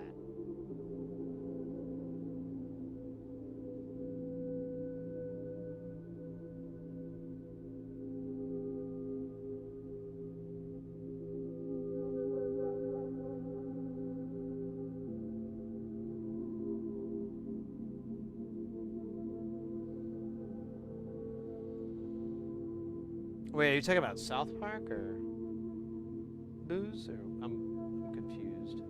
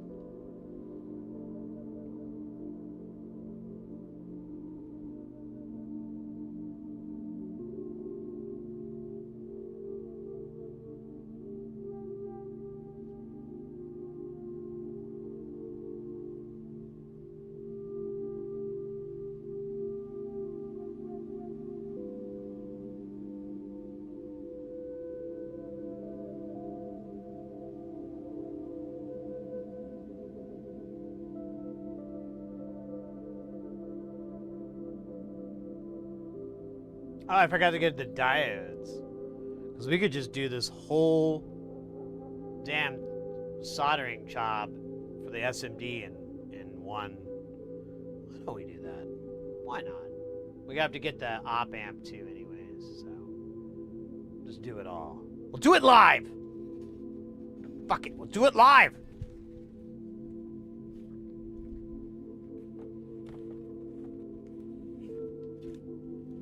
Scheisse.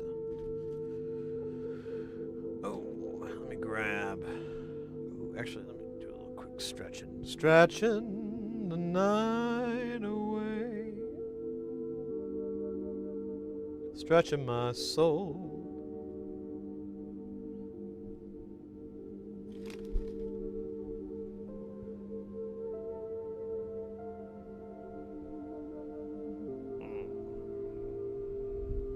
Man, I might have to take a shower after the stream. I just feel like all gross. Gross. Oh my god.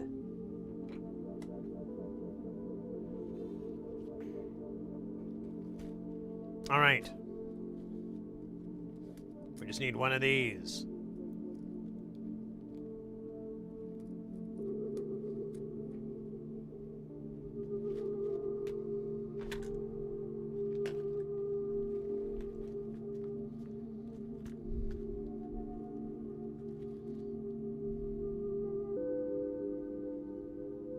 Oh yeah, shot keys. And we can use whatever we like. We can use these guys again. They're fucking great. Fuck 'em.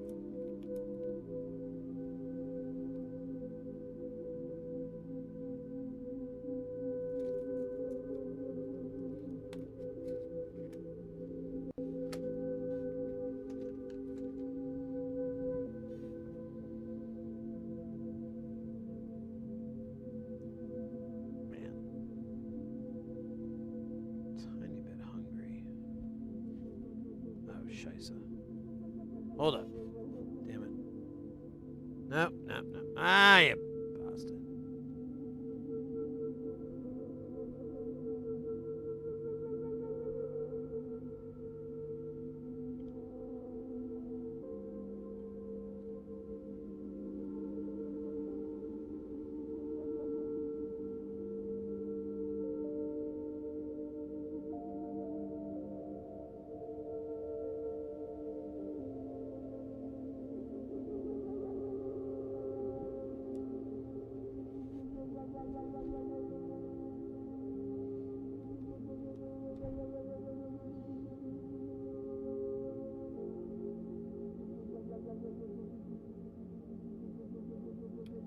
L9, not to be confused with the rock band L7.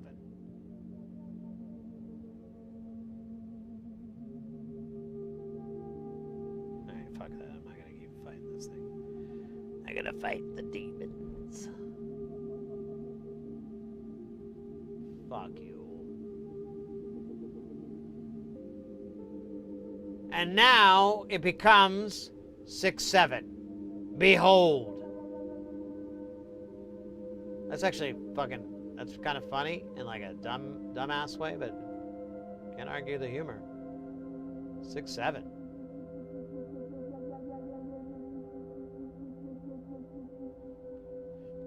Cool. And that, ladies and gentlemen, boys and girls, cats and dogs, and giant spheres of energy and light.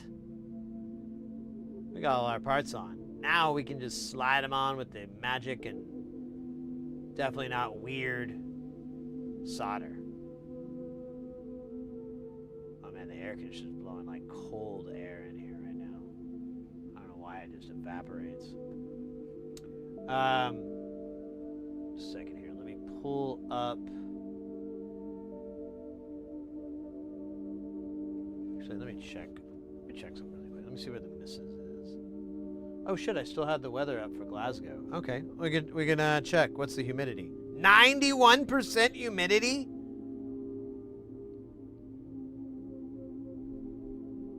That's like Florida weather there. Ugh. God damn. Brandolin, take care, mate. Have a good rest of the night and keep it super guile. Super guile. Alright.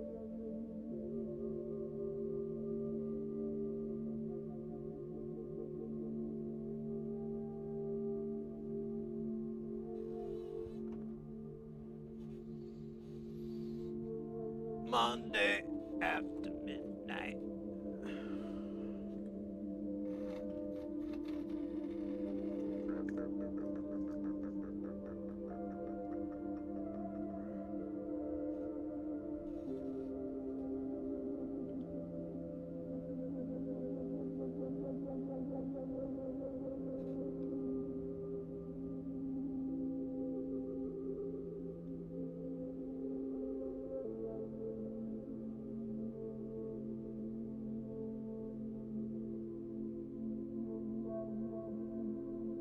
I mean, it's pretty straight. Okay, now it's... Yeah, I see it. It wants to jump ahead. But it can't.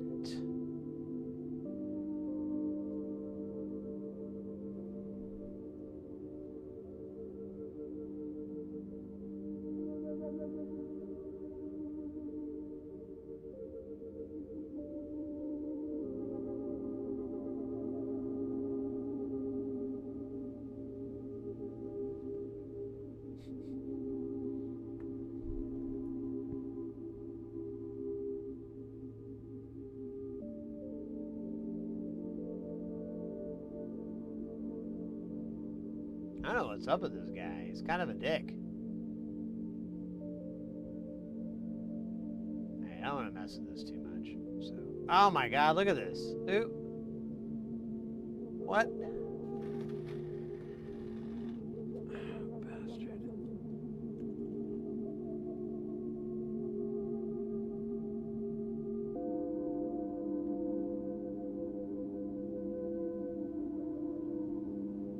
Schottky or 10 ohm. Well, so he went from 10 ohms to Schottky's. The Schottky's are reverse voltage protection.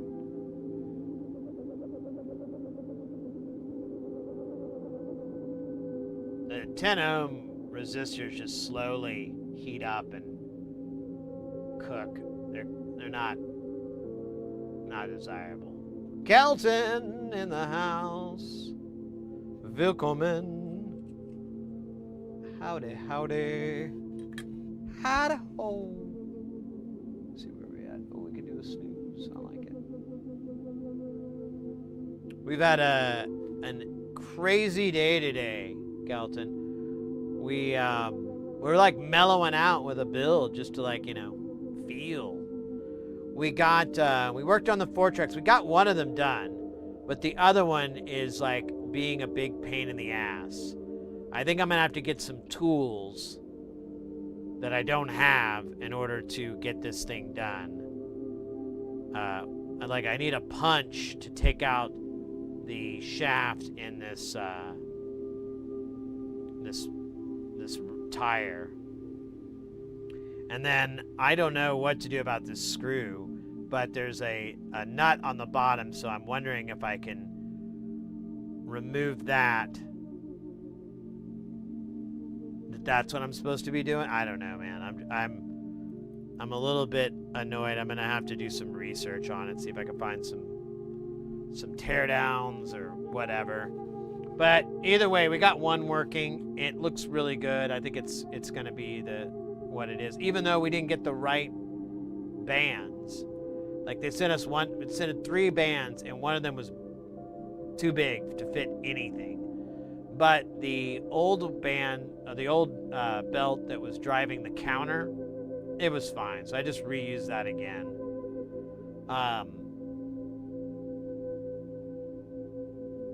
But the other Porta, man, it's got like 4 or 5 belts, and they all kind of suck, if I'm being honest.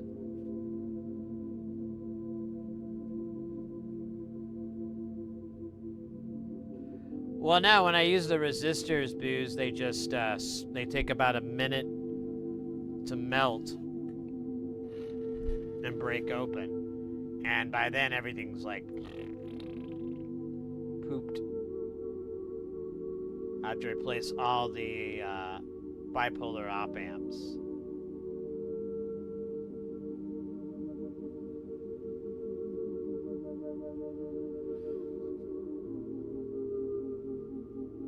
Do not Google it. I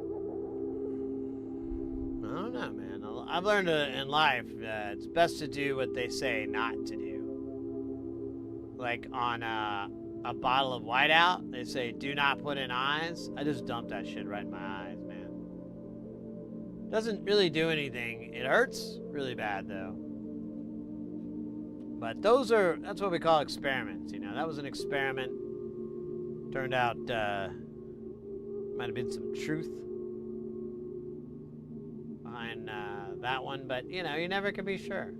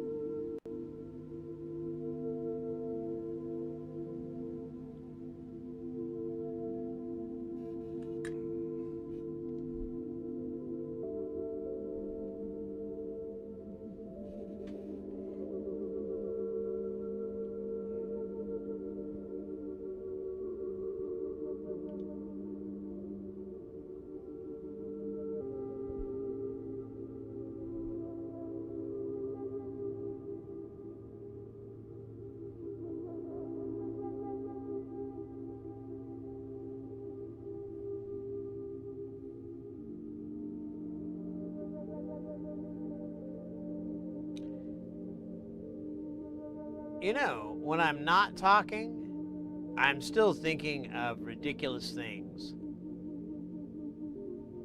And I was just thinking.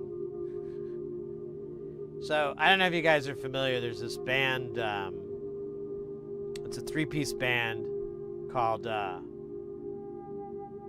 wait, let me look it up, because I don't want to mess up how you say the name, and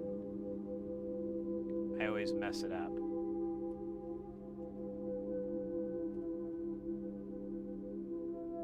The Omnific. And they're a 3-piece band. It's 2 bassists and a drummer. And absolute gallons and gallons and gallons of talent. They got hit by the talent hose pretty heavily. Good stuff too. But the oh, I should have done this. You know what? I can do it this way. This will work. But I was just thinking, like, my friend plays bass, and I'm like, oh wait, we should just create a 2 bass band, like on the Omnificate, and we just gotta find a good drummer. And I'm thinking all this, and then of course, like, I go, oh, that's an insanely stupid idea.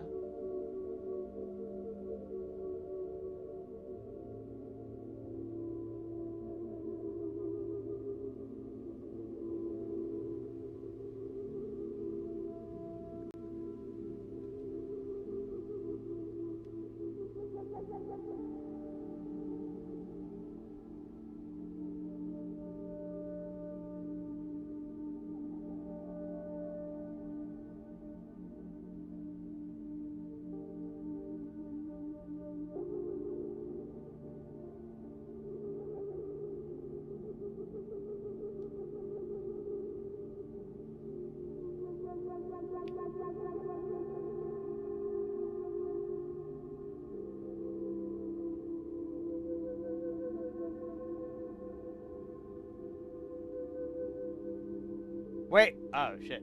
I was reading the chat and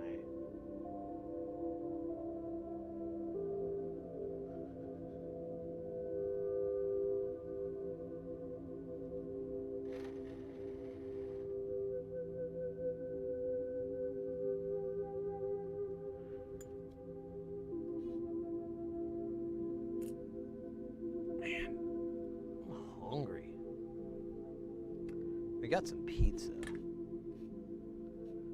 Just heat me up a few. Oh, whoa! Whoa! RP Casanova with the 6 months. Hell yeah. Hell yeah. Mate, thank you so much. How's it going? Hope it's going fantastically. Have an awesome day. Or night, whatever it is. I don't know how time works.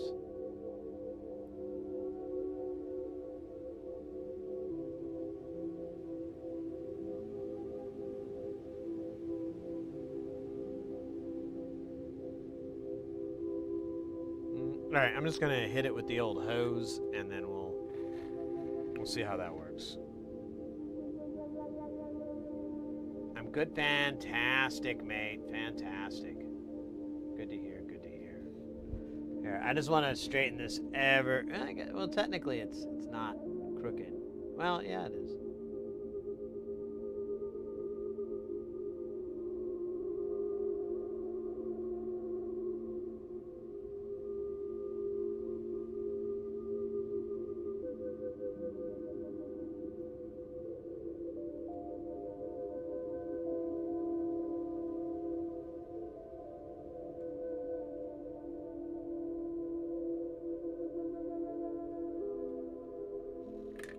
That was all the smud.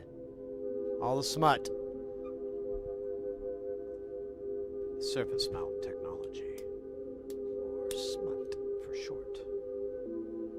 Alright, this is just a couple of, or it's not a couple, it's 2 couples.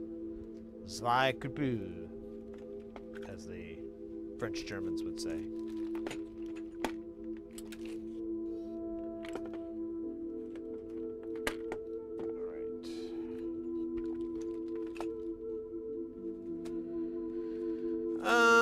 Ba-da-ba-da-bum, bum, bum, ba-da-ba-da-ba-dum.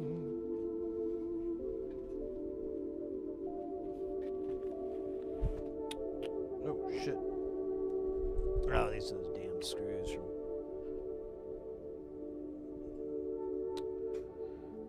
yeah, let me get some pots over here.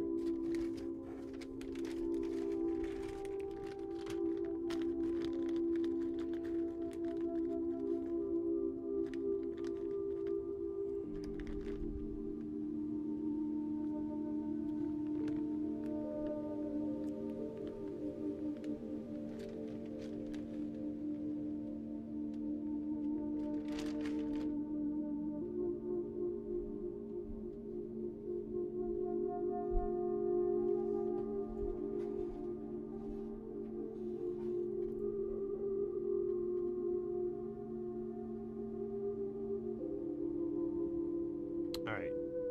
Oh yeah, we gotta wash this board. We gotta wash this board. Doesn't really have much of a song there, does it?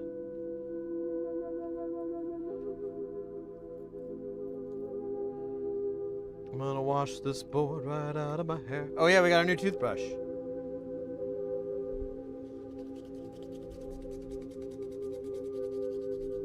It's so nice that you don't see little bristles flying through the air.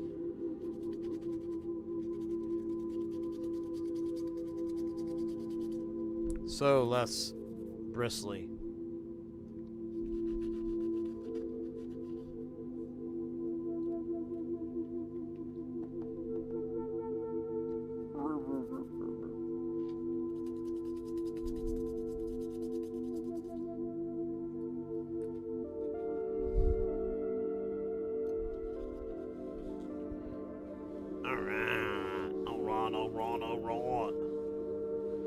That's an Australian Matthew McConaughey. He'd be alright. I'm sure Australia actually has like a Australian Matthew McConaughey,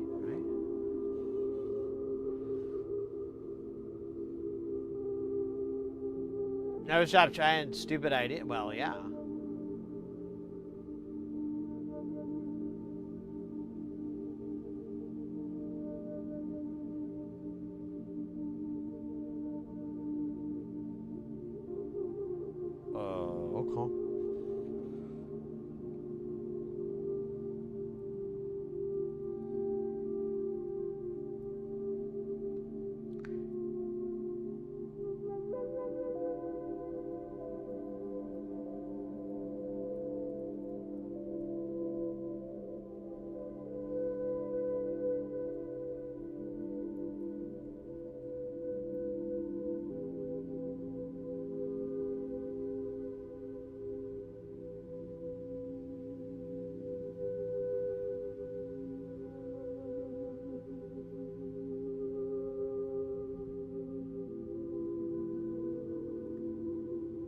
I wonder if the band Cinderella was sued by like Disney or whatever that had the rights to Cinderella.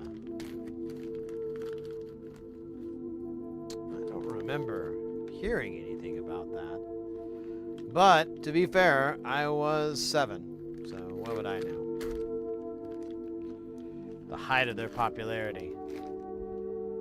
My understanding of copyright law back then was pretty bad.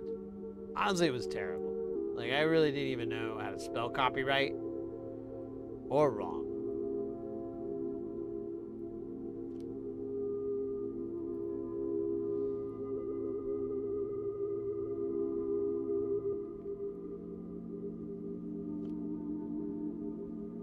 I didn't learn how to write words till I was very late in life. Like 35.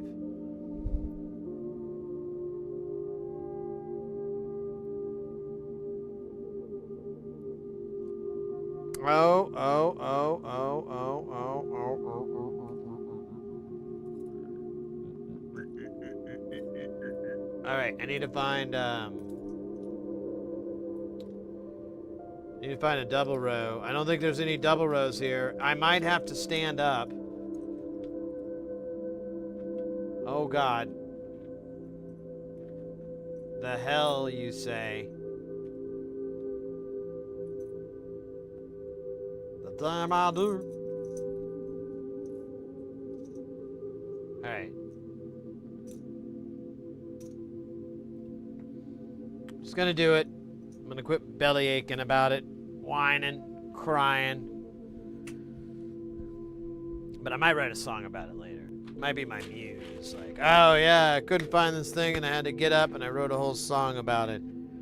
It's called Robot Erection. What?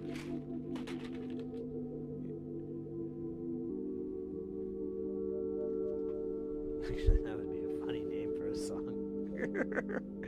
That'd be something I would do. Be like, hey, hey, hey, you should name it Robot Erection. Yeah, boy. That'd be funny. Then it wouldn't make a lot of sense. I mean, maybe it does. You had like a picture of Commander Data. Yeah, I went there.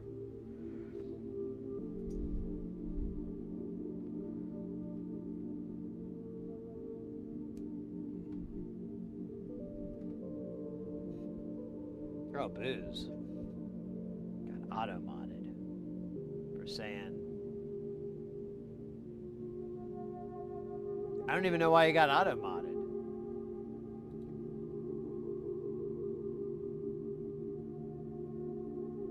Porphyry, I guess I'm gonna have to haul out my MC202 for this Synthon set on Sunday.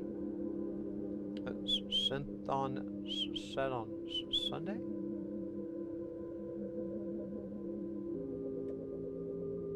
Oh yeah, I didn't even join. I forgot about it. Technically, I never do because I'm like, well, it doesn't make any sense. Wait, why is that camera? Oh, it's not.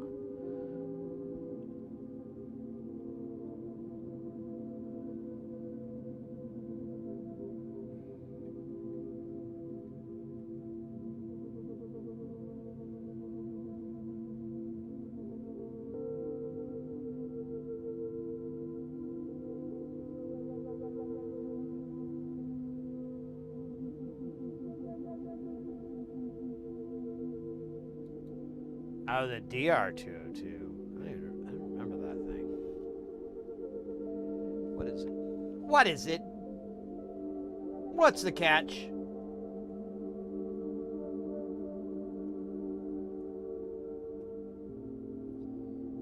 I'm going to give you a coming out party at your house. My party, perfectly. My gift to you.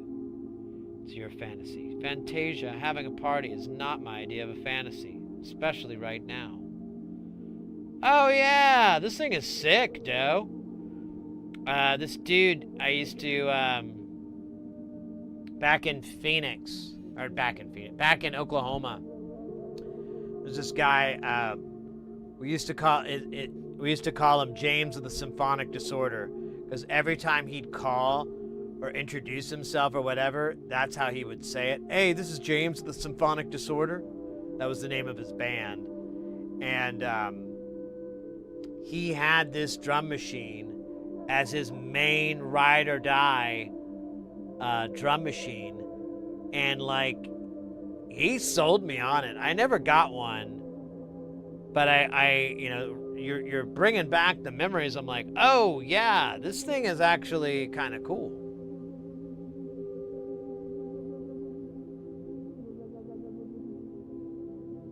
Yeah, the SP is a cool one too. Yeah, this thing is awesome. I might go try to pick up one. Are they expensive these days? Let's see, DR202. Oh, let's see, Boss. DR202.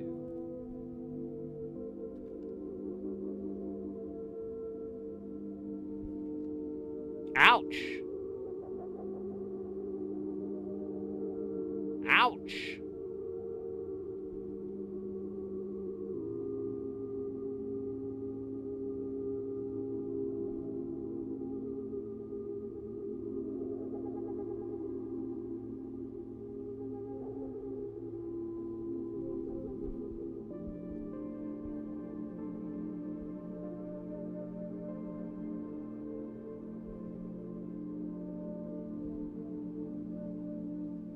What if we got one that didn't work? R202 boss. And then I went to broken. Oh, are you kidding me? There's no parts?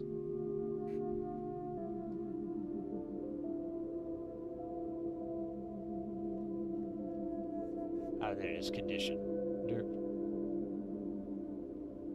Oh, wow. All right, never mind. Huh. All right, well, I'm not paying $300 for a drum machine. $300 to $400 for a drum machine from the fucking 90s.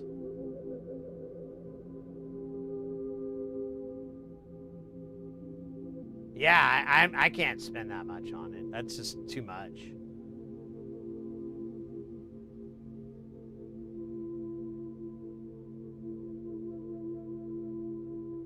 Yeah, if I can find a broken one.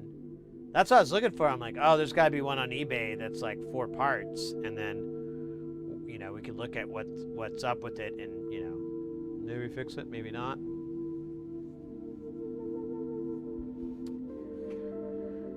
All right. I'm just going to lean off camera for no reason.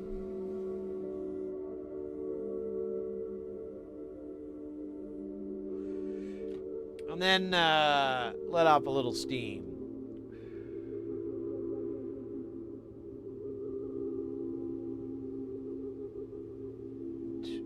Keep closing tabs and looking at the ridiculous crap. God.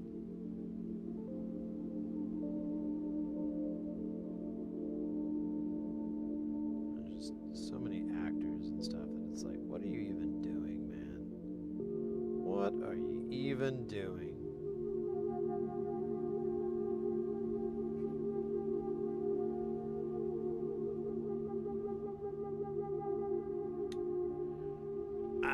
Just a second here.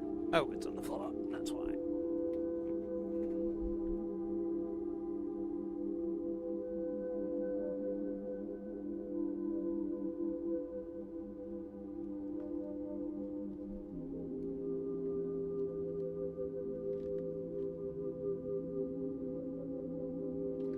Gonna put a little bit of this on here.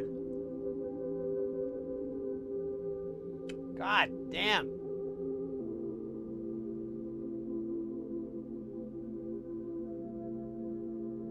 Why does it keep doing that, Booze? Can I tell them you're okay? How do I like... There's no stop auto-modding. Man, that'd be nice. Maybe a couple of people I'd throw that on so I don't have to keep stopping to read something that's...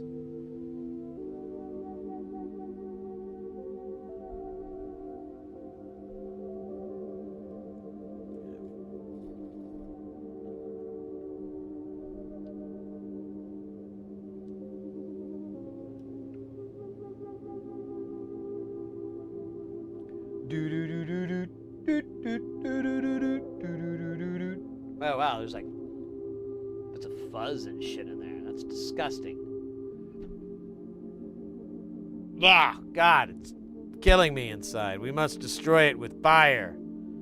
But we don't have fire. Then we'll use heat, god damn it.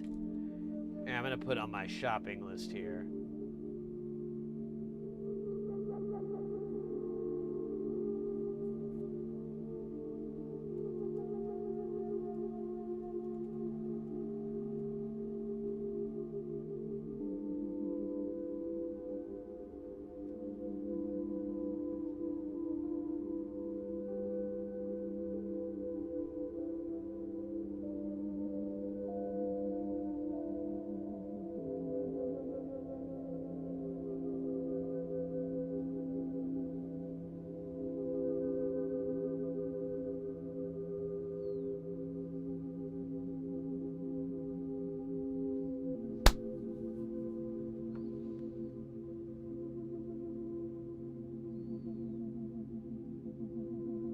Yeah, that's some Amtech right there.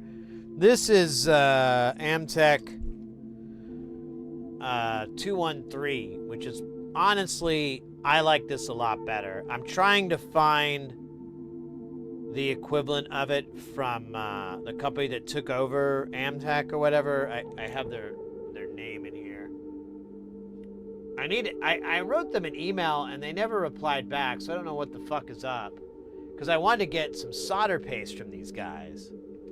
Because they have this this nice solder paste. I mean, it looks cool. It has nice specs. And not that I'm like Mr. Expert on solder paste specs, but look at this. $8.26. Okay, let's go grab that. Where's the shopping cart? Where's the oh, I don't know. Oh, well, maybe you're just a doofus, Sid, and you don't understand how this works. Ah, it's possible. Let's go to Flux, and we're gonna go to the V3 UHTF Rolo Zero, which is the other. I have this, but I have another one.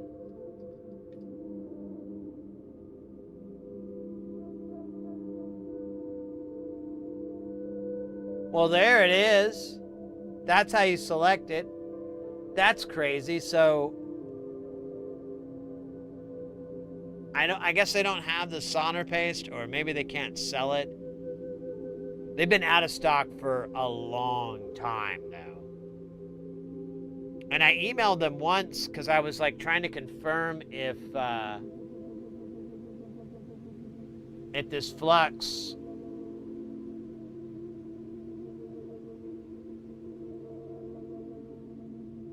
yeah, they have conforming solution too that I was gonna get. And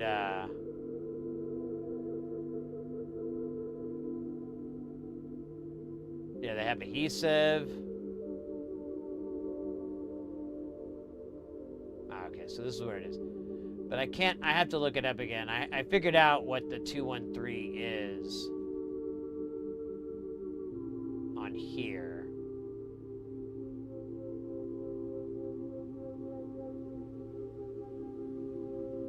And now I can't remember what it is though.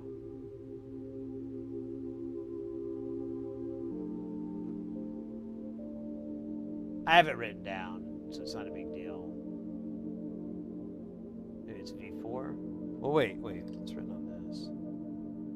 Oh, it doesn't say, it just says 213A. Oh well, I'll hit him up. No big deal.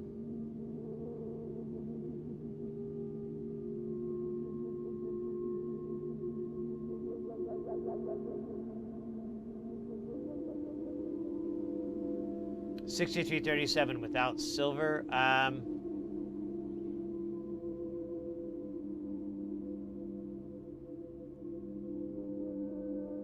They have them organized. It's weird because you have like different links. I don't get it.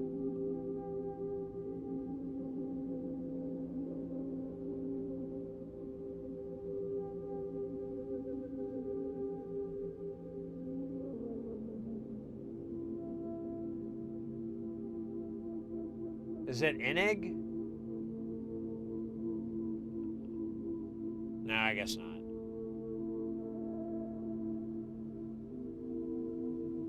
I don't know. I don't see anything that tells me.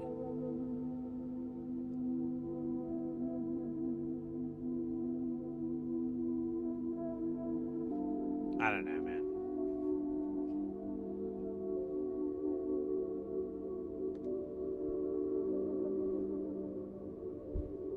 I just need new solder paste because the stuff I have is fine, but it's so dried out and I didn't know better. I didn't know you're supposed to refrigerate it.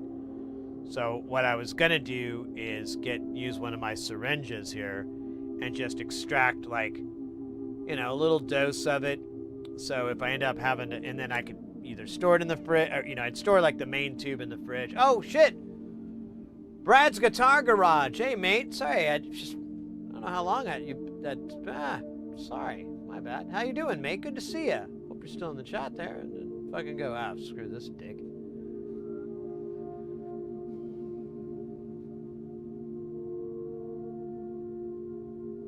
Glue it, yeah.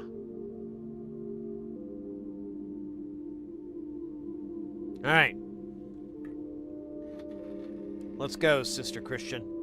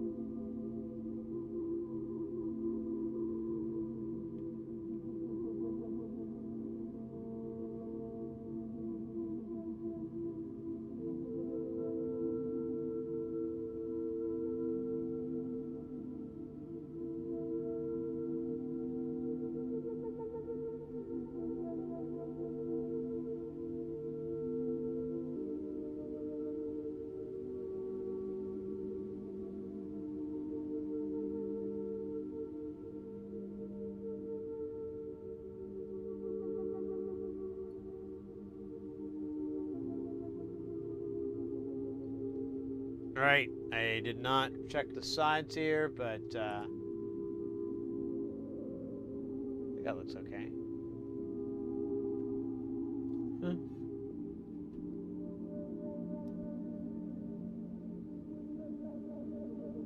Good enough. It is a little crooked.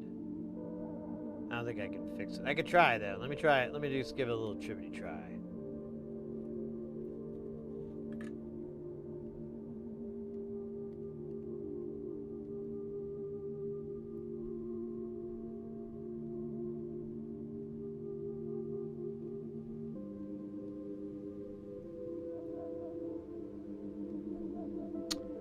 I didn't really do shit.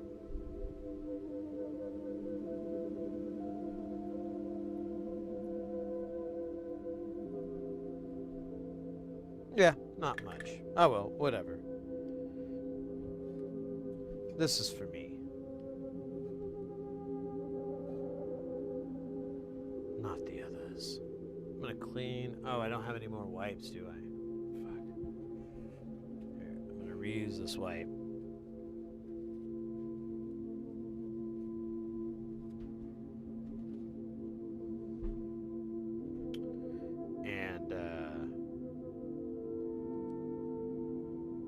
Drop this in the dribble.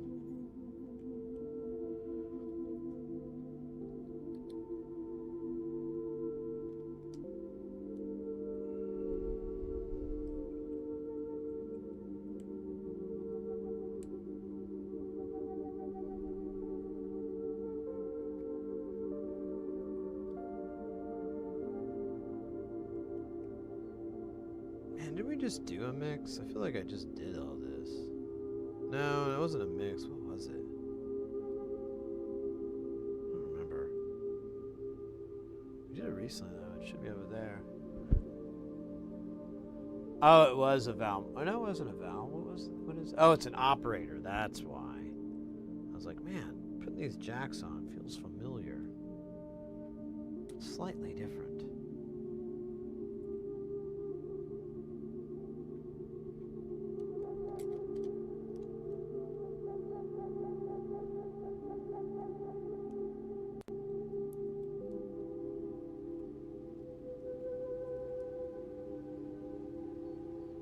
Motor in.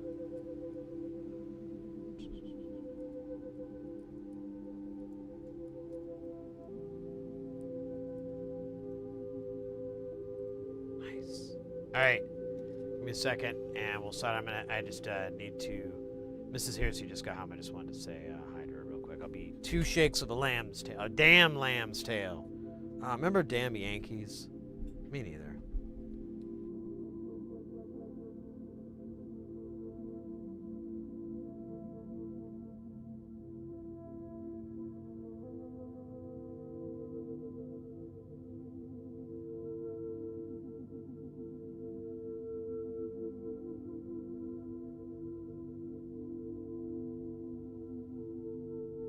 And that, ladies and gentlemen, is the perfect 2 shakes of a lamb's tail without any future reference to the band. You know what? No.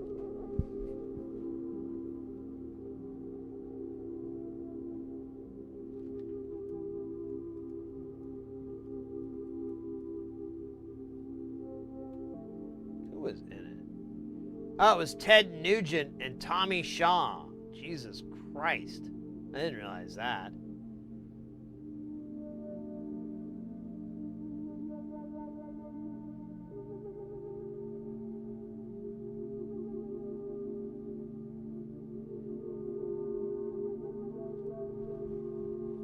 I wonder if they play Freebird.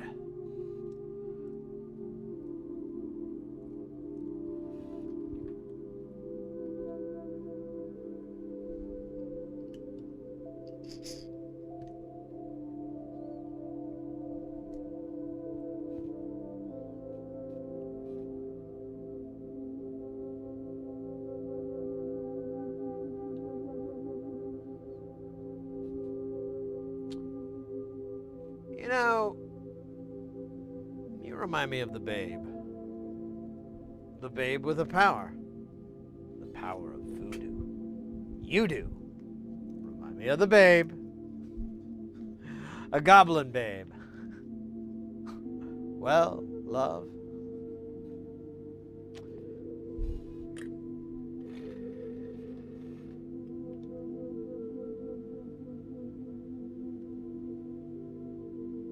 I saw my baby crying hard as baby grew cry.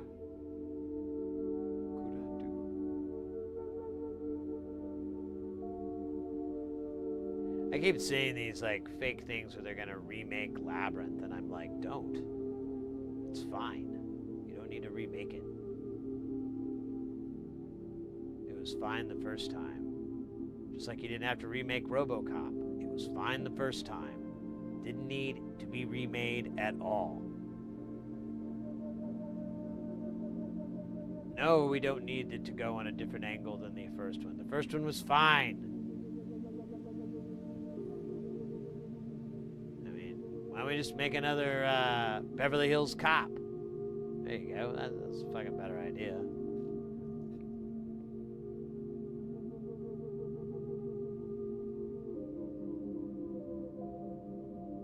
That sucked to be that actor too, because you're just like, I remember who played it too. I don't even know who the hell that guy is. But I mean, his career is toast.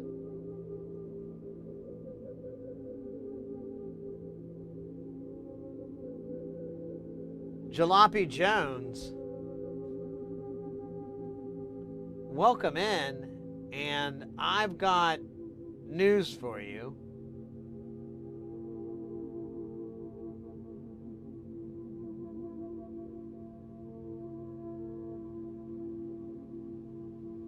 I can't even find it now, but oh yeah, that's right. We looked up Judge Reinhold, and we.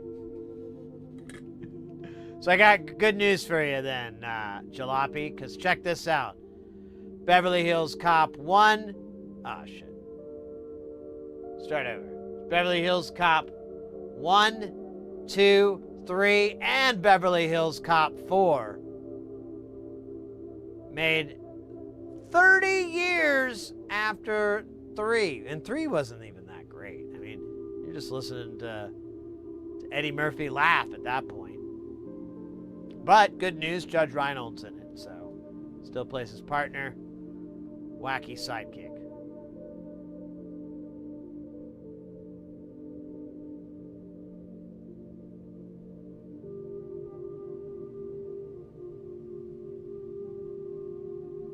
Ah, the battery pooped. Sure you know this is more for anybody else. Look up on those, or have it ready.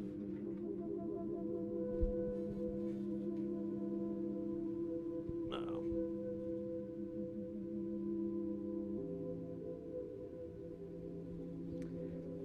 Make sure you don't have a procedure to bring back the patches or anything like that.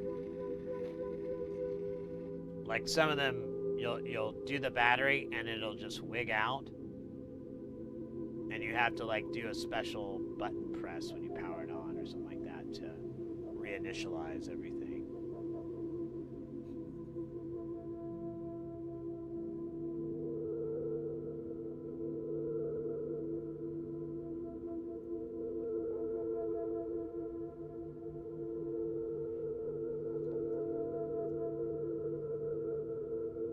You didn't see it? Yeah, we were talking about it earlier. It's probably awful, but I'm like, what if it's not? It's probably like a stupid plot line.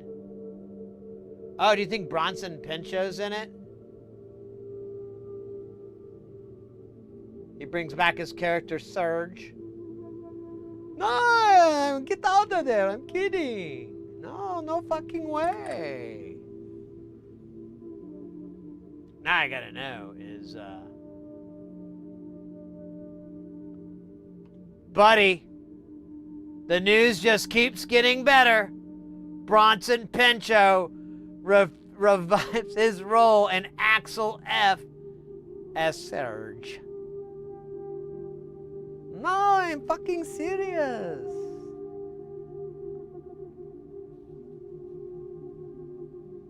Oh, it's probably the most forgettable plot line. Like, but I mean, what? I don't know, man. I have this. I'm pretty confident it's terrible.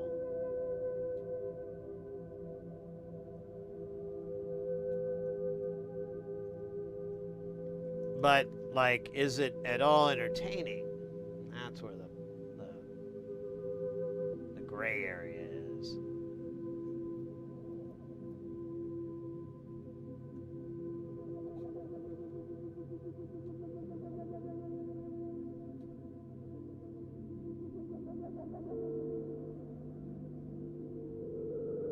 Yeah, you really hit the head on the nail there,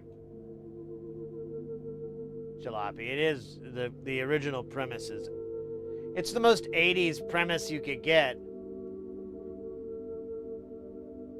Would you like me to reenact the pitch meeting? Here. Let me get into character for a minute.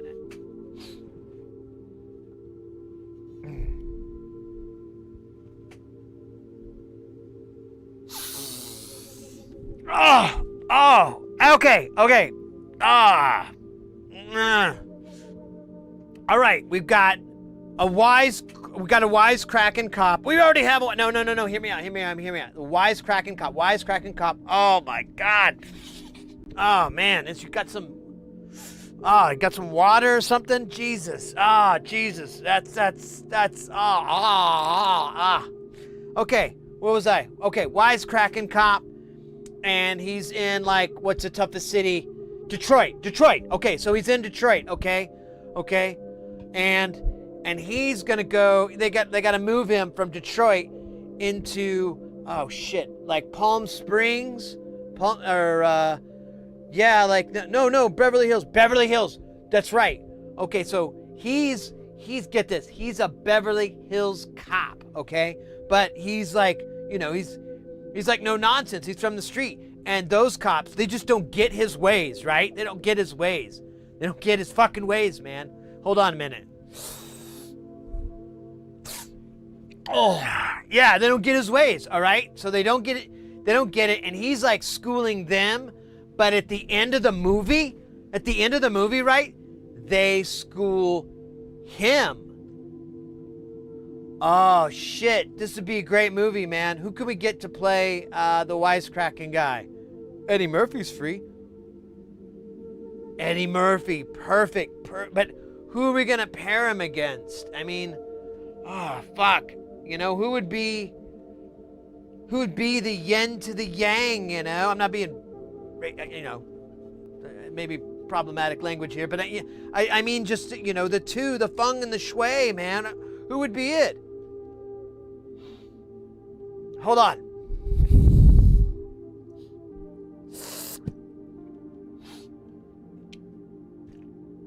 I just had a fucking idea that is gonna blow your mind. Eddie Murphy, wisecracking cop, paired up against Judge Reinhold, the actor. Yes, the fucking actor. Why would we get a judge with the actor judge? We put him in. We get that other character actor. I can't think of his name right now, but we put him in the movie too. He's like the chief of police, and like, oh shit, this is gonna make us so much money. So much money for Blow. We need more money for that because we're almost out. And I mean, this is a recumbent system here, you know. This gives the ideas make movies, the movies make the money turns into more drugs to get more ideas. It's an economic system, man. Don't question it, all right? Do you have Eddie Murphy's phone number? Can we call him? You don't? Ah, shit. All right. Well, we need to call him first before anything. Before we start working on those contracts. Dude, did I put like a smear? Oh, I did. I put a big old nasty smear on my glasses. I thought I was like going blind. I thought I was having like cataracts there for a second. Thank God I can wait a little bit longer for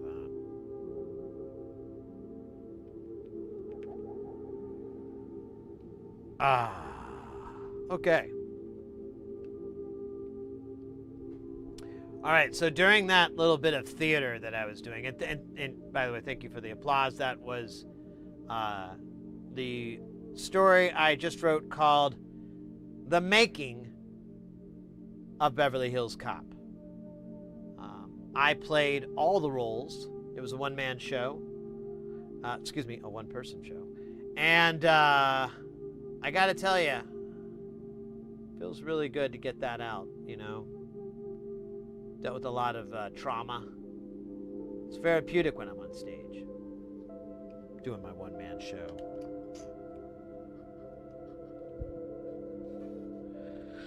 Oh, shit. It sometimes cracks me up. All right, good news and better news. We're time to test. Are you ready to test? I said, are you ready to test? I can't hear you. Wait. Shit, I forgot. I won't be able to hear you. Never mind. I'm sorry. That was rude. Damn it. This whole thing was revolving around being able to hear you. Shit. Fuck.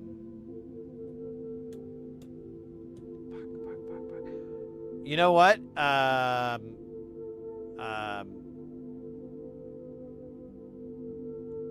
Penguin butt.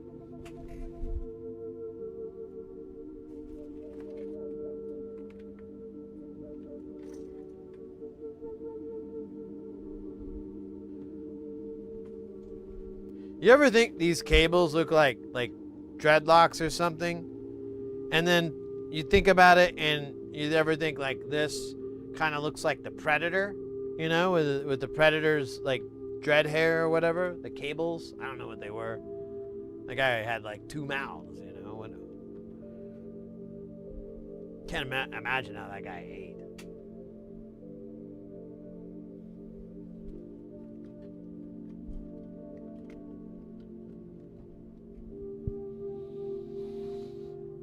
Do you think the Predators just shoot straight down hot dogs? Not that I know of whether or not, I expect you to know whether or not Predators can even eat hot dogs. But let's pretend like they're big into the glizzies. Do you think they just or do they chew on it? It just doesn't look like they have much chewing ability, you know, as predators, which is weird because you'd think like hunters would have like a real palate. But maybe that's it. Maybe they're not hunting for food. And maybe that's why they're always upset. They're always upset because they're like, I'm so hungry. But they're on a diet. So they like kill Jesse Ventura. And they're like, this is going to go straight to my thighs. Because, you know, you're looking at the predators. They're pretty fucking ripped. I mean, they're cut. It's like alien Adonises.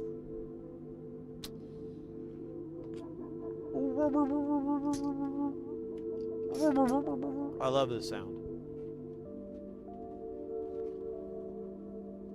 Richard Pryor and Robin Williams would have made Air Far Better with Leslie Nielsen being the chief donut muncher. This is a very intriguing script.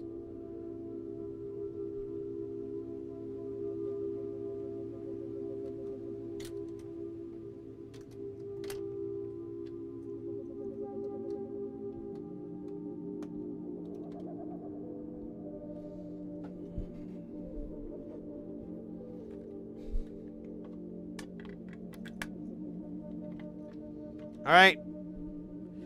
We shall power it up. If it is powered correctly, the screen will light brighter than the stars in the sky.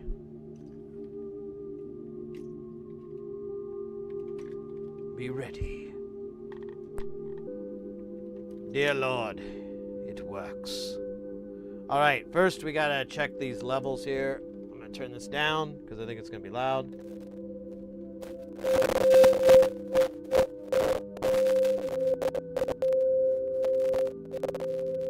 Hold on here.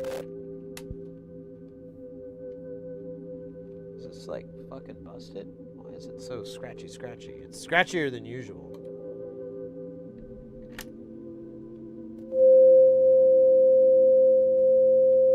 I think I know why. And I'm an idiot.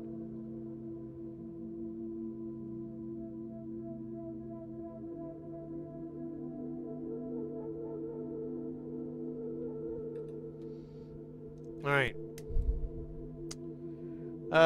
Let's do it.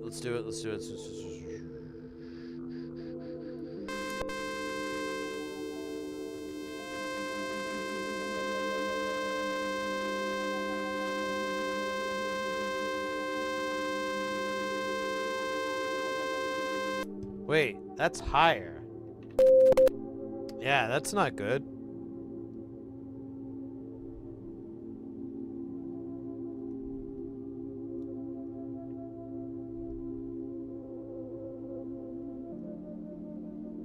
That's not supposed to be that way. Yeah, that's not good. Uh-oh.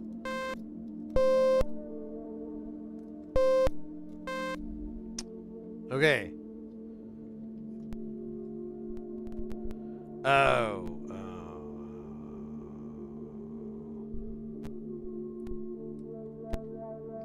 I don't think the power is good. Let me switch this over. I forget this. I gotta make a new power cable for this, but probably never gonna do it.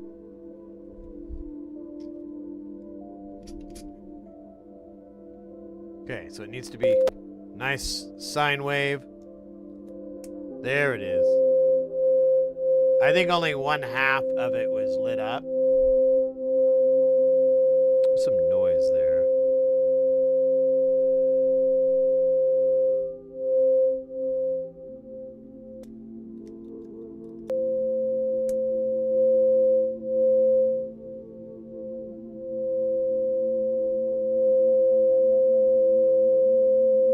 I don't know what's making that noise. That's weird.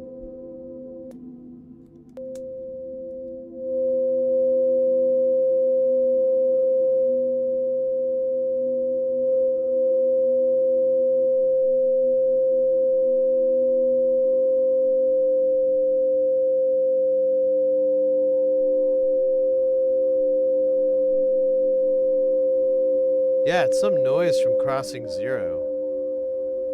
I don't get that. Should I care? Oh, it's present in the signal. Okay, cool. It's just the way it is. Some things will never change. Doodle-doom, doodle-doom, doodle-doom.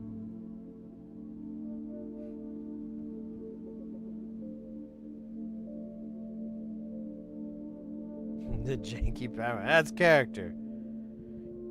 Keeps it humble, you know? I mean, once these modules get such a big head, start buying fancy cars, going to fancy bars.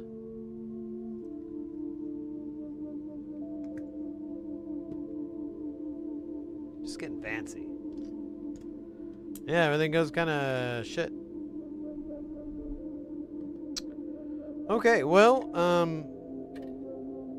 that was cool. We got that guy down. We need to dress it up, but I mean, that's not that bad. That's not that hard.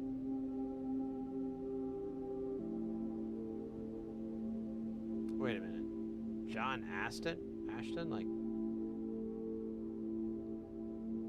oh my God. Oh no, it's not the same guy. Okay. Oh, it was.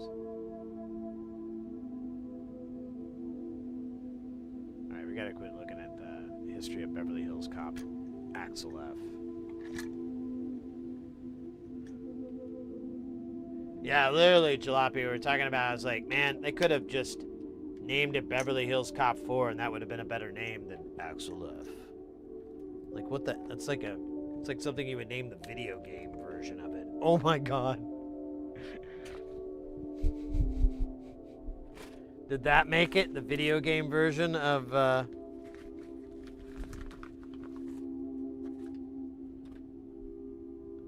Beverly Hills Cop? You have to like, press up to say witty remark. Mash B for wittiness. Wittiness? Is that a word? It sounds like a word. It also sounds like an insult for Whitney Houston. Like if you're trying to get her really pissed off, you'd be like, wittiness. She'd be like, don't do that. And then you'd be like, well, then do the thing. She's like, I can't do the thing. Yeah, you can do the thing. She's like, I don't want to do the thing. Okay, well, then we can do the joke to set the thing up. And she's like, fine, fine. And the joke is,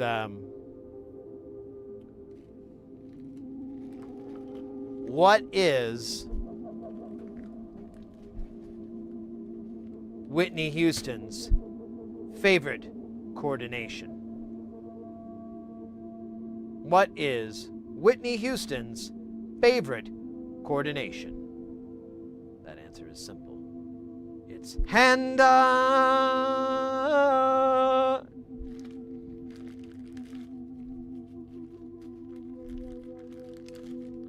I feel like I've said I'll see myself out more often in this stream than I have in any stream in history of streams since stream was a stream. Was a dream of a stream. Oh, guys, we got a boss battle. Get into the game of games. Exclamation point, warrior, priest, mage, ranger, druid, bard, and necromancer. It is a fantastic game in which you battle a boss in a turn-based RPG style. Don't let this opportunity pass you by. I'd hate to see you so broken and sad. Yeah, Booze, get in. Get in. What did you do, Jalopy? You did the mash? Or not?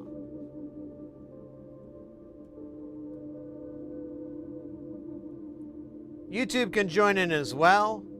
Although I recommend choosing like warrior or mage. Man, I'm trying to remember them all. Maybe druid? Because the other ones you have to specify a team member and you got to write their full name out. So you're going from the chat screen. It's got to kind of add a handicap. Oh shit. I think it's just going to be you and me, buddy. It's like old times. God, I kind of want to get rid of this character because it feels like that's all we ever do. Did you do a hard or normal? You did normal. I mean, there's a chance. I mean, we've got a chance. Just you keep hitting at him, I'll keep healing.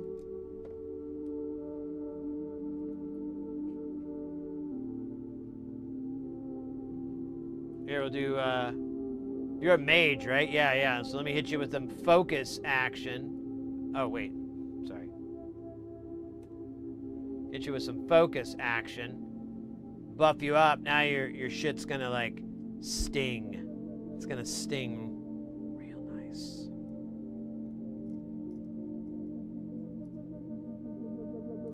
Whoa, whoa, whoa, whoa, whoa, whoa, whoa.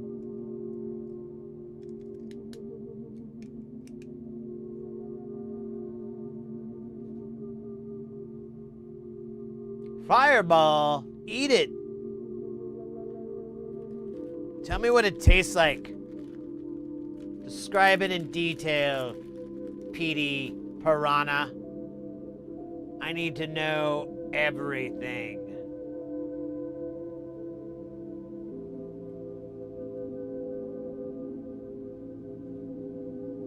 Boom. Oh wait, I need 4 of these, don't I? God damn, dude. It's not economy.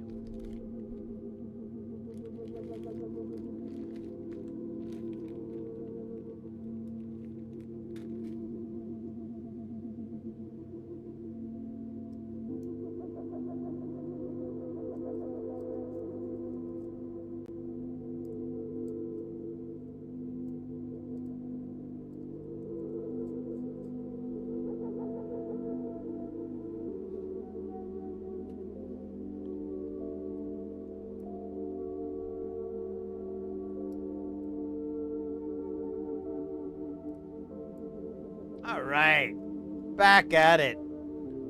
Hit me with your best shot. Fire away.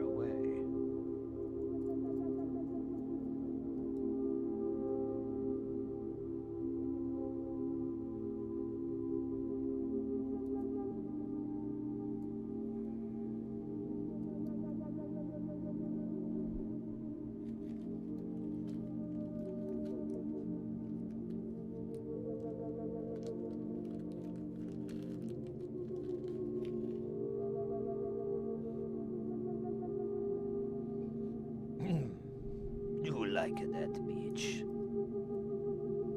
Oh. Okay, there we go. It's taking too long to.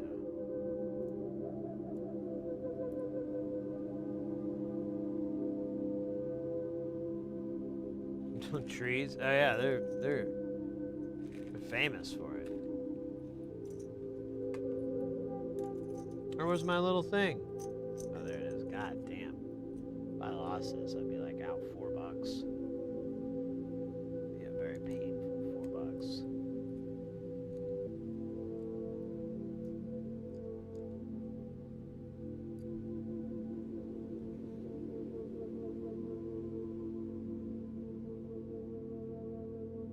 I think we might have a workable strat here. With me being a healer, you being a mage. I think that pairs up pretty good.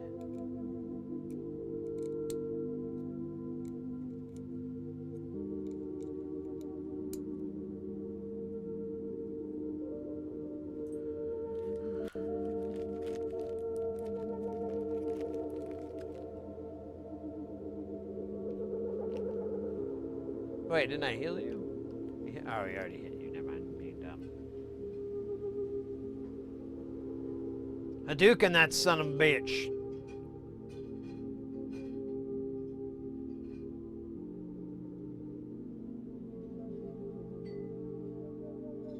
It's actually being really generous because it's still doing the 2-turn.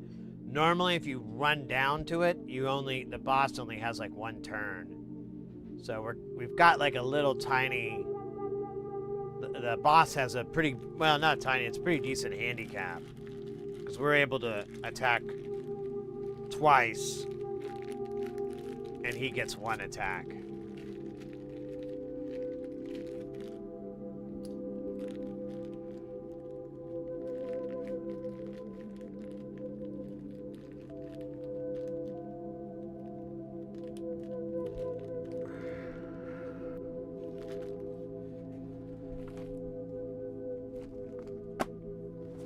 No shit.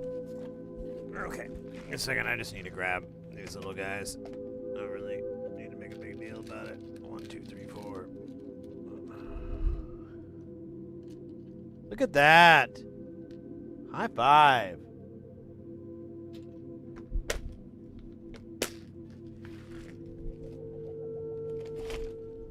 See, the game isn't that difficult if you have like a strategy. Like if we didn't have a healer, it wouldn't have lasted 2 rounds. Go fast in the house. Welcome in, mate. Yeehaw. Yourself.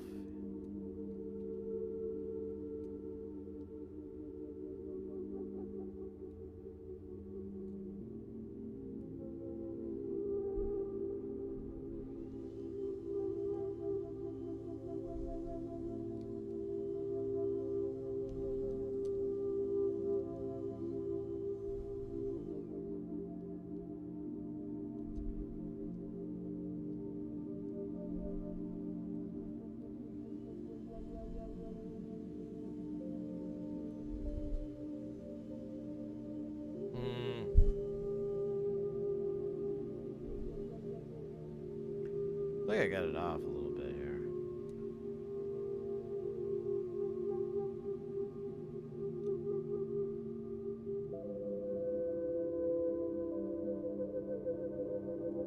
Yeah, there we go.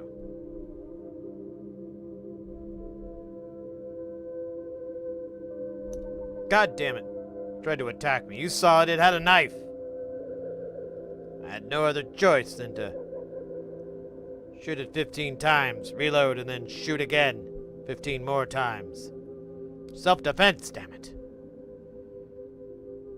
So were the other 85 rounds.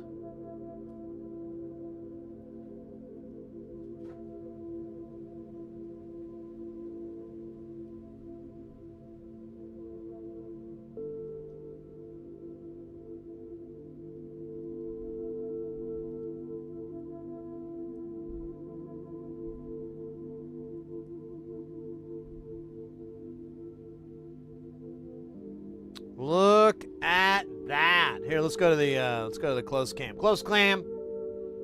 Look at that. That actually looks fucking really nice.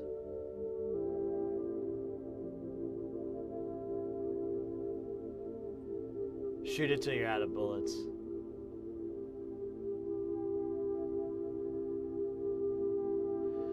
Oh yes, the old soldering the eyelid shut routine.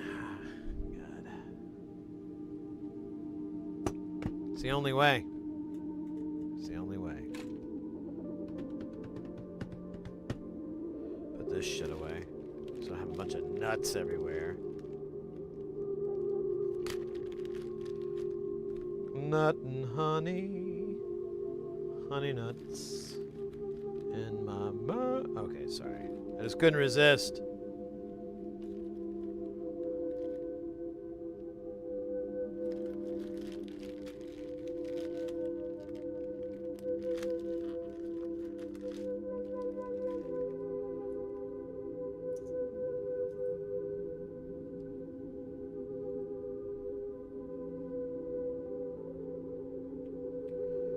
All right, all right, all right.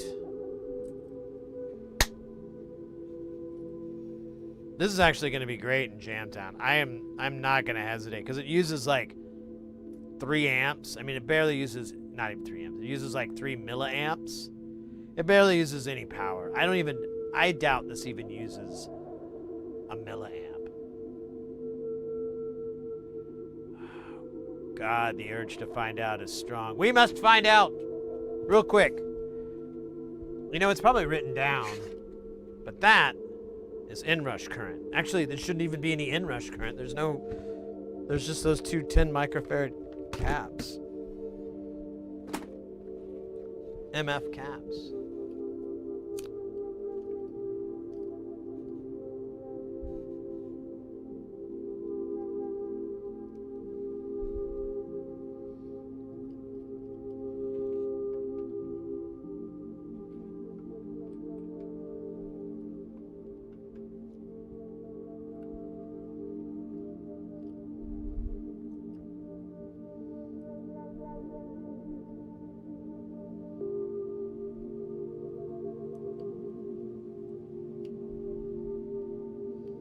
Just doing this because I want to see what the current draw is. We don't even have to flip it over.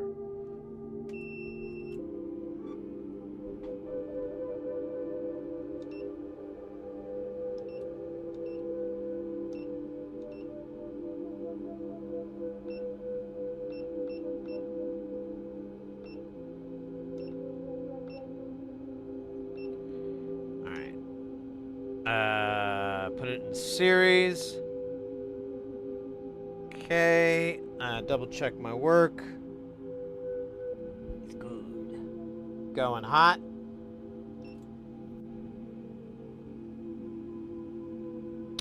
I'm wrong. I'm sorry, guys. I feel bad. The current draw is fucking 0. The inrush current peaked it out at 4. And there's no current draw, so that's funny. I'm sure if we put a signal in it, maybe we could get a little bit of current. Let's feed it some goodies real quick.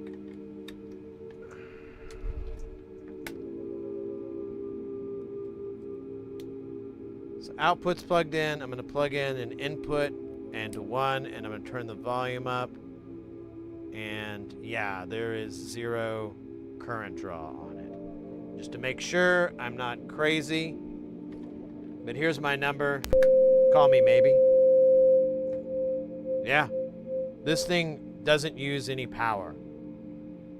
It probably generates power, honestly, when you think about it. I mean,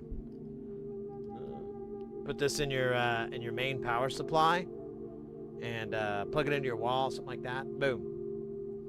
Now the electric company is paying you. Blackmail money, though. Because you have some dirt on those guys that got out.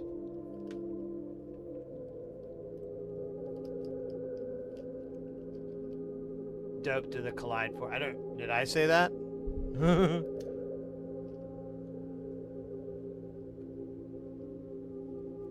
Yeah, it's like an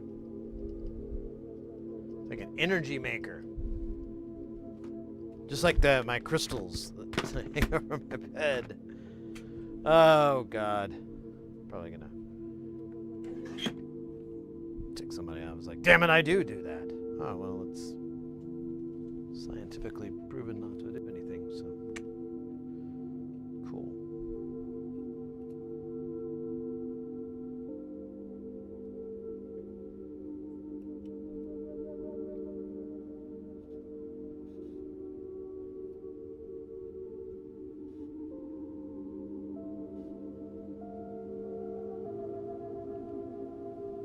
Well, that's not even a frame.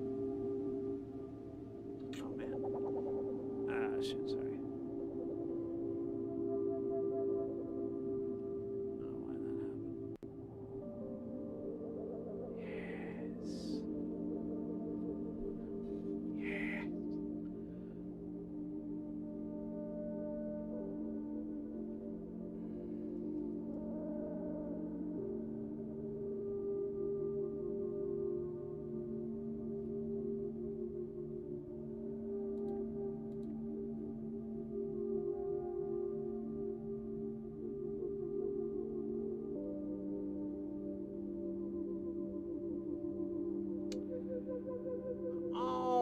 Okay, let's see. Let me just lean off camera again. No reason. You know, we don't need to get into that.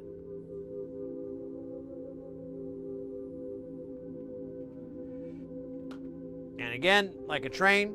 Choo choo. I can't even see it.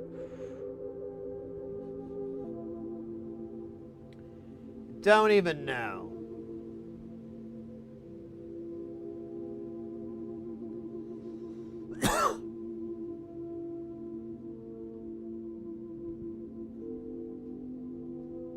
Be like a weasel. No, a gopher? No, not. Well, I guess a gopher. The gopher in a Caddyshack. I wonder how that gopher's doing. Hope he's eating well. Taking care of his gopher family. Dodging explosives. As gophers are known to do.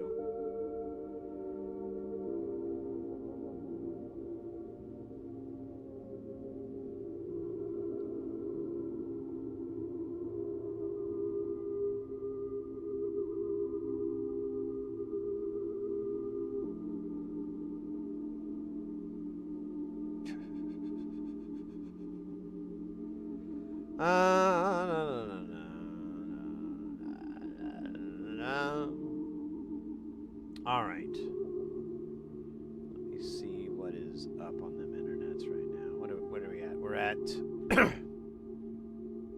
10 hours, 10 minutes. That is a lot of hours and minutes. Well, actually, it's kind of a low number.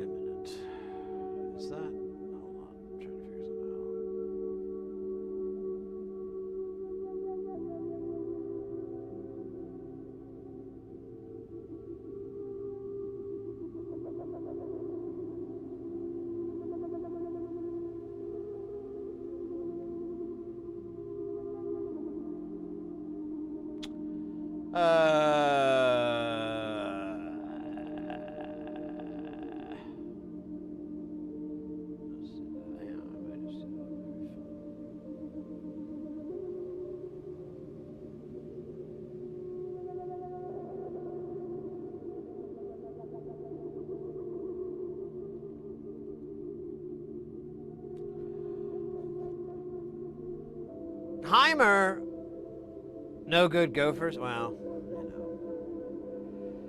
that's what Steve Martin would say if he were still alive.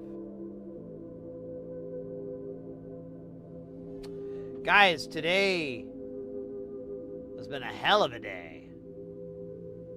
Oh yeah, the pinball machine. Yeah. I've played that a little bit. There's like a place here in Phoenix that has one, and I've played the V-Pin on Pinball Effects a bunch. I don't know. I never really got into it. Maybe I didn't figure out what made it cool.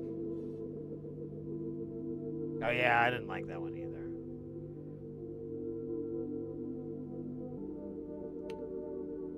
No, I don't know. Man, I feel like I got something in my eye. It keeps bugging me.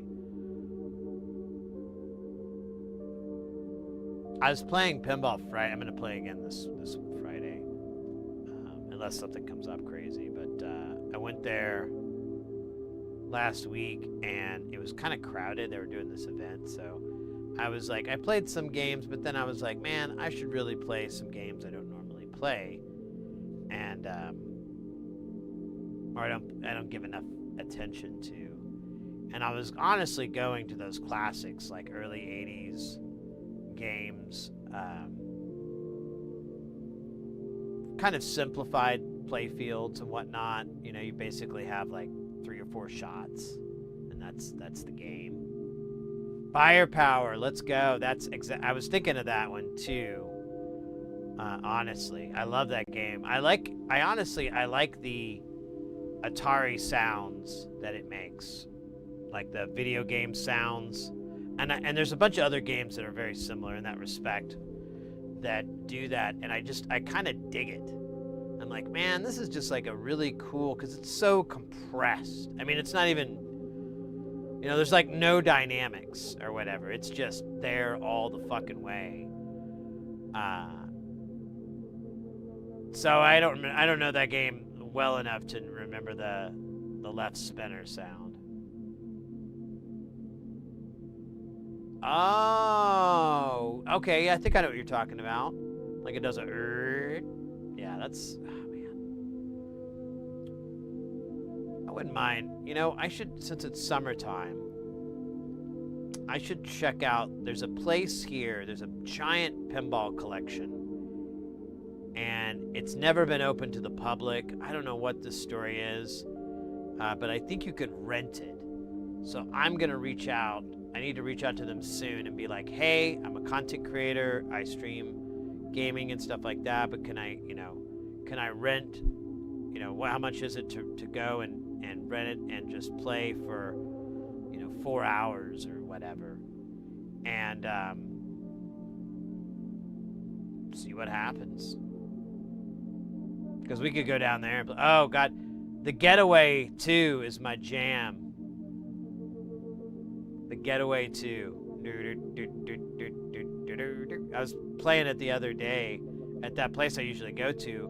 They have it, but it's like off and on if it works, because like the little ramp for the jackpot thing, it doesn't always lift up, so when you go to make a left orbit, it gets stuck and then it drops down and you don't get the, orbit points. Which is fucking annoying.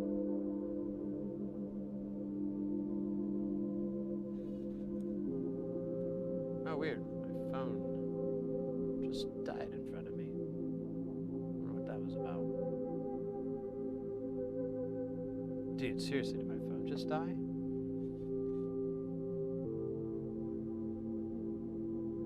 Okay, I think it's doing an update or something.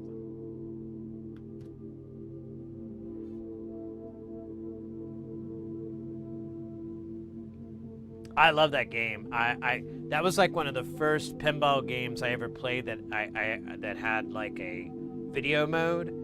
And then I was talking about it with Laserlos, who's a fantastic pinball player here on Twitch, and he was like, "Oh, there's like a cool trick you can do where you intentionally drain it in the beginning, and that can get you like, you know, if you do it right, you can get all the way up to like third gear." And I was like, "Really?" He's like, "Yeah.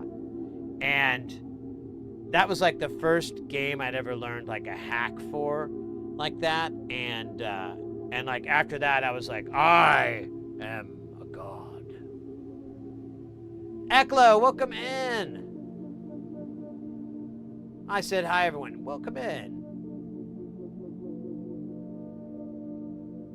Yeah, basically exploiting the ball save timer. The one they have, though, it's at an angle where you can only do it like twice. And you're kind of pushing your luck, because it usually hits over to the left flipper and then bounces around, and you're like, no, go down. But on VPin, you can pretty much, like on Pinball Effects, you can just like set your watch to it.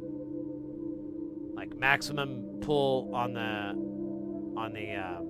launcher, and then it'll come all the way around and go right in the hole, like 95% of the time. And then you can do that like 3 or 4 times, and then get it up. And if you, at the end, if you can, you know what's a topper obviously is to whip it with that top flipper, so you get like an automatic extra punch on it. Yeah, the side loop is the way to go. Absolutely.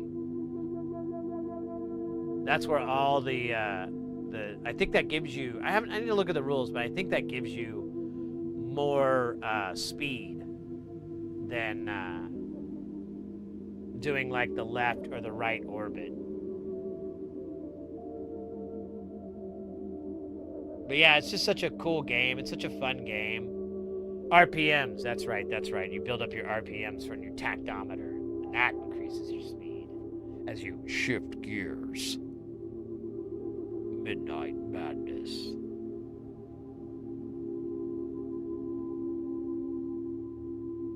But yeah, that's one of my favorite games. I think it's pretty good. I don't, I haven't heard anyone like ever go like meh about it. I think it's kind of a solid game, solid layout. I mean, the turbocharger is freaking awesome too. I was explaining that to my buddy one time. I was like, yeah, dude, so the way that thing works is honestly fucking awesome. There's an opto coupler, there's an opto sensor on the track, and if the ball blocks that sensor, it activates a magnet, an oval magnet that's right in front of it. So it pulls the ball, and when it pulls the ball towards it, the light is restored, so the magnet shuts off. And then it gives it that momentum through, and there's 2 other sensors exactly like that. So it just, if you time it out right, you can get like a pretty reasonable speed on it, and it's really fun. There's like in the game itself, in the settings, you can tune that to get like the fastest speed, and it'll give you like a number for RPMs or whatever.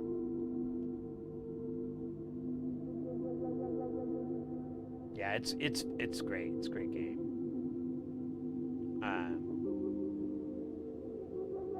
Yeah, there's just some great games out there, and this place near it's closest to me anyway, the easiest one to go to. They have, they get a lot of cool new Sterns, and, that's great. But they have so many classic games, and that's kind of my favorite thing, is just to grind out on a classic game. And, try to figure it out. Try to get good. Someday.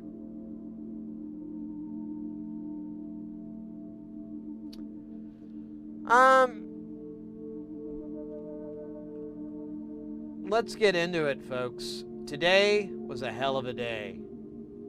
Today was a hell of a day. We got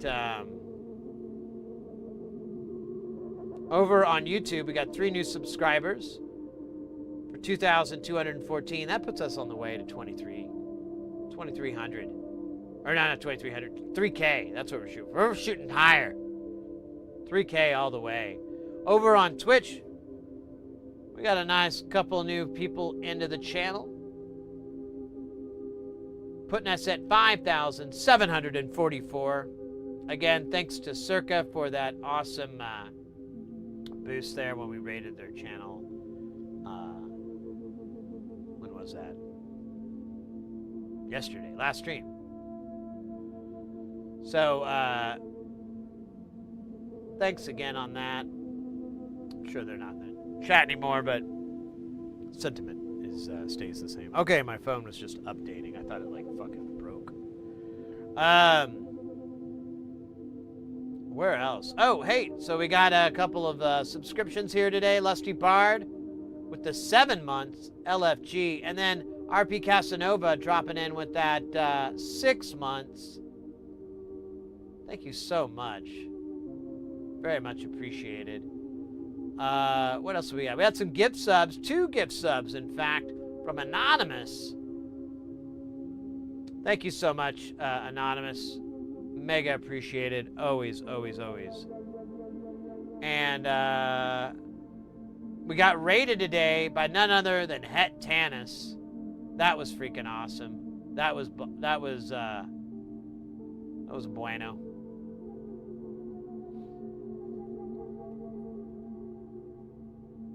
Likewise, Booze. Likewise. Well, take care of yourself, Booze. We're gonna call it a night. We'll be back on Saturday. Hopefully I'm not late because I drank too much or something silly the night before. Wobbly, hard points. Day. Yeah. Have a good evening, night, day, night, whatever. Some sort of purgatory form of night, day. Maybe you live far up north and it's like daytime all the time now.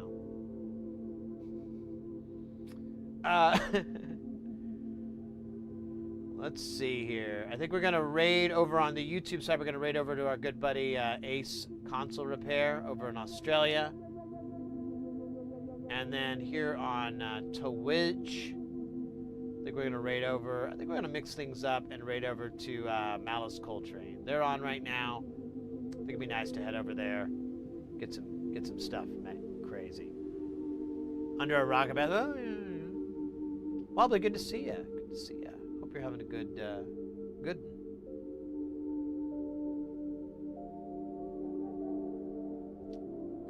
Oh, before I forget, here is our social media links. If you are. Oh wait, I misspelled that. Let's try that again. Over on the Twitch side, let me do the same. I highly recommend our Discord. That is the more cool. There's a lot of cool people there because it's not just me. I mean, hey, facts are facts. I can't unfact them. Oh,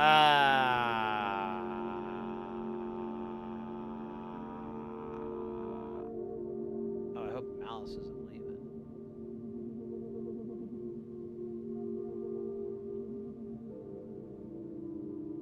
Oh, is it Synthon right now? Am I dumb?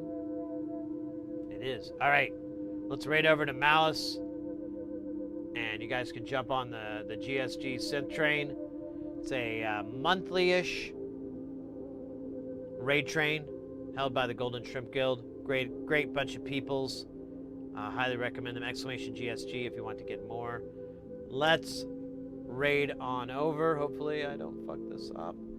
And guys, thank you so much for a wonderful, fun, amazing night. I appreciate you guys so very, very, very, very, very much.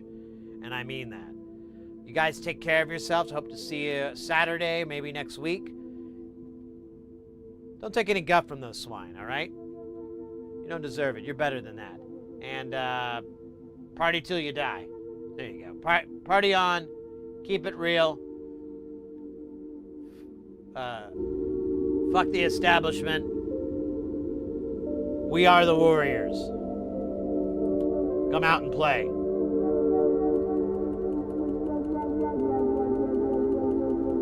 Something like that. Anyways, guys, take care. Party on.